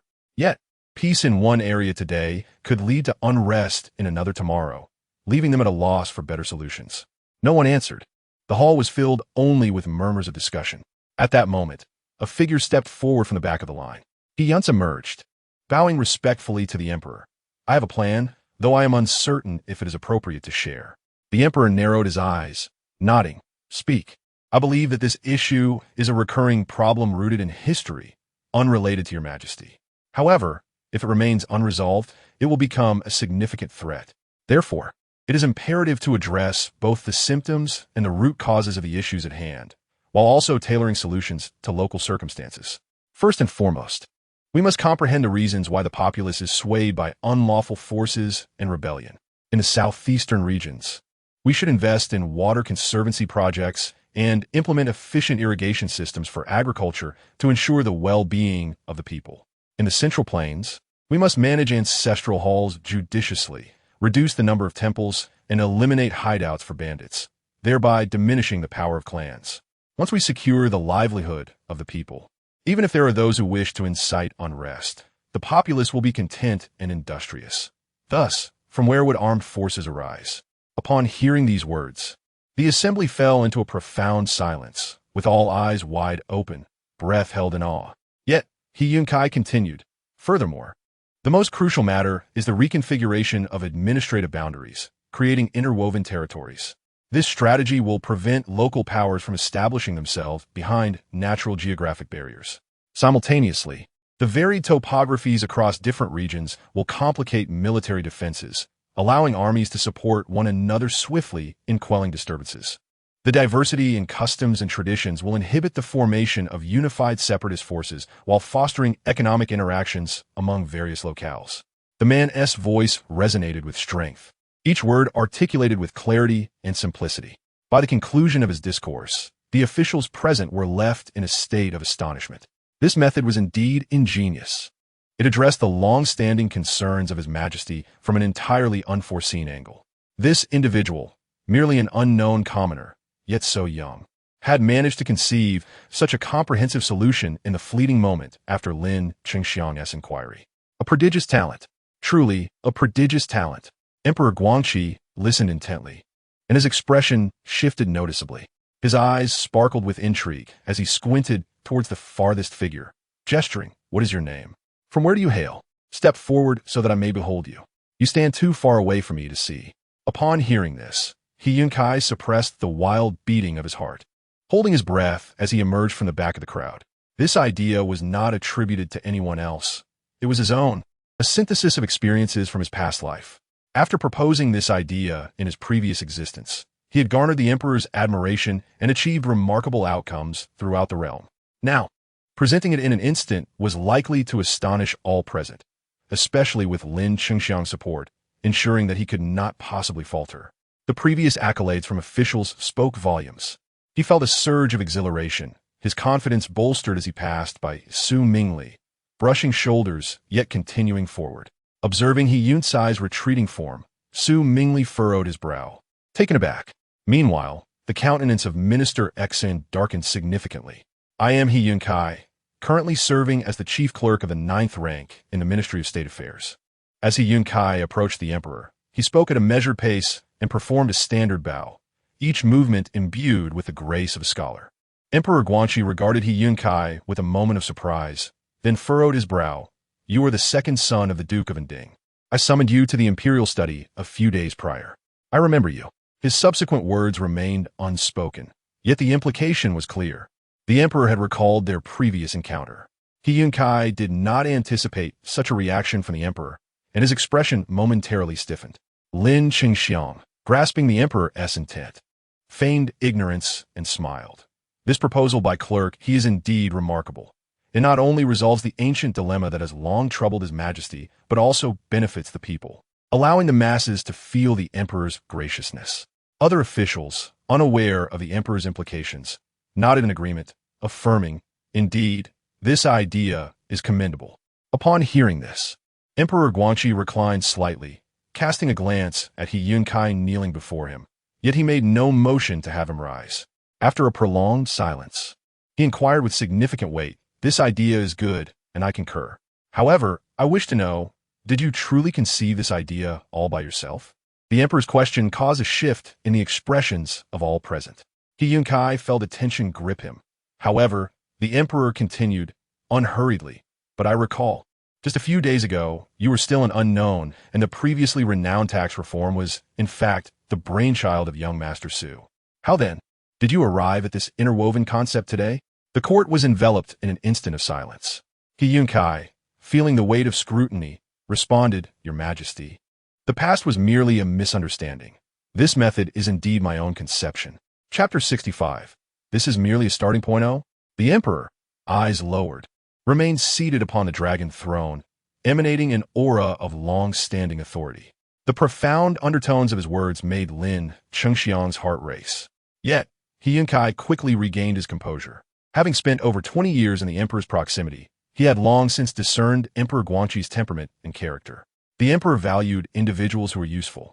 He abhorred pleas for mercy and flattery, preferring to have facts presented with evidence. His past experiences had not been in vain. This was both a test and an opportunity. Thus, He Yunce responded with poise, tailoring solutions to local circumstances. "The interwoven concept is indeed my own thought. Prior to my official position, I had chanced upon my father's concerns regarding this matter. Upon entering the Ministry of State Affairs, I delved into various regional records, striving to find a solution to alleviate Your Majesty's worries." His speech was deliberate, each word articulated with clarity, instilling confidence in his audience. Those unaware would assume him to be a senior official in the court. The emperor remained silent, his gaze fixed upon him. The assembly then heard him continue. "To present this before Your Majesty is to act with a clear conscience. Otherwise, should Your Majesty possess discerning insight, would my stratagem not lead to my own demise?" As He Yunce spoke, he gradually lifted his gaze, straightened his back. "As for the tax reform, that too was indeed my idea. However, I was unaware that young Master Su had already proposed it, leading to a misunderstanding." Su Mingran, who despised eloquent and articulate individuals, felt a deep loathing for He Yunce. Upon hearing this, he merely scoffed. "A misunderstanding? Yet, is it not also a misunderstanding that you spread word of Su Mingli's impending demise?" He Yunce remained steadfast, nodding in agreement, concealing all emotions. "It is indeed a misunderstanding. I implore Your Majesty to discern the truth. I learned later that Lord Su had also conceived the tax reform, yet prior to this, only Su Mingli and Minister Xizhi were aware of it. Young Master Su lay bedridden, in a state of unconsciousness, while Minister Xizhi and I were unacquainted and had never met. So I asked, from where did I acquire the details of the tax reform to present it to Minister Xizhi?" He continued, the visage of Song Xizhi flashing before him, his tone laced with disdain. "Could it be that Song Xizhi, my sister-in-law and young Master Su's own niece, stole the contents of the tax reform and delivered them to me?" Upon hearing this, Su Mingren and Su Mingli simultaneously raised their heads, exclaiming, "This is utterly impossible." He Yunce smiled. "Since it is impossible, then I am wronged." This matter was not something he had stolen. It was knowledge from his past life, and thus, they could never procure evidence against him. As He Yunce reached this juncture, several officials in the Ministry of State Affairs recalled their ailing wives and began to speak in his favor. Secretary Zhou stood forth at that moment, attempting to distort the truth. "I am the superior of Clerk He and have discussed the essence of the tax reform with him. In reality, there are some differences from young Master Su's proposal." Minister L, anxious to chime in, added, "Clerk He has only recently entered the ministry. His abilities and insights are well recognized. And I trust Clerk He. Taking advantage of the opportunity, the Vice Minister of Rights spoke loudly. We, the subjects, believe in Master He. His proposals are indeed commendable. We stand by Master He. Su Mingren observed the officials protecting one another with a cold gaze, gritting his teeth, his goat-like beard bristling in anger. The Emperor Guanxi, upon hearing this, exhibited a hint of surprise, his expression visibly softening. So many of my loyal ministers plead for Lord He. Perhaps the previous matters were indeed a misunderstanding. From another perspective, it is noteworthy that He Yunce, having joined the court only a few days prior, has already garnered the admiration of all his superiors, proving his capability to present such ideas. Upon hearing this, He Yunce felt his heart race wildly, and he quickly suppressed his fervent gaze. Then, he heard the Emperor's voice continue. Dear Lord He, please rise. Your ideas are splendid. What reward would you desire? He Yunce humbly clasped his hands. I dare not claim credit. However, at this moment, Prime Minister Lin smilingly interjected. I believe the position of sixth-rank censor is quite suitable. As soon as he finished speaking, Su Mingren and Minister Xizhi were taken aback, lifting their heads in astonishment. Su Mingli also discerned the intentions of He Yunce and Prime Minister Lin, his body tensing, his expression stiffening. Feeling the collective gaze of the crowd fixed upon him, He Yunce endeavored to conceal his emotions and lowered his head slightly. Yet, Prime Minister Lin continued to smile, presenting a seemingly innocent facade, having proposed constructive suggestions twice. If he possesses genuine talent, remaining by His Majesty's side will allow him to offer counsel. Should he lack it, His Majesty can directly hold him accountable. The Emperor Guanxi narrowed his eyes. A promotion by 3 ranks? This was unprecedented. Prime Minister Lin asserted confidently. Had it not been for the previous misunderstanding, He Yunce's connections would have granted him much more than merely a clerk's position. However, Your Majesty, this is merely my humble opinion. I cannot bear to see a gem covered in dust. Upon hearing this, the Emperor fell into silence for a moment. The attitudes of both Prime Minister Lin and the other officials indicated that He Yunce was indeed talented, a promising prospect. Naturally, his suggestions were of excellent quality. Had there been no prior misunderstanding, given He Yunce's status and abilities, it would not have been unusual for him to secure a 7th-rank position. The 9th-rank clerk role was rather humiliating for the Inding Marquis's residents. Contemplating the uncertain fate of He Jingyan, the Emperor finally relented. Very well. I shall break this precedent for you. All ministers, take heed and look up to Lord He. Upon hearing this, He Yunce felt a surge of exhilaration, his blood racing. He abruptly closed his eyes and then bowed deeply in gratitude. I thank Your Majesty for your great favor. I shall devote myself wholeheartedly from this day forth. It was thanks to Ruoan's medical skills that he garnered such support from the esteemed officials, achieving victory on his first court appearance and decisively trampling the Su family. Yet, this was merely a starting point. 6th rank, 5th rank, 1st rank. He intended to ascend step by step, aspiring to be second only to the Emperor, and to elevate Ruoan to the status of a 1st-rank lady. Chapter 66. The Huang family spits blood. Emperor Guanxi, with his golden decree, promoted He Yunce to the position of 6th-rank censor. Meanwhile, the official position originally slated for Su Mingli was usurped by He Yunce, leaving no suitable vacancies for promotion, thus halting the matter altogether. Once court was adjourned, He Yunce found himself surrounded by various officials, all offering congratulations and praises, trailing after him in groups. Amidst the flurry of compliments, He Yunce felt triumphant, yet continued to express humility, thanking them profusely, acknowledging that he would rely on the guidance of the esteemed officials in the future. As a newcomer to the officialdom, there remained much he did not comprehend, and he solicited their continued instruction. He Yunce remarked, glancing at the figure ahead of him, his eyes alight. He quickened his pace to catch up with the Su brothers, smiling as he addressed Su Mingli. Dear Lord Su, we are both officials in the Central Secretariat. I shall require your assistance in the future. He spoke animatedly, casting a quick glance at Su Mingli's somewhat pallid face, then teasingly added, I heard that you are recovering well and attended court today, yet you appear rather pale. You must take good care of your health, dear Lord Su. Su Mingli maintained his composure, forcing a smile, his gaze fixed on He Yunce without yielding. That still calls for congratulations for Lord He. Standing beside He Yunce, Prime Minister Lin, sensing the tension between the two, smiled slightly. From this day forth, Yunce will be a 6th-rank censor, a rank above Mingli, and thus must lend support to him. Minister Xizhi's expression darkened instantly upon hearing this. Lord Lin, you know my intentions, yet choose to speak before me. Such remarks may not sit well. Prime Minister Lin placed his hands within his sleeves, unperturbed by Minister Xizhi's offense, his smile deepening. Minister Xizhi, what do you mean by intentional? That statement is mistaken. The position of censor is open, providing opportunities for all. He continued, his eyes narrowing. His Majesty favors Lord He and appreciates his ideas, wishing to retain him for counsel. Are you suggesting dissatisfaction with His Majesty's decision? Minister Xizhi felt a wave of anger wash over him, his vision blurring. Observing this, Su Mingli quickly stepped forward to intercept Minister Xizhi. Other officials chimed in, supporting. Lord Su's ideas are commendable, but they cannot surpass Lord He's. His Majesty is adept at recognizing talent. Thus, it is only natural for Lord He to hold a higher position. Su Mingli strides forward, approaching Su Mingli, his gaze sweeping over the support of officials. I have heard that the daughters of the Prime Minister and the wives of various officials have not been in good health, recently treated by Song Ruoan. Could this be a significant reason behind Lord He's promotion? Upon hearing this, Prime Minister Lin's expression darkened momentarily. What do you mean by that? Lord Su, I do not understand. However, my beloved Miao Ku is my everything. You best not use her as a pawn. Additionally, you ought to keep a close watch over your niece.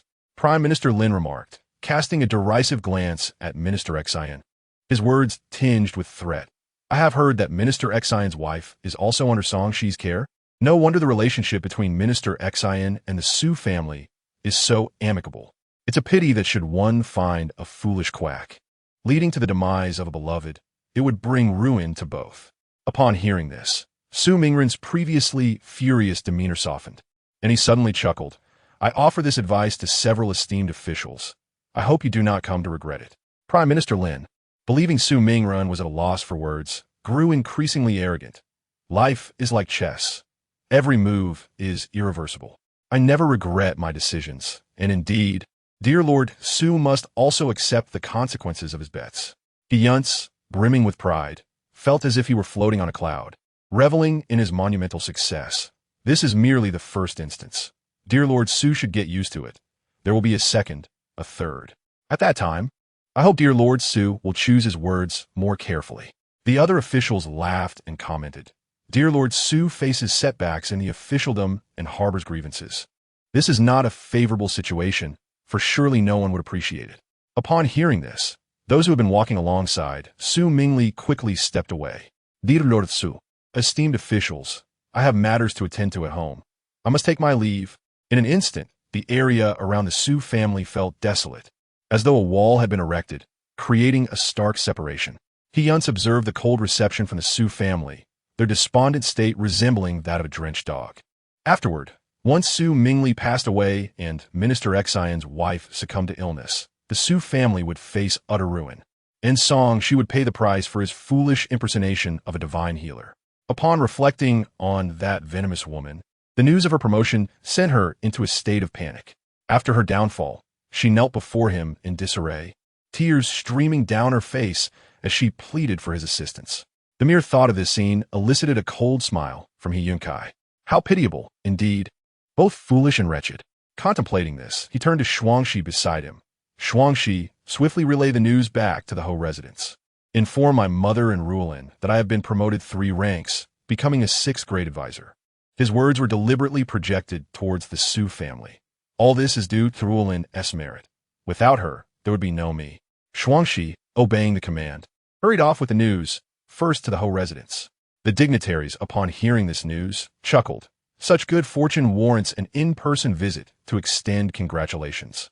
It just so happens that my wife is likely at the Ho residence taking her medicine.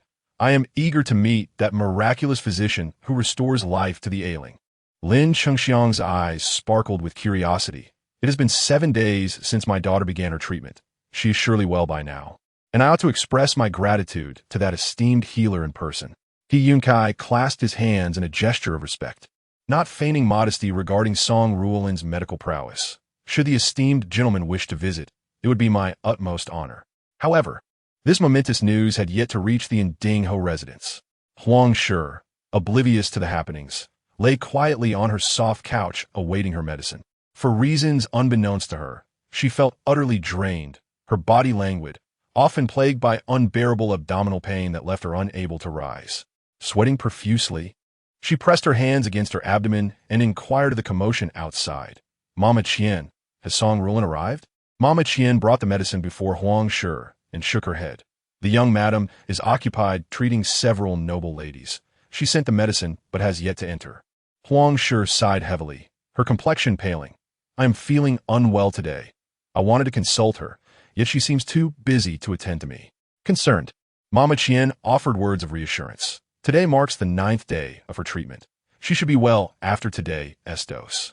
The young madam's medicine must be effective, otherwise those ladies wouldn't be so eager to come to the Ho residence for their remedies. I hear their husbands hold her in high regard. Huang Shi nodded weakly, her voice barely a whisper. Indeed, if Ruoan has treated so many without issue, then my medicine should be fine as well. There must be something amiss. Let us have Ruoan come and examine me tonight. Taking the medicine from Mama Qian, she downed it in one go. Yet, the instant the liquid slid down her throat, she felt a surge of acrid bitterness rise within her, and her expression shifted dramatically. Clutching her chest in distress, she attempted to quell the rising tide, but only surged forth more violently. With a sudden heave, she expelled a mouthful of fresh blood. Chapter 67. A silent concealment. Mama Qian, witnessing Huang Shi's abrupt reaction, trembled, rendered helpless. What is happening? How could you vomit blood immediately after taking the medicine? Huang Shi, incredulous, raised her head, blood still staining the corners of her mouth. Yet Mama Qian, seeing Huang Shi's pale visage and blood streaming from her nostrils, felt a jolt of alarm. Mistress, you're also bleeding from your nose." Trembling, Huang Shi wiped her nose only to see the bright crimson stain. Her mind blanked. This medicine must be flawed. Is it possible that the medicine Song Ruoan prescribed is defective? Even when I was unwell before, nothing like this had ever transpired. As she spoke, she clutched Mama Qian's hand and abruptly rose from the couch. "Where is Song Ruoan? Where is she?" Mama Qian, troubled, replied, "She is presently in the flower hall, treating the noble ladies." Upon hearing this, Huang Shi felt a swell of anxiety. Wiping her face with a handkerchief, she leaned on Mama Qian and stumbled toward the exit. How dare she practice her shoddy medicine on the noble ladies? No, I must confront her about this. As Huang Shi hurriedly approached the flower hall, she heard a lively buzz from within, as if a multitude were engaged in conversation. Her eyelids fluttered, and she hastened inside, only to find the room filled with people. It was no longer just the ladies seeking treatment. Even officials from the court had gathered, enjoying tea with Ding Ho and the venerable matriarchy. They had just finished court duties, still adorned in their official robes, and had come directly here, all wearing expressions of unrestrained joy. The gathering turned to the sound of Huang Shi's hurried steps, and her flustered demeanor caught their attention. He Yunce rushed forward, grasping Huang Shi's hand with palpable delight. "Mother, you've arrived. I was just about to send someone to fetch you." Sensations of trepidation washed over Huang Shi as she felt the weight of their gazes. She clutched He Yunce's hand tightly. "Yunce, I have something of great importance to discuss with you. Do you know about Song Ruoan?" Before Huang Shi could finish her words, He Yunce interjected with a smile. "I know what you wish to convey. I too have something to share. So many esteemed officials have recommended me as an advisor before His Majesty. This recognition is all thanks to Ruoan. Rest assured, Mother, I shall treat Ruoan well." Upon hearing this, Huang Shi stood frozen in place, her mind blank as she could only see He Yunce's mouth moving, unable to comprehend his words. "What does this mean?" He Yunce smiled broadly, his voice ringing clear. "Thanks to the esteemed official's recognition, your son has been promoted 3 ranks. Huang Shi listened in a daze, her ears ringing. A flood of emotions surged within her. Elation mingled with a complex whirl of feelings.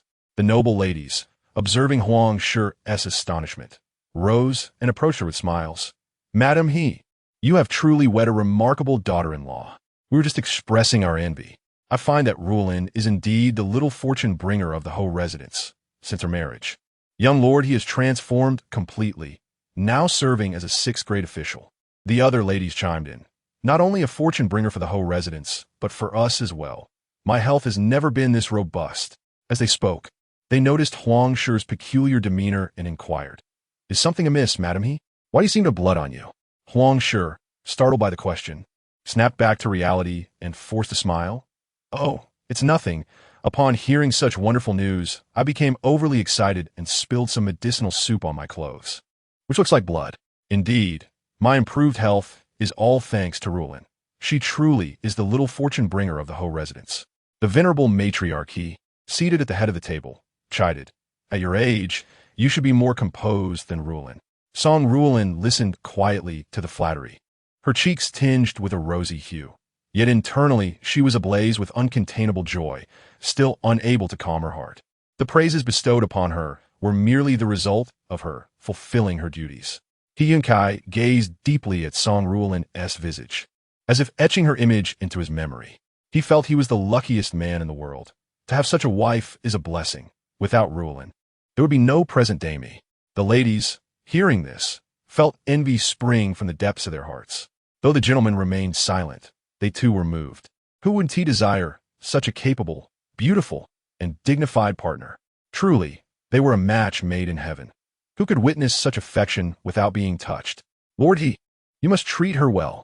Song Ruoan clearly sensed the envious gazes of the ladies around her, and a sweetness blossomed on her face. In the midst of everyone's attention, she held He Yunce's hand tightly. At that moment, she felt immeasurably grateful for every decision she had made since marrying into the Marquis's residence, believing herself to be the happiest woman in the world. Among the crowd, only Huang's expression appeared somewhat stiff. Observing the affectionate display between the couple, the Inding Marquis rose and clasped his hands towards the assembled dignitaries, saying, as newlyweds, "Please forgive us for any indiscretions. However, my son's current fortune owes much to your support. A day from now, we shall host a flower appreciation banquet, both to celebrate my son's fortunate recognition by His Majesty and to thank all of you for your assistance." The dignitaries nodded with cheerful agreement. "We shall certainly attend. I will bring guests to bolster the occasion." The exceptional medical skills of Madame He deserved to be renowned throughout the land. Upon hearing this, He Yunce was suddenly reminded of Song Xizhi and devised a plan. "Father, we must invite Ruoan's family to the flower banquet, as well as her maternal relatives. Naturally, we should also extend an invitation to my sister-in-law's maternal family, for their support has been significant in my attaining this position." Hearing this, the old matriarch laughed joyfully. "In the past, there were misunderstandings between you and your sister-in-law, and I am delighted to see them resolved. It is only fitting that we invite her family to the joyful occasion at the Marquis's residence." He Yunce wore a knowing smile. "I shall personally visit Xianmo Pavilion to convey this news to my elder brother and sister-in-law, assuring my brother that I am capable of supporting our household." Chapter 68. The veins on his hand throbbed as he searched on the bed. The Inding Marquis felt a swell of satisfaction in his heart. It was astonishing that after only a brief period of He Jingyan's unconsciousness, He Yunce had grown so thoughtful and considerate. Thus, he did not deter him. "Very well. Go and share this news with your brother. He will surely be pleased." After bidding farewell to the dignitaries, He Yunce made his way to Xianmo Pavilion. Autumn had settled in, bringing a chill, and there were few attendants about. The servants were huddled indoors, reluctant to venture outside.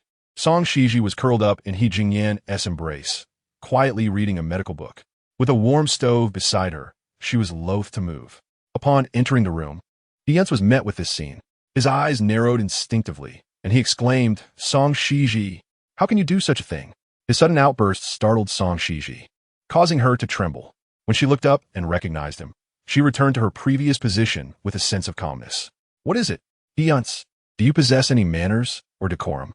He Yunce regarded her with exasperation, finding her obliviousness reminiscent of their past life, igniting an anger within him. "It is utterly inappropriate. Do you have no sense of propriety?" Song Xizhi scoffed lightly, shifting closer to He Jingyan. "This is my husband. How is it inappropriate? What I choose to do in my own room requires your permission." It dawned on He Yunce that in this life, her husband was indeed He Jingyan, and he realized he had overstepped. Taking a deep breath, he maintained a dark expression. "Your husband is also a patient. It is daytime, and yet you." He Jingyan listened quietly, feeling the gentle movements of the soft warmth in his arms, deeply moved. Truly, a man understands another man. His newlywed wife treated him as merely a patient, not as a vigorous man. He had endured sleepless nights, gritting his teeth in discomfort. Yet, Song Xizhi coldly retorted. Whatever I do, I am still your sister-in-law. You have no right to criticize your brother and sister-in-law. He Yunce was unwilling to leave. He even stepped closer. I will eventually have to dismiss you from my brother.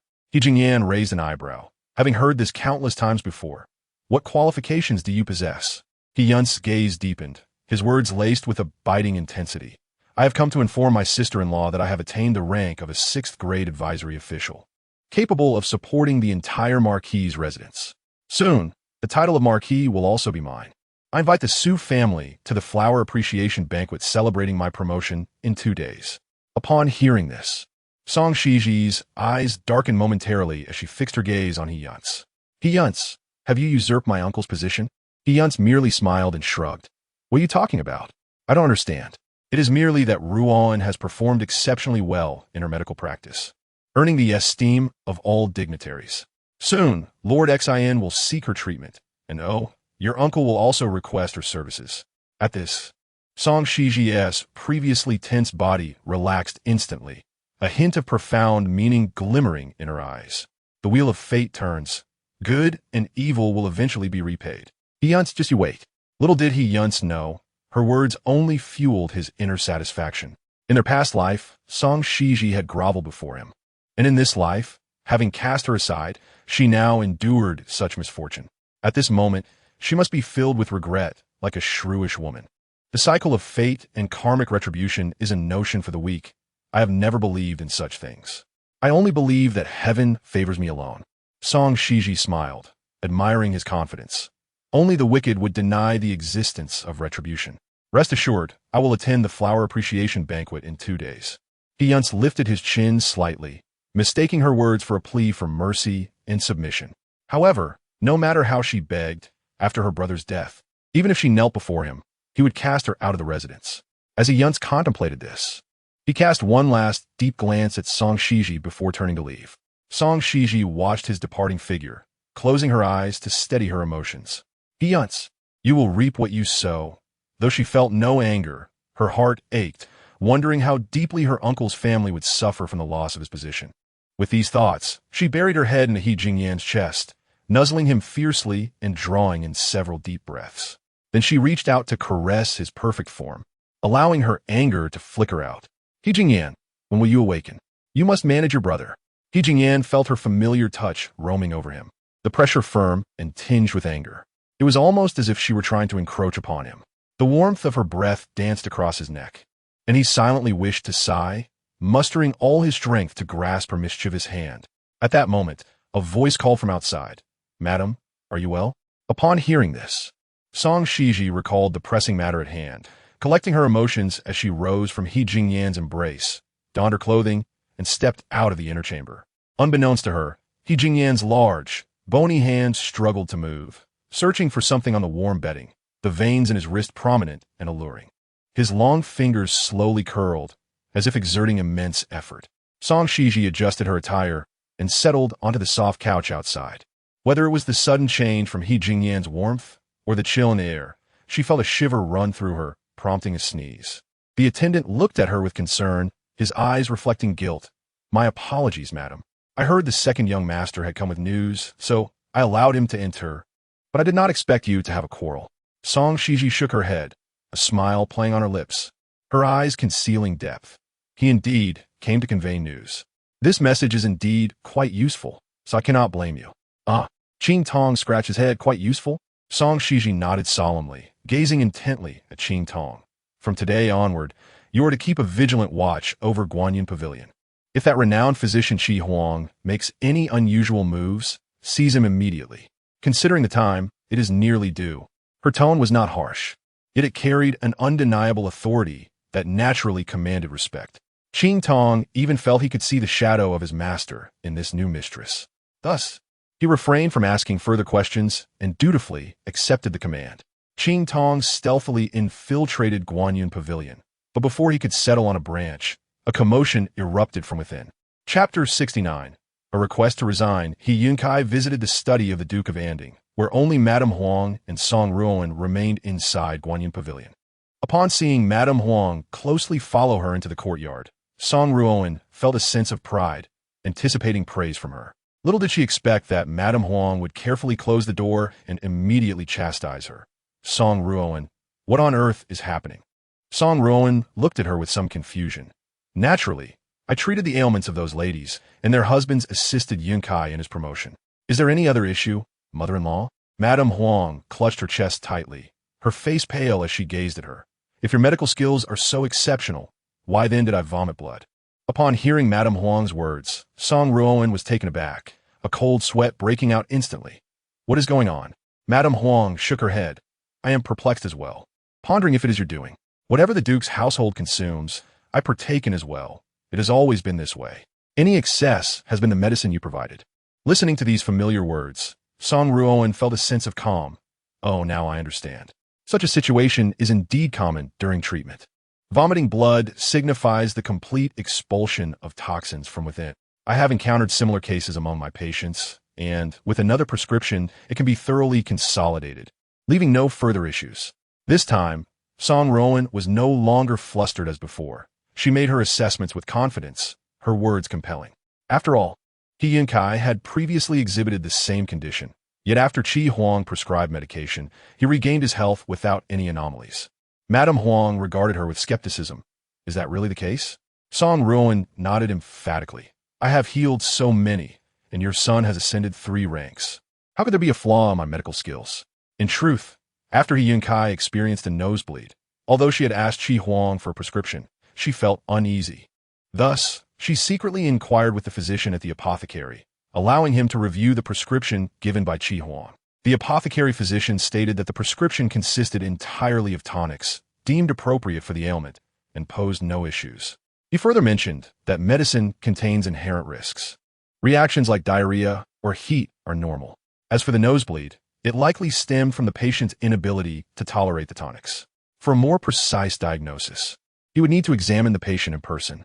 Hearing the apothecary's reassurances, Song Ruoan finally felt at ease, her admiration for Qi Huang deepening. Realizing her earlier concerns were unfounded, Madame Huang observed Song Ruoan's confident demeanor and felt reassured. On the day of the flower viewing banquet, it was certain that many esteemed guests would attend. Upon hearing of Song Ruoan's medical prowess, they would undoubtedly seek her counsel after the festivities. If her skills were in question, how could she remain so composed and unperturbed at this moment? With this thought, Madame Huang's tension eased considerably, and she smiled while patting Song Ruoan's hand. Since it is thus, I must apologize for misunderstanding you. Song Ruoan replied with a confident smile. It is no trouble, mother. I shall prepare medicine for you now and devise a new prescription. Upon entering the small kitchen, she took the opportunity to inform Qi Huang of the situation, observing his reaction with subtle probing. What is this? Why are they both experiencing nosebleeds? Such occurrences hardly align with a divine physician's expertise. Yet, Qi Huang's demeanor was not as composed as Song Ruoan had anticipated. At her words, his expression shifted, showing signs of irritation. I wish to inquire why you did not speak of this sooner. It must be that Madame Huang's health is failing. She reacted poorly to my medicine, and since He Yunce is her offspring, he inherited her constitution, leading to this outcome. Qi Huang's reaction was pronounced. He abruptly rose from his seat. I should not have acquiesced to your request, allowing you to impersonate my medical skills. Had I been present to examine her pulse, I would have detected her physiological incompatibility, promptly adjusting the dosage, thus preventing her from vomiting blood and sparing you any doubts about my expertise. Seeing him so agitated, Song Ruoan quickly extinguished her probing intentions, hastily reassuring him. No, I have never doubted you. I understand that this reaction is normal. I merely came to ask how to adjust the dosage. Qi Huang gazed at her solemnly. Do you not realize that I have never faltered in my practice? Yet, remaining by your side, 2 patients have consecutively exhibited adverse reactions. How am I to proceed with my healing in the future? Song Ruoan shook her head fervently. No one knows it is your fault. Look at me. When I took your pills, and even Lin Yaoxin, we encountered no issues whatsoever. Moreover, it was your skills that helped my husband attain a 6th grade official position. How could you claim your skills are ineffectual? Qi Huang closed his eyes, a weight evident in his gaze. You may have passed my scrutiny, yet I cannot overlook my own standards. I have never failed in my treatments. It appears I must take my leave. Once I have treated your mother-in-law, I shall resign and no longer assist you. Upon hearing this, Song Ruoan felt a chill run down her spine. No, no. How can you resign? I shall offer you more money. Consider it compensation for this occasion. Qi Huang remained silent, lost in thought. The flower viewing banquet in 2 days would surely attract many seeking my treatment, with all officials present, including the Prime Minister. You must assist me fully. I implore you. 2 days hence? The Prime Minister? Qi Huang echoed her words, his heart constricting. If both He Yunce and Madame Huang were experiencing issues, what of Lin Yaoxin? Yet he slowly lifted his head, offering Song Ruoan a reassuring smile. Rest assured, since you have asked, I shall certainly assist and will not depart. Now, let us proceed to the small kitchen and prepare a new prescription for your mother-in-law, shall we? Chapter 70. Several grand gifts. Upon hearing this, Song Ruoan nodded eagerly, relief washing over her. With the flower viewing banquet just 2 days away, had Qi Huang chosen this moment to depart in anger, she would have been at a loss for what to do. You focus on your treatment. Once the banquet concludes, I shall ensure you are duly compensated.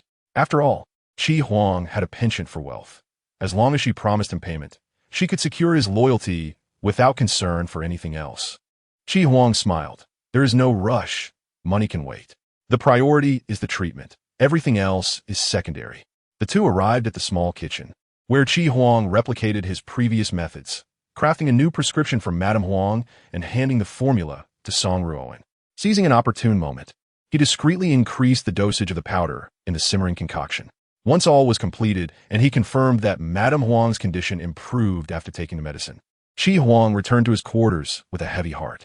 Over the course of several days, he began to stealthily remove the valuable rewards bestowed by Song Ruoan, one by one, akin to ants relocating their nest. First, he took a set of silver teacups, followed by a few white porcelain vases. None were the wiser. The room now lay barren, save for some inconsequential bedding and a few articles of clothing. The esteemed physician Qi Huang meticulously organized the remaining garments, feeling the weight of the silver notes concealed in his pocket, and drew a deep breath. Unbeknownst to Alien, the matter that had captured Qing Tong's attention was significant. That night, Alien reported the events at Guanyin Pavilion to Song Xizhi. Additionally, she brought news that Song Ruoan intended to host a grand banquet to elevate her reputation and forge connections with influential figures. This would mark her first major undertaking as the housekeeper, simultaneously clarifying who the true mistress of the Marquis's residence was, thereby creating momentum for He Yunce's future claim to the title. With Song Ruoan's ambitions in mind, it was certain that the flower appreciation banquet would see her and Song Xizhi at odds, perhaps even disparaging her and He Jingyan. Sitting upon a soft couch, Song Xizhi contemplated for a moment before smiling. Since Song Ruoan was in charge and intended to make the banquet extravagant, she resolved to present her with several grand gifts, ensuring her name echoed throughout the capital. Song Xizhi promptly summoned Granny Wu and whispered a few words into her ear. With Huang's health restored and Qi Huang agreeing to stay, Song Ruoan's anxieties were finally laid to rest. That night, the Marquis's residence buzzed with excitement. Previously, Song Ruoan had treated several ladies, earning a sum of silver. After repairing the residence, she used the remaining funds to organize the flower appreciation banquet. As the newly appointed housekeeper and a significant contributor to He Yunce's promotion, this event was orchestrated entirely by her. Despite the financial constraints, Song Ruoan had recently cultivated numerous friendships with various ladies, who were eager to lend their support by providing rare and exquisite flowers. Coupled with her own talents, she sourced precious herbs from various places, transforming the Marquis's residence into a splendid venue. Many rare and vibrant flowers were joyfully transported to the estate, creating a spectacle that resonated throughout the capital. Numerous officials and their families were eager to attend the banquet, hoping to catch a glimpse of the legendary physician. Instantly, He Yunce's reputation soared, becoming a sought-after figure, leading many to vie for his acquaintance. In this moment of joy, He Yunce felt as though he had returned to a past life, where he stood above all. Supported by Song Ruoan's unwavering assistance, He Yunce found himself loving Song Ruoan even more than in his previous life. He spent a considerable sum to acquire a luxurious cloud brocade, the most sought-after fabric in the capital, crafting a garment for her. Upon seeing the shimmering material, Song Ruoan was utterly enchanted. On the day of the flower appreciation banquet, she donned this exquisite attire and, alongside He Yunce, welcomed the guests at the entrance. embodying the essence of the mistress of the Marquis's residence. Young Master He, congratulations. You are truly remarkable at such a young age, and your intricate policies have earned my utmost admiration, remarked the Minister of Rights, who had accepted the invitation from the Deputy Minister and visited in person. He Yunce smiled, grasping Song Ruoan's hand tightly, and bowed slightly to the minister, proclaiming, "All of this is thanks to Ruoan, who has managed the household so well, allowing me to focus on my responsibilities without burdening my father."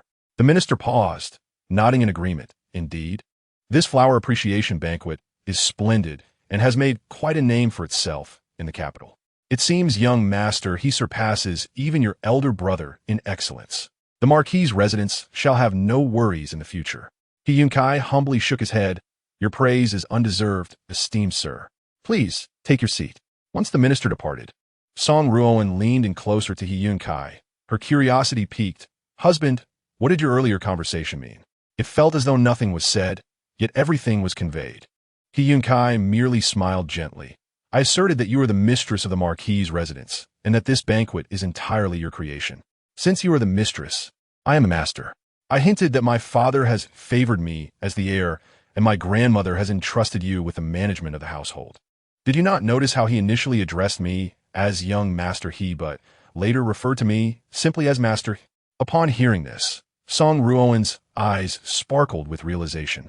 The Minister of Rights oversees titles. His presence at our banquet, especially after witnessing your talents, will undoubtedly aid in your future elevation. He Yunce couldn't help but smile at her words. That is indeed thanks to you for healing the deputy minister's wife, which facilitated the minister's attendance. Feeling the warmth of his affection, Song Ruoan's cheeks flushed, her heart filled with hope, not just the Minister of Rights. If we perform well at this banquet and alter everyone's perceptions of you, your ascension to the title will be assured. He Yunce nodded affirmatively, his smile unwavering. Even if I were to become a grand advisor overnight, my father still favors my elder brother, and his stance on my claim remains ambiguous. If I can successfully present myself as the rightful master of the Marquis's residence, everything will fall into place, and my father will have no choice but to designate me as the heir. Song Ruoan, reflecting on her own subtle maneuvers, felt a surge of anticipation, and her smile broadened. Rest assured, husband, I will treat several ladies at this banquet to cultivate connections, ensuring everything proceeds smoothly. After saying this, she noticed guests approaching, her eyes brightening as she hurried forward to grasp Lin Miaoxin's hand. Miaoxin, you have finally arrived. You promised to be the first, yet you have kept me waiting. Lin Miaoxin smiled at Song Ruoan, cradling her abdomen, her complexion somewhat pale. I felt unwell today, which delayed my departure. After the banquet, I will need you to examine me. Song Ruoan, not thinking too much of it, assumed she was merely experiencing discomfort. It's common for young ladies to have such days. I will attend to the guests first, and then check on you. Chapter 71. The Waters Flow. The flower appreciation banquet at the Marquis's residence was designed after the layout of Baifeng Tower, with circular tables arranged in the back garden, separated by screens. Each table accommodated 5 or 6 familiar ladies, spaced elegantly apart, creating a refined atmosphere. Exotic flora collected from various sources adorned the garden, offering a picturesque dining experience. For those unfamiliar with the grandeur of Baifeng Tower, this setting proved breathtaking. However, as Song Xizhi and Madame Xizhi had previously experienced the beauty of Baifeng Tower, they found themselves somewhat disinterested in the current banquet. They promptly took their seats, and Song Xizhi began to take Madame Xizhi's pulse. How have you felt after taking the medicine recently? Madame Xizhi nodded, looking at Song Xizhi with a gentle smile. Though my recovery is not as swift as Lin Miaoxin's, I feel gradually better and can venture out more often. Upon hearing this, Song Xizhi felt relieved, understanding that recovery takes time. While her uncle could attend court, it would still require years of careful recuperation, and she believed Madame Xizhi would need a similar period. As they conversed, the wife of the Minister of Rights overheard their lively discussion and chose to sit beside them. Upon noticing Madame Xizhi's complexion, she expressed mild surprise. Madame Xizhi appears to be recovering well. You are now willing to socialize. Even I can see a hint of color returning to your complexion, much improved compared to before. Is it due to Lady He's treatment? If that is the case, then indeed, Lady He's medical skills are as superb as the rumors suggest. Upon hearing this, Madame Xizhi hesitated slightly, glanced at Song Xizhi, and then raised her voice. It is true that I was treated by Lady He, but it was the eldest young lady. This is my companion Song Xizhi. In the past, she cured her little uncle, and now she has cured me. My health has improved significantly of late. Upon hearing Madame Xizhian's words, the other ladies present were taken aback. Madame Tam looked curiously in the direction of Song Xizhi. I have heard that young Master Su's health is improving, and I thought it was Song Ruoan who treated him. It turns out to be you. You have now also cured Madame Xizhian. The sisters of the Song family truly excel in healing. No sooner had her words fallen than a cold laugh rang out from a distance. It was Lin Yaoxin, strutting in with her maidservant. Song Xizhi, how dare you appear here, flaunting and deceiving others? Do you even realize the nature of this occasion? Everyone was momentarily stunned by her unexpected outburst. Song Xizhi merely smiled faintly. This is the residence of the Inding Marquis. If I am not here, where else should I be? Lin Yaoxin was momentarily taken aback by her words, suddenly recalling that Song Xizhi was indeed married into the Inding Marquis' household. She clutched her chest, angrily sat down, and then spoke.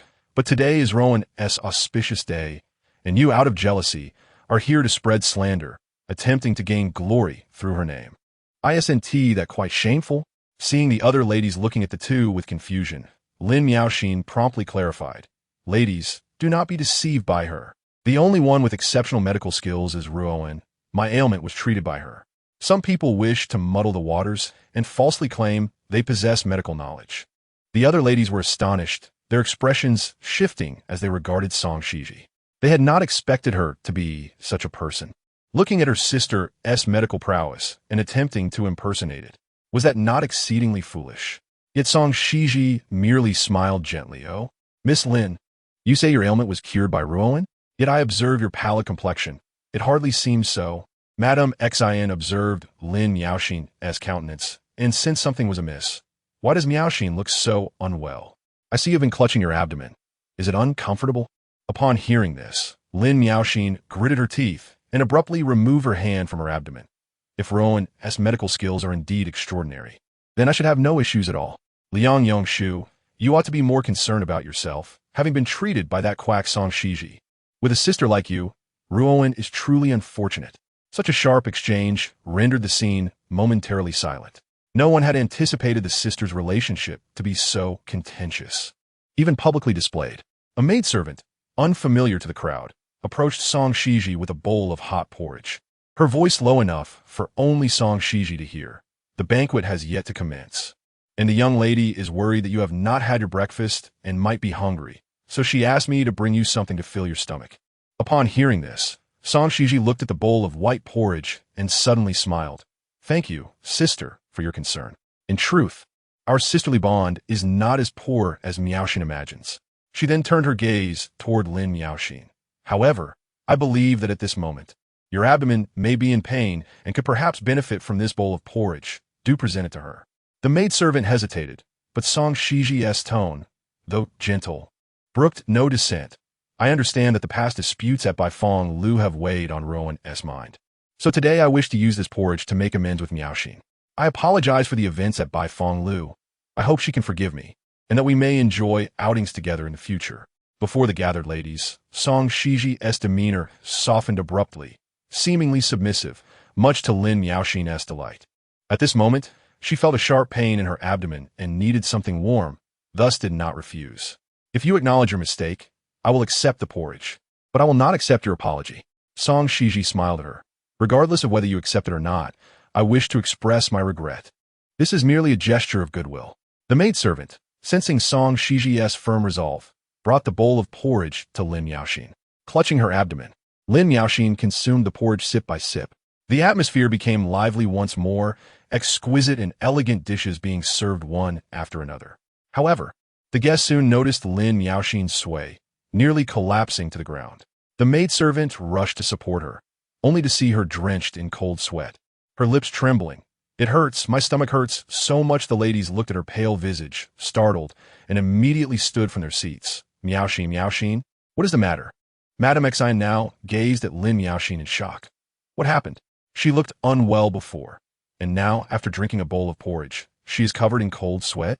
Xizhi, you are skilled in medicine. Why not take a look at her? Song Shiji's eyes were filled with concern. Miaoxin's health had always been treated by Ruoan, and she likely did not trust in her abilities. After speaking, she took a few steps outside the screen and instructed the maidservant outside. Hurry, summon Ruoan, and tell her I have urgent business with her.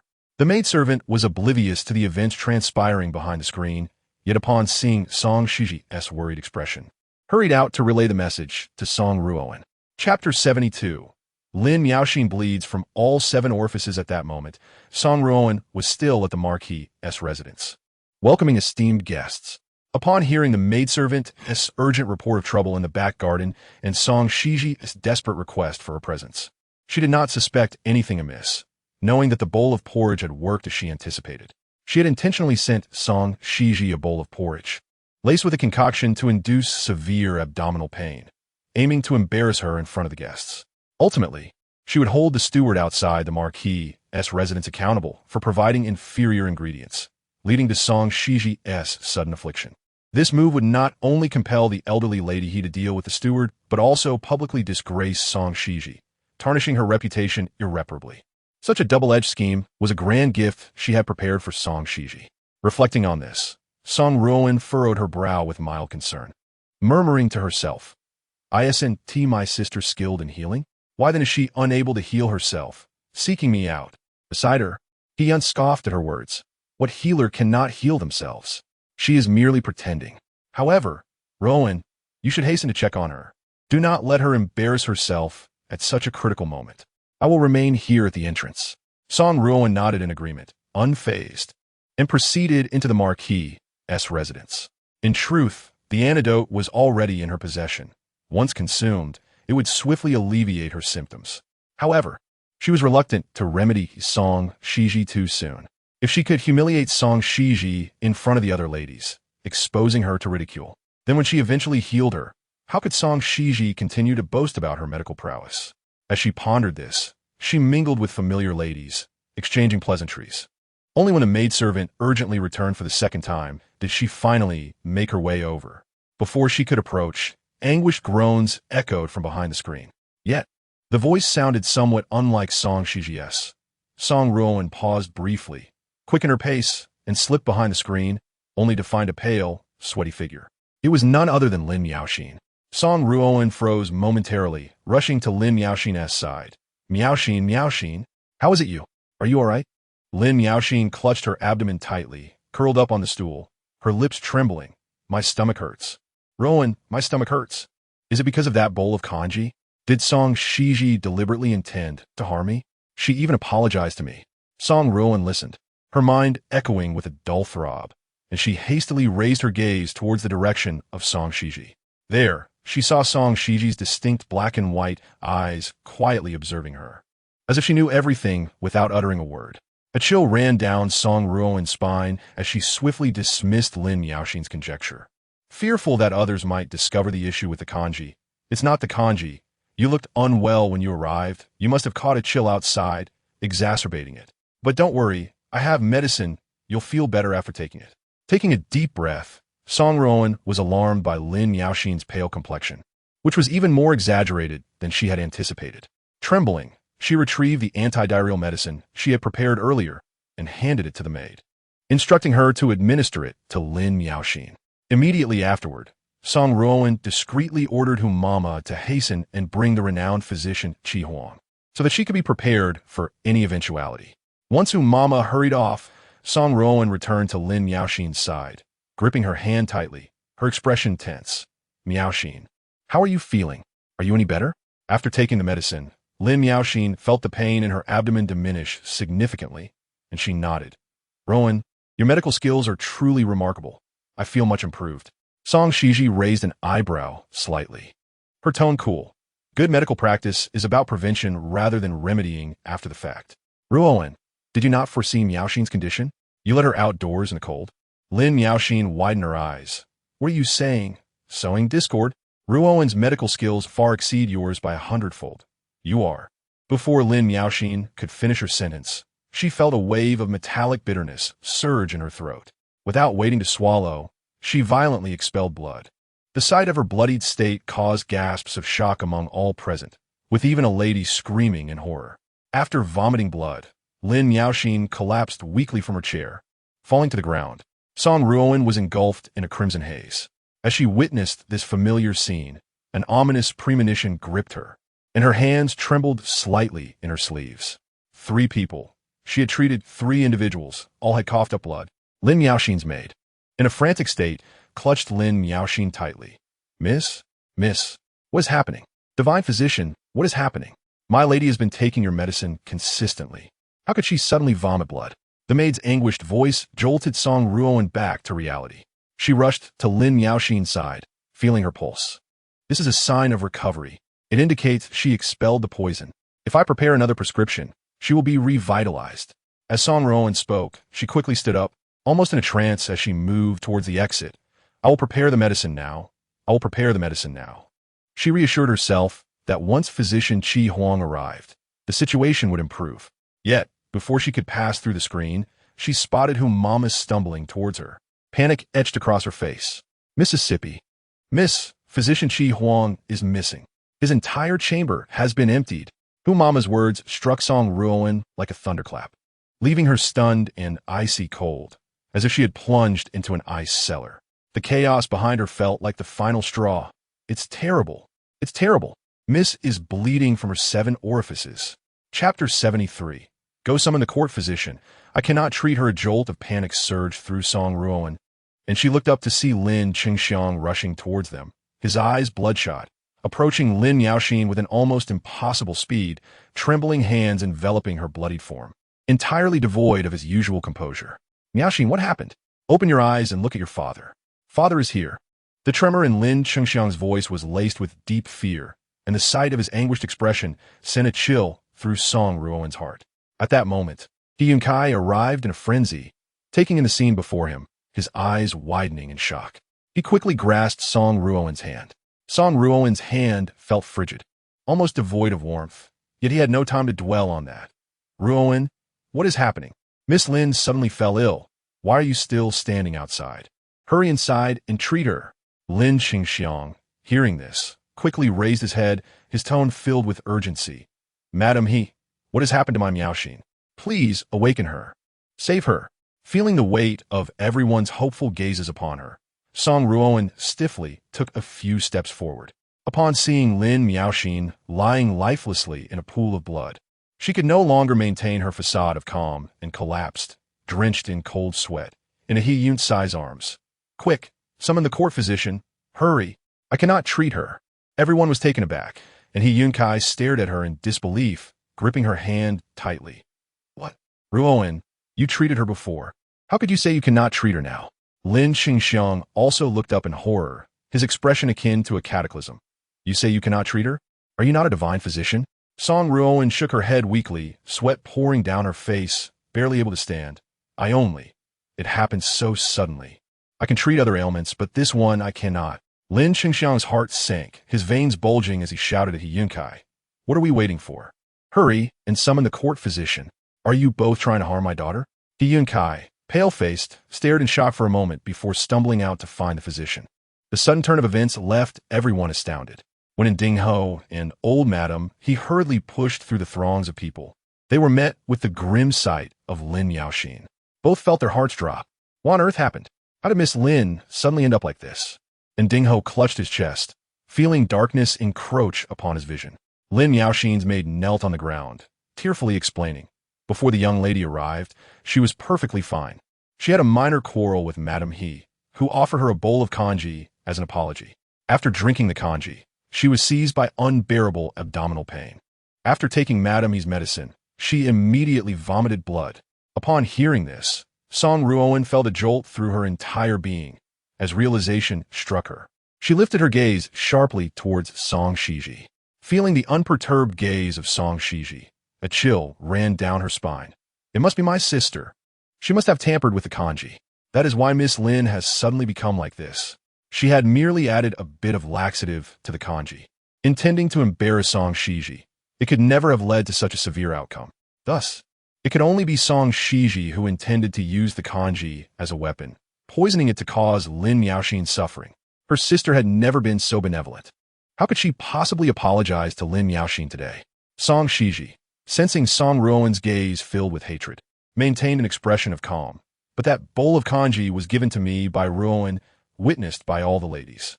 I never touched it. I simply passed it on to Miaoxin. Song Xizhi's words seemed to have been well prepared, sending a chill down Song Ruoan's spine. However, Song Xizhi continued. Perhaps something went awry during the delivery of the kanji, and it may have been poisoned by someone. But as soon as the imperial physician arrives, the truth will be revealed. Hearing this, Prime Minister Lin suddenly regained his composure.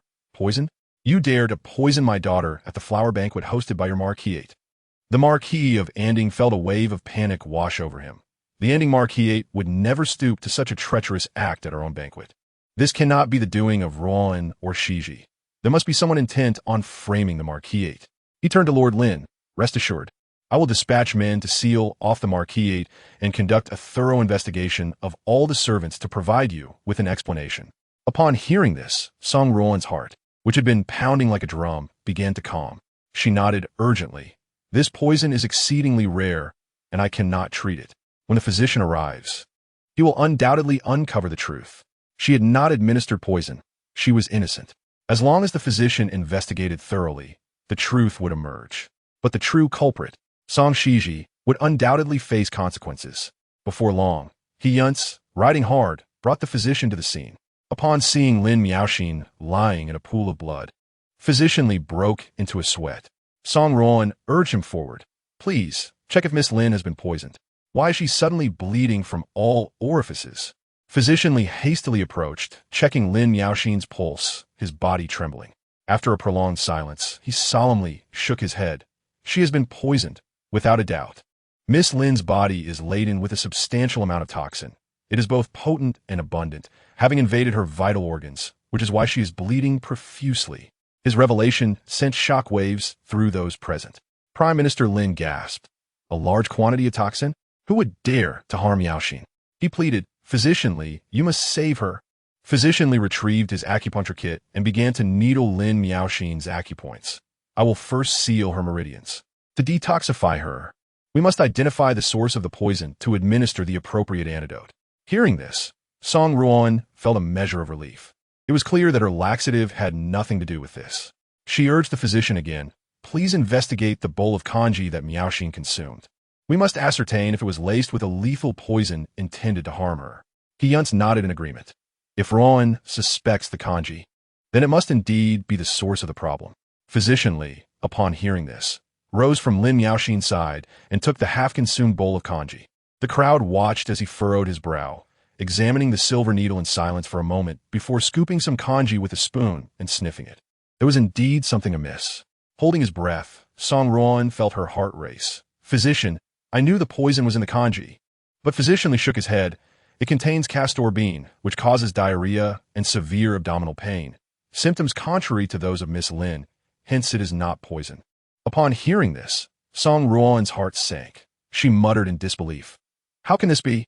If there is no poison, how could Lin Miaoxin suddenly bleed? This cannot simply be from castor bean. He Yunce sneered, fixing a piercing gaze on Song Xizhi. While everyone else might be deceived by her, he had witnessed her true nature. He could think of no one else as cunning as her. This must be her doing. Such a malicious person employs various tactics. Perhaps the castor bean was merely a diversion, leading to other complications that caused Miss Lin to bleed profusely, aiming to ruin Ruoan and the Marquis. After articulating his thoughts, He Yunce knelt before the Marquis of Anding, resolutely declaring, Father, today is my promotion banquet, and yet such a calamity has occurred. I implore you to investigate the bowl of kanji thoroughly and uncover the mastermind behind this, determining who handled it today. Song Ruoan, overwhelmed, felt her mind whirl, desperately attempting to interrupt He Yunce, husband. But He Yunce continued unabated. We must also investigate who from Marquis has recently purchased castor beans and other herbs, tracing the source to identify the true culprit behind Miss Lin's poisoning. Despite her efforts to restrain him, Song Ruoan could only listen in despair as He Yunce's words chilled her to the bone. He Yunce slowly rose and comfortingly patted her hand. Do not worry. I will find the true culprit. Song Ruoan managed a strained smile. But husband, I feel this matter is unrelated to the kanji. We should investigate other avenues. He Yunce fixed his gaze on Song Xizhi, raising his voice with an air of authority. This bowl of kanji passed through Song Xizhi's hands. and her sudden apology is particularly suspicious. Although she is my sister-in-law, rest assured, I will act justly and will not protect the guilty. The gathered officials and ladies, who had been silent witnesses to this drama, found their impressions of He Yunce improving in light of his composed demeanor and fervent declarations. Even Prime Minister Lin, holding Lin Miaoxin tightly, felt his anger subside as he listened to He Yunce's methodical reasoning.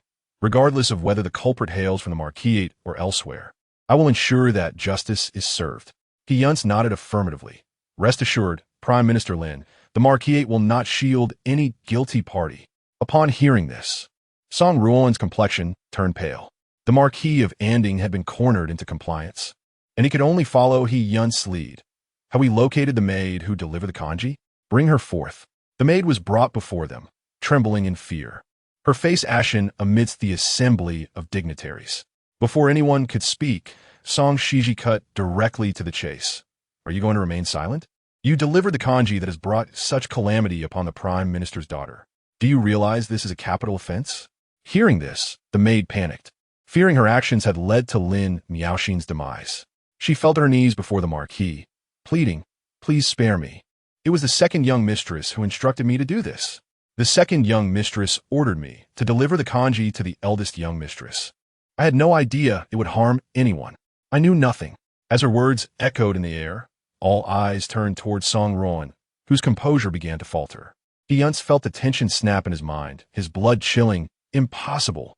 You are lying. Who prompted you to speak such falsehoods? Speak the truth. The maid, shaking her head vigorously, cried, "I am not lying. The mistress instructed me to add the medicine. I was scared and only added half. The medicine is still in my room." At that moment, a guard reported, "My lord, we have indeed discovered a package of castor bean powder in the maid's quarters." Madame Xizhi, upon hearing this, suddenly realized. It turns out that Lin Miaoxin's sudden abdominal pain coincided with Song Ruoan having the medicine to treat it. I initially believed she possessed extraordinary medical skills, but little did I know she was merely prepared. Song Xizhi's body abruptly swayed, nearly collapsing to the ground, a tear brimming at the corner of her eye. The maid delivered this bowl of rice porridge, which was originally intended for me.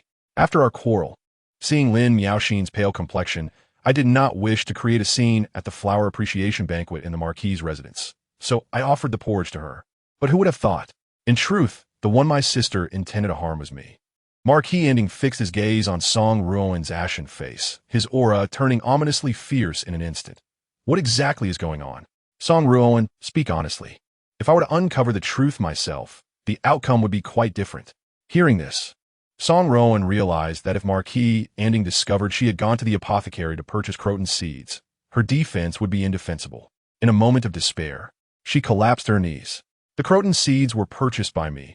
I bought them solely for medicinal purposes, unaware of how I had been framed by this maid. Standing amidst the crowd, Su Xiaoyuan grasped the situation immediately and coldly inquired, "So, you bought the croton seeds, which were stolen by this maid, who then inexplicably poisoned her, almost causing her to consume it, while you fortuitously brought diarrhea medicine. How amusing that such coincidences exist." Madame Xizhi nodded in agreement. The seating was random. Song Xizhi initially had no knowledge that Lin Miaoxin would be seated beside her. She did not even touch the bowl of porridge, which proves that it was impossible for Song Xizhi to have poisoned Lin Miaoxin. This means that the bowl of porridge was originally aimed at Song Xizhi. It was merely an unfortunate accident that Lin Miaoxin ingested it. As events unfolded, those present, being astute individuals, understood the underlying implications. Song Ruoan had deliberately purchased croton seeds to humiliate her sister publicly, intending to treat her afterward for fame and fortune. Such a venomous sister exists in the world. What use is her medical expertise if one remains unaware of when she might harbor resentment and secretly poison? Truly more malicious than a serpent. Su Mingren coldly sighed in regret, stepping forward from the crowd to clasp his hands before Marquis Anding. I now see that the victim is not solely Miss Lin. I hope the Marquis can provide an explanation to the Su family afterward. He Yunce stood dazed as Song Ruoan's actions struck him like a thunderclap, leaving him momentarily speechless. How could this be? How could this be? Chapter 75. The divine physician of Qi Huang is captured, the truth revealed. Upon hearing this, Chancellor Lin could no longer contain himself. Impossible? What is impossible? So it was Song Ruoan who poisoned the porridge with croton seeds, causing my daughter to end up in this state? His gaze was sharp as an arrow, directed at He Yunce, filled with thunderous rage. Lord He, you proclaimed that regardless of the true culprit, you would uphold justice. And now, it is your wife who has harmed my daughter. Tell me how you shall deal with her. I shall not let this matter rest. Hearing these words, Song Ruoan began to genuinely fear. She gritted her teeth and admitted her wrongdoing. I was the one who added the croton seeds. I only intended to play a prank on my sister, but did not foresee that Lin Yaoxin would mistakenly ingest it. Aside from that, I did nothing else. I did not harm Lin Yaoxin. Song Ruoan, tear-streaked, spoke, her body nearly drenched in cold sweat. The scornful gazes of the crowd shattered her hard-earned reputation, and she was filled with regret. I possessed medical knowledge, and I treated Miaoxin. How could I possibly wish her harm? Dr. Li, quickly confirm that the poison within Miaoxin is unrelated to the croton seeds. Someone else must have poisoned her. The true culprit lies elsewhere. Dr. Li nodded. Indeed, if it were solely due to croton seeds, it would not have resulted in such a condition. Miss Lin must have ingested another poison, likely in large quantities, accumulated over time. Feeling the tremors of Song Ruoan's sobs, He Yunce's heart ached, and he, drenched in cold sweat, addressed Chancellor Lin. Lord Lin, please remain calm. Ruoan has treated Miaoxin in the past, and while she may not have merit, she has certainly endured hardships. This incident was unintentional, and since the poison is accumulated over time, the perpetrator must be found within the Chancellor's residence. The true culprit lies elsewhere. Song Xizhi stood quietly aside, observing the two sweating profusely, her tone laced with amusement. Sister has treated Miss Lin for so long. She should be well aware of Miss Lin's health. Do you have any suspects in mind? Once her words fell, Song Ruoan stammered for a long while, yet Chancellor Lin, pondering the deeper meaning in her words, suddenly regained clarity. How peculiar. Song Ruoan, since you are proficient in medicine and have taken Miaoxin's pulse daily for the past 10 days, how is it that you failed to detect the substantial poison within her? Not only did you fail to notice it previously, but today, when the illness manifested, you are also at a loss. Do you truly possess medical skills? The mention of Song Ruoan's medical expertise caused the ladies present, those who had been treated by her, to exchange glances filled with doubt. Song Ruoan's medical skills were indeed exceptional. There could be no pretense. We have all been treated by her. He Yunce nodded in agreement. Ruoan has personally treated me. If her medical skills were a facade, would that not mean she sought to harm her own husband? That is utterly impossible. Hearing He Yunce's confident assertion, Song Xizhi, who had been watching the spectacle, could no longer suppress her laughter. She lifted her eyelids and cast a knowing glance at Qing Tong in the distance, who silently departed. Marquis, ending suppressed the rising bitterness within, gazing down at the kneeling Song Ruoan. He rubbed his brow and then stated, the matter of Song Ruoan causing Lin Qianjin's diarrhea through croton seeds will be dealt with severely by me, to uphold the family's integrity. As for the poison within Lin Qianjin, I will investigate thoroughly. However, the imperial physician has stated that this illness has long been present. So I request that the Chancellor conduct a detailed inquiry into this matter, addressing both avenues. Upon hearing this, Chancellor Lin took a moment of silence before regaining his composure. He lifted Lin Miaoxin in his arms, struggling to rise from the ground, and spoke deliberately. If the assailant hails from the Lin residence, I shall not let them go lightly. If they originate from the Marquis' residence, I ask the Marquis to ensure they meet a fitting end. As soon as he finished speaking, before Marquis Ending could respond, they saw Qing Tong throw a bound figure into the crowd. My lord, I discovered this person lurking in a corner of the Marquis' residence, carrying a bundle, apparently attempting to escape. The divine physician of Qi Huang had long wished to flee, but was caught red-handed by Qing Tong, who now presented him as if he had just been apprehended. The divine physician looked fearfully at Lin Miaoxin in Chancellor Lin's arms, drenched in sweat, repeatedly pleading, don't capture me. I know nothing. I know nothing. Elder madam, he scrutinized the divine physician's face, a hint of confusion appearing. You look unfamiliar. I do not recall having seen you before. Which courtyard did you serve in? Why did you feel the urge to flee?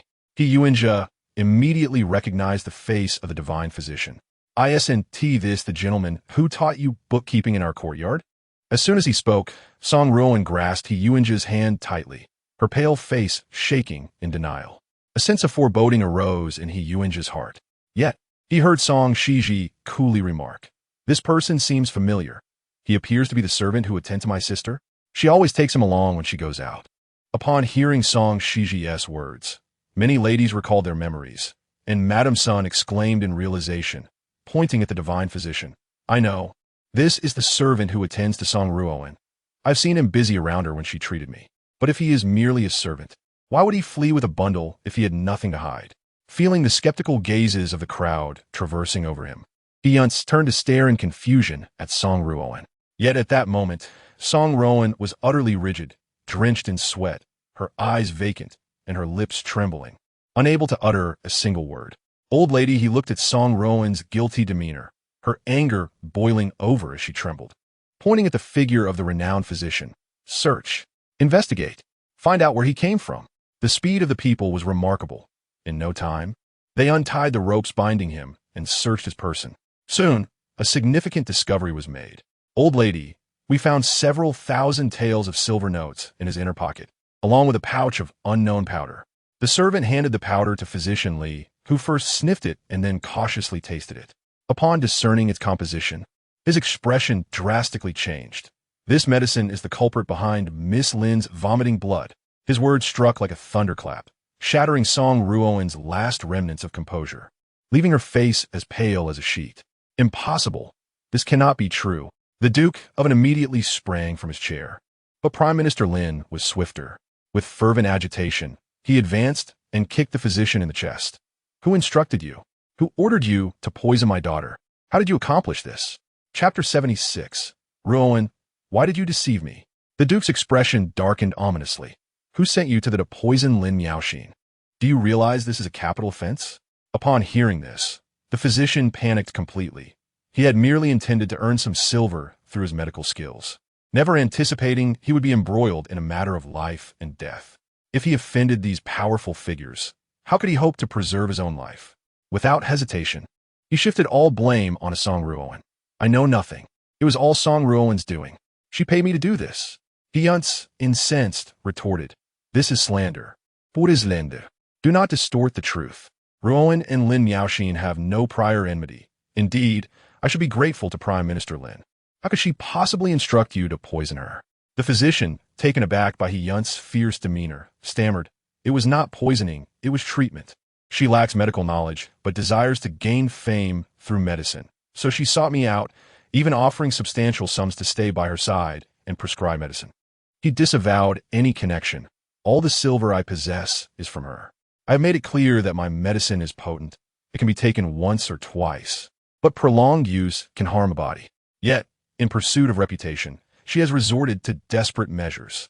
The physician's words were akin to a stone cast into boiling water, stirring chaos in an otherwise quiet atmosphere.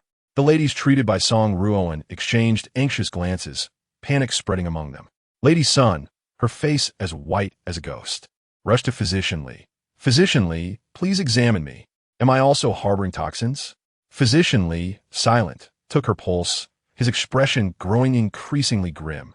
"Madam, you indeed have accumulated significant toxins, identical to those within Miss Lin." His revelation sent waves of fear among the other ladies, who hurriedly queued for their examinations. Ultimately, Physician Li concluded that anyone who had consumed the medicine prescribed by Song Ruoan harbored varying degrees of the same toxin. If it accumulated to the level within Lin Miaoxin, it would lead to her vomiting blood. Lin Miaoxin had ingested Ba Dou and an antidote, the two medicines clashing, resulting in her critical condition. The facts corroborated the physician's testimony, leaving Song Ruoan with no room for rebuttal. Lady Sun leaned against Lord Sun, feeling her strength drain away. Her gaze fixed on Song Ruoan with the intensity of a sworn enemy. "Your heart is truly wicked. To achieve your goals, you compelled the physician to use potent medicine, deliberately poisoning me. This is a crime of greed and malice." Lord Sun, the Minister of Rights, shook his head in fury. "What manner of daughter has Song Junkai raised? I shall demand an explanation." Prime Minister Lin fixed a dark gaze upon He Yunce, his anger unprecedented. "He Yunce, were you aware of the physician's actions? Do you understand that Miaoxin is my only daughter, my lifeline? What punishment do you deserve?" He Yunce collapsed to the ground, listening to the relentless inquiries from his superiors, recalling moments of his own bloodletting, his mind buzzing with confusion. The physician? Wasn't he the quack responsible for the demise of Su Mingli in a past life, leading the Su family to ruin? How could he have entered the prescribed medicine and tarnished his reputation? He Yunce remained in a daze, unable to respond, perceiving everything around him transforming into shades of gray. Clutching his chest, he fought to suppress the urge to vomit, yearning to expel the concoction Song Ruoan had forced upon him, yet nothing emerged. Those were the medicine Song Ruoan had fed him, one spoonful at a time. Ruoan, she knows nothing of medicine? Even the physician she summoned deceived him? At his promotion banquet, he had plummeted from the heights of elation to the depths of despair, feeling his insides twist in agony. He gazed at Song Ruoan's ashen face, which seemed to contort in an instant. Song Ruoan, sensing the collective wrath of the crowd, clutched He Yunce's hand desperately, as if grasping the last lifeline. Husband, believe me, I truly did not foresee this outcome. The physician's words are all false. These events are too coincidental. Someone must have orchestrated this against me. I am innocent. I never intended to harm anyone. Su Xiaoyuan rolled his eyes. So harming your sister doesn't count as harming anyone? He Yunce, struggling, lifted his gaze to glance at Song Xizhi. Her beautiful visage, graceful and composed, stood in stark contrast to Song Ruoan's current appearance. Though her expression was neutral, her eyes seemed to convey a rich irony. He Yunce slowly withdrew his gaze from Song Xizhi's face and, with great difficulty, released Song Ruoan's hand. He gasped for breath, each word seeming to be squeezed from between his teeth. Ruoan, why did you deceive me? Why? Is everything so different from our past life? Chapter 77. What is the truth? Song Ruoan looked at He Yunce, who was panting and lost, and the love that once shone in her dimmed eyes had vanished. With a tight throat, she shook her head. No, my husband, it is not as you think. Everything I did was for you. I had no idea that Qi Huang, the divine physician, was a charlatan, nor did I ever ask him to administer harsh remedies. I merely wished for all the ladies to regain their health, to see the marquisate flourish. I never imagined it would come to this. Upon hearing her words, He Yunce felt an overwhelming sorrow enveloping him, and his breath nearly ceased. So, it is true? You invited Qi Huang, and he treated all ailments? You admit it? You have no medical skills? Song Ruoan knelt on the ground, trembling and weeping. I initially sought Qi Huang only to treat you. I lack medical knowledge, but I never claimed to possess it. You, my husband, assumed I was skilled, and fearing your embarrassment over your illness, I felt compelled to concede. He Yunce's body stiffened at her affirmative response, and his heart sank irrevocably. He gazed at Song Ruoan, whose face was streaked with tears, and felt an unsettling strangeness. Her countenance was no longer the gentle visage he once cherished. He muttered to himself in disbelief. You have no medical skills? You truly cannot heal? In their past life, Ruoan had studied medicine from a young age, using her skills to forge connections with the nobility after marrying into the marquisate. During times of epidemic, she had devised remedies that earned the admiration of many. The individual she treated had been completely cured.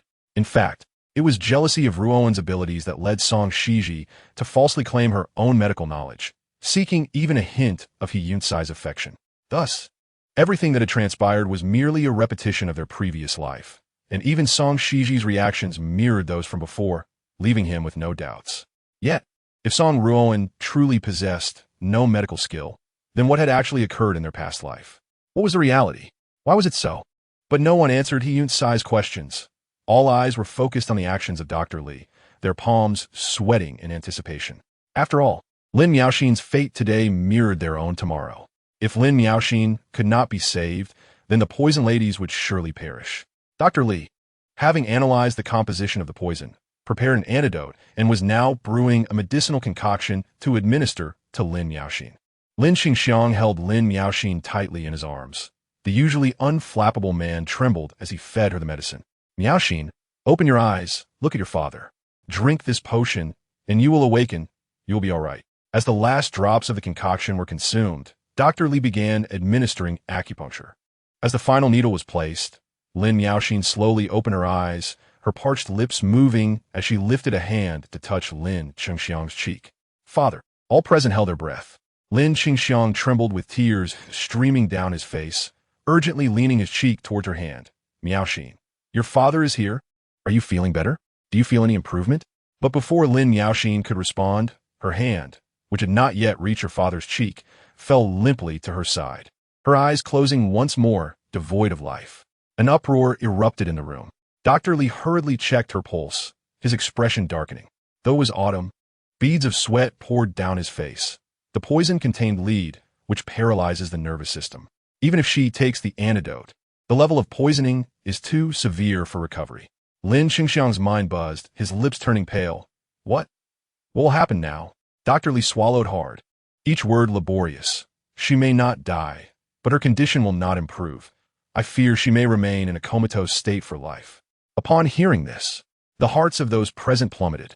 Madame Sun clutched her chest, her reaction particularly intense. You are a physician. You are from the Imperial Medical Bureau. And you cannot treat this? Dr. Li nodded, shifting his gaze to Qi Huang. This poison is your doing. Do you have any means to counteract it? Qi Huang pursed his lips and shook his head. This is not a poison in the traditional sense. Thus, there is no antidote. The principle of this concoction is to drain a person's vital energy, creating a fleeting revival. His words were akin to a death sentence for all the ladies who had been treated. They staggered, nearly fainting from despair. Madame Sun rushed forward, pulling at Dr. Li's sleeve. I consumed the poison, but not as much as Lin Yaoxin. I did not suffer any adverse effects. Does that mean I will survive? Dr. Li sighed, having encountered many situations in his years of practice, but this was unprecedented. You may not be as severely affected, but your condition will not be favorable.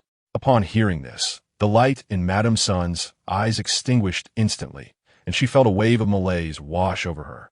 She rushed to He Yunce and Song Ruoan, tugging at their hair with all her might. He Yunce, are you truly unaware? Or are you attempting to absolve yourself of responsibility? This morose demeanor of yours, who are you trying to impress? Are you truly suffering more than I am? All I seek is a path to survival. Why is it so difficult? Why is it so arduous? He Yunce allowed Madame Sun to pull at him, his body slumping to the ground, devoid of any desire to resist. If it were not for your selfishness, I would merely be suffering from joint pain. I will not be facing death. As Madame Sun spoke, she turned abruptly towards Song Ruoan, delivering a sharp slap across her face. Song Ruoan lowered her head, appearing lifeless. Madame Sun's anguished scream jolted the officials and ladies back to reality, igniting their fury towards the Marquisate. Today, events demanded justice from the Marquisate. Blood for blood. I shall not let the Inding Marquisate escape unscathed. If these ladies perish due to Song Ruoan, the Inding Marquisate will surely face calamity. Madame He, overhearing the agitated murmurs, felt faint with anger. Song Xizhi stood beside her, quickly supporting her and gripping her wrist to restore her awareness. The previously silent Madame Xizhi, observing Song Xizhi's adeptness, hesitated momentarily before finally speaking. Xizhi, your medical skills are exceptional, rivaling those of the Imperial Medical Bureau. Could you possibly treat Ruoan? She was once my dear friend, merely a victim of her afflictions. Chapter 78. Seeking Song Xizhi's healing. Upon hearing this, Song Xizhi slowly raised her head, meeting the hopeful gaze of Madame Xizhi, who possessed unwavering confidence in her abilities. The elderly Madame He, cradled in Song Xizhi's arms, tearfully grasped her hand. Xizhi, do you have a way? Her words were labored. I implore you, I cannot allow the Inding Marquisate to be ruined by my hand. Feeling the desperation in Madame He's eyes, Song Xizhi sighed softly and finally nodded. Very well, grandmother, I shall endeavor to assist. Upon hearing this, Madame Xizhi's face lit up with joy, and she hurriedly rushed to intervene in Madame Sun's frantic actions. Ruoan, calm yourself. There is still hope. Madame Xizhi tightly clasped her hands together, raising her voice slightly so that everyone present could hear her clearly. Do you remember how I used to be? My illness has greatly improved, thanks to Xizhi's help. Su Mingli was also pulled back from the brink of death by her. She claims that your ailment can still be treated. The crowd, previously filled with outrage, fell silent upon hearing her words. Chancellor Lin suddenly turned his gaze towards Song Xizhi. As Madame Xizhi continued, she has always been modest, reluctant to boast about her extraordinary medical skills. It was only at my request that she agreed to help. So, will you trust me? Madame Xizhi's words calmed the agitated emotions of Madame Sun, hope reigniting in her eyes. I will. Of course I will. As long as there is a glimmer of hope. Madame Xizhi nodded, assuring her that regardless of the outcome, they would not hold her accountable. Tears streamed down Madame Sun's face as her voice trembled. Given all the misunderstandings from before, I am profoundly grateful that she is willing to try. No matter the result, I will not blame her. Hearing this, old madam, he nervously glanced at Song Xizhi. Song Xizhi gently patted her hand, borrowing a set of silver needles from physician Li. In truth, she was nearly certain she could cure this illness. After all, her late uncle had succumbed to the medicine of the renowned physician in her previous life, which had inspired her to pursue the path of medicine. How could she not be able to treat this ailment? She simply did not wish to clean up after He Yunce and Song Ruoan. However, old madam, he had treated her with great kindness, for the sake of her husband. She could not allow the Inding Marquis to collapse. I understand that many do not trust my medical abilities and doubt my capacity to heal, she acknowledged. Therefore, I would appreciate it if physician Li could observe from the side, ready to intervene should any issues arise. Upon hearing Song Xizhi's words, Madame Sun's tears fell once more. I treated you so poorly in the past, yet you still consider my well-being. Song Xizhi smiled faintly and shook her head, signaling her not to cry. That was merely to put your mind at ease. I truly can cure this illness. Madame Sun's tears surged even more. Song Xizhi instructed the maids of the Marquis to lay down a mat on the ground for Madame Sun to sit upon, as the acupuncture needed to be performed, and insisted that all onlookers retire behind the screen. As time passed slowly, silence enveloped the area behind the screen. While old Madame He and the Inding Marquis outside were filled with anxiety, many harboring little hope. He Yunce stared blankly at the screen, suddenly recalling everything about Song Xizhi from his previous life, his heart filled with trepidation and unrest. He hurriedly got to his feet, limping over to old Madame He, whispering, "Grandmother, you must stop her. If Ruoan cannot practice medicine, then Song Xizhi certainly cannot. Trust me, no one knows her better than I do." At this moment, Madame Sun was still alive, but what if? Old Madame, he was momentarily struck blind by his words. Do not speak such ominous things. How can you compare Song Ruoan to Xizhi? Why can't you wish for something good for the Marquis? He Yunce, frantic as an ant on a hot pan, struggled to articulate his thoughts. Believe me, just this once. No one desires the well-being of the Marquis more than I do, but Song Xizhi truly lacks medical knowledge. She is merely pretending. Grandmother, this is truly the last chance for the Marquis. Please do not push it to the brink. Old Madame He, filled with doubt, turned her head to see He Yunce, drenched in sweat, his eyes pleading. He appeared sincere. She glanced back at the screen, her heart growing uneasy. But I feel. You cannot feel. What I say is the truth. He Yunce exclaimed, desperation coursing through him. Just then, everyone heard physician Li's booming voice, resounding like thunder. Heavens! The pulse has truly improved. Madame Sun's pulse has genuinely changed for the better. It can indeed be treated. Lord Sun rushed inside at that moment. Physician Li, over 50, was now flushed, visibly more anxious than Lord Sun himself, exclaiming, incredible, a miraculous reversal, transforming decay into vitality. How is this possible? Madam, what exactly did you prescribe? And who is your mentor? Upon hearing this, old Madame He's previously tense expression transformed into joy. She clutched the matroness hand and hurried towards the screen. All the ailing ladies in attendance suddenly sparkled with hope, rushing in at once. He Yunce stood frozen in place, gazing at the bustling crowd behind the screen, his ears filled with the ladies' ecstatic praises for Song Xizhi. Could it be that Song Xizhi truly had the ability to heal? This was inconceivable. A whirlwind of complex emotions surged within him, nearly overwhelming him with confusion. At that moment, Chancellor Lin, cradling the unconscious Lin Miaoxin, loitered at the entrance of the screen, his demeanor hesitant. He murmured to himself, as though trying to convince himself, Miaoxin is the most severely ill. She must prioritize treating her first. As soon as Chancellor Lin spoke, Su Xiaoyuan ambled over, draping his arm around Su Mingli's shoulders. Su Mingren stood sternly beside them, blocking Chancellor Lin's path. Su Xiaoyuan spoke first. Chancellor, you have called Xizhi a muddled quack. You swore not to let her treat anyone. My dear grandson, being timid, likely wouldn't he dare to treat. So Mingren scoffed, gazing skyward. Our family holds low positions and speaks little. We cannot afford to let Xizhi take risks, fearing we cannot protect her. 3 intense gazes pierced through to Chancellor Lin's face, causing him to feel a tightness in his throat and a burning sensation on his cheeks. Chancellor Lin struggled to force a smile, yet his heart brimmed with disdain for He Yunce. Everything that transpired was a misunderstanding. I was misled and, as a result, caused Miaoxin's demise. He spoke, his hateful gaze uncontrollably directed at He Yunce, as if he wished to tear him apart. Sensing Chancellor Lin's obvious animosity towards He Yunce, Su Xiaoyuan's smirk deepened. Do not be too upset, Chancellor. After all, He Yunce is your beloved student, the one you personally elevated to the position of advisor. Trusting him is only natural. Who wouldn't he believe in their cherished student, especially one so uniquely favored? Su Xiaoyuan's words struck like daggers, leaving Chancellor Lin feeling regretful and vexed. In retrospect, he had trusted a treacherous man, inadvertently causing Miaoxin's condition to deteriorate.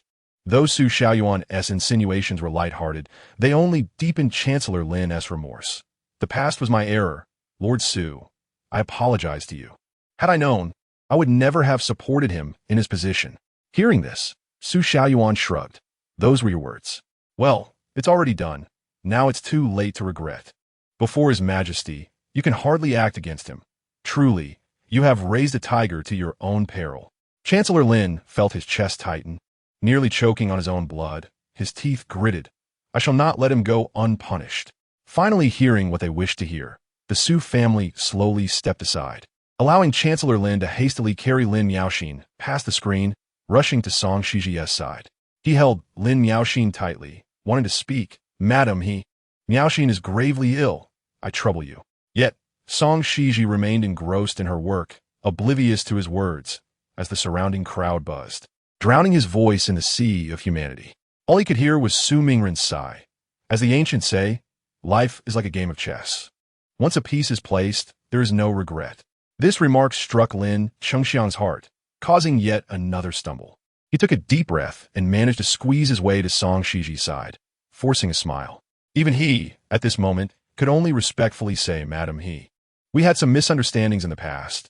I hope you can forgive us. Miaoxin is gravely ill. Upon hearing his words, Song Xizhi slightly raised her head, casting an emotionless glance at him, and calmly replied, As long as you wait your turn, I will treat all patients. Please join the queue. For the first time, the usually flattered Lin Chengxiang felt the chill of such indifference. But the person before him was Song Xizhi, who had married a living corpse, showing no concern for the future of the Ho residents. Those who are barefoot fear not the shoe wearers. Such a person is the most difficult to offend, and he could only placate her. Though his heart raced with urgency, he could only obediently hold Lin Miaoxin and stand at the end of the line. The crowd jostled around Song Xizhi, and after a while, Song Ruoan, who had been dazed on the ground, finally regained her senses. The air was filled with praises and flattery directed at Song Xizhi, leaving Song Ruoan in disbelief. Struggling to rise, she hurriedly ran to He Yunce's side, clutching his sleeve. Husband, what should we do now? This is clearly your promotion banquet, yet my sister has overshadowed everything, stealing all the attention. This indicates that she has orchestrated it all. Hearing the commotion, He Yunce's disoriented mind began to clear. He suddenly turned his gaze to Song Ruoan's face, but, recalling what had just transpired, instantly lowered his eyes, unwilling to look at her. He urgently inquired, Does Song Xizhi truly possess medical skills? Did she learn medicine while at the Song residence? Without hesitation, Song Ruoan shook her head. Impossible. I do not know medicine, and my sister certainly does not. Since childhood, she has been unruly, and I have never heard of her studying medicine. She cannot possibly know it. Hearing this, He Yunce's suspicions deepened. You are right. Perhaps this is all part of Song Xizhi's scheme. She may have a doctor backing her to reap the benefits. Such a thing she is capable of. A cold mockery flickered within He Yunce as he believed he had uncovered the truth behind it. Yet the moment he hurriedly stepped into the screen, his eyes first caught the sight of Song Xizhi. Her hair flowed like clouds, calmly seated on a stool, her porcelain-white neck elegantly arched, her almond-shaped eyes cast downwards, exuding a gentle and serene demeanor as she focused on taking pulses, prescribing medicine, and administering acupuncture. Dr. Libusidi assisted her, visibly cheerful and appearing to have gained much knowledge. A large group of patients surrounded her, and though this flower-viewing banquet resembled a chaotic farce, everyone remained tightly clustered around Song Xizhi, their eyes filled with reliance and trust. The soft autumn sunlight seemed to shine solely upon her, her presence akin to a luminous pearl radiating a gentle glow that brought solace to all. He Yunce stared at her profile, momentarily entranced, his body forgetting to move. The sight of Song Xizhi was unlike anything he had ever encountered in this life or the last, leaving him with a profound sense of unfamiliarity. He felt as if he was meeting this woman for the first time, not the hysterical, fickle, and weary villainess from his past life, but someone who bore a vague resemblance to his memory of Ruoan. What was happening? Why was it so? When Song Ruoan rushed in, she found He Yunce captivated by Song Xizhi's face, utterly entranced. A wave of anxiety surged within her, and she anxiously grabbed He Yunce's hand, pulling him to face her. "Husband, what are you looking at? Did I not say? My sister has never studied medicine. Neither our father nor mother knows this, which is highly suspicious." Her words were overheard by the waiting old Madam He, who looked at the two with a mix of anger and disbelief. "Song Ruoan, having made such a grave mistake, why are you not kneeling outside? What do you intend to do by coming in here?" Song Ruoan's eyelids twitched, and she took a step back in panic. But old Madam He was not inclined to let her off easily, her voice laced with fury. "On the brink of death, it is your sister who manages your affairs. Yet you still harbor jealousy and speak such words. If Xizhi does not possess medical skills, the entire Dingho residence will meet its demise at your hands." Madam's son, feeling the diminishing toxins in her body, approached angrily, indignant. "Though Madam He treated me, it does not mean I will not pursue the matter. Old Madam He, you must give us all an explanation for today's events." Chapter 80. Discarding her, Madam L nodded in agreement, her face aflame with resentment. "Song Ruoan has truly deceived us all, treating us like fools. Had it not been for Dr. Li's confirmation of Song Xizhi's medical skills, I would have vowed to make Song Ruoan pay dearly." At this moment, Lin Qingxiang regained his composure, his arms weary from holding Lin Yaoxin. He addressed in Ding Ho calmly, "Though I do not wish to blame you for this matter, you must indeed provide an explanation. Otherwise, the resentment in people's hearts will not dissipate. Who would not be outraged upon thinking they had encountered a miraculous doctor, only to find themselves nearly losing their lives? No one would let this matter rest, especially given the high-ranking nobles present, all of whom were He Yunce superiors. He Yunce, having just been promoted, would likely face a difficult future. Reflecting on this, old Madam He shook her head helplessly, her face filled with sorrow. "Our family is cursed, truly cursed. The Ho residence has brought calamity upon us all. I apologize on behalf of my family. This matter will be dealt with severely." As she spoke, she turned to her personal maid and instructed, "Where are the Song family members? Bring the in-laws here. I have something to say." Hearing old Madam He's words, Song Ruoan was left wondering how she would be dealt with. The thought made her face, which had just regained some color, turn pale once more. Clenching her teeth, Song Ruoan knelt on the ground, tears streaming down her face, looking pitiful. "I beg grandmother to see clearly. Although I falsely claimed to have medical skills and deceived everyone, I never intended to harm anyone's life. After all, there's a long road ahead. Such actions are of no benefit to me.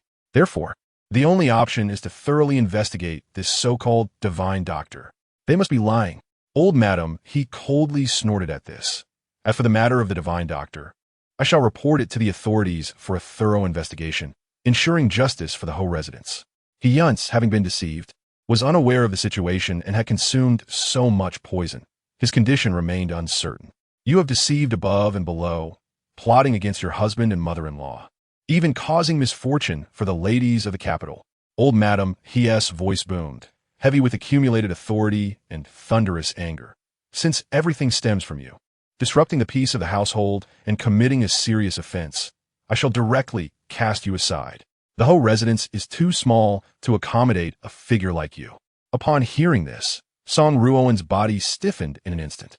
He Yunce, equally incredulous, widened his eyes, gasping in shock, and knelt without a second thought. "Grandmother, please. She has done wrong, but she was framed. There must be a misunderstanding." Even Song Xizhi, who was seated beside, attending to the patients, slowly lifted his head upon hearing those words, gazing intently at the two pallid figures, a faint smile curling at the corners of his lips. Regardless of whether in a past life or the present, He Yunce's singular obsession was to cast aside He Jingyan. Yet now, the one destined for dismissal was none other than his beloved wife.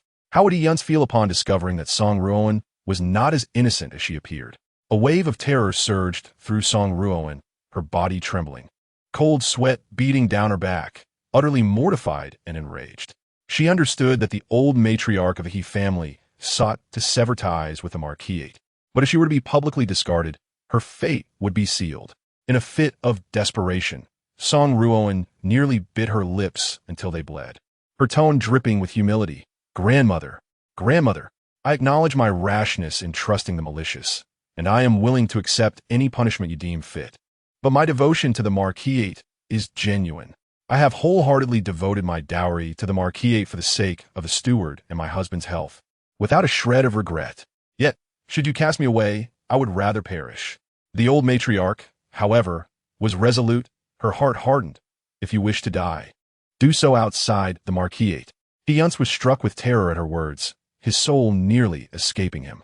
Despite his recent grievances against Song Ruoan, he could not fathom the idea of discarding her. Life in his past had been so splendid. He could not imagine navigating his existence without Ruoan's counsel. He dropped to his knees before the old matriarch, pleading, Grandmother, grandmother. Ruoan was merely confused. Though she lacks medical knowledge, she possesses myriad virtues, excelling in everything. She is my very lifeline. When Song Junkai and Zhao Qianlan hurriedly arrived, they were greeted with this exchange. In-laws, in-laws, what is this misunderstanding? Our children have been betrothed since childhood. Upon hearing Song Junkai's words, before the old matriarch could respond, Lord Sun interjected vehemently. Lord Song, I too wish to know how you raise such a daughter who seeks to endanger my wife's life. The reprimand from his superior sent a shiver down Song Junkai's spine.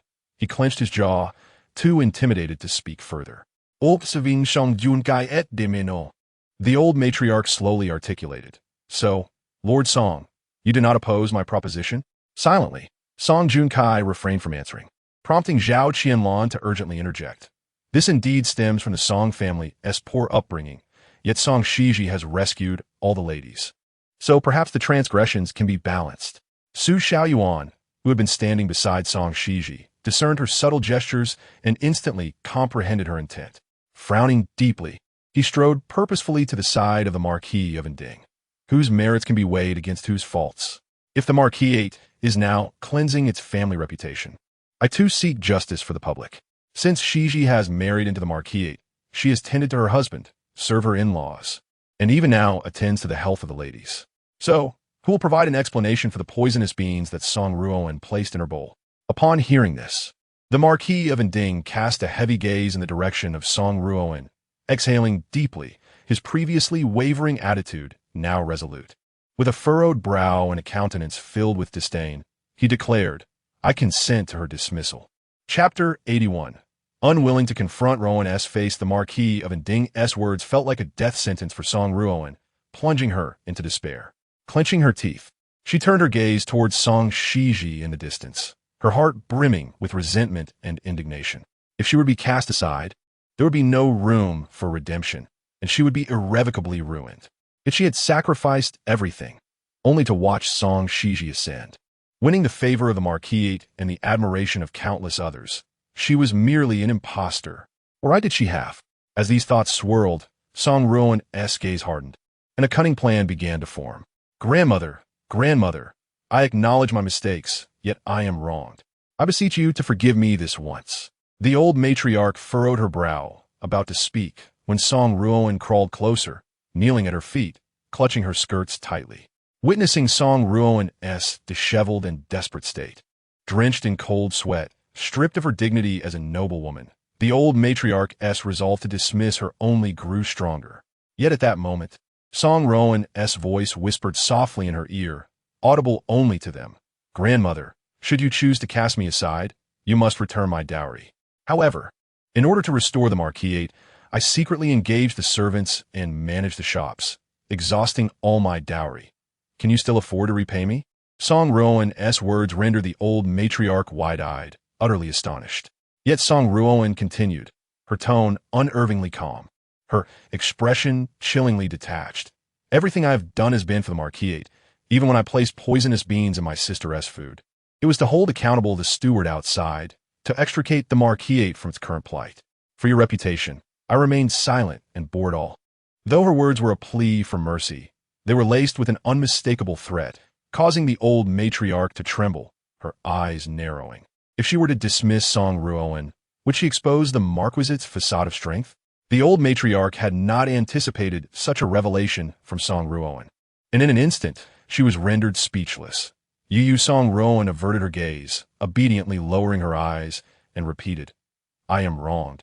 And it is now up to you whether to believe me, grandmother." At this moment, He Yunce nodded in agreement. "Though I do not comprehend the situation, Ruoan harbors no ill intent. She has certainly been deceived. I implore you, grandmother, to notify the authorities and conduct a thorough investigation regarding the physician." Listening to He Yunce's unwavering trust in Song Ruoan, the old matriarch felt an increasing tightness in her chest. "Yunce, do you still believe her? She will inevitably bring about your downfall." For reasons unknown, He Yunce transformed into a different person upon approaching Song Ruoan. He was utterly unable to contend with her. He gazed imploringly at the old matriarch. "Grandmother, you harbor a bias against Ruoan. This truly is an accident."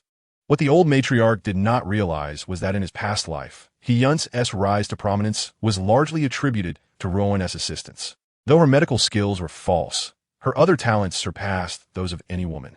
More importantly, their bond was genuine. The old matriarch, upon hearing this, fixed her somber gaze upon He Yunce, her heart filled with frustration. Leaning on the matron for support, she managed to steady herself. "Then let us send a physician to the authorities for a thorough investigation, ensuring justice for everyone involved." As she spoke, her gaze shifted to Song Ruoan, her tone chilling. "As for Song Ruoan, she shall be sent to the ancestral hall, subjected to family discipline, stripped of her authority over the steward, and confined to the courtyard to transcribe the laws for women until the truth is uncovered, at which point further actions will be determined." Family discipline? Hearing this, Song Ruoan recalled the gruesome memory of He Yunce suffering under family discipline, covered in blood. Her eyes widened in terror as she clutched He Yunce's hand in a panic. "Husband, the matter remains unresolved. I am truly innocent. I implore you, let grandmother spare me."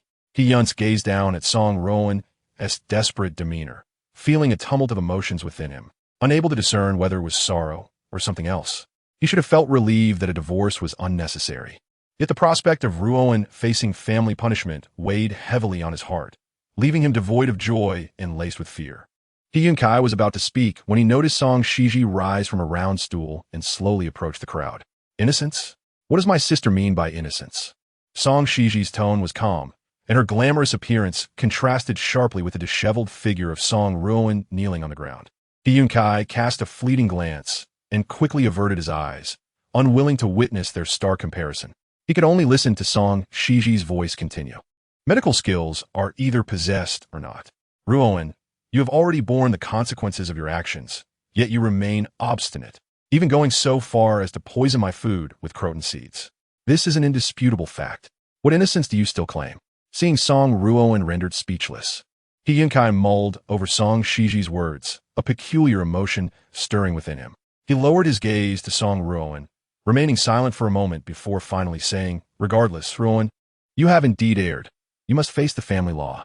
Under the scrutiny of the onlookers, Song Ruoan, pale-faced, was dragged directly to the ancestral hall. The lady and the officials present, while still harboring resentment towards Song Ruoan and He Yunce, felt compelled to show respect to the Inding Marquis and the elder lady of the He family, thus refraining from further comment. Consequently, those treated by Song Xizhi began to leave, while others continued to await their turn. At last, the situation seemed to settle. The Inding Marquis and the elder lady of the He family busied themselves with the aftermath. He Yunce stood in silence, gazing at the chaos before him for a long while, before slowly trudging back to his study. "Madam must be prepared to face punishment. Perhaps the young lady has been severely harmed this time. Shouldn't you go to the ancestral hall and attend to her?" Xuanxi hurriedly followed behind He Yunce, prompting him to momentarily pause.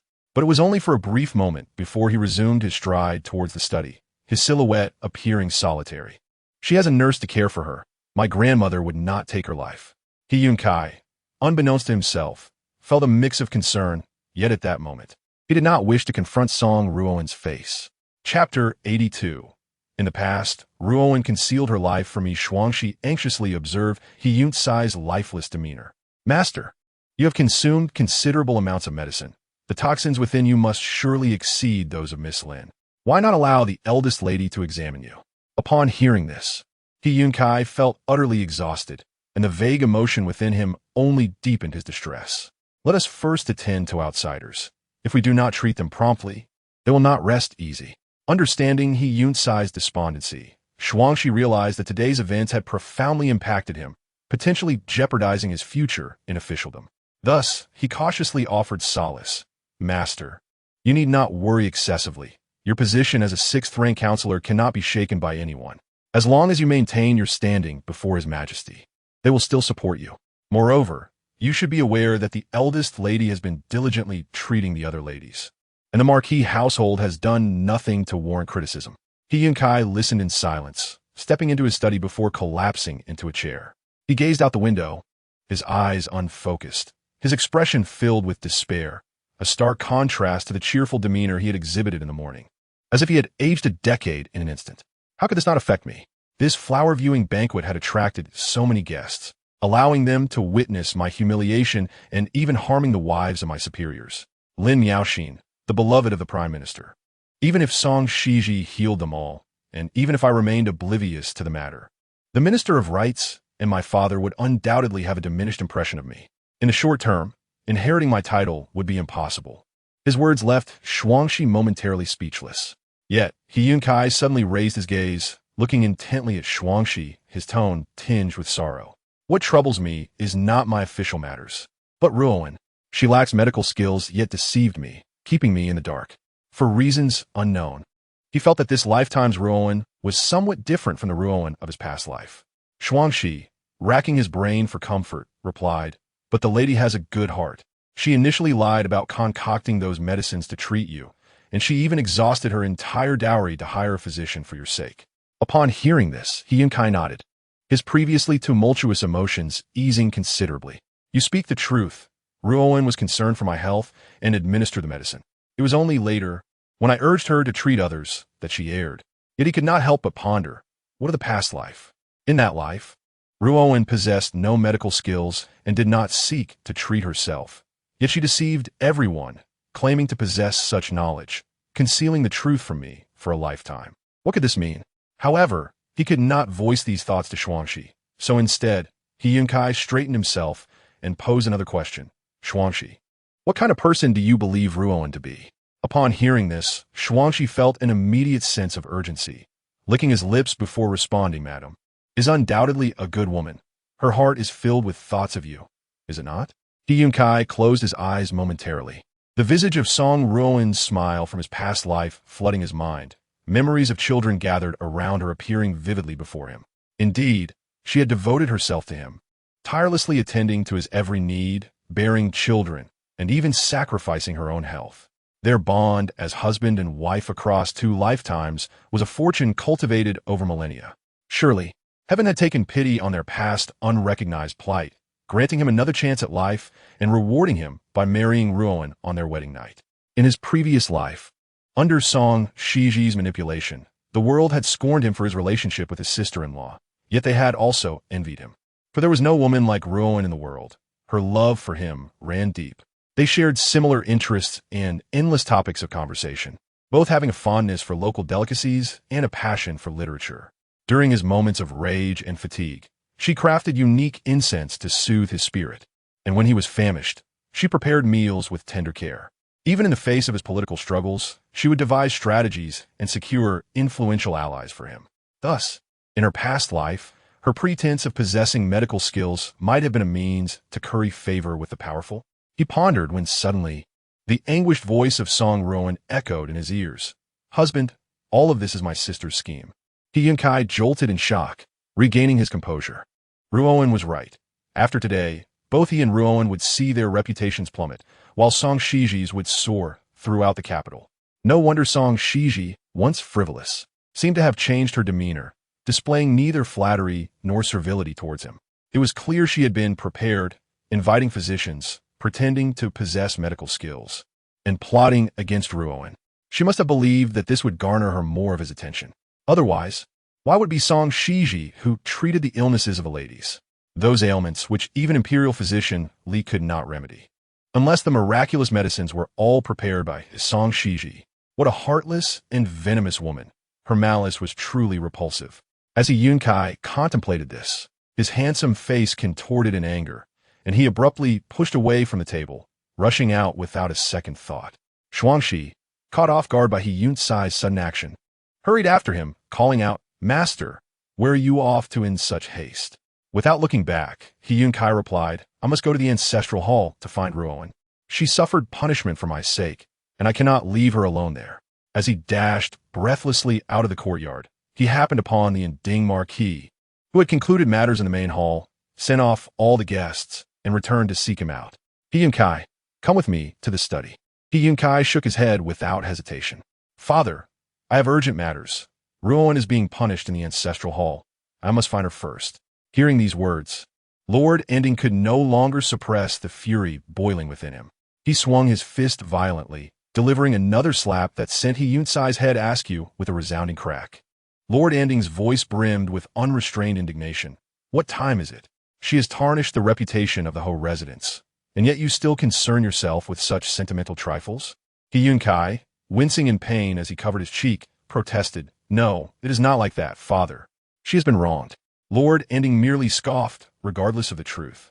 "All will hold the He residents accountable. Go now and inquire about the preferences of the esteemed officials and their wives. Purchase appropriate gifts of apology and accompany me to express our contrition." But if only, He Yunce ground his teeth in frustration. "Young master, you must accompany the Marquis," the anxious Xuangxi urged. "The young madam is under the care of the nurse. She will be fine." Realizing the gravity of Lord Ending's words, He Yunce fell silent for a moment before obediently following him to the study. Unbeknownst to him, without his presence, Song Ruoan was being tormented in the ancestral hall, suffering more than death itself. Chapter 83. Song Ruoan endures family punishment after the renowned physician Shi Huang was forcibly taken to the authorities. The case, entangled in widespread ramifications, was swiftly adjudicated by the Jingzhou prefecture. Within 2 hours, a conclusion was reached. Shi Huang was deemed a charlatan, having roamed the Jiangnan region before recently arriving in the capital, where he had previously resorted to potent medicines to swindle and even cause fatalities. While Song Ruoan may have been unaware of his malefactions, her false claims of medical expertise implicated her in the misfortunes of several ladies, a charge she could not deny. The verdict, accompanied by over 1,000 taels of silver notes presented by Song Ruoan, was delivered to the hands of Song Xizhi at the He residence. Consequently, Song Xizhi directly allocated the funds to the public account of the He residence, distributing them among the servants whose monthly allowances had been halved. Upon receiving the silver, the servants, now enlightened to the situation, expressed their gratitude to Song Xizhi, further intensifying their resentment towards Song Ruoan. Prior to her stewardship, she had boasted of increasing their monthly allowances, yet they had received not only less but also substandard provisions, which were scarcely worth any silver. Although they initially believed the He residence was financially strained, they now recognized that the real issue lay in Song Ruoan's unwillingness to share her wealth, having even given thousands of taels to a fraudster.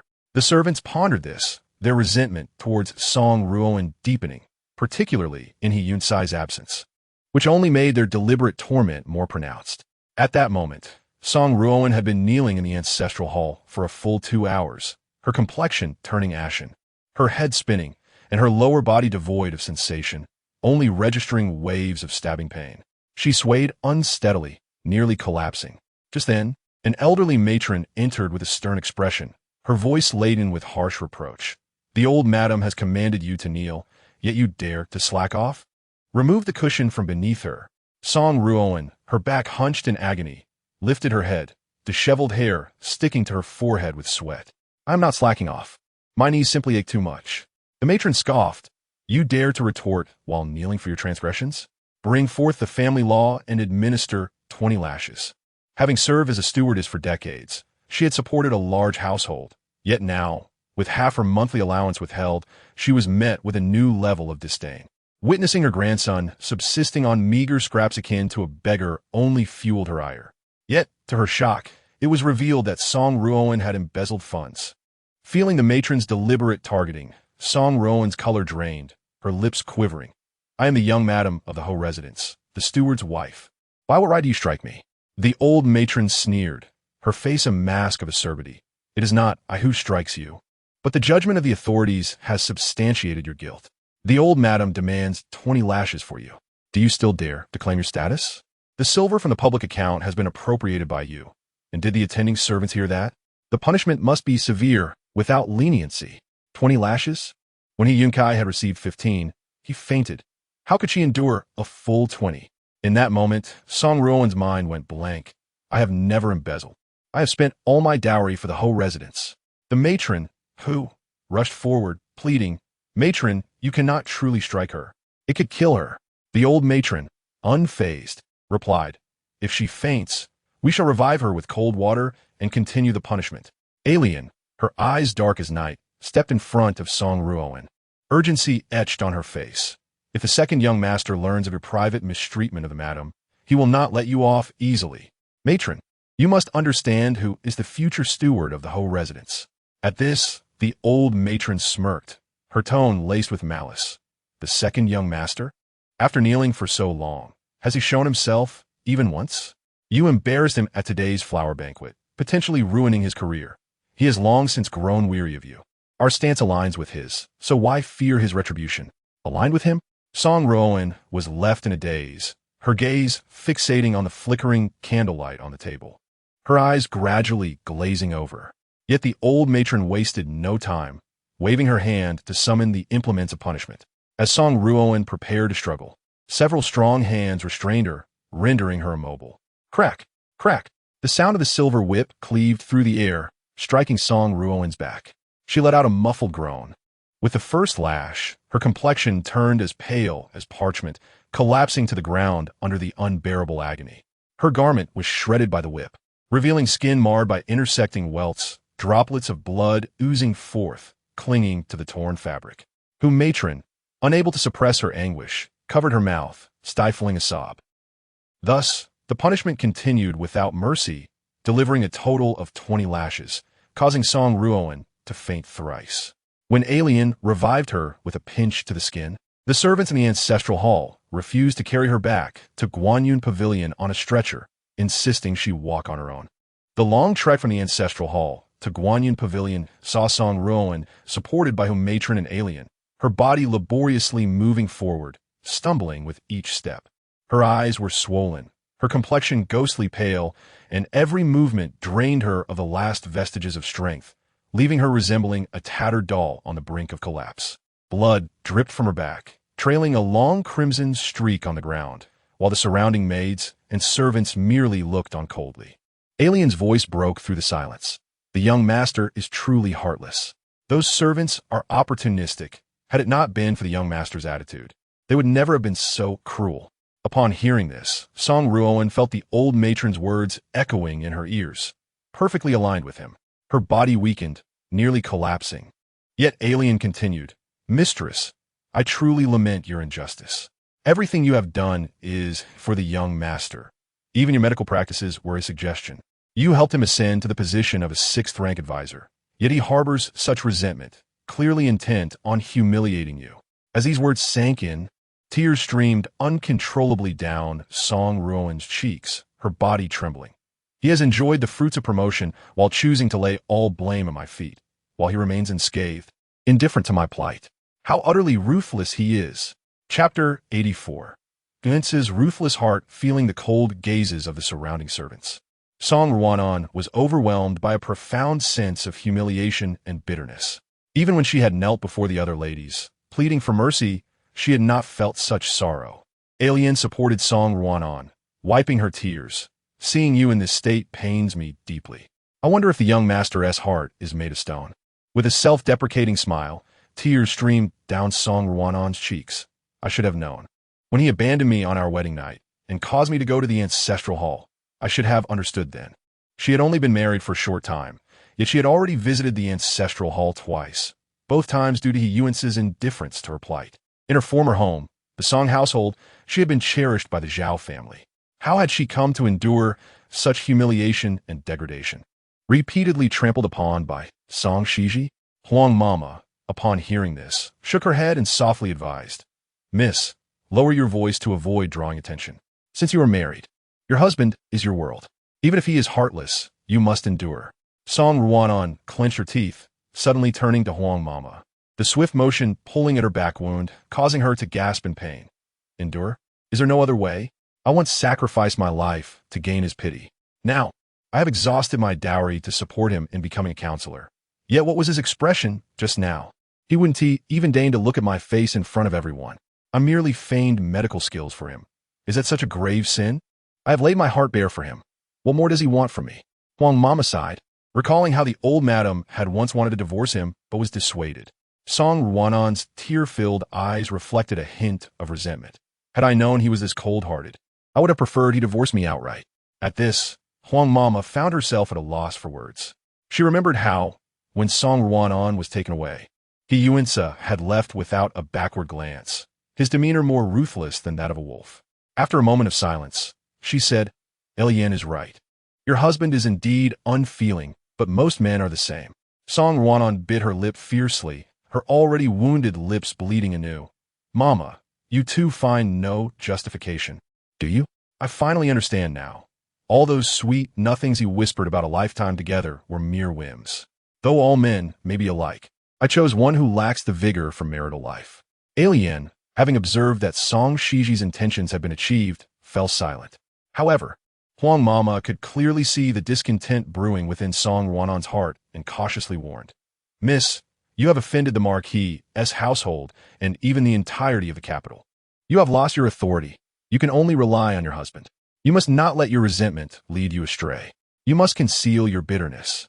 All men adore gentle and tender women. Look at him, having risen to the 6th rank at such a young age. His future is boundless. And there is much time ahead. A trace of mockery flickered in Song Ruanan's eyes. A 6th rank official. And was it not because of me that he attained it? Huang Mama remained silent, simply watching her. Feeling her gaze, Song Ruanan remained quiet for a long while before finally conceding. All right, I understand. I will suppress all my resentment. Huang Mama sighed, guiding her toward the courtyard of Guanyin Pavilion, imparting earnestly, be a little harder of heart, and do not entrust your true feelings to a man. Upon hearing this, Song Ruanan's legs buckled, and she collapsed to the ground, utterly motionless. Huang Mama, witnessing this, felt a jolt of alarm and quickly summoned the maidservants to assist Song Ruanan onto the bed, urgently calling for a physician. She shouted, The lady is in such a state. Where is the young master? Has he not even come to see her? Megan shook her head. I do not know. I did see the young master storming into the study, then leave the courtyard. Huang Mama closed her eyes. He Yunce was unaware of the turmoil unfolding within his own residence. Had he known, he would never have allowed Song Ruanan to endure such great injustice. At that moment, he was busy ascertaining the preferences of various officials and their wives, preparing gifts to offer apologies in hopes of securing their forgiveness. However, fate was unkind. Many officials, seeing the face of the Inding Marquis, met him with lukewarm attitudes and declined to mention forgiveness. Some even refused to see him altogether, claiming they were not at home, leaving the father and son waiting in the flower hall without audience. After several rejections, even a normally amiable Inding Marquis wore a grim expression, his fists tightly clenched in frustration. Sitting together in the carriage with He Yunce, he recalled having warned him repeatedly not to provoke trouble. Yet here he was, forcing the Marquis to clean up his mess daily. The Inding Marquis thought of Song Ruanan, struggling to suppress his rage. She is even more restless than you. If you do not divorce her, she will inevitably bring about your ruin. Hearing this, He Yunce felt a sense of helplessness. He knew no one could comprehend the value of Ruoan to him. Father, trust me, Ruoan is not as you perceive. Of course, Song Xizhi is not as innocent as you think. Time reveals a person's true heart. You'll understand in due course. The Inding Marquis was incensed, his chest heaving. What spell has she cast on you? He Yunce remained resolute. Without her, I will never marry again. You do not understand the depth of Ruanan's love for me. I love her dearly.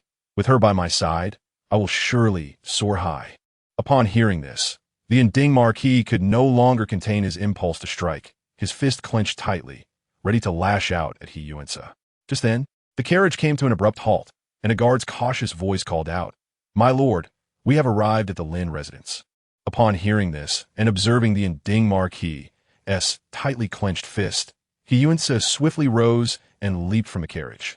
Father, meeting the Prime Minister will undoubtedly be more challenging than before. Let us descend and wait together. With a resigned sigh, the Inding Marquis finally exited the carriage, forcing a smile as he addressed the doorman. We, the Marquis and his son, have come to offer our apologies to Lord Lin. Please inform him. However, the doorman, displaying little emotion, gestured for them to enter. The Lord has instructed that if you come, you may go directly in. He is awaiting your arrival. Awaiting our arrival. The two exchanged surprised glances. He Yunce felt a chill run down his spine, sensing an ominous premonition. Chapter 85. The Prime Minister's request. As they crossed the threshold of the Lin residence, He Yunce felt a heavy weight in his heart, uncertain of what schemes the Prime Minister might harbor. The Inding Marquis maintained a stoic facade, but internally he was anxious, catching a glimpse of He Yunce beside him and silently cursing. Look at the trouble you've caused. Had it not been for He Yunce, given his status and the previous reputation of the Inding Marquis' household, they would never have been reduced to such humility. Once, the Inding Marquis' household had produced the valiant He Jingyan, who commanded respect from all in the capital. Yet now, he found himself doing nothing but apologizing daily. Hearing the Inding Marquis' reprimand, He Yunce remained silent, his heart racing with trepidation. After all, Lin Miaoxin is the lifeblood of Lin Chancellor and his direct superior. His position as a sixth-rank advisor was entirely promoted by Lin Chancellor himself. Now that such an incident has occurred, although Inding is framed, Lin Chancellor is unaware. If Lin Chancellor's anger does not subside, he may make things difficult for Inding daily, which would make his future quite troublesome. As He Yunce pondered this, he followed the servant into the flower hall. Just as the two settled in and prepared to wait for a while, to their surprise, Lin Chancellor approached them before they could even sip their tea. Dressed in a sky-blue outfit, Lin Chancellor's expression was inscrutable, revealing no hint of joy or anger. Upon his arrival, Inding was the first to rise and apologize, saying, "Master Lin, I came here with my son to offer our sincerest apologies. All past matters were entirely my son's fault. Is your daughter feeling comfortable now?" He Yunce also hurriedly stood up, bowing deeply to Lin Chancellor. "Sir, previous matters were indeed my fault. Both my wife and I were deceived by nefarious individuals. Please forgive us." His words carried a tone of familiarity. Yet Lin Chancellor did not reciprocate, but instead turned to answer Inding's query. Song Xizhi treated her only once, and then instructed Li Tai to continue the treatment. She has since withdrawn from the matter. Upon hearing the name Song Xizhi and sensing Lin Chancellor's peculiar demeanor, He Yunce's heart raced, and he even held his breath. His nerves were taut. Could it be that Song Xizhi's medical skills were fraudulent? Did her treatment worsen Lin Miaoxin's condition? I knew it. He Yunce's words were laced with suppressed anger. If Song Xizhi possessed true medical prowess, able to cure ailments beyond the capabilities of all other physicians, why would she impart such precious knowledge to Li Tai and forsake the opportunity to win over the ladies of the court? Song Xizhi is not a woman who seeks obscurity. She surely desires recognition while fearing the consequences of potential failure. And Ding's expression changed dramatically upon hearing this, and he too became tense. However, Lin Chancellor merely shook his head. It is not that her skills are lacking. Rather, they are exceedingly proficient. I have summoned trusted physicians to examine Miaoxin, and they confirmed that the toxins in her body have indeed diminished significantly. The methods she imparted to Li Tai are adequate. Upon hearing this, Ding let out a sudden sigh of relief. "So, Master Lin, what do you mean?" Lin Chancellor, with a hint of politeness, raised the corners of his mouth. The physician indicated that with her skills, she can indeed treat the deficiencies Miaoxin has carried since birth. Thus, I wish for her to continue the treatment. He Yunce stood there, momentarily speechless, while Ding's expression revealed a hint of hesitation. "So that's how it is." Noticing Ding's demeanor, Lin Chancellor anxiously inquired, "Is there a problem?" Ding felt a twinge of concern, since Song Xizhi had delegated the treatment to Li Tai. It was clear she preferred to remain out of the limelight. Moreover, after the events involving Song Ruoan, Ding himself was hesitant to allow Song Xizhi to treat her. Whether she was willing was one matter. If anything went awry, the Marquis could hardly bear the consequences. Seeing that Ding remained silent, Lin Chancellor's expression shifted slightly, and he turned to He Yunce. "I know you have come here to apologize. In truth, he possesses remarkable wit and charm. His two proposals have astonished the court and mark him as a promising figure in history. My sole concern has always been Miaoxin. If your Marquis can restore her health, Then I shall overlook past grievances, and we will remain as unblemished teacher and pupil." Upon hearing this, He Yunce's eyes sparkled with renewed hope, the dullness in his gaze replaced by vigor. Without a moment's hesitation, he replied, "Yes, Miaoxin's health is of utmost importance. She will certainly recover." Lin Chancellor felt a wave of relief wash over him, yet he remained apprehensive about the Su family's stance. But will Song Xizhi agree? "In the past, I took Su Mingli's sixth-rank position for your sake, causing some friction with the Su family. I fear she might refuse." And Ding was about to speak when He Yunce waved his hand dismissively. "You worry too much. Song Xizhi belongs to the Song family, and since she has married into the Ding family, she is one of us. She will surely come to provide treatment." He understood Song Xizhi well. Despite her numerous flaws in the past, she was clear-headed when it came to significant matters concerning the Marquis's future. If Lin Chancellor and he could mend their differences, the other officials in the Central Secretariat would likely temper their grievances, and all would be well. And Ding looked at him, uncertainty etched on his face. Will Xizhi truly agree? I sense she is reluctant to be in the spotlight. Father, do not worry. A physician's heart is compassionate. She will agree. He Yunce felt this statement was merely to save face for Song Xizhi. She was not truly a healer, nor did she possess a benevolent heart. Yet, she was a woman who valued her interests above all. As a sixth-rank official, with Lin Miaoxin being the daughter of the Chancellor, and with her brother in a critical state, the Marquis would need to rely on him. If his circumstances deteriorated, how could the Marquis fare any better? Relying on him. The future head of the Marquis was Song Xizhi's only hope. He Yunce thought, striving to calm his revulsion. Once Song Xizhi resolved this predicament for him, he would bury the past and never again mention abandoning her, as long as she behaved properly and tended to his brother during his remaining days. He would genuinely regard her as his sister-in-law. Chapter 86. He Yunce's Firm Agreement. Listening to He Yunce's heartfelt assurance, Lin Chancellor finally exhaled a sigh of relief, his previously stern countenance shifting from gloom to brightness. Since the Marquis could treat Miaoxin's condition, past grievances could be set aside. Come, and Ding, please take a seat." And Ding felt a mix of skepticism and belief. However, seeing He Yunce's confident demeanor, he assumed he had privately consulted with Song Xizhi and thus placed his trust in him. The group strode confidently to their seats, settling into the flower hall, when a woman's spoiled voice rang out from outside. "Father, I refuse to let that woman treat me." Lin Miaoxin, her face flushed with indignation, stepped over the threshold of the flower hall and approached the group. Upon seeing He Yunce seated, her voice inexplicably softened. Noticing her pale complexion and the thin garments she wore without a cloak, Lin Chancellor anxiously rose from his seat. "Miaoxin, how could you leave the courtyard? Your father is discussing matters with outsiders. It's not appropriate for you to be here." Lin Miaoxin pouted at this remark. "What outsiders? I have met all these people before. And aren't you discussing my affairs? If Song Ruoan's medical skills were fraudulent, then Song Xizhi's must be genuine, right? Father, I must tell you, I refuse to be treated." Upon mentioning Song Ruoan, He Yunce hastily stood, bowing to Lin Miaoxin, and began to explain. "Regarding past matters, you may have had some misunderstandings with Ruoan, but her intentions are sincere, and she truly regards you as a close friend. If there were any offenses in the past, I hope Miss Lin can forgive."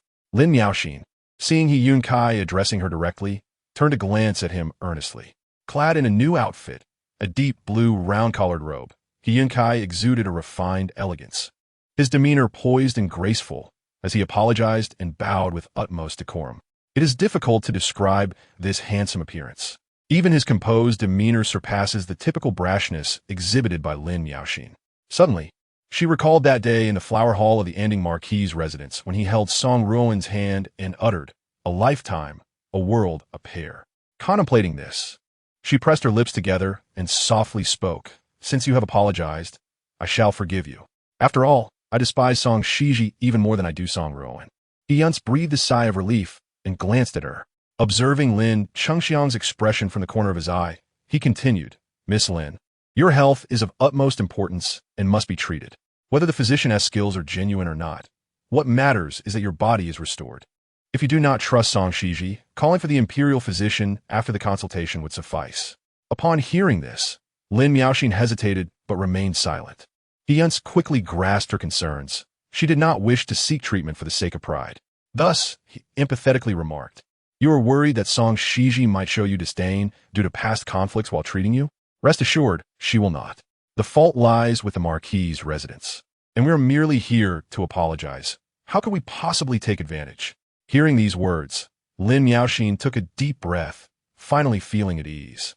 Lin Qingxiang, seeing her demeanor, hastily offered his encouragement, prompting her to relent.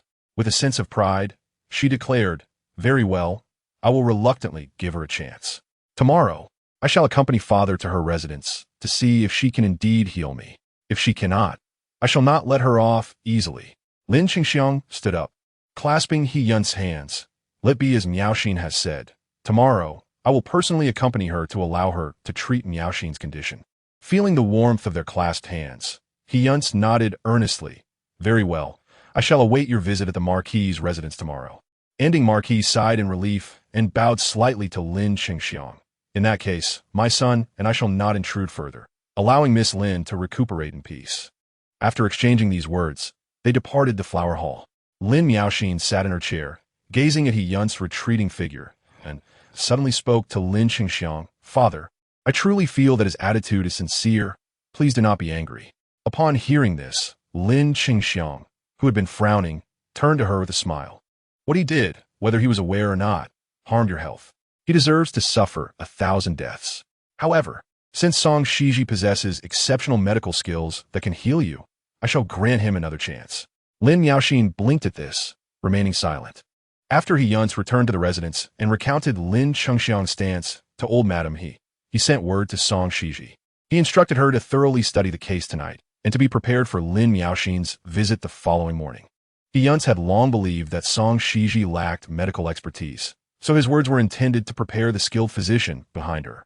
Concerned that Song Xizhi, being a woman, might not grasp the nuances, especially the significance of Lin Qingxiang and Lin Miaoxin to the Marquis's future, he sent a servant to remind her repeatedly. Sitting on the soft couch, Song Xizhi patiently listened to the servant's words, maintaining a smile. "Very well, I understand." Once the servant departed, she took a sip of milk and remarked to Wu Momo, "How amusing. I taught physician Li the methods to detoxify, unwilling to do He Yunce a favor, yet now he believes I would help Lin Miaoxin." Wu Momo appeared somewhat troubled. The second young master is closely tied to the Marquis's residence. If you refuse to treat her, it may offend the Chancellor and other officials, potentially tarnishing the Marquis's reputation. Surely he reasoned this, thus believing you would return to treat her. Song Xizhi raised her brow disdainfully. "That is conventional thinking. Unfortunately, I am not a conventional person. The Marquis's reputation is of no concern to me, as mine has long been tarnished." Past experiences had made Song Xizhi acutely aware that someone like He Yunce was not worth any sacrifice.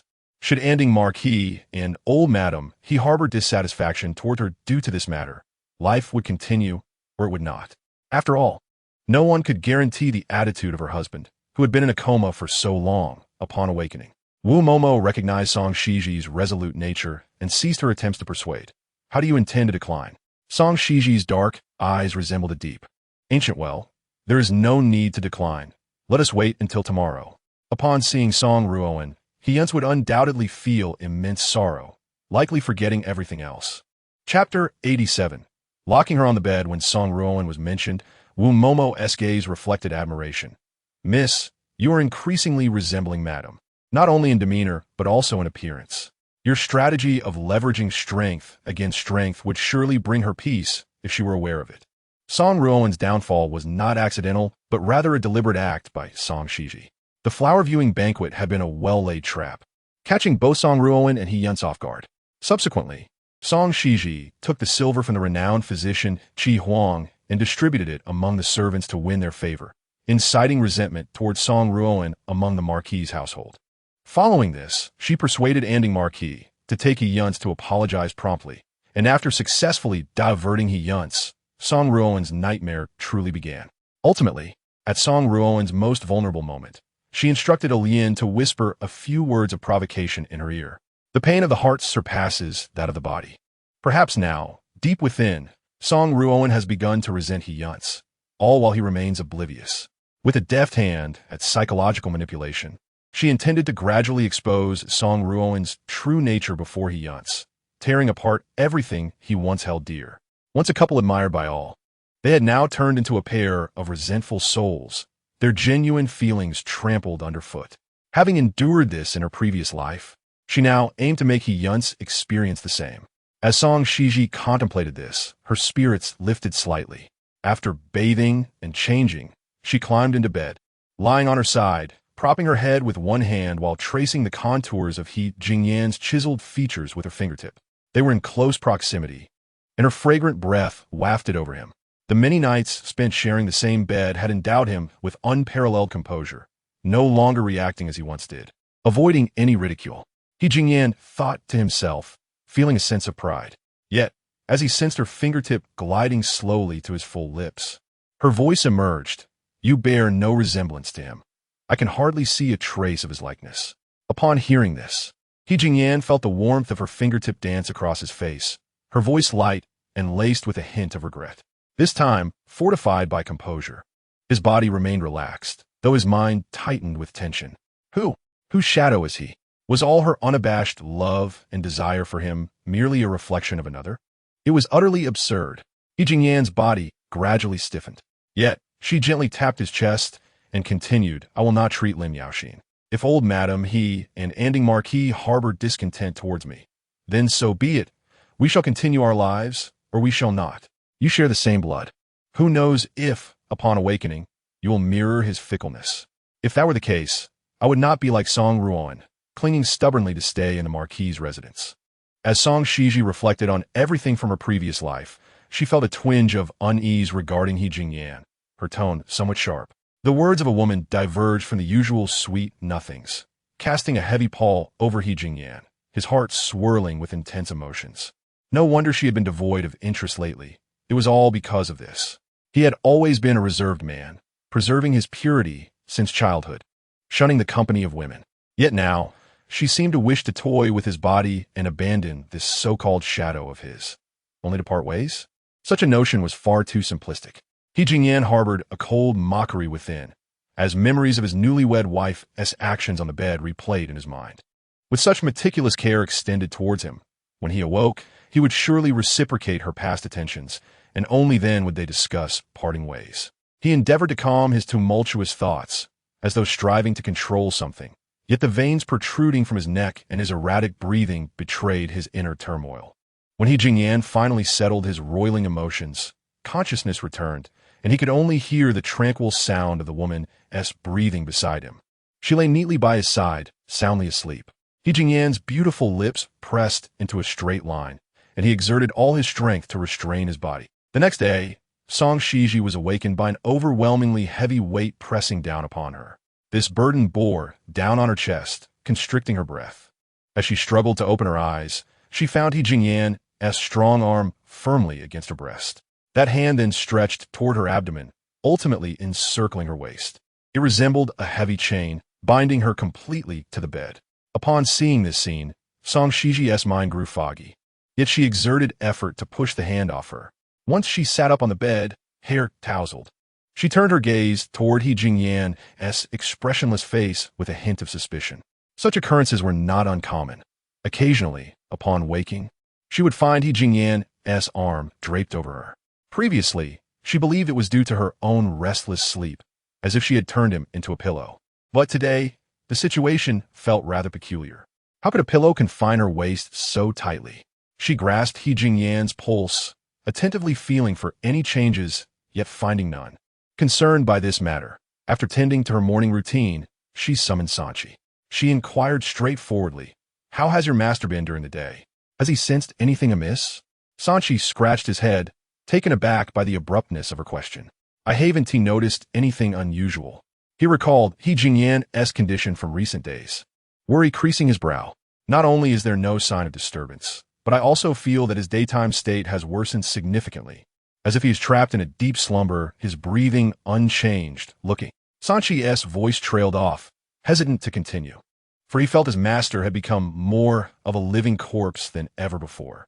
In the past, when he changed clothes or administered medicine, he could at least detect slight changes in He Jingyan's breathing or observe his eyes occasionally moving. But now, his reactions had diminished greatly. his entire being appearing utterly fatigued, as if ensnared in an unyielding slumber. Upon hearing this, the smile on Song Xizhi's face instantly froze. In her previous life, He Jingyan had ultimately perished, which is why in this life, she had taken the initiative to check his pulse and examine his ailment, even administering acupuncture from time to time. Logically, his pulse should not indicate a dying state. He should not have died in his previous life, and acupuncture should hasten his awakening. But why did reality defy her expectations? With gritted teeth, Song Xizhi rose abruptly from the bed. No, I cannot allow him to continue sinking into deep slumber during the day. If this persists, he may never awaken again. Sanchi looked up urgently, eyes pleading. Madam, do you have a plan? Song Xizhi raised a finger. Acupuncture. It must be done. In the past, she had been too preoccupied with matters concerning Song Ruoan and external business, neglecting him. From today onwards, she would perform acupuncture on him every day during the daytime, relying on pain to awaken his consciousness. Originally, she had planned to meet Madame Xizhi for business discussions that morning. As she spoke, her heart filled with regret, and she hurriedly left to fetch her medicine box, not forgetting to instruct Qingtong outside. Qingtong, go to the Xizhi residence and inform Madame Xizhi that I have urgent matters today and may not make it to Baifeng Tower. Regarding the spice business, either she can come to the Marquis's residence or we can reschedule. Her beautiful yet delicate husband must not perish so easily. What she said yesterday was all in anger. If he were to die just like that, where in the world could she find such a breathtaking face and robust physique? Meanwhile, in the nearby Guanyin pavilion, He Yunce had returned to the Marquis's residence late into the night after spending a considerable time in the Marquis's study. By the time he returned to his courtyard, it was already past midnight. Preoccupied with thoughts of Song Ruoan, he hurried to find her. However, upon entering the room, he was met with a suffocating stench of blood. He saw Song Ruoan sprawled on the bed, her clothing soaked with blood. She was flushed, drenched in sweat, her lips bitten until they bled, her eyes devoid of sparkle, appearing utterly wretched. As He Yunce beheld her tragic state, his heart twisted painfully as if cut by a knife. Ruoan, Ruoan, why are you still awake so late? You need tea, wait for me. As he approached and felt her feverish body, he froze in shock. How could you be so severely injured? Far worse than I was before. He knew well the pain of the family discipline, but Ruoan's current condition seemed even more agonizing. How could such a tender-skinned young woman endure this? Song Ruoan, hearing He Yunce's voice, bit her lip in silence, not even lifting her head. Observing her demeanor, old madam who hastily interjected, it's not that she is awake. It's just that the pain is unbearable. After fainting, she was treated by a doctor, but the pain keeps her from sleeping. He Yunce inhaled sharply, heart aching. What kind of cruelty is this to inflict such harm? Why hasn't the doctor administered any pain relief? Previously, after enduring the family discipline, he had taken the medicine prescribed by the esteemed physician He Huang, which, while harmful, had indeed alleviated his suffering. But Ruoan, in her current state, was likely to feel as if she were submerged in boiling oil for the next few days. Song Ruoan sensed He Yunce was feigning ignorance and recalling his heartlessness. Tears streamed down her cheeks. Old madam Hu sighed. The old lady decreed that no pain relief should be given to ensure the young mistress remembers her lesson. Otherwise, the punishment would be in vain. Clearly, the young mistress undertook all these actions for you, yet the old lady's anger prevents her from receiving proper care, only allowing ordinary medicine that may even leave scars. Upon hearing this, He Yunce could no longer contain himself. He stepped forward, wanting to embrace Song Ruoan, but hesitated, fearful of aggravating her wounds. Ultimately, he could only express his frustration. Grandmother is truly heartless. She doesn't know you were framed by Song Xizhi. Don't worry, Ruoan, it will be all right. Grandmother's actions are merely for show to outsiders. You only need to endure for one night. Tomorrow, Lin Miaoxin and Minister Lin will come to seek medicine. If the Marquis's residence can cure her ailments, Minister Lin will bury the hatchet with me and let bygones be bygones. Once this matter is resolved, the Marquis's residence will return to its former state, and I shall have the physician administer various exquisite medicines to alleviate your pain and prevent scarring. Upon hearing this, a glimmer of hope finally appeared in Song Ruoan's eyes. She whimpered in He Yunce's embrace. Husband, you must save me. I am in such agony, so much pain. He Yunce held Song Ruoan tightly, inhaling deeply. Since his rebirth, Countless unforeseen events had unfolded, deviating from his past experiences, leaving him unprepared. He felt a sense of helplessness and fatigue. Continuous failures made him feel he could no longer contain the tempest of anxiety and tension within him. At this moment, he yearned for Song Ruoan to recover swiftly.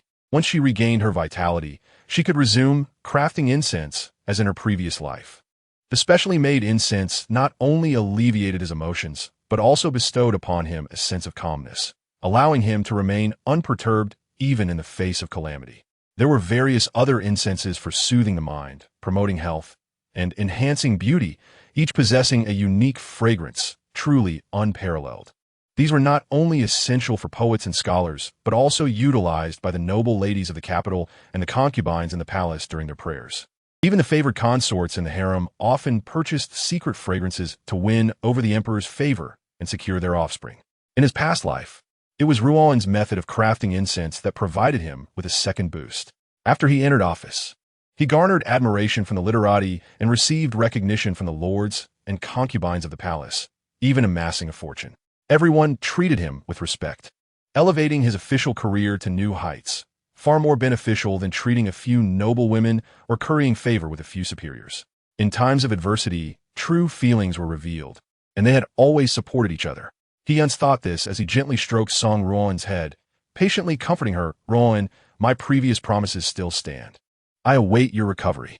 Close your eyes and rest. I will watch over you. When you awaken, Lin Miaoxin will be cured, and grandmother will no longer be angry with you."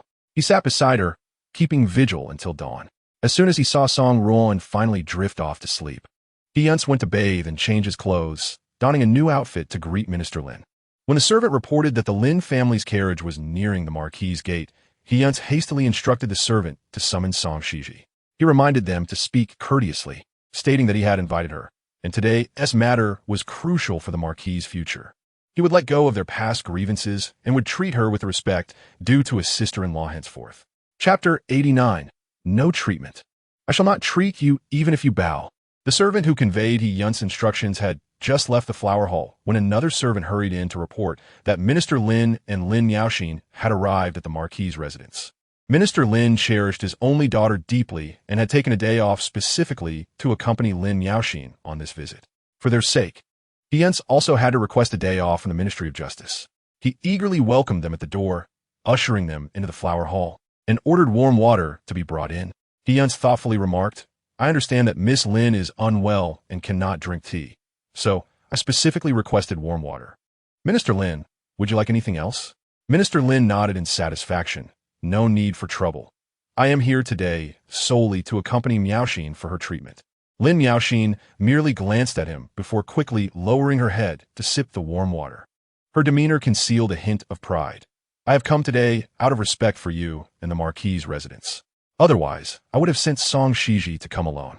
She was dressed extravagantly in her favorite golden brocade gown, and her makeup was meticulously applied to mask her pallor. He Yunce casually complimented, "The presence of Miss Lin truly enhances the Marquis's residence. However, in the future, you need not trouble yourself to come and go. Let Song Xizhi attend to your treatment instead." Lin Miaoxin was pleased by his words. With a slight lift of her chin, she inquired, "So, will Song Xizhi personally prepare medicine for me, just as she did for Song Ruoan?"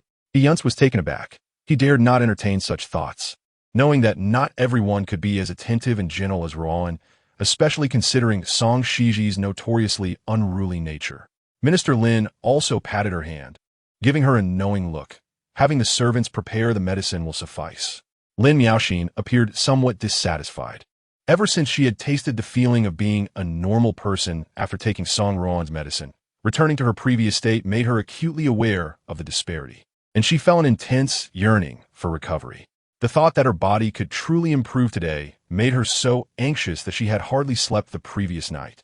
However, the one treating her was Song Xizhi, and Lin Miaoxin felt a tinge of disdain, harboring thoughts of making things difficult for her.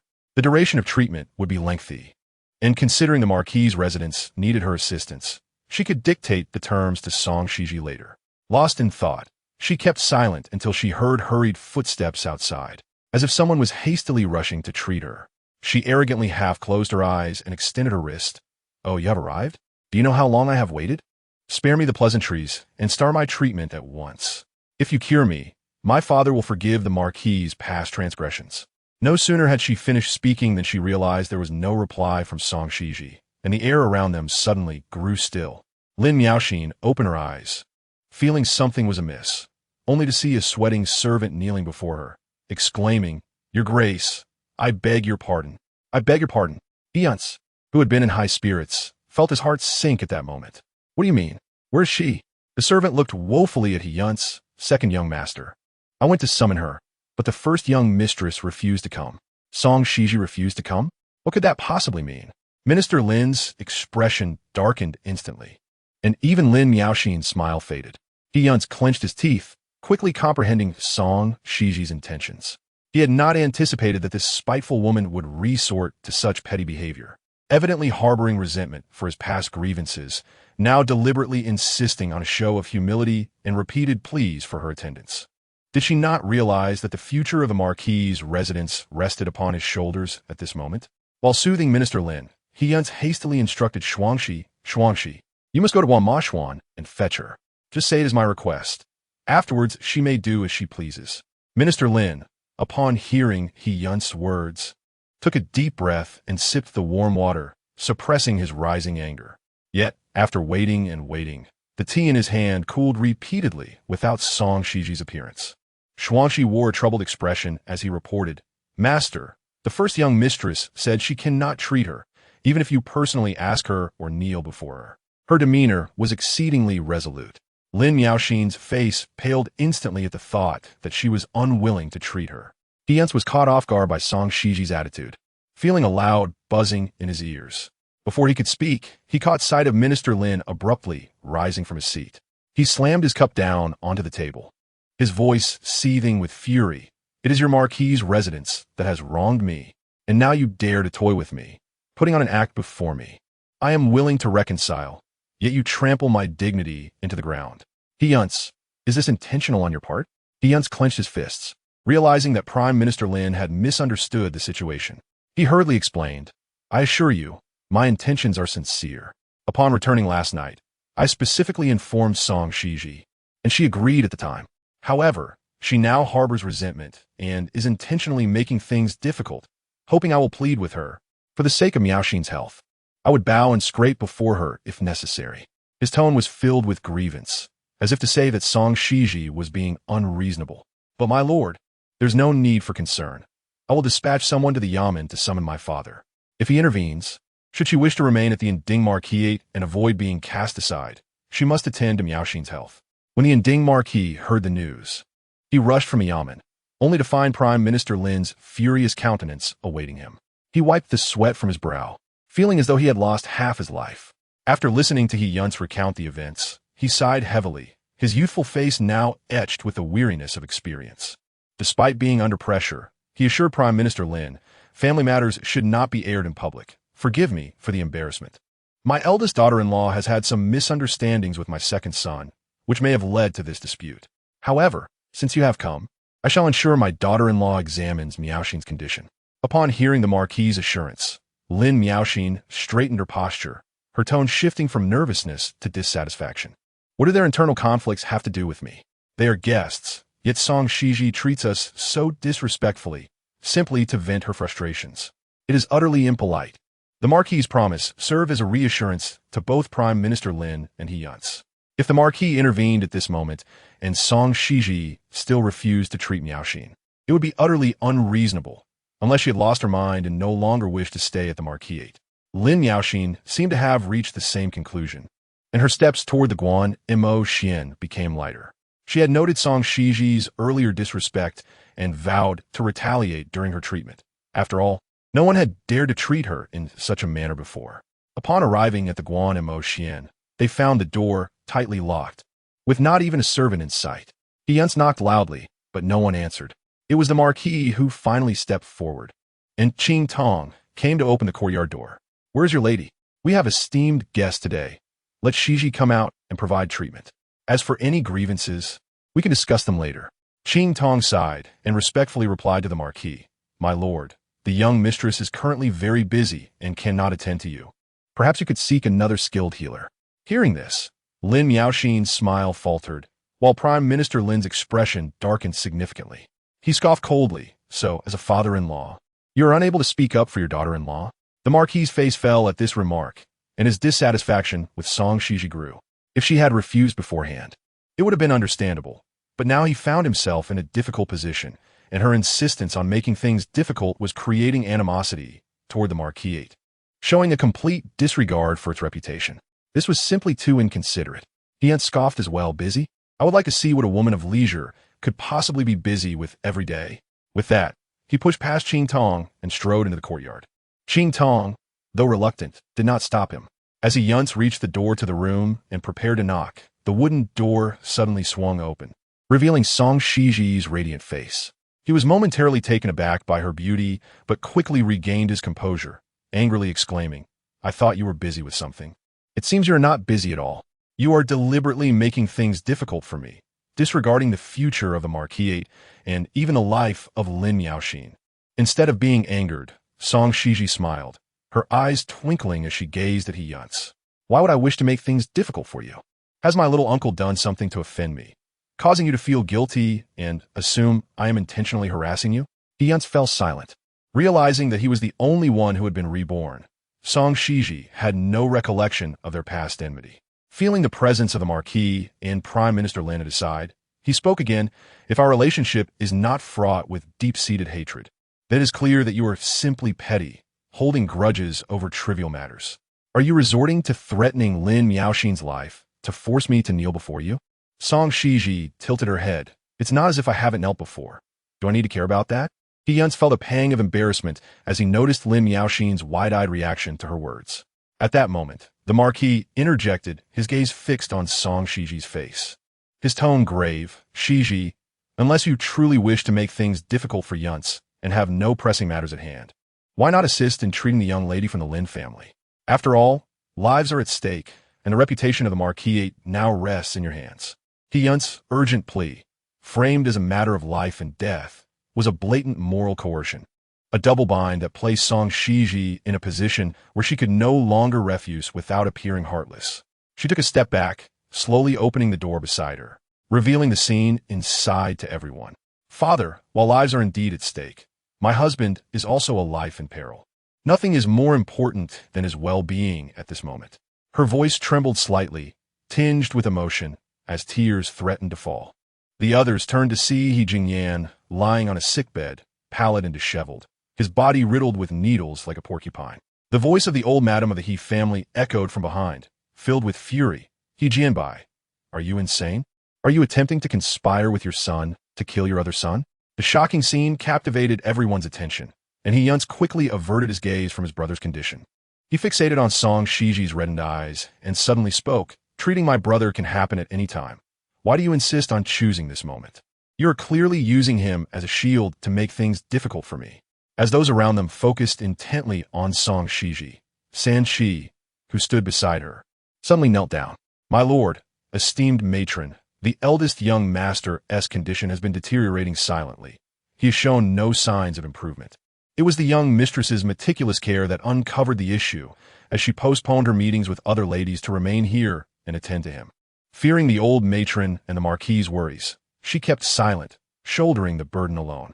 It is out of her deep concern for the young master that she has deferred Lin Miaoxin's treatment. This is her heartfelt dedication. Tears streamed down San Shi's face as she spoke. The young mistress's reputation in the capital has never been favorable. This was her best opportunity. One must wonder, if not for this, why would she share her confidential medical knowledge with Dr. Li, allowing him to treat the poison ladies of the capital, thus gaining all the accolades? Before San Shi could finish, a female voice suddenly rang out from outside, prompting everyone to turn in surprise to find Madame Xizhi. Madame Xizhi spoke. I can testify that originally, Xizhi had arranged to go out with me. Early this morning, urgent news arrived, stating that she had no choice but to cancel. The reservation records at Baifeng Lu can still be seen. With this statement, it was thoroughly confirmed that Song Xizhi had not intentionally avoided treatment. Rather, she had silently borne much for the sake of treating He Jingyan. With tears welling in her eyes, Song Xizhi gazed at He Yunce, her every word resonating deeply and striking a chord in the hearts of those present. Uncle, he is your brother. Is your brother's life truly worth so little? For your own future, to ingratiate yourself with your superiors. You selfishly expect your sister-in-law to abandon the treatment of her husband to attend to another woman? We are all made of flesh. Why is your heart harder than iron? He Yunce staggered back a step. All eyes were fixed on him, filled with confusion, inquiry, and profound disappointment. The stigma of plotting against his brother and betraying his trust would tarnish his reputation. As he stared into Song Xizhi's tear-filled eyes, he felt a tightening in his throat. Her dark eyes resembled an ancient well, suffocating him. You are doing this on purpose. Song Xizhi, you intend to harm me. Song Xizhi stood gracefully yet vulnerably at the door, her misty eyes reflecting a hint of sorrow. I have borne no grudge against you in the past, nor do I harbor any enmity now. I have not even seen you before. Why do you always believe I wish to harm you? Uncle, do you harbor resentment against your brother and fear my medical skills, seeing me as a thorn in your side? Her words were entirely reasonable. Everyone could sense He Yunce's unfriendly attitude towards Song Xizhi, an animosity that had existed from the very beginning. Clearly, there were no entanglements of interest. Song Xizhi had never acted improperly. She had always remained dutiful in the Marquis's residence, far superior to Song Ruoan. The only thing she had ever done was to shower her veteran husband with love and care. At this thought, the old lady he felt a buzzing in her ears. She rushed forward and clutched He Yunce's sleeve, tears welling in her weathered eyes. He Yunce, is it not enough that you have turned the Marquis's residence into this state? Do you truly wish to harm your brother? He Yunce moved his lips, drenched in sweat, yet felt utterly speechless. No. Grandmother, it is not like that. I never intended to harm my brother. He was destined to die. Song Xizhi is indeed a venomous woman. What reason do I have to harm a dying man? Upon hearing this, the old lady, he fixed her gaze intently on He Yunce. Then why did you bring Chancellor Lin here today to demand an accounting without even seeing her, claiming your sister-in-law intends to harm you? Speak. Why have you targeted your sister-in-law from the very beginning? You say she is malicious. What has she done? He Yunce remained silent, allowing the old lady to grip his collar, shaking him painfully. His silence was interpreted by others as acquiescence. And the old lady, he was utterly disappointed. She suddenly stepped in front of the Marquis, gazing at him with sorrowful eyes. He Jingyan, is this the good son you have raised? His ambitions are glaringly apparent. Jingyan has been in the borderlands since childhood, not close to you. It is one thing to favor your younger son, but now you are forcing your daughter-in-law to abandon the treatment of her husband? Hearing this, the Marquis felt a dull ache in his heart. He Jingyan was his eldest son. How could he not care? However, he had initially taken He Yunce's words at face value, believing Song Xizhi was merely being petty, intentionally making things difficult. Thus, he had harbored dissatisfaction and come to demand her treatment. Yet, Song Xizhi had made a valid point. They had no deep-seated enmity. How could she intentionally create trouble? The Marquis remained silent, but the disappointment in his eyes toward He Yunce was nearly overflowing. Truly, misfortune had befallen the family. The old lady, he shook her head in despair. She had thought the current state of the Marquis's residence was entirely due to the arrival of Song Ruoan, but now it seemed He Yunce's issues were far greater. Listening to the old lady, he's scathing remarks and observing He Yunce in a daze. Drenched in sweat, Lin Xin's heart twisted tightly. Without contemplation, she spoke up. No, old lady, it is certainly not Lord He's fault. It is Song Xizhi's doing. She has been malicious all along. Perhaps she is merely using a scapegoat before she could finish. Her hands, which hung by her side, were quietly grasped by Chancellor Lin. He shot her a reproachful glance, then smiled politely at Song Xizhi. Since all of this was a misunderstanding, I can fully understand that, madam, he is anxious to save her husband. Xizhi is also willing to wait. Would it trouble madam he to treat my daughter after she has healed Lord He and Madam Xizhi? I will personally come to your door, and no matter how long the wait, I will not complain. Upon hearing this, Lin Xizhi finally fell silent, eagerly awaiting Song Xizhi's response. Song Xizhi, however, wore a polite smile, and seeing her expression, Chancellor Lin's previously tense mood suddenly relaxed. But unexpectedly, Song Xizhi's words were not what he anticipated. I will not treat her. Chancellor, you should seek someone more capable. Lin Xizhi's expression, which had been filled with confidence, changed in an instant as she looked at Song Xizhi in disbelief. Do you know who my father is? How dare you say such a thing? Throughout her smooth life, everyone had treated her with kindness and indulgence due to her status and identity. Only this song, Xizhi, had repeatedly made her feel humiliated. He Yunce, upon hearing this, seemed to grasp a crucial piece of evidence, his eyes brightening in an instant as he stepped forward, grasping the Marquis's hand. "Father, did you hear that?" Song Xizhi had no intention of treating Lin Miao Xin from the start. Everything she said was merely an excuse. She truly regards human life as nothing. Yet Song Xizhi paid no heed to He Yunce's words. She calmly stated, "In the past, Lin Miao Xin has deliberately insulted me, and Chancellor Lin has consistently been confrontational with the Su family. This is a family feud. Furthermore, both Chancellor Lin and Lin Miao Xin have publicly declared that they do not require my treatment, which is the premise. Thirdly, after realizing their misunderstanding of me, they offered no apology nor reached an agreement, yet demanded I treat them, even using their status to morally bind me, expecting me to abandon my husband's treatment for Lin Miao Xin. This is utterly disregarding human ethics. Finally, even after I clarified the situation, Lin Miao Xin continued to press me aggressively, labeling me as malicious and detestable. How could I dare to treat them? Song Xizhi's demeanor remained calm, yet her words carried an undeniable authority that commanded respect. I am a healer, not a servant. My mentor taught me medicine, not to bow and scrape or to curry favor. I, Song Xizhi, owe you nothing. If Chancellor Lin and He Yunce disagree, believing I am still watching idly as lives are lost and taking advantage of my skills, then let the news spread. Let the people of the capital decide. For fear that news of the Lin family's disrespect for healers will spread like wildfire, and no healer will dare to step foot in Chancellor Lin's residence again." Her voice was steady, her reasoning clear, and as her words fell, a profound silence enveloped the room. Chancellor Lin gazed at her, his body growing increasingly rigid. Chapter 92. Lin Miaoxin kneels to admit her mistakes. He had never anticipated that someone as notoriously infamous as Song Xizhi could present her arguments so cogently and with such clarity of thought. He was further astonished by her audacity. Even the Duke of Anding felt compelled to speak kindly before them regarding the flower banquet, treating him with utmost civility. And even the usurpation of the Su family's official position could not sway him. Yet Song Xizhi, with such directness and resoluteness, rejected him outright. Rarely do people trample upon his dignity so brazenly, and yet here he was, a man known for his eloquence in the political arena, rendered utterly speechless. Lin Qingxiang raised his gaze, scrutinizing Song Xizhi's face earnestly. It was at this moment that he truly acknowledged her presence.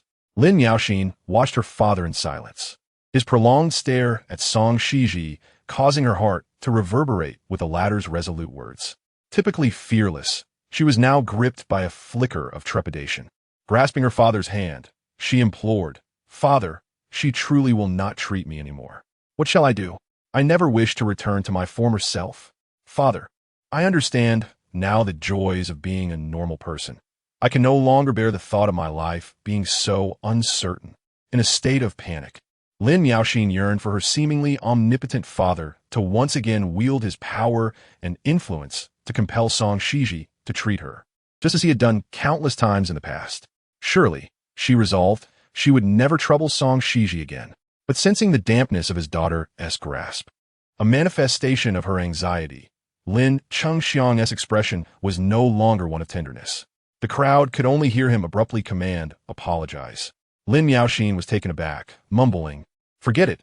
I no longer seek an apology from Song Xizhi." However, Lin Qingxiang turned to her, his gaze penetrating and laced with a hint of menace. "Miaoxin, I command you to apologize to Dr. Song." Lin Miaoxin froze, incredulity washing over her as she looked up at her father's stern visage, questioning her own hearing. "Father, what are you saying?" Seeing her stubbornness, Lin Qingxiang released her hand, turning to glare at her intently. "Did you truly humiliate Song Xizhi before everyone?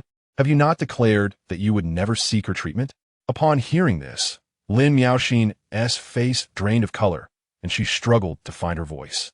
The sudden shift in her father's demeanor astonished everyone present. After all, Lin Miaoxin was a cherished daughter, and he had never uttered a harsh word to her in over a decade. Only Song Xizhi leaned against the door, arms crossed, casually addressing Lin Qingxiang. It is said that children resemble their parents.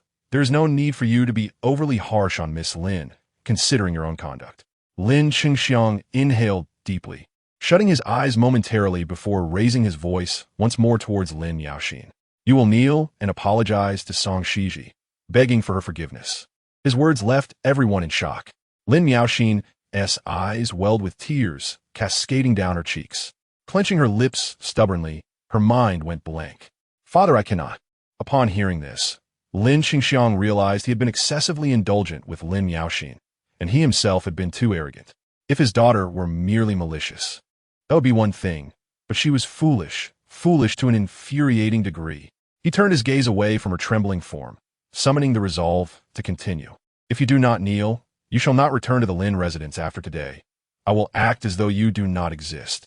Hearing this, Lin Yaoxin, though bewildered by her father's sudden severity, felt a profound fear gripping her heart.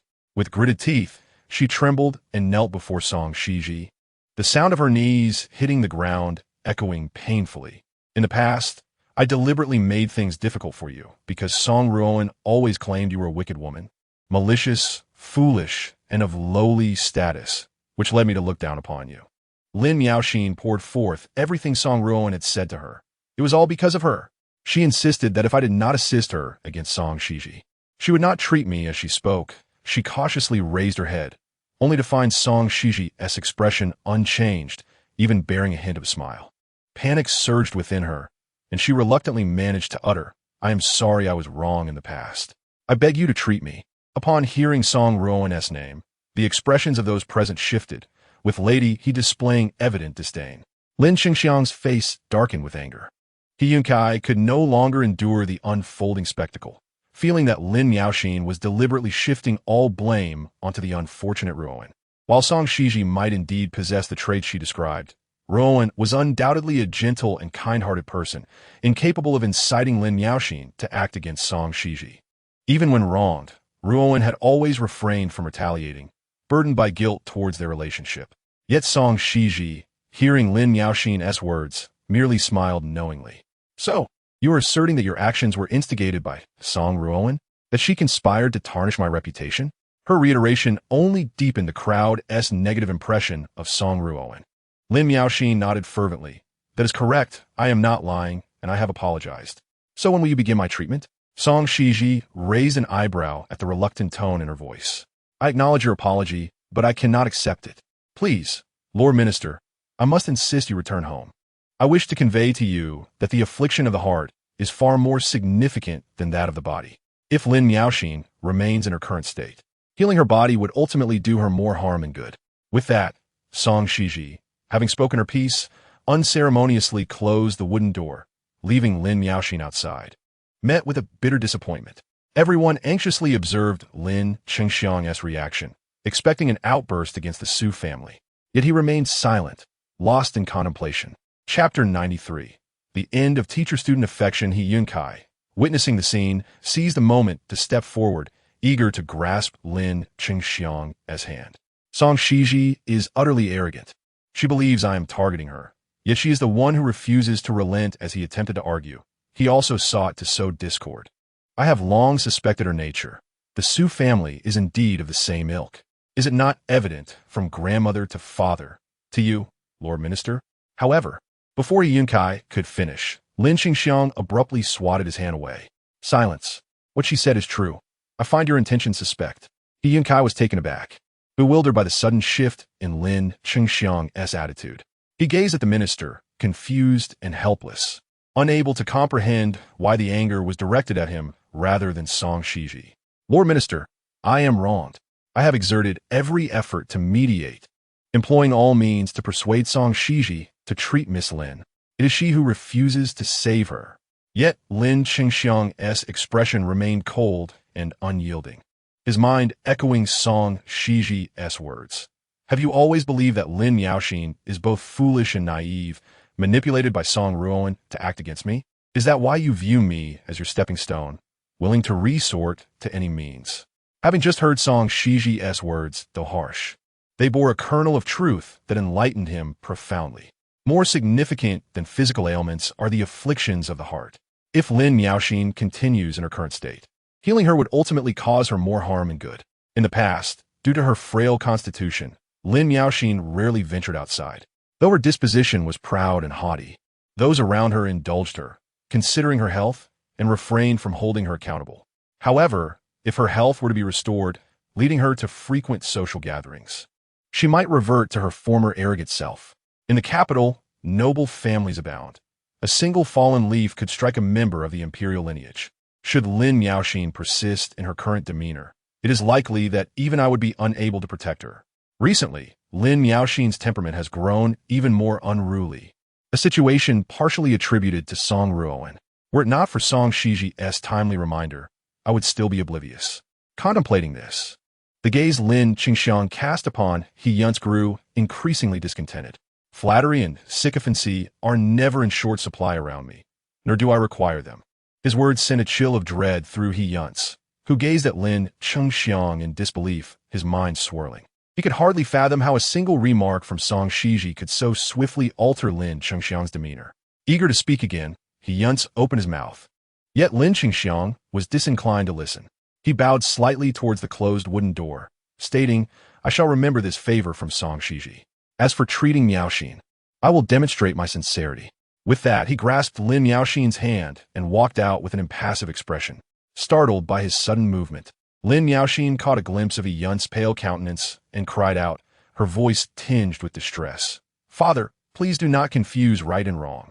Veins throbbed at Lin Qingxiang's temple as he snapped, "Silence." After a moment, he halted abruptly, turning towards He Yunce. "From this day forth, our teacher-student relationship is severed. You need no longer address me as your master, whether in public or private. I shall remind you, the one in power is often blind to their own faults, while the observer sees clearly. As I am, so too are you." He Yunce sought to intervene, but Lin Qingxiang resolutely pulled Lin Miaoxin out of the door. And Ding Ho, observing Lin Qingxiang's unwavering departure, followed suit. He cast a lingering glance at He Yunce, yet uttered not a word. Feeling the weight of Ding Ho's gaze, He Yunce would have preferred a slap than to endure such silent judgment. He pressed his aching temples, engulfed by a profound sense of helplessness. Once again, confusion clouded his heart. In his previous life, he enjoyed enviable relationships, effortlessly garnering the admiration of superiors, the esteem of friends, and the loyalty of subordinates. Yet in this life, despite his relentless efforts and enhanced demeanor, perspective, and intellect, he found himself unable to attain his desires, often moving in the opposite direction. The courtyard stood empty, save for the elderly matriarch of the He family, who quietly observed the despondent He Yunce before approaching him and gently patting his shoulder. Feeling her warmth, He Yunce's spirit lifted slightly, yet he spoke wearily, "Grandmother." The matriarch replied calmly, "Go to the ancestral hall and kneel. After every day's work, you shall kneel there until midnight." He Yunce's lips trembled, the tenderness he felt dissipating abruptly. What is the meaning of this? The matriarch simply shook her head. "I have scolded and punished you, yet you remain unperturbed. I wish for you to kneel before our ancestors and reflect deeply." Her aged voice bore a tranquility absent from her previous anger, stirring subtle feelings within He Yunce. "Consider your plight, the troubles of the Ho residents, and who is truly responsible. Contemplate your conflicts with Song Xizhi and the state of your mother's health. The Ding Ho residence has been tumultuous since your mother's arrival. You are intelligent and possess a good heart. Surely, you can discern the truth." Hearing her words, He Yunce grasped her implied meaning.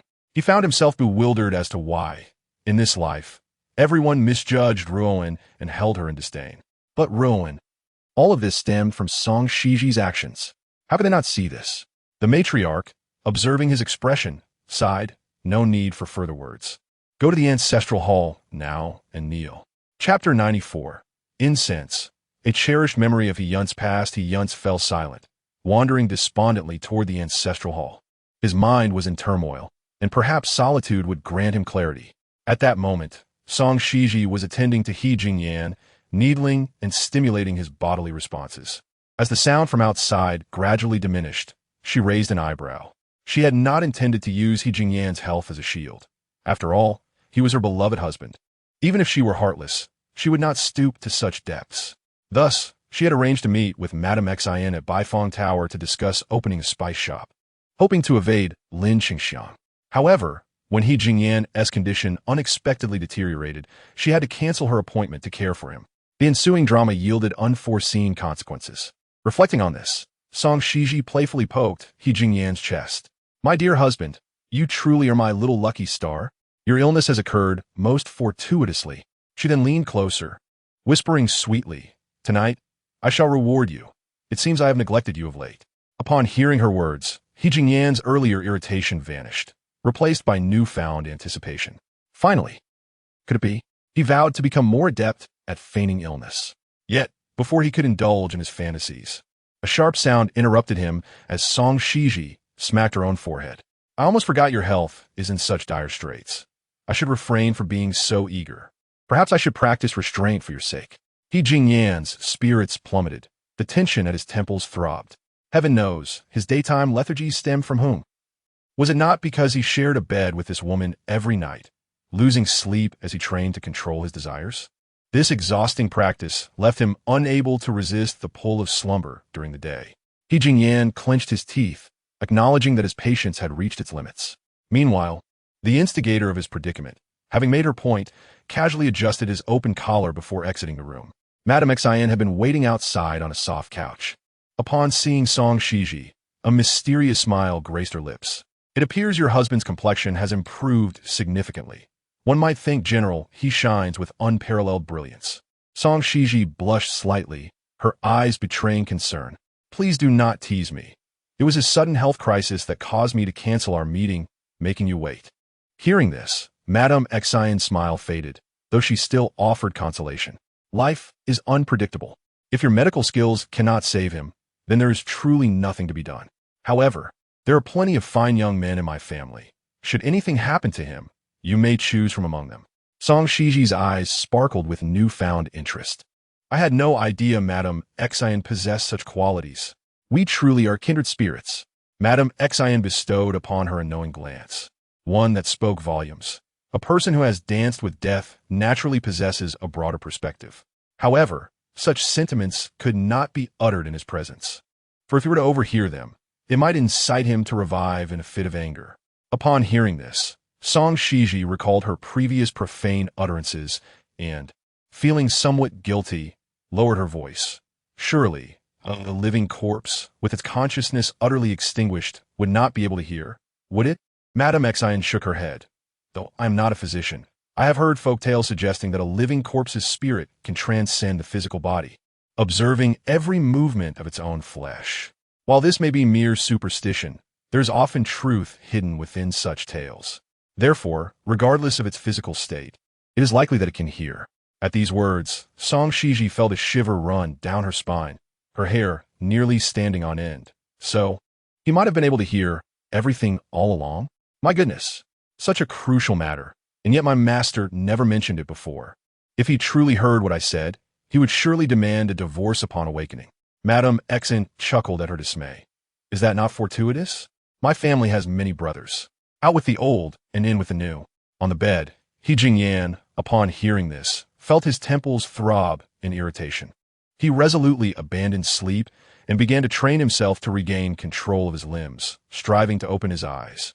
Madame Xizhi, reclining on the soft couch, observed Xizhi, who seemed lost in thought, her cheeks flushing with a rosy hue, her eyes darting nervously, prompting her to abandon her playful intentions. "The reason I pursued you to the today, despite your sudden absence, is my keen curiosity regarding the spice trade you mentioned. In the capital, where everyone seeks to indulge in elegance, the spice business indeed holds great promise. Since you have proposed such an idea, I must ask, while the path to acquiring spices may be straightforward, have you devised a formula for the incense?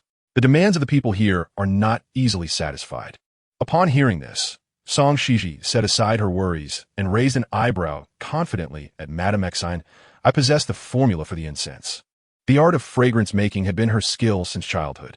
Her rapid mastery of medicine stemmed from the interconnectedness of perfumery and pharmacology, allowing her to blend both disciplines into more ingenious formulas.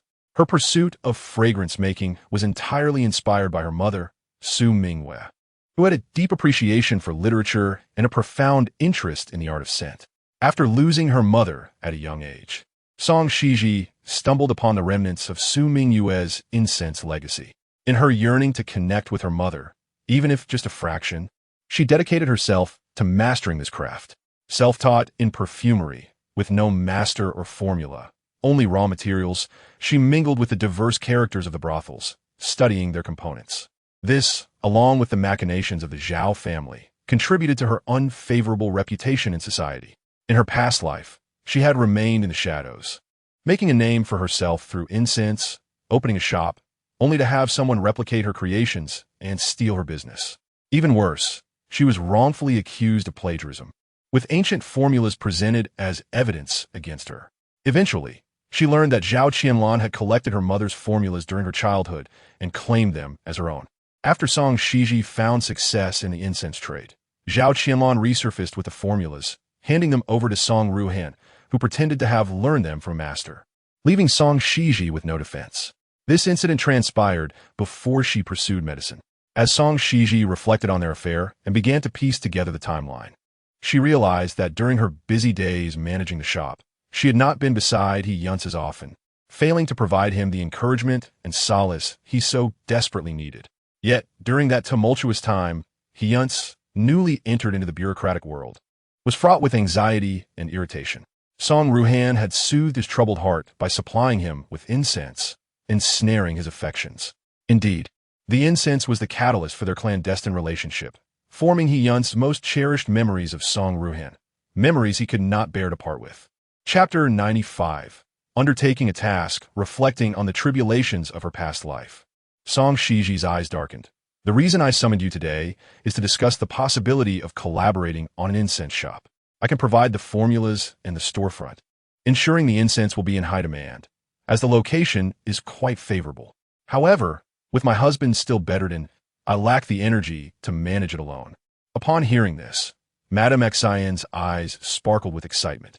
Initially, I was concerned about the formulas and the shop, but since you possess both, all obstacles are easily surmountable. Now that I have recovered and the household is peaceful, idleness within the estate is rather dull. Since you lack the time, let us proceed with you as the owner and me as the manager. I've been managing households since childhood. Hearing Madame Xizhi's readiness to partake, Song Xizhi felt a weight lift from her heart as she slightly turned to grasp Madame Xizhi's hand. I envision us as co-owners. You would take the lead, providing manpower and capital, while I supply the formulas and the shop. In her previous life, Song Xizhi had been burdened by He Yunce's insecurities, emerging from the shadow of his illustrious brother, rendering her somewhat petty. Conducting business necessitates social interactions, and the spice trade, in particular, would require her to engage with many renowned literati. Thus, she had concealed her plans from him. Little did she know that her secrecy would allow Song Ruoan to seize all the credit. Armed with her mother's ancient formulas, Song Ruoan had everything she needed.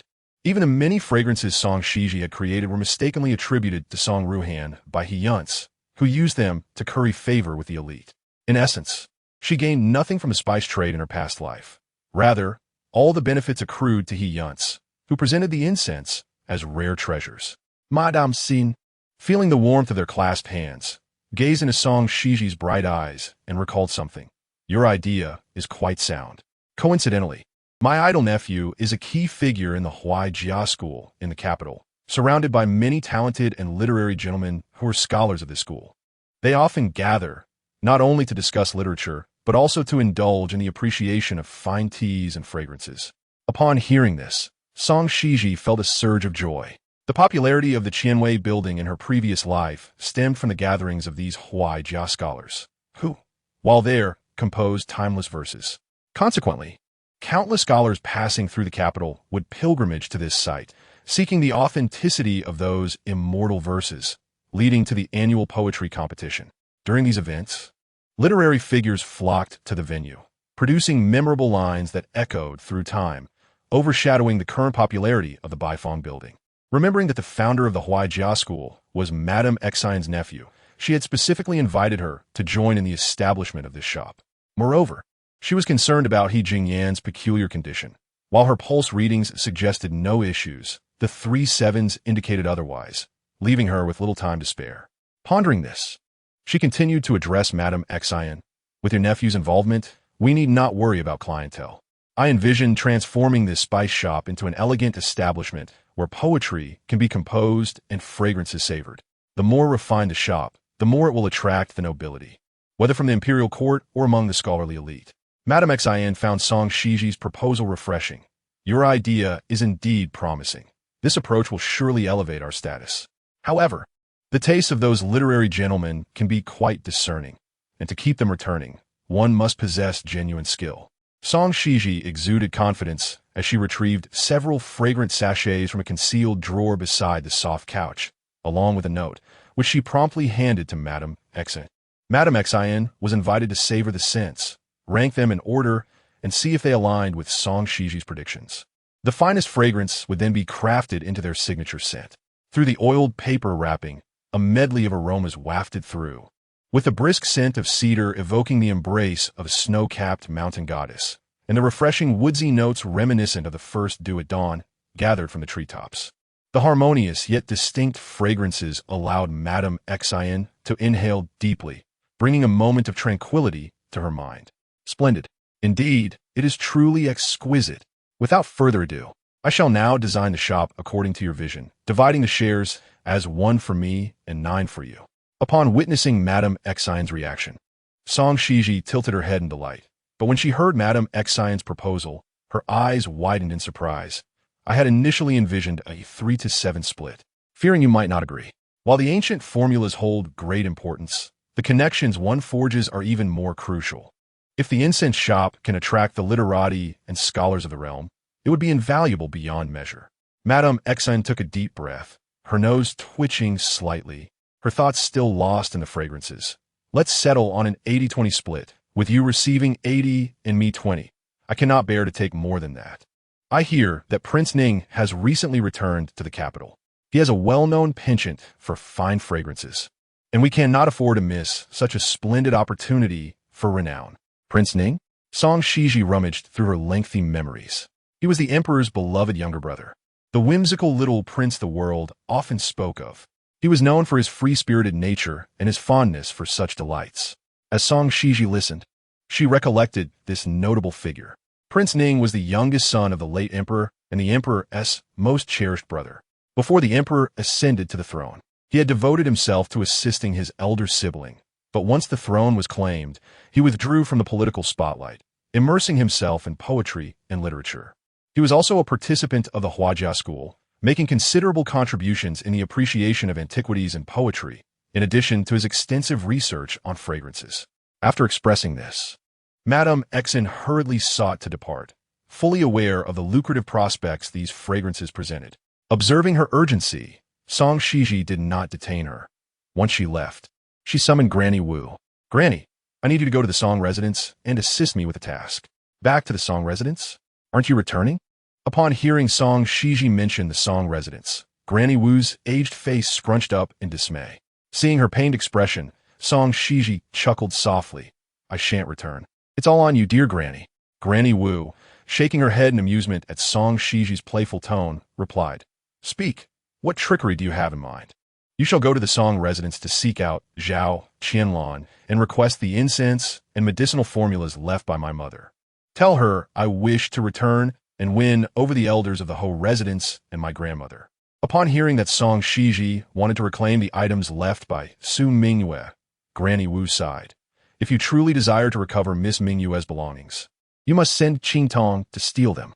If I attempt to request them, the Zhao family will surely not part with them easily.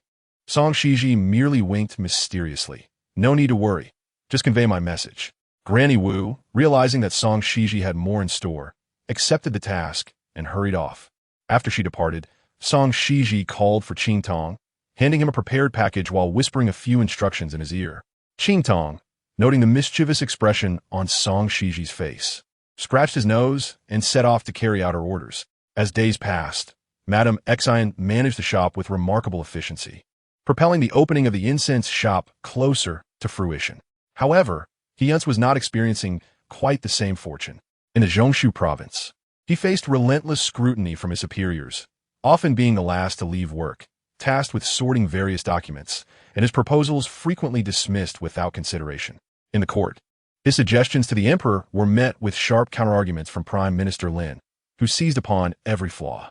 This continuous barrage of setbacks left He Yunce feeling cornered and beleaguered, and upon returning to the Ho residence, he was subjected to kneeling in the ancestral hall as punishment. Gazing at the ancestral tablets illuminated by flickering candles, he found himself momentarily lost in thought, questioning whether his once smooth ascent in his official career was merely a figment of his imagination. Why had everything changed in this life? He pressed his aching knee, knowing he should not harbor resentment or blame. Yet his heart could not help but feel a twinge of grievance towards Song Ruoan. All of his current tribulations stemmed from her pretense of possessing medical skills.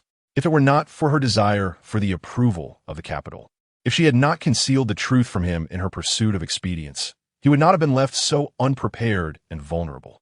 Trust and transparency are paramount in a marriage, yet she had unilaterally severed his path to success.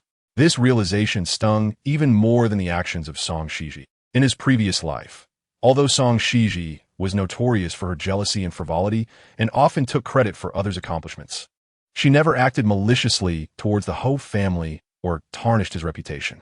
In fact, he had never faced the family's disciplinary actions or been made to kneel in the ancestral hall.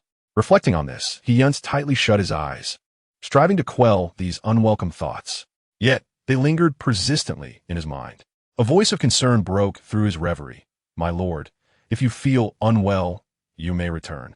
No one is watching in the ancestral hall, and they are unaware of how long you have knelt." He Yunce opened his eyes slowly, shaking his head in a daze. "No, I shall remain kneeling." Upon returning to the Guanyun pavilion, he was met only with the sounds of Song Ruoan's lamentations. Despite having secretly summoned a skilled physician and administered pain-relieving medicine, her cries of agony persisted.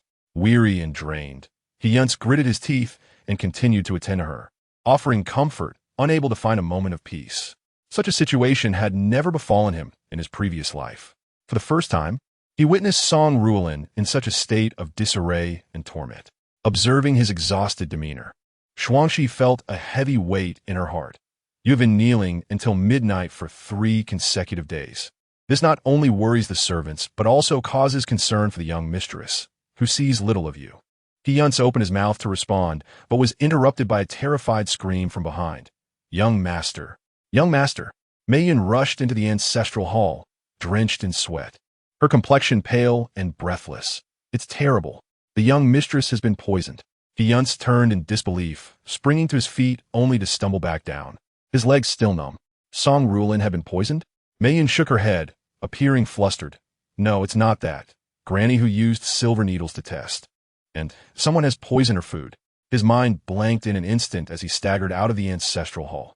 "Call for a doctor, quickly. Summon a doctor." He dashed, his numb legs propelling him towards the Guanyun pavilion, where he found Song Ruoan's pallid face, her eyes red and swollen, blood trickling from her mouth. Granny Hu, an alien, knelt by her side, weeping inconsolably. Seeing the panic in He Yunce's eyes, Song Ruoan struggled to raise her hand, but was seized by a violent cough, blood spilling from her lips. "My husband, to see you before I close my eyes. I truly have no regrets." He Yunce, hearing this, felt his mind spiral into emptiness as he grasped her hand tightly. "Ruoan, do not speak such foolishness. The doctor will be here soon. The doctor will arrive shortly." Song Ruoan merely shook her head, her parched lips moving as she spoke. "Husband, please do not blame my sister.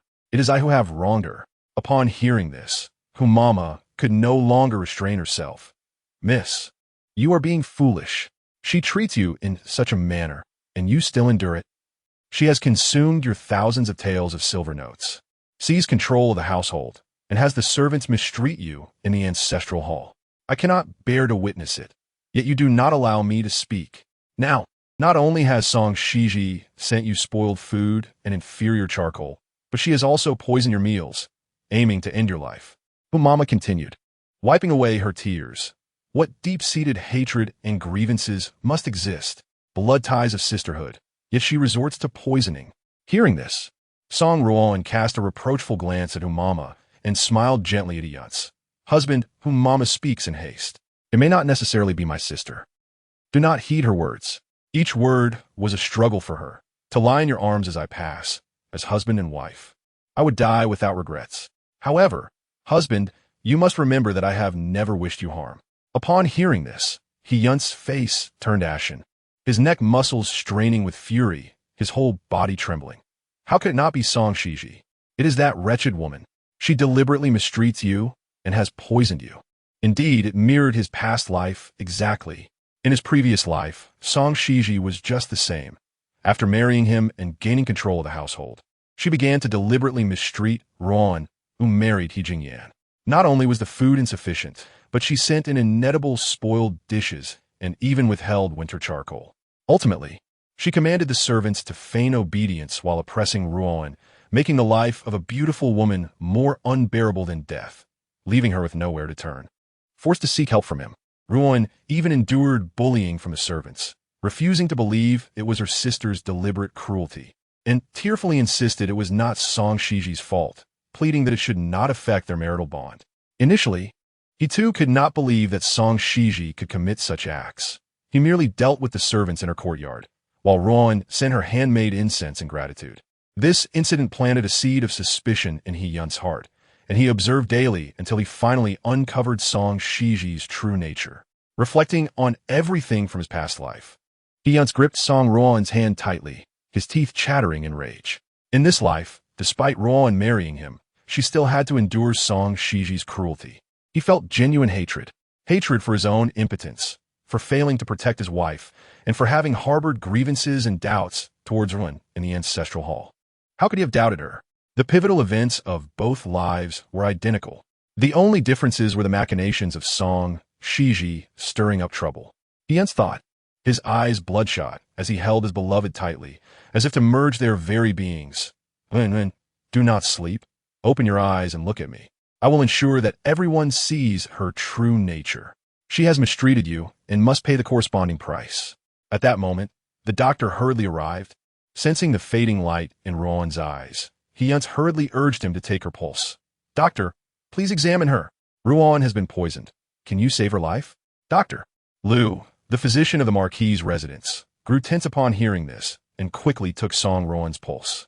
He Yunce anxiously watched him, and after a moment, Doctor. Lu's expression relaxed somewhat. Madame's pulse indicates that she has ingested a small amount of poison, causing her to cough blood, but her life is not in danger. She will need to recuperate carefully and must not further harm her health. Upon hearing this, Mama sobbed. Truly, the virtuous are favored by heaven. It is indeed the virtuous who are favored by heaven. The bowl of porridge was meant to be consumed entirely, but due to her recent medication, she felt some bloating and only took a sip before vomiting it all out, thus avoiding a life-threatening situation. Song Ruoan wept in He Yunce's embrace, her body shaking. It must be that my husband has silently prayed for me, which is why I am unharmed. Now that she was safe, there was no need to escalate matters. Having just erred, it was better to tread carefully. He Yunce felt a weight lift from his heart upon hearing the doctor's words. Yet when he heard Song Ruoan's, a dull ache settled within. Do not make a fuss.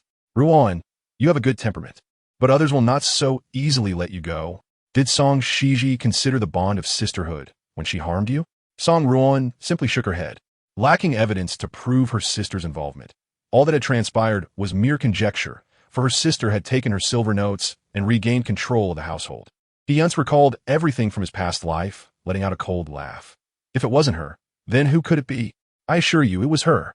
Moreover, she has taken control of the household, yet allows the servants to mistreat Guanyun Pavilion. Whether intentional or not, her mismanagement warrants punishment. Seeing He Yunce so enraged, Song Ruoan quietly nestled into his embrace, choosing not to speak further. The next day, He Yunce specifically requested leave from the Ministry of Personnel, bringing this matter before the old matriarch of the He family.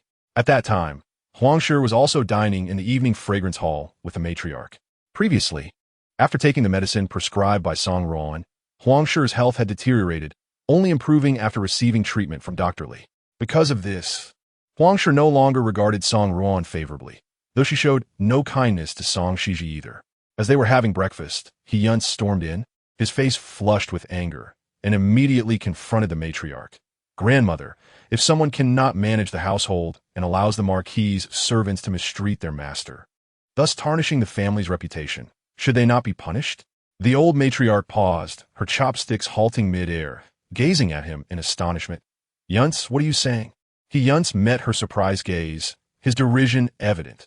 Just answer me yes or no, The family rules of the Marquis's house surely do not apply solely to me, do they? The old matriarch remained silent, while Huang Shi, relishing the spectacle, chimed in.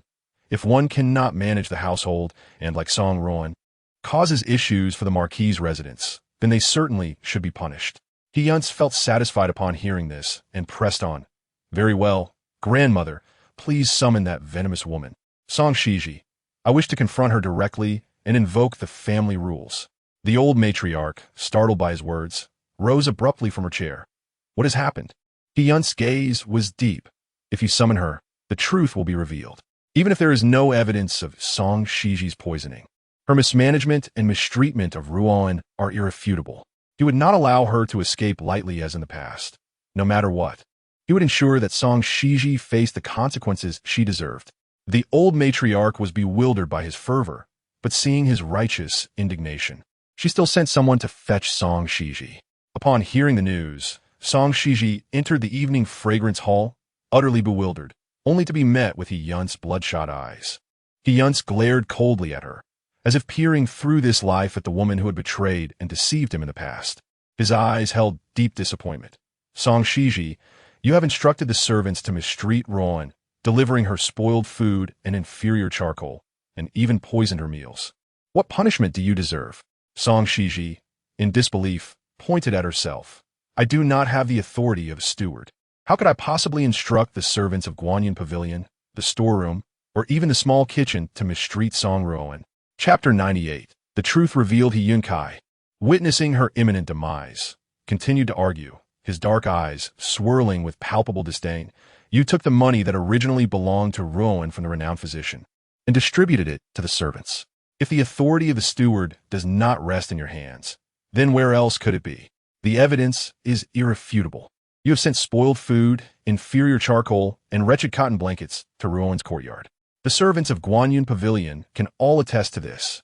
Song Xizhi, you have committed wrongs, yet shown no remorse. Grandmother, if Ruoan is treated so harshly, I shudder to think how my brother fares in private. The ancestral hall of the exists precisely for those as obstinate as you. Each word he uttered was firm and resonant, pouring out a lifetime of concern for Song Ruoan and dissatisfaction with Song Xizhi. Madame Huang gasped, covering her mouth in astonishment. Her keen gaze fixated on Song Xizhi. In the past, when the servants mistreated Yunce, I dealt with all the offending servants and declared that such an incident must never occur again. And, my dear, since Yunce claims the servants have resumed mistreating their master, you must take severe action without leniency. If Ruoan is indeed suffering, I would relish the chance to see Song Xizhi punished. The authority of the steward may very well fall into my hands. It was a classic case of a clam and a turtle vying for supremacy, with a fisherman poised to benefit. Upon hearing this, Song Xizhi fell silent, merely shifting her gaze toward the direction of the matriarch. The gathered assembly then heard the matriarch's deep voice. The authority of the steward has always rested in my hands. Even if the eldest daughter-in-law were to distribute money to the servants, it would not mean the loss of the steward's authority. Everything in me is managed by me, and I have never instructed the small kitchen or the overseer to mistreat any courtyard. She spoke with a heavy gaze, casting a significant look at He Yunce before shifting her attention to Madame Huang. By your reasoning, it seems I have indeed mistreated Song Ruoan. Yunce, are you barging into the evening fragrance hall to summon the ancestral hall for my punishment? Caught off guard by her statement, He Yunce's eyes widened in shock, his surprise palpable. He stood bewildered, observing Song Xizhi's composed demeanor, and that peculiar emotion surged within him once more. His previous certainty stemmed from never having considered such a possibility. The vain Song Xizhi had not seized the authority of the steward using Ruoan's funds, nor had she leveraged the servant's affections to gain control. How could this be? Surely, Song Xizhi would not willingly forsake the authority of the steward. The mistreatment of Ruoan could only be her doing. After all, she had. He Yunce hesitated, intending to mention her past transgressions, but swallowed the words at the last moment. Song Xizhi scrutinized He Yunce's capricious expressions, a look of amusement on her face.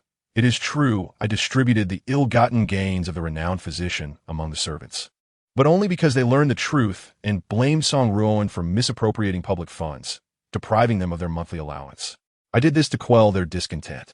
Of course, my grandmother had inquired if I would accept the authority of the steward, but I declined, thinking it better to avoid unnecessary trouble. Upon hearing this, the matriarch sank heavily back in her chair, her expression tinged with anger. Indeed, when Xizhi spoke to me before, I failed to understand. Yet within days, someone has appeared to wrongfully accuse her. Were it not for the fact that this household remains under my control, your sister-in-law would certainly be unable to defend herself against your claims. The matriarch's voice was grave, and He Yunce felt utterly speechless. The situation before him was beyond his expectations. He was convinced that Song Xizhi must have employed some other means. He clenched his teeth, but Ruoan has not received proper meals for quite some time. The courtyard is filled with inferior charcoal. This is undeniable. If there is no deliberate mistreatment, what other explanation could there be? The spacious evening fragrance hall fell silent in an instant, and He Yunce continued. I believe this matter is not something my grandmother would orchestrate, but besides her, who else within the estate would wish to mistreat Ruoan? As he spoke, he shifted his accusing gaze to Song Xizhi. Song Xizhi, intrigued, shrugged. A clear conscience fears no accusation. I have no evidence to prove I did not do it, yet you too lack evidence to prove I did. If you can assert I mistreated Song Ruoan based on mere conjecture, then could it not be concluded that the inferior charcoal delivered to Guanyin Pavilion tomorrow implicates you? He Yunce, in the mistreatment of your sister-in-law? You. He Yunce was infuriated, his chest heaving with rage. At that moment, someone rushed to the door, teeth clenched, kneeling before the matriarch. It was I, an old servant, who took advantage of the second young master's absence to send spoiled food to Guanyin Pavilion. It had nothing to do with the eldest young mistress. If you must punish someone, let be me. An old kitchen maid, in tears, clumsily approached the matriarch. Her appearance astonished all present. Song Xizhi tilted her head in confusion, recognizing the familiar face. The matriarch looked at her suspiciously. You? He Yunce sneered. You are merely a kitchen maid. Do you possess such power to deliver spoiled food, inferior charcoal, and tattered blankets? Truly, they must be at your mercy. The matriarch, listening, found the situation somewhat peculiar. But before she could respond, a commotion erupted outside, with several young maids and servants rushing in, kneeling before the matriarch. The sudden uproar startled the matriarch, prompting her to retreat a few steps, only to be steadied by Song Xizhi's quick reflexes. It wasn't just the idea of Aunt Chow. There were also the servants. While working in the storeroom, we intentionally ordered inferior charcoal to be sent to Guanyin Pavilion, thinking it was the old lady's directive. And thus we acted accordingly. There were also others involved. This idea originated with us. The final young servant, visibly young, immediately caught Song Xizhi's attention. You are the errand boy from the back garden? Your brother tragically drowned before, correct? Upon hearing this, the boy's eyes turned red, tears welling up. How kind of the eldest young mistress to remember me, yet the second young mistress has forgotten my brother, who she has harmed. She sees your authority as steward and boasted before us, yet did nothing. We believed she lacked funds and tolerated it, but who knew she had money, all of which went to that swindler. Aunt Chow shook her head.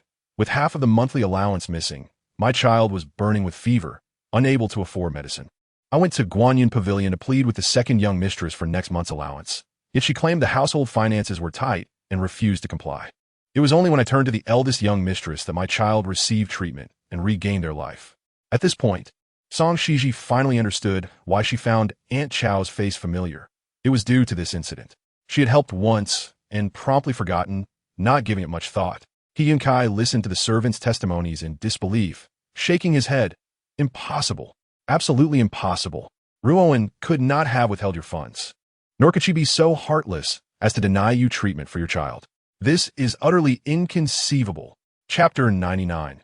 Completely won over by the servant's affection as He Yunce spoke, he slowly raised his head, fixing his gaze on Song Xizhi's face. He pointed an accusatory finger at her. It was you. Did you orchestrate this grand performance with the servants? You have never been a person of such kindness. Do you truly expect me to believe that you would readily save a child? The look of clenched teeth on He Yunce's face instilled a sense of fear in those present. Yet they mustered the courage to continue speaking. What this old servant says is not mere fabrication. Others, too, have suffered for this reason. At that moment, a young servant was already in tears, repeatedly bowing before Madame He, producing loud thuds. All the ideas originated from me. After the death of the eldest lady's brother, She bestowed a sum of silver upon me, for which I am immensely grateful.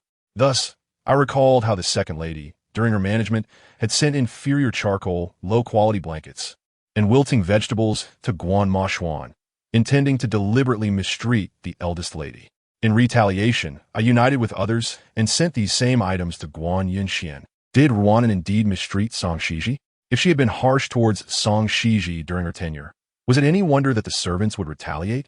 Upon hearing this, He Yunce became rigid, breathing heavily, his gaze blank, his mind a void, momentarily rendered speechless. This was simply inconceivable. Madam, he was equally taken aback. Ruoan mistreated you during her management? Song Xizhi nodded. However, at that time, the whole residence's accounts were depleted, so I merely reclaimed my rightful share for the month and chose not to pursue the matter further. Song Xizhi spoke the truth. She had not anticipated that the servants of the whole residence would go to such lengths for her. Previously, she had refrained from taking on this mess due to Madame He's ties with the outside management, feeling guilty towards the servants of the whole residence, providing help only when possible. With this in mind, she addressed Madame He directly. Those wilting vegetables and inferior charcoal were all sent by the outside management as a ruse. Even Ruoan placed poisonous beans in my bowl, aiming not only to embarrass me, but also to compel you to deal with the external shop. As Song Xizhi spoke, her voice resonated with conviction, her words growing increasingly resolute. Grandmother, decisive action is required. Many issues in the Ho residence have arisen due to the mismanagement of the outside shopkeepers. They have failed in their duties, seeking to repay kindness with malice, leaving the accounts of the Ho residence empty, and even the kitchens of both masters have been poorly treated. Such actions are unforgivable. The Ho residence has nurtured them for decades, showing great benevolence. While the external world may judge the Ho residence, if troubles arise from within, it may never find peace again. As Song Xizhi spoke, she seemed to embody a powerful force, bringing calm to all present. You might seize this opportunity to cut through the chaos and directly address the external shopkeepers, which would serve as a justified action. The reputation of the Ho residence had already been tarnished by the actions of the younger uncle and sister. It could hardly be further sullied. Madame He, somewhat weak, grasped Song Xizhi's hand, silently absorbing her words. Her gaze, heavy with contemplation, fell upon the kneeling servants before her, and at last, she nodded. Yes, you are right, Xizhi. It is time to deal with the external personnel. I had initially considered the past ties, remembering they were my kin, and thus held on to hope. But this has truly harmed the Ho residence. As one ages, one becomes overly cautious and indecisive. You have reminded me before, yet I hesitated. People can teach others, but only experiences truly impart wisdom. Madame He, fatigued, rubbed her temples, her eyes reflecting a newfound determination. Upon hearing this, Song Xizhi finally exhaled in relief. The servants below grew increasingly animated, several bursting into tears. Thank you, madam. Thank you, young lady. We have endured unbearable hardship these days. It is your words that have brought us hope. From the overwhelming gratitude of these servants, it was evident they would recount the events in detail upon their return. All knowing that Song Xizhi was the one to address the parasites among the Ho residence's shopkeepers, it seemed that Song Xizhi would undoubtedly garner greater support in the future. Regardless of her management abilities, the servants of the Ho residence would follow her lead, and after this incident, she would become the true mistress of the Ho residence. The thought made Huang's heart nearly burst with frustration. At that moment, He Yunce regained his composure, realizing that his furious confrontation with Song Xizhi had inadvertently aided her in winning over the hearts of the servants. He panted heavily, his fists trembling, suddenly struck by a revelation. Song Xizhi, you truly know how to win hearts. Yet, all of this appears to be your carefully orchestrated scheme? Otherwise, how do you explain Ruoan's poisoning? If she was mistreated while ill, then these servants must have been responsible for her poison? He was unwilling to accept any of this. Ruoan could not possibly have mistreated Song Xizhi, nor could she be so cold-hearted towards the servants. Thus all of this was surely a premeditated ruse by Song Xizhi. It had to be. Upon hearing this, Chao Dama's smile froze on her face, her expression bewildered as she quickly shook her head in denial. No, I did not poison her food. I am not responsible for this. I merely sought to repay a slight by withholding the second lady's provisions. Song Xizhi met He Yunce's skeptical gaze, remaining remarkably composed. She was poisoned? Is she dead? Her blunt words left He Yunce momentarily speechless. Do you wish her dead? Ruoan had consumed only a small amount of arsenic and promptly expelled it. She was alive. And you must be quite disappointed, I presume? Song Xizhi merely shrugged. Since she is not dead, then I cannot be the one who poisoned her. Everyone knows I possess medical knowledge. Had I wished her demise, I would have employed a lethal poison rather than arsenic. She would be beyond breathing by now. Listening to Song Xizhi's words, He Yunce felt his anger boil over. How could she maintain such a nonchalant demeanor? Song Xizhi looked at him earnestly. Of course, being wrongfully accused should incite anger, but this is not the first or second time. I have grown accustomed to it. I have not been harmed by Ruoan, nor has my reputation been tarnished. Many harbor resentment towards her, including you, your mother, and the official ladies outside. Who is not more suspicious than I? There is no need for me to go to such lengths to harm her. If you wish to uncover the truth, it would be more prudent to interrogate everyone in Guanyunshan, including Ruoan. Even in a government investigation, this is the proper procedure, rather than mere conjecture. As Song Xizhi spoke, she had already concluded in her heart who the true culprit behind the poisoning was. Chapter 100. Song Ruoan's Feigned Hardship. Which fool would only administer a small dose of slow-acting poison, allowing her to consume it and then promptly vomit it out. This could only be a ploy by Ruoan and to feign hardship. There was no other possibility. It seemed Ruoan and had not anticipated that He Yunce's furious confrontation would lead to the resolution of the issues with the external shops, while simultaneously earning the servant's affection. With this thought, Song Xizhi regarded He Yunce with a hint of amusement. Ruoan, oh Ruoan, you remain unchanged from your past self, even resorting to feigned hardship to portray yourself as mistreated. How familiar it all seems. At this moment, He Yunce realized the past cruelty he had endured from Ruoan. One could only wonder how he felt within. As He Yunce sensed Song Xizhi's gaze upon him, he clenched his teeth in silence, prompting Madame He to wearily speak. This matter could not have been instigated by the eldest son's wife. If you wish to investigate, you may do so at Guanyunshan. But honestly, I believe it matters little whether you investigate or not. In your heart, you have long since identified the culprit, and no matter what the final outcome reveals, you shall remain unconvinced. Lady He, without a moment's hesitation, chose to believe Song Xizhi, for after all, justice resides within the hearts of the people. The manner in which Song Xizhi conducted herself upon entering the Marquis's residence was evident to all present. Observing Lady He's unwavering stance, He Yunce felt a surge of uncontainable anger. It was unmistakably a farce orchestrated by Song Xizhi. With her character, how could she possibly perform a good deed without seeking acknowledgement? Furthermore, it was inconceivable that she would endure mistreatment without causing a scene.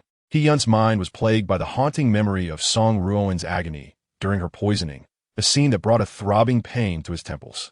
In his previous life, he too had been deceived by Song Xizhi's fade, only to later uncover her true nature. This time, he was resolute, yet those around him seemed increasingly oblivious. Grandmother, your grandson will diligently investigate this matter and uncover the truth, ensuring the perpetrator has no room for denial.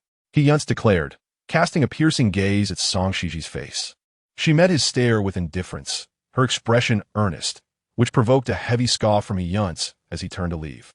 Song Ruoan, brimming with hope, awaited news of Song Xizhi's punishment in Guanyin Pavilion, but what she received instead was the sight of He Yunce storming back into the courtyard, seething with anger.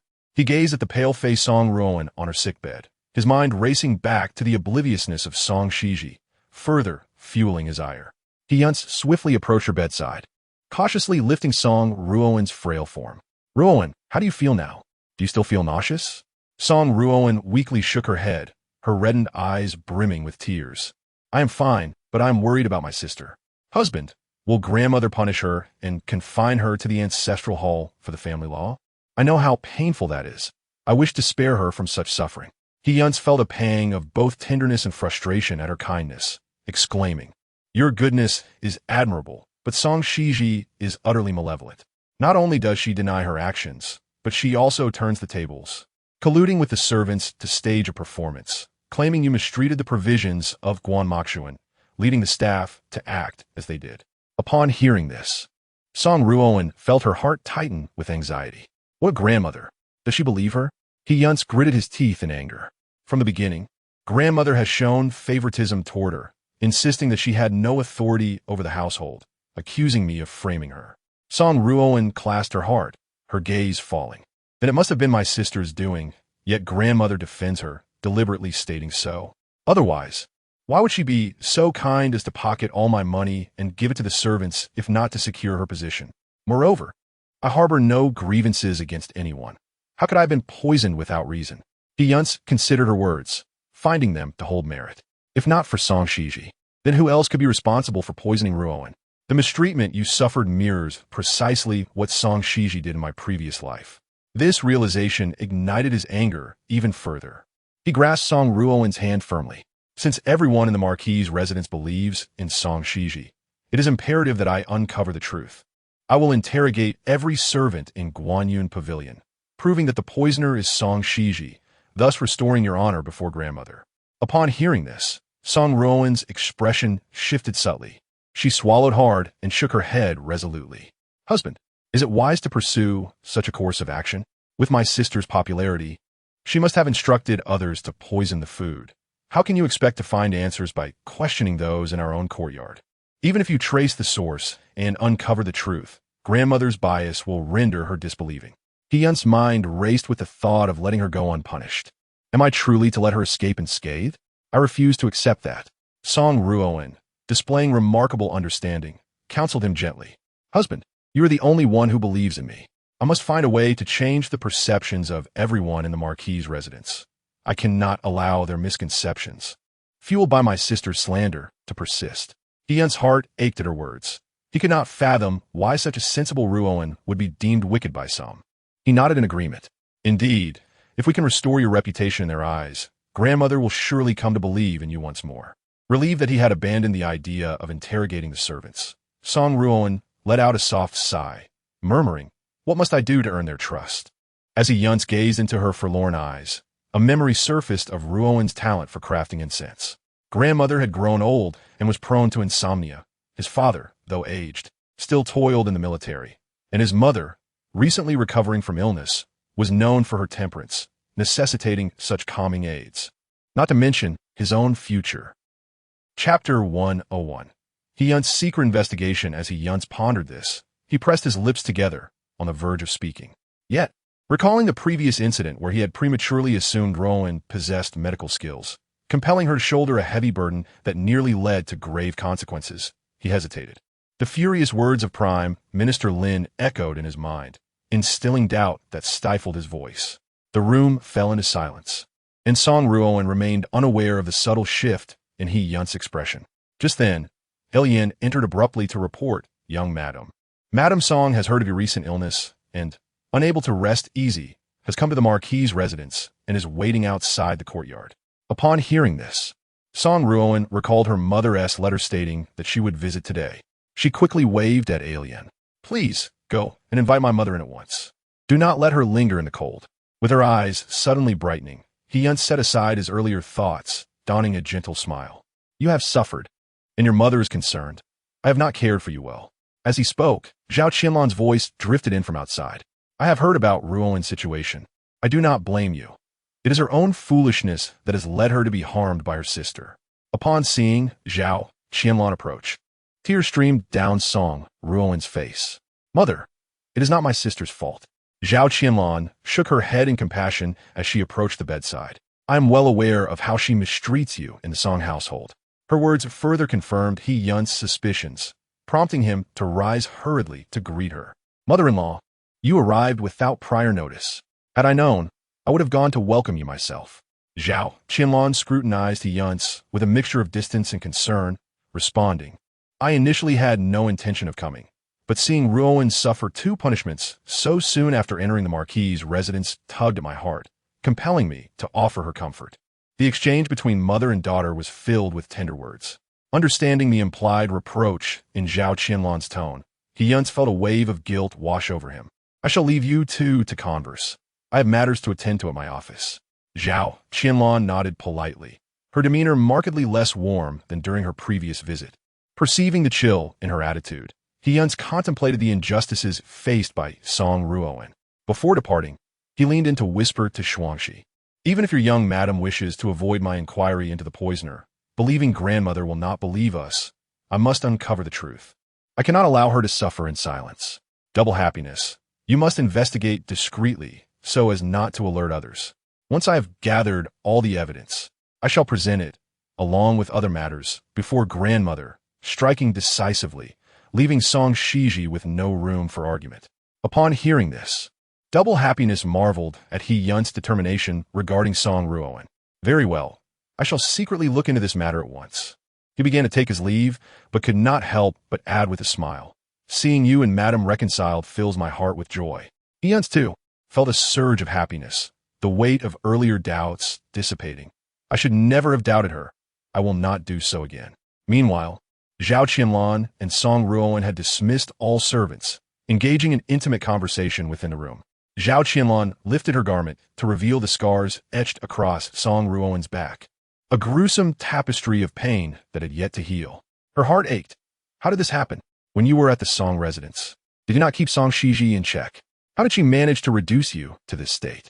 Had I known, I would have dealt with that wretched girl back then. Feeling her mother's anguish, Song Ruoan trembled with a sense of injustice. Mother, do you think the scars are unsightly? Zhao Qianlan wiped her tears and regained composure. They're not ugly. I have brought you a scar-removing ointment. Soon, they will be barely visible. Yet, a cold light flickered in her eyes. However, this situation cannot persist. We cannot allow Song Xizhi to revel in her triumph for too long. Upon hearing that name, Song Ruoan's eyes darkened with resentment. I have long wished to send her to hell. It was easier at the Song residence, but now in the Marquis's house. Everyone listens to her, and even the servants adore her.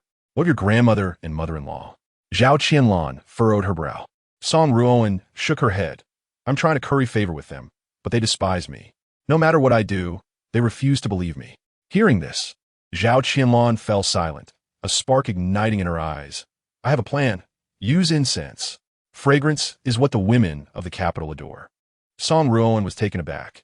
Mother, where would I find incense? Do you have connections? Zhao Qianlan shook her head, her expression cryptic. I lack connections, but I possess incense crafted by Su Mingyue, which I have kept hidden, fearful that Song Xizhi might take it.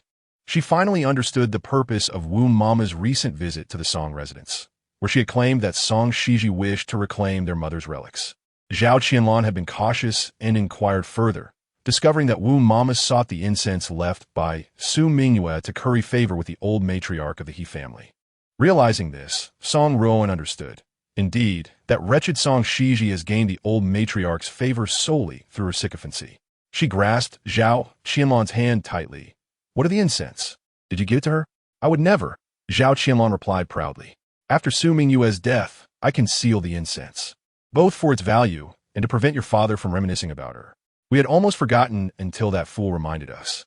After Wu Mama left, I rummaged through my belongings to retrieve it. The incense is still wrapped with its formula. Consider it your dowry to present to your mother-in-law and husband. Listening silently, a smile slowly graced Song Ruoan's lips. What good is a dowry? It is not something I created. They will not regard me with any more esteem. However, if I can craft it myself, it will be a different matter. Zhao Qianlan's eyes gleamed with avarice. You mean? Song Ruoan nodded with calm assurance. Su Mingyue has passed, leaving no witnesses, and Song Xizhi possesses none of the formula, which means I alone hold its secret. I shall wield this inheritance from Song Xizhi's mother as a weapon aimed at her heart. This way, it will be a true act of vengeance, bringing me joy. Chapter 102. Dreaming of a past life as she observed the burgeoning light in Zhao Qianlan's eyes, Song Ruoan felt her own heart swell with excitement. Mother, do you not realize how many cultured gentlemen and noble women cherish incense, and how many commoners and consorts use it in devotion? Zhao Qianlan clutched her chest. Very well. I shall return to the Song residence immediately and bring you the incense. Ruoan, you must exercise utmost caution this time. We cannot afford a repeat of last time. Song Ruoan nodded with confidence. Last time was due to that quack. This time, there will be no issues. Watching Song Ruoan devise a strategy, Zhao Qianlan felt a sense of pride. If Su Mingyue, in her prime, could not best her, then surely her daughter Song Xizhi would not prevail over her daughter Song Ruoan. Upon returning to the Song residence, Zhao Qianlan personally delivered all the incense to Song Ruoan. That night, when He Yunce returned to Guanyin Pavilion, he was greeted by a familiar fragrance wafting through the air. The scent was subtle, gently infiltrating his senses, with the wooden amber notes instantly soothing his weary spirit. This fragrance was identical to that which Ruoan had prepared for him in a past life, an aroma he could never forget. He inhaled deeply, hurriedly crossing the threshold. Looking up, he beheld Song Ruoan sitting serenely in the warm candlelight, her tranquil demeanor transporting him back to a bygone era. He Yunce struggled to contain his racing heart, his hands trembling with excitement as he rushed to her side, his gaze fixed intently on her face. Tentatively, he inquired, "Ruoan, where did this delightful fragrance come from?" Sensing his astonishment, Song Ruoan's heart swelled with joy. "It is incense I created myself, my husband. How do you find the scent?" She gently caressed his cheek, and He Yunce could hear the rapid beating of his own heart. "You made this incense yourself?"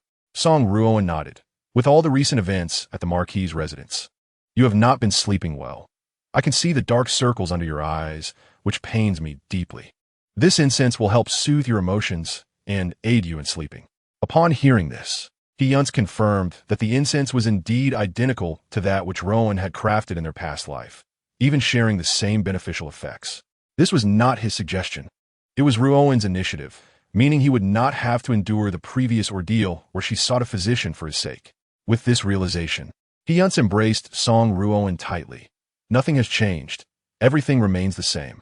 Inhaling the familiar scent, he felt transported back to the moment they first met in their prior existence. In that life, as he entered the political arena, troubled and distressed, Song Xizhi was frivolous, treating her sister harshly while engaging in indiscretions with men. Yet, when he developed feelings for Ruoan, using this incense to win favor with the nobility and gain the approval of his superiors, Song Xizhi shamelessly claimed credit for his achievements. In this life, it was Song Xizhi's deceit that had led to so many unforeseen complications.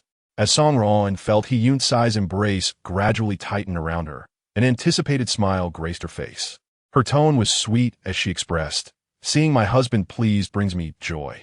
I also wish to present this incense to my grandmother and mother-in-law at the Marquis's residence, as they have held many misunderstandings about me in the past." Upon hearing this, He Yunce released her from his hold, gazing at her with delight, as if he could never tire of the sight. "I share this sentiment. Not only the residents of the Marquis's household, but even those outside shall receive gifts. Your efforts will restore the reputation of the Marquis's residence." Song Ruoan nodded in agreement, yet her voice carried a hint of anxiety. "But, my husband, I am nervous. I fear they may not like me due to past events." He Yunce merely smiled and tapped her nose gently. "Do not fear. I will handle everything." In the end, Song Ruoan entrusted all the prepared incense to He Yunce, hoping he could help restore her standing within the Marquis's household. As for the future, she was not concerned. She would learn the art of incense making and follow the formulas accordingly. Thus, early the following morning, He Yunce set off for the old lady He's incense hall, bearing the precious gifts.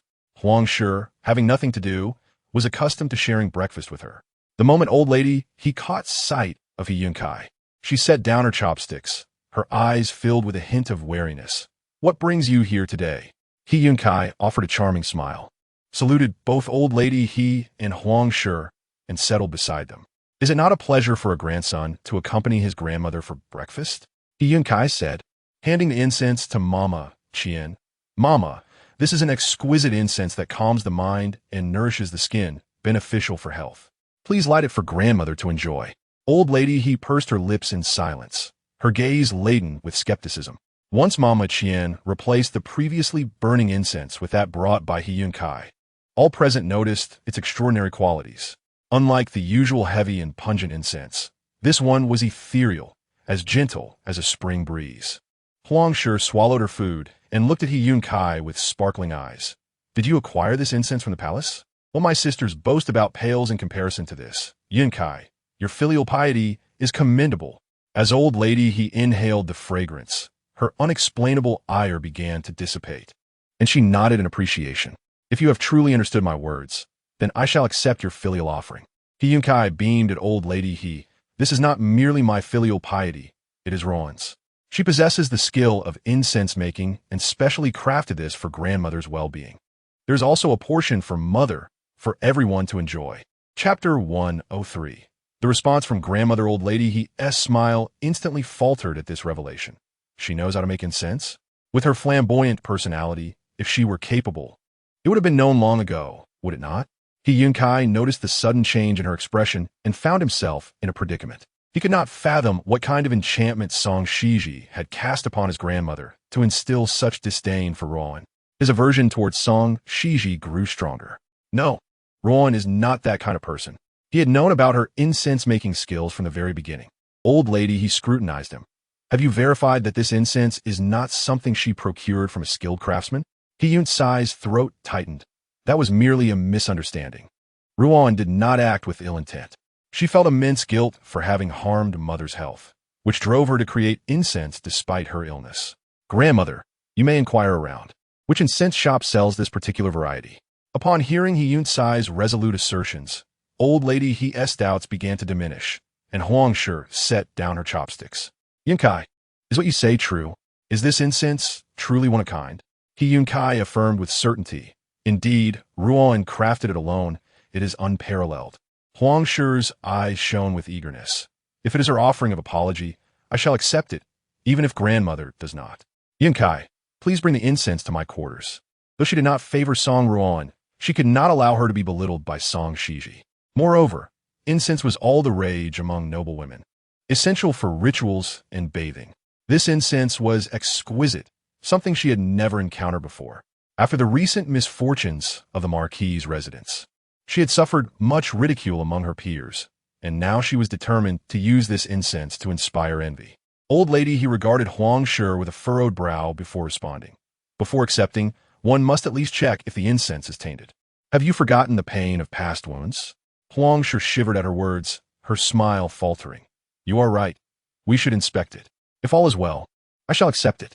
He Yunce, witnessing old lady He's heightened vigilance, sighed softly, reassuring himself that once the doctor confirmed the incense was safe, Ruoan would be vindicated. Old lady, he instructed Mama Qian to summon Song Xizhi, but Mama Qian reported that Song Xizhi had gone to the Su residence early that morning.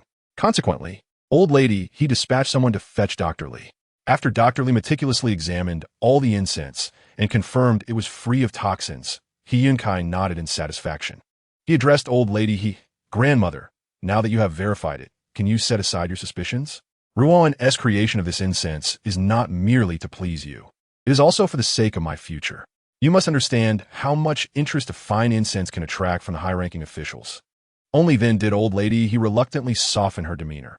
If she can conduct herself properly and let her abilities speak for themselves, I shall not hold prejudices against her. He Yunce exhaled in relief. His spirits lifted. Excellent.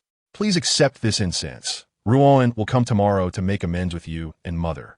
She intended to come today, but feared you would judge her harshly beforehand.